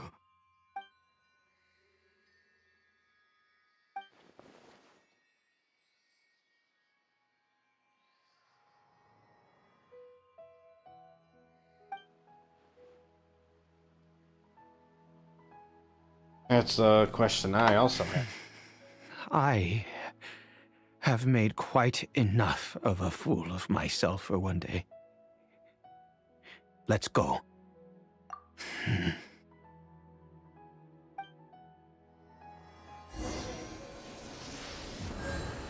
Still can't fast travel.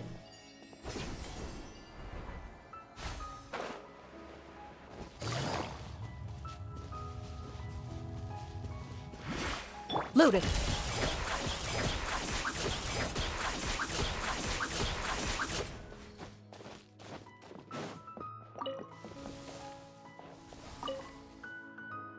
Cory Bear?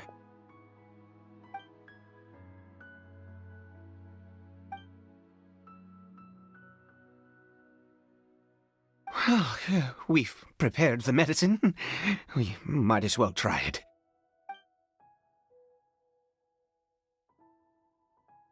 Cory Bear, it's me. It's your father. Cory Bear. Cory Bear, please say something.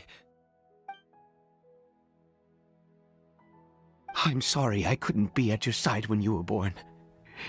And that I failed to reach you and Mama in time when you both were suffering. But I'm here now. Papa's been by your side all these years. I've never left you, not once. Are you still angry with me, Cory Bear? I know you're awake now. Do you not want to talk to me? I'm so sorry, Cory Bear. Forgive me. Please, say something, anything. Please. Please. Oh, gods above! What more do you want from me? You took everything from here, and I still bowed to you. I'd give you my very life if only you cared to take it. But you won't even let me die. I knew it. I should never have trusted anything that had to do with the gods. I was just deluding myself. The gods of this world have never stood with humanity, not even for a moment.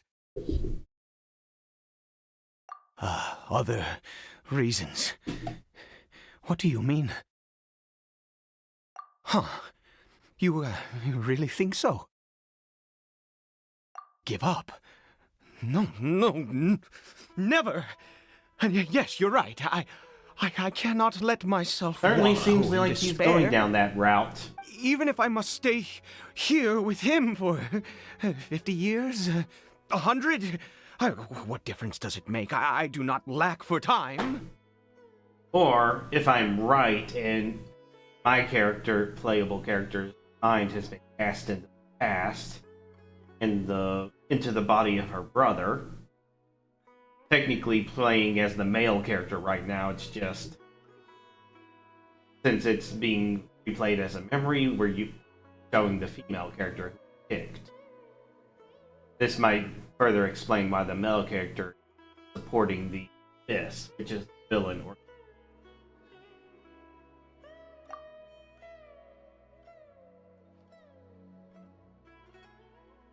have infinite time, yet no hope, can only be called. Let's go. We'll make another dose. The most crucial ingredient in this medicine is the unusual mushroom, which makes things complicated, but not impossible. I grow them in that field. The details don't matter, right? Curb your curiosity. There is a waterfall near the statue I prayed at. I need you to collect some water from there around 2 in the afternoon. I'll be here watching Cory Bear. Once you're back, Good. Then please head over when the time comes.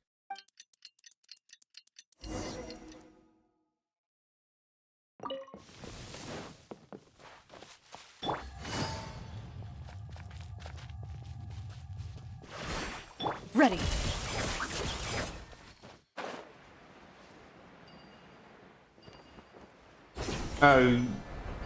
This story is like days worth of content.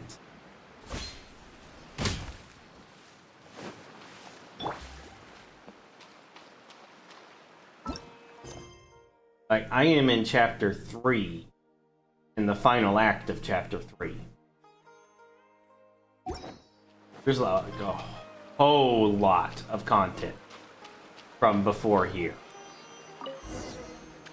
Take it easy.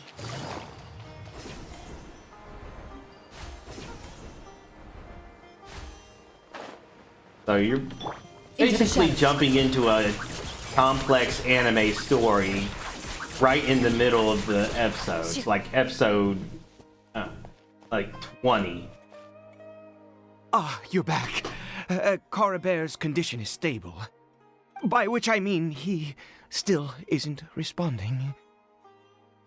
Anyway, give me the water.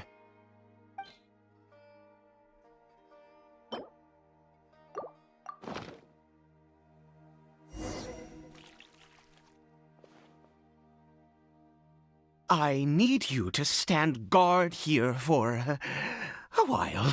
Whatever you do, don't let any good. I'll be back soon. The fertilizer won't take but a moment to make. Right. Monster.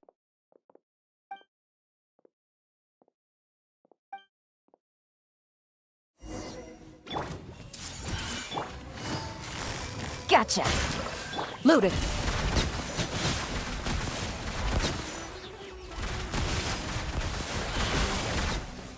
Teamwork is dreamwork! I see everything!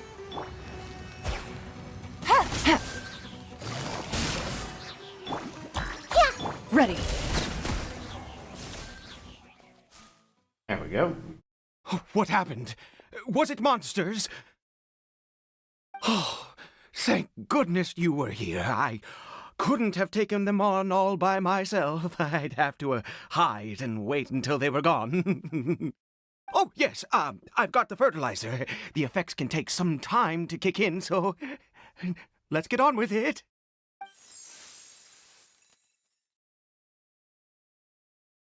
Next, we pick the mushrooms and repeat the same steps as before to make another dose. I trust you still remember the method.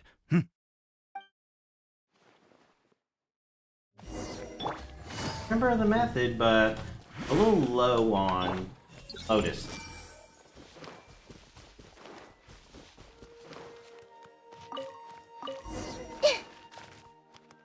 Using the form of the god he hates, make his mushrooms.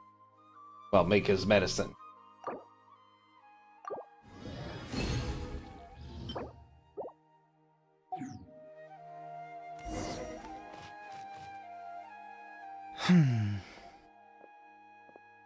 Oh, sorry. I just, after resting in this field for a while, my thoughts began to wander. This is definitely 500 years ago. I've been so very wary for many years. If only I could fall asleep here in this field and never wake up again. But you're denied. I do indeed. That's why it was just a fleeting thought. Thank you for your help once again. Now, for the final step. Back to the Statue of the Seven.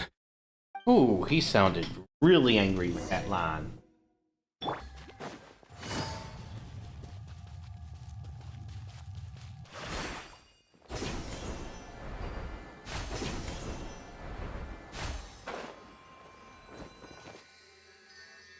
We're here. Let's begin. Try placing the medicine on the statue. Wait a moment. Hey, what was that? Coribear! Oh no, he must have left while we were too busy preparing the medicine to notice. Your son was wearing a... Come on! We have to catch up with him! No, your son was wearing something on his arm. That's a random Hilly Girl.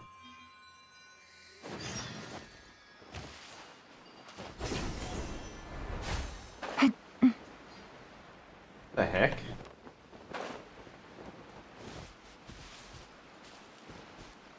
The ecological issues in this area require further observation and analysis.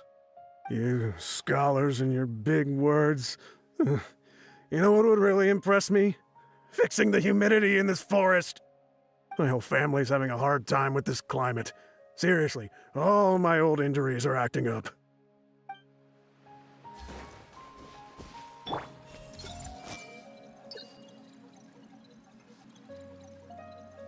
Can't mind read them.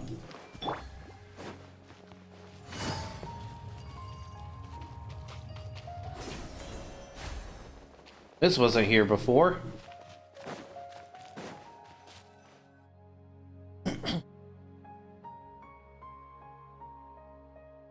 That's not Coribert.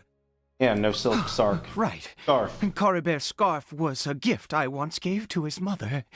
I use it now as a marker of sorts.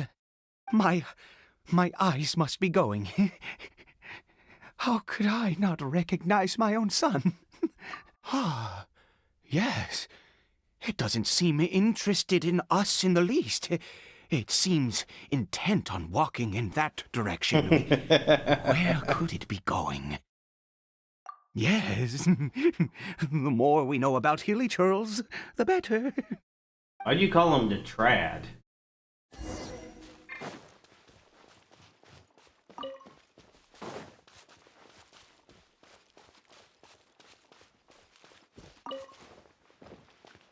Okay. Weird mist. Did it go in here? Well, let's head in.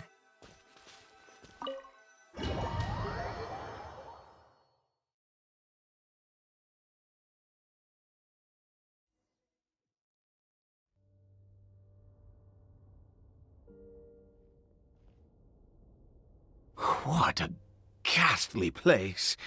Has it always existed? I swear I've never noticed it before. Huh. It looks like they're, worshipping. Sometimes walking, sometimes kneeling in worship, and it appears to be in earnest. I've never seen anything like this in all my life. What in the world does this place conceal? Oh, there's only one way to find out.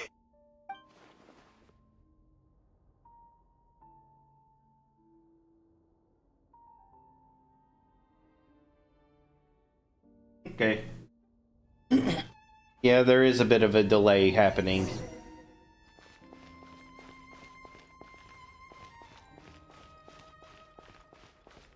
No, these Hilly Churls used to be people.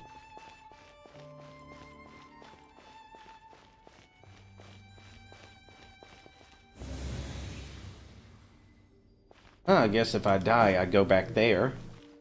Not that I've ever done that much in the game.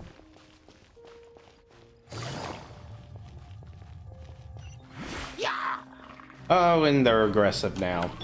Everyone hold hands! Into the shadows.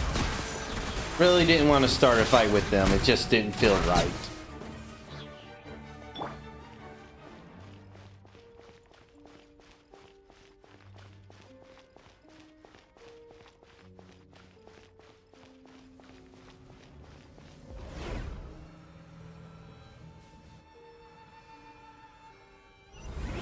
Is this a teleportation device? What energy is powering it?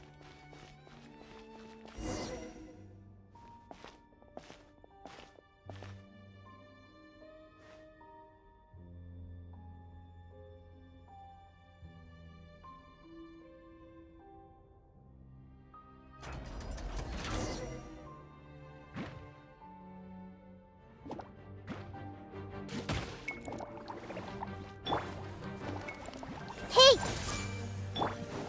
Ready.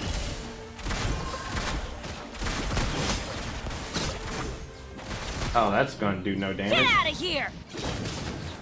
Adventure time! Everyone hold hands! Quietly now. Ha! There we go. If I can...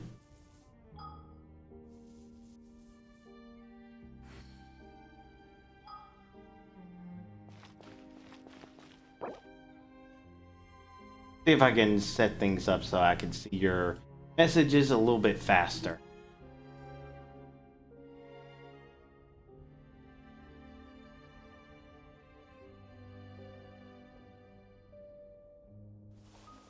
Alright. So long as I check, I should be able to see your messages a bit faster.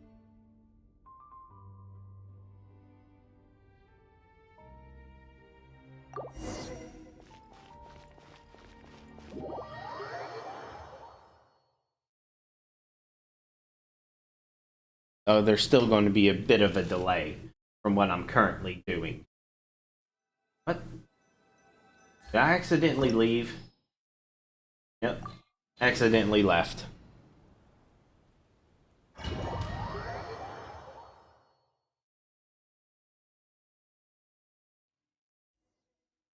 Yep. Just saw your message. What a ghastly place. Yep.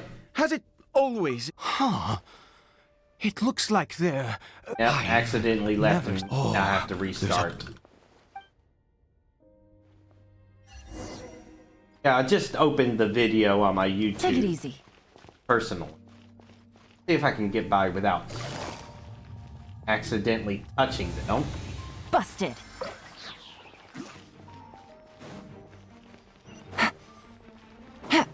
Yeah, we're just leaving.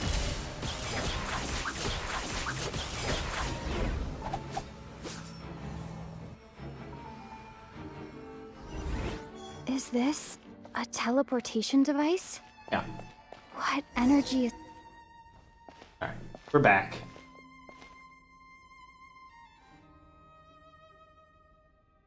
More hilly churls.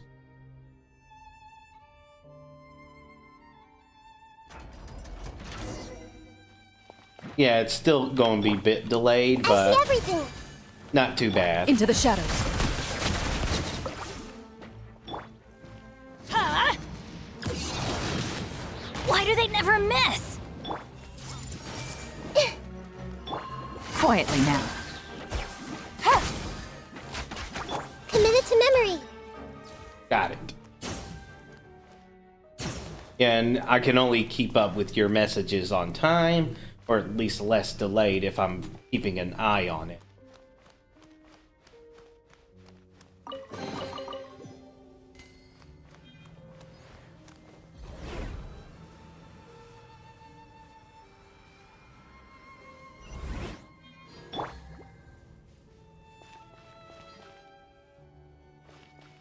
Take it easy.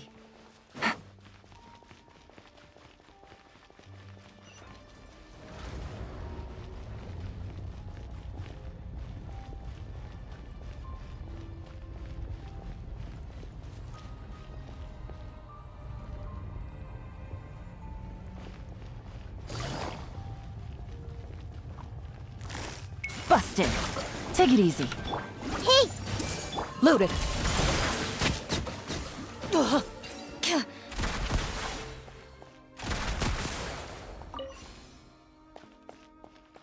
Why does he hate living forever? Because again, it looks okay on the surface, but it just doesn't feel good. And literally everything he's ever known, everything he loved, his home, his people, his family, it's all gone. It's just immortality all alone, completely and totally. Eternal solitude. And last I checked, solitary confinement is one of the worst tortures we can inflict upon another person.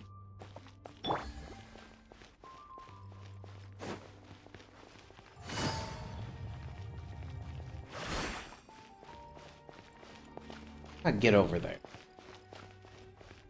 Into the shadows.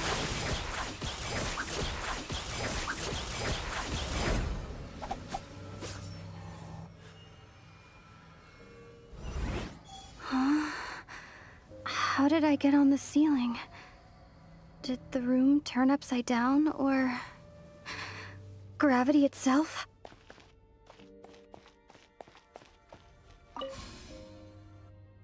I have 2 of these. Need a third. Because, well, video games just love the rule of 3.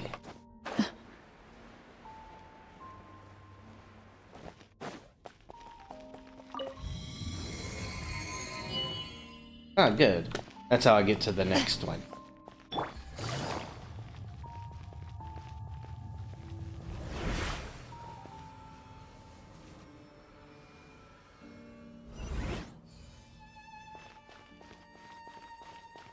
Ready.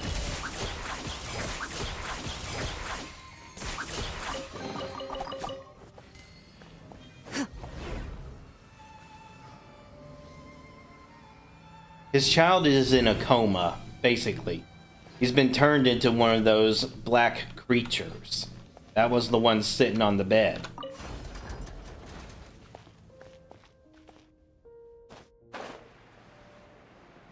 Trying to give his child medicine that restores his mind at the very least. It seems Not like I need working. to find a place to insert the rune.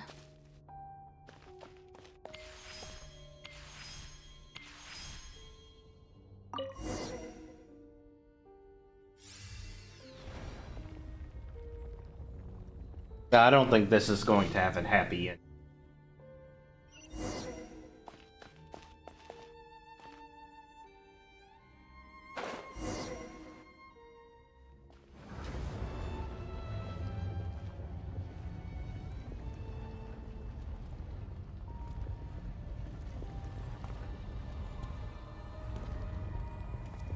An Abyss Herald.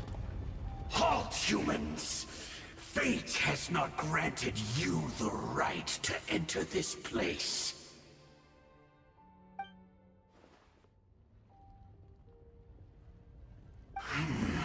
Do you insist on an audience? Very well. Then I grant you the trial of destiny.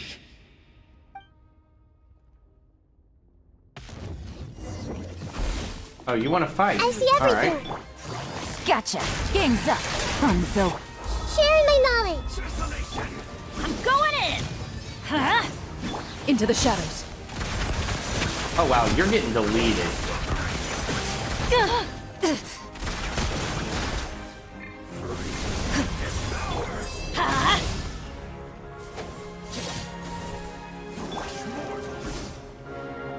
Hunt them down.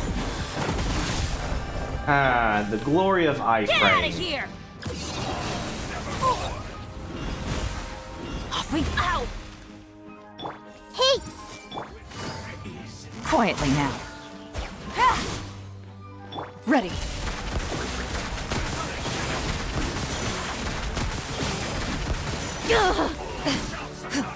Adventure time.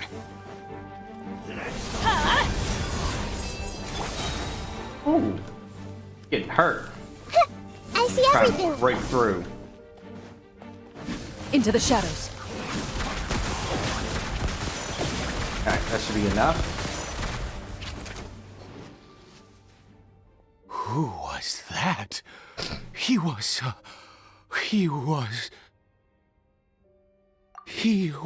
a perfect being. I'm in awe. He had the most wondrous aura, a perilous yet beautiful power. Oh, truly mesmerizing. And yet, you were able to defeat him.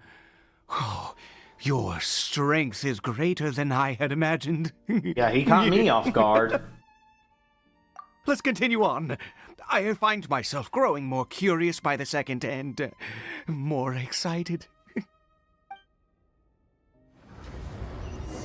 Alright, gotta keep in mind this guy is a little bit Lulu.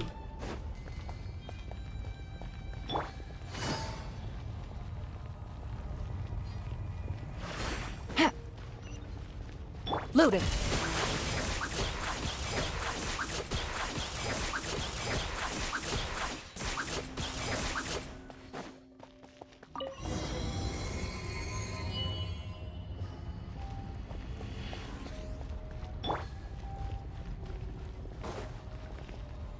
Alright, what next? I think we've made it to the end.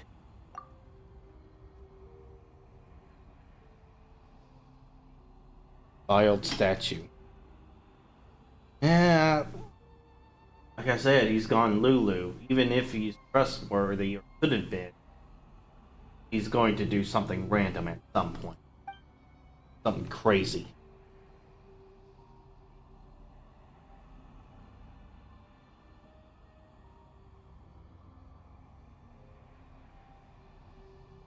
where characters referencing things that happened in a previous quest.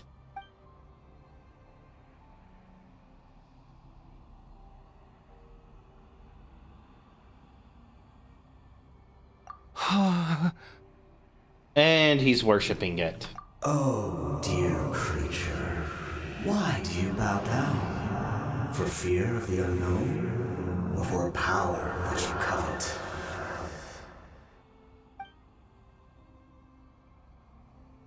Oh, dear creature, why do you bow down? For I am no god. I am but a sinner. That's some grade A Lucifer behavior coming from you. You are like a flower, born in sin, yet pure, spotless. I know your fate well. You need no longer hold back your resentment, nor accept the countless lies. Go forth, become a transcendent one. Rise beyond the fate bestowed upon you. Yeah, that sounds like an evil speech. And I shall shed a tear at the end of time, as I gaze back upon your life.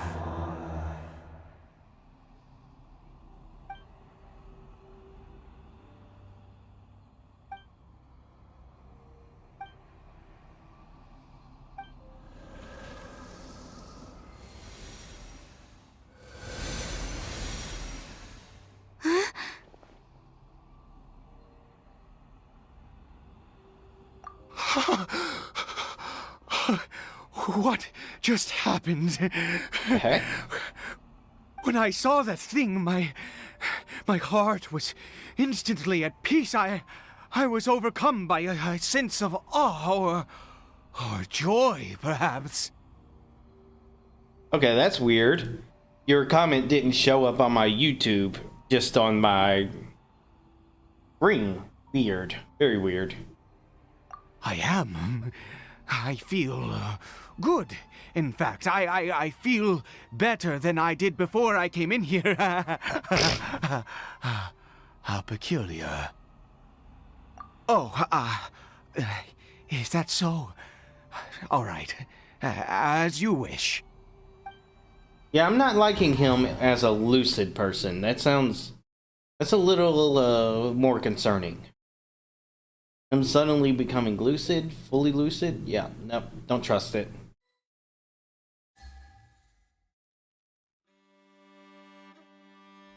Caribert! Oh, thank goodness! He's still okay. There's his son. I have a strange feeling that what just happened was meant to be. For this to happen, right at the moment when I was dreading worshipping at a statue of the Seven, it's as if fate was calling to me. You say that I bowed before that thing, so perhaps it might be just as effective. I have to try. No matter what, you said it yourself. I have to exhaust all options.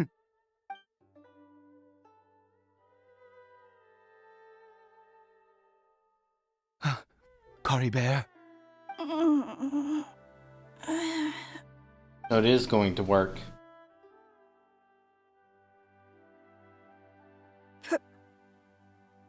Papa? And now we have a deal with the devil. Oh, my goodness, it worked! It's a miracle! Oh, Caribert, my dear son! You see? It worked! Caribert can speak again! This is definitely deal with the devil. Where's nonsense. Mama? Mama is... Caribert, look at me. Do you know who I am? Of course. Your Papa. Yes! Salvation! Sweet salvation! Yes, yes! This is what this feeling is. How do you feel, Caribert? Are you fully awake now? Yes. It feels like I just woke up from a long, long sleep. I dreamed that I was hiding in a little room. I didn't dare go out the whole time, and I didn't want to either. Wait. My body! Ooh. What happened to me? Body dysmorphia. This isn't good. Is this me? Papa? What's happened to me? Don't panic, son. It's just... While you were sleeping, we went into a fairy tale world. There's no more Conria here. No more home. But... A red sky? You know what that means. No more Oh, red sky. No more end of the world. In this world, you have to be a little monster, but you get to stay with Papa forever. Am I dead? No, of course not. Look, Cory Bear, you still have Mama's scarf on your arm. That means she's watching over you, protecting you. So how could you be dead? Really? Yes, really. You've only just woken up, and this must all be very confusing for you. Just rest here for now. Things will get better. Oh, and you have to promise me something. Never take off your mask. Understand? Whatever happens, you mustn't take it off. Okay, Papa. I won't. I promise. Not since that day have I been so glad as I am now. I can't believe this is really happening. I knew that placing my hope in the Seven was a waste of time. I even worshipped at one of their statues like a common fool. You wouldn't Never have been before able to have I help anyways. humiliated myself like that. Once a murderer, always a murderer. I was naive to think that the gods who conspired against us would ever offer redemption. But the God we saw in that cave, now that was a truly mighty God. Nothing like one of the Seven. That wondrous power, it was truly enchanting. Surely that must have been the reason I bowed down. Now then, after one beseeches a god, and the god responds by answering their prayers, should they, do something to show their devotion? Piety is hardly my area of expertise. But surely I should honor the god that has honored my wishes. A sinner? Oh, don't be absurd. You don't know a single thing about him. How dare you utter such blasphemy? Well, he's fully religious now. Have both witnessed his divine power. When has the Seven worked a miracle like this before? Never! He is a god, mightier than they, and yet you would call him a sinner. Oh, preposterous! No matter. Believe what you will. You cannot shake my faith. I am going to pay my respects with or without you.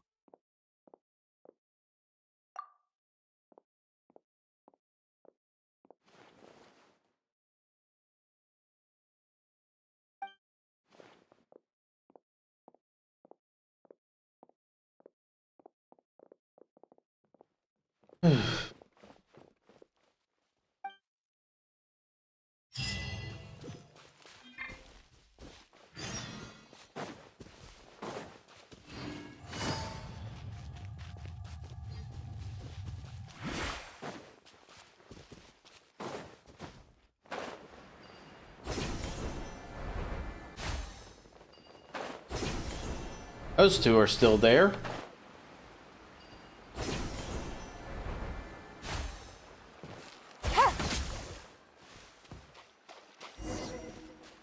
Oh, resources. Not from the killing anything.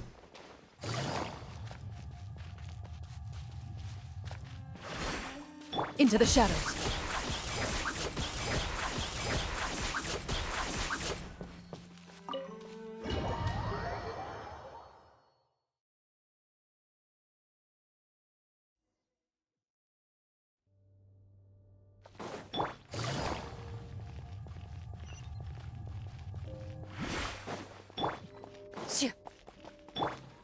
Everyone hold hands! Whoops.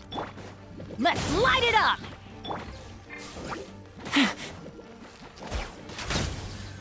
Teamwork is dreamwork! Huh?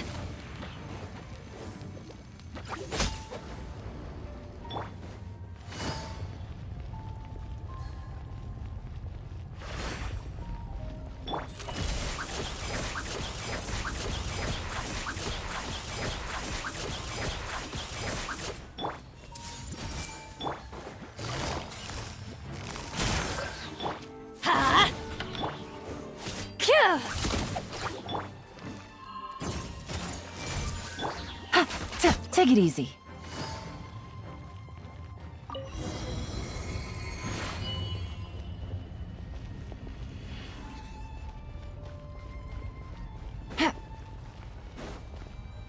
Well, that was easier to get to. No! Impossible! What happened? The Hilichurl worshippers have disappeared too? Was it all an illusion? All of this is an illusion. That's true. Yes, it can't have been an illusion. I still feel that awesome and wondrous power flowing through my mind and body. It was neither illusion nor coincidence, and certainly no dream. It was a wonder. Yes, a divine wonder. Let's go, traveler. There is surely a reason for its disappearance, and I do believe that someday in the future we shall see it again. Turning into a zealot. Could he really have been a sinner and not a god?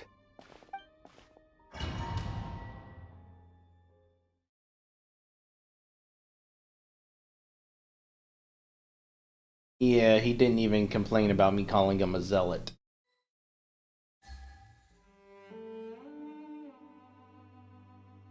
Caribert? Where has he gone? Oh, no. Maybe someone else came by and found him? No, it can't have been that. There's no sign of a break-in and no sign of anyone having been here. Your door is leaves. How would people break in? You could just move them. This does not bode well. What if he's spotted by a forest ranger or an adventurer?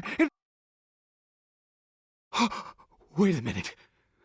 This isn't how we left it. Oh no. Did he? He removed his mask.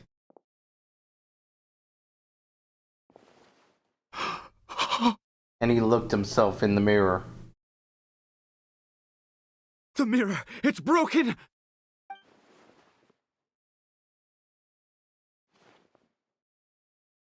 He must have taken his mask off and seen what he looks like beneath it. Yeah, so him saying the mirror was just broken when my character said it's always been broken, that confirms my theory. I'm back in the past. If he'd just done as he was told! We have to find him.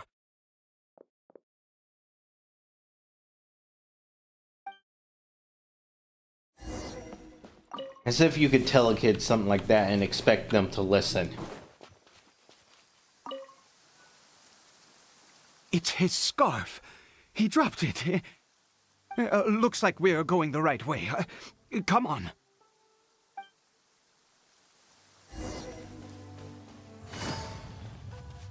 Caribert!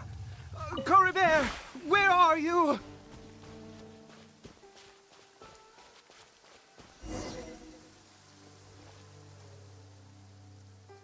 Curses! Forest rangers. Hey! Who are you? We haven't seen you around here before. What's your business here? Have you seen a hilly churl? A hilly churl should have come past this way. Have you seen it? I asked you first. Don't make this more difficult than it needs to be. I said, have you seen a hilly churl? Hey, whoa. Look, sir, there's no need to get so worked up. There are hilly churls everywhere. What's the big deal? We see plenty of them out here. Exactly. Matter of fact, we just took out a few of them back there. Those dumb boneheads. You Forest Ranger scum! You spawn of the Seven are all the same! I'll have your heads if you so much as laid a finger on Curry Bear! You're raving mad! You've got some gall coming here to our nation insulting the Forest Rangers! Curse you all, Forest Rangers!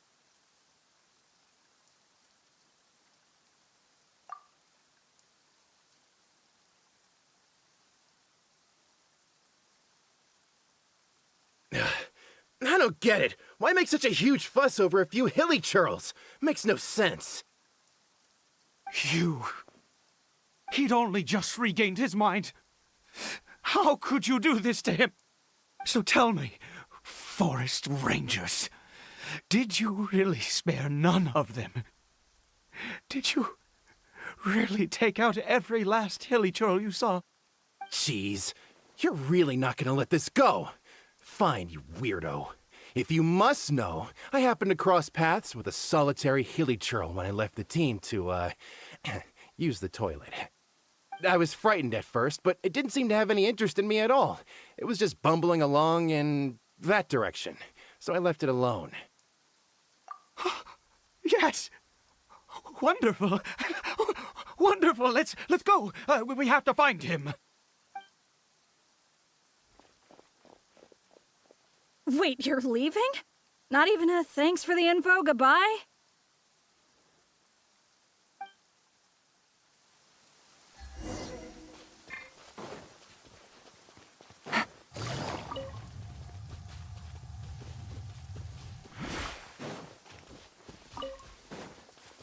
Loaded.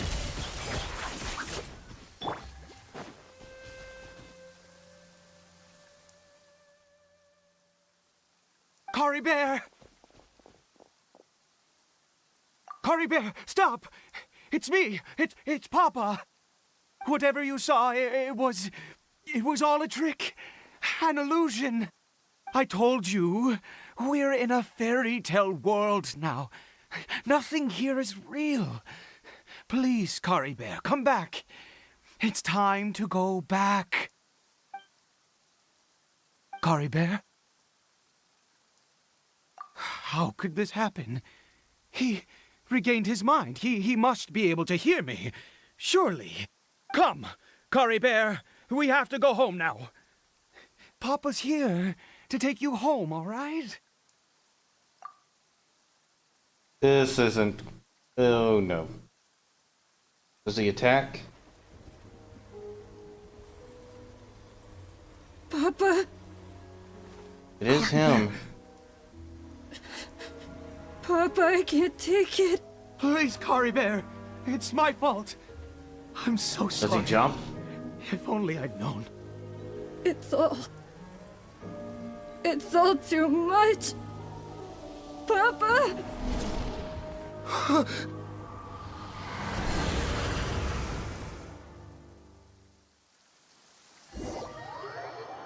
Yeah, I knew this wasn't going to have a happy ending.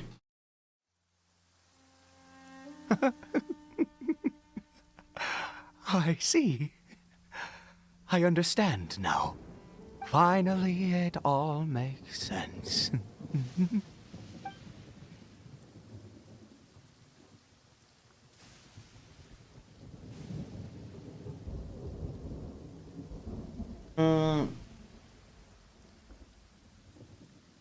I have a different channel about 72 archetypes, but even then, there's not much information on it right now.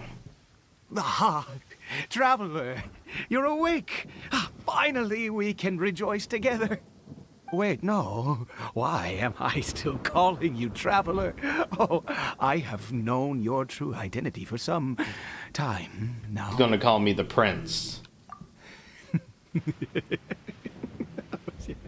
I suspected it was you. Oh, from the beginning. I had to talk to you to be sure. Oh, of course you haven't. With your status, you can hardly be expected to know all of us. In any case, I've been using a fake name this entire time. Ida is the name of a servant I once had. My real name is Clothar. Clothar Alberic.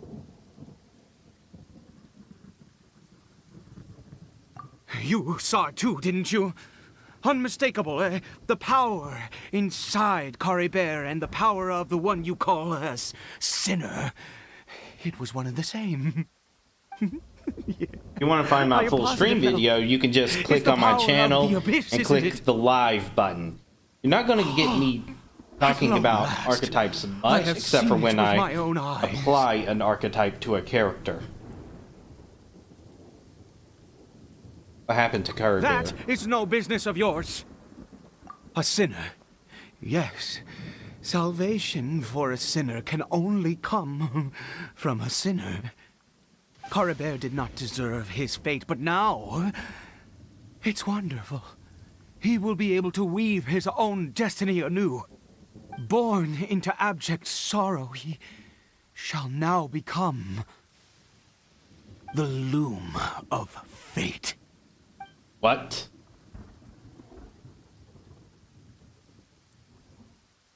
Huh? Sinister. Dangerous. Oh, I never imagined that you, of all people, would deny the Abyss. How ridiculous! We once believed that you would bring new strength and hope to Conria. To us, you were the Abyss. A wondrous mystery far beyond our imagination and comprehension. And the one who controls the Abyss can control everything. We yearned for that future. We looked to you to take us there. But what did you bring us instead? Oh, Prince. Yep, there it is. Conria. There's the time dilation, timey-wimey nonsense. What did he just call me?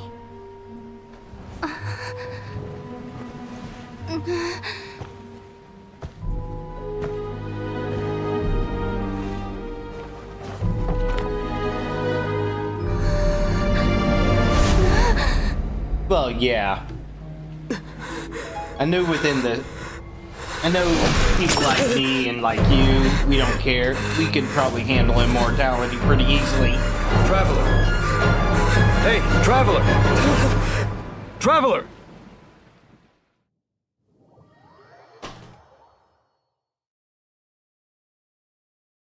The point of the story is that it is treated like a curse by Dainsleif handles it pretty well, though. Oh, thank And goodness Dainsleif is that guy.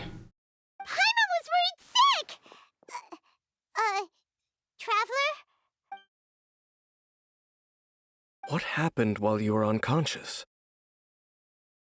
I checked the ley lines nearby. It appears that the Abyss tampered with them, and they've been in turmoil ever since. Information and memories flow within the ley lines. What did you witness? You mean Clothar Alberic? That's After the founding guy. the Abyss Order, his faith in the Abyss led him to do a great many things. But the curse of immortality continued to torment his body and mind.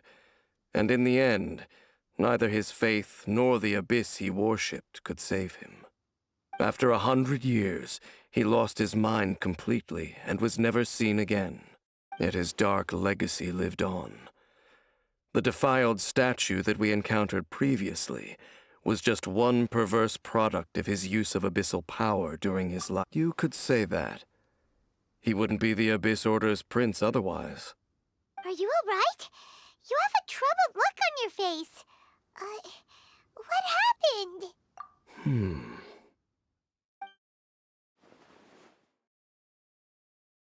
So you saw his memories from centuries ago through your own eyes. It all but defies belief. Still, as I'd suspected, the notion of the Loom of Fate did indeed rear its head during that time.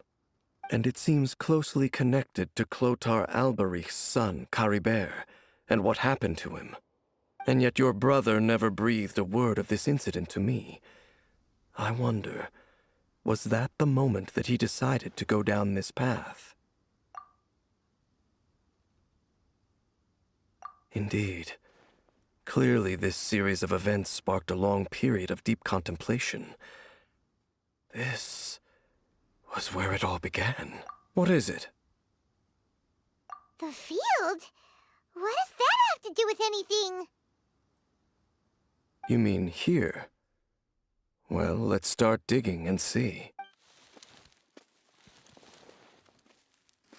You scared the Duke out of Paimon! Did you rebury them yet? A male and female skeleton, buried together. Interestingly, the male skeleton appears to have been interred much later, and it's holding a silk scarf in its hand. But what does this mean? And how did you know that there were bodies buried here? What? That's impossible. Unless Clothar Alberich finally found a way to rid himself of the curse. This all raises far too many questions. I need time to think, and to search my memories for some missing pieces. We should part ways here. Huh? You're just gonna leave? Why? You could come with us, you know. It's better that we split up for now. I think that he might have seen you.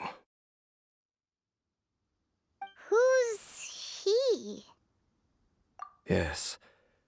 I have my suspicions as to his identity, but I need to confirm some other details before I can be sure. If the time is right, I will tell you when we next meet. But what do you mean that he saw the Traveler? How is that possible? I fear that while these things would limit anyone else, they are no obstacle to him. What? Why? What is he? All right, let's leave it there. Get some rest. Goodbye. There goes Dane. And just like that, it's back to being the two of us again, huh? What is it? Huh?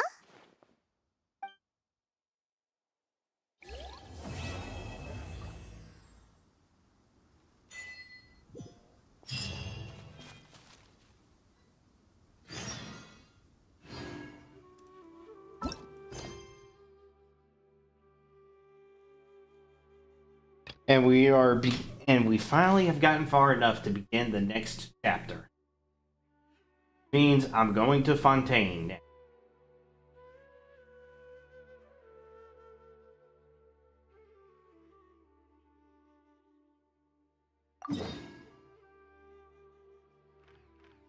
Going to Fontaine from here, quite a strange choice.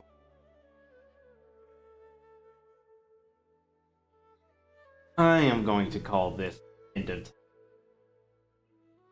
3. Oh, I got a lot done. 9 hours. Oh. Right, a 9-hour stream is quite lengthy.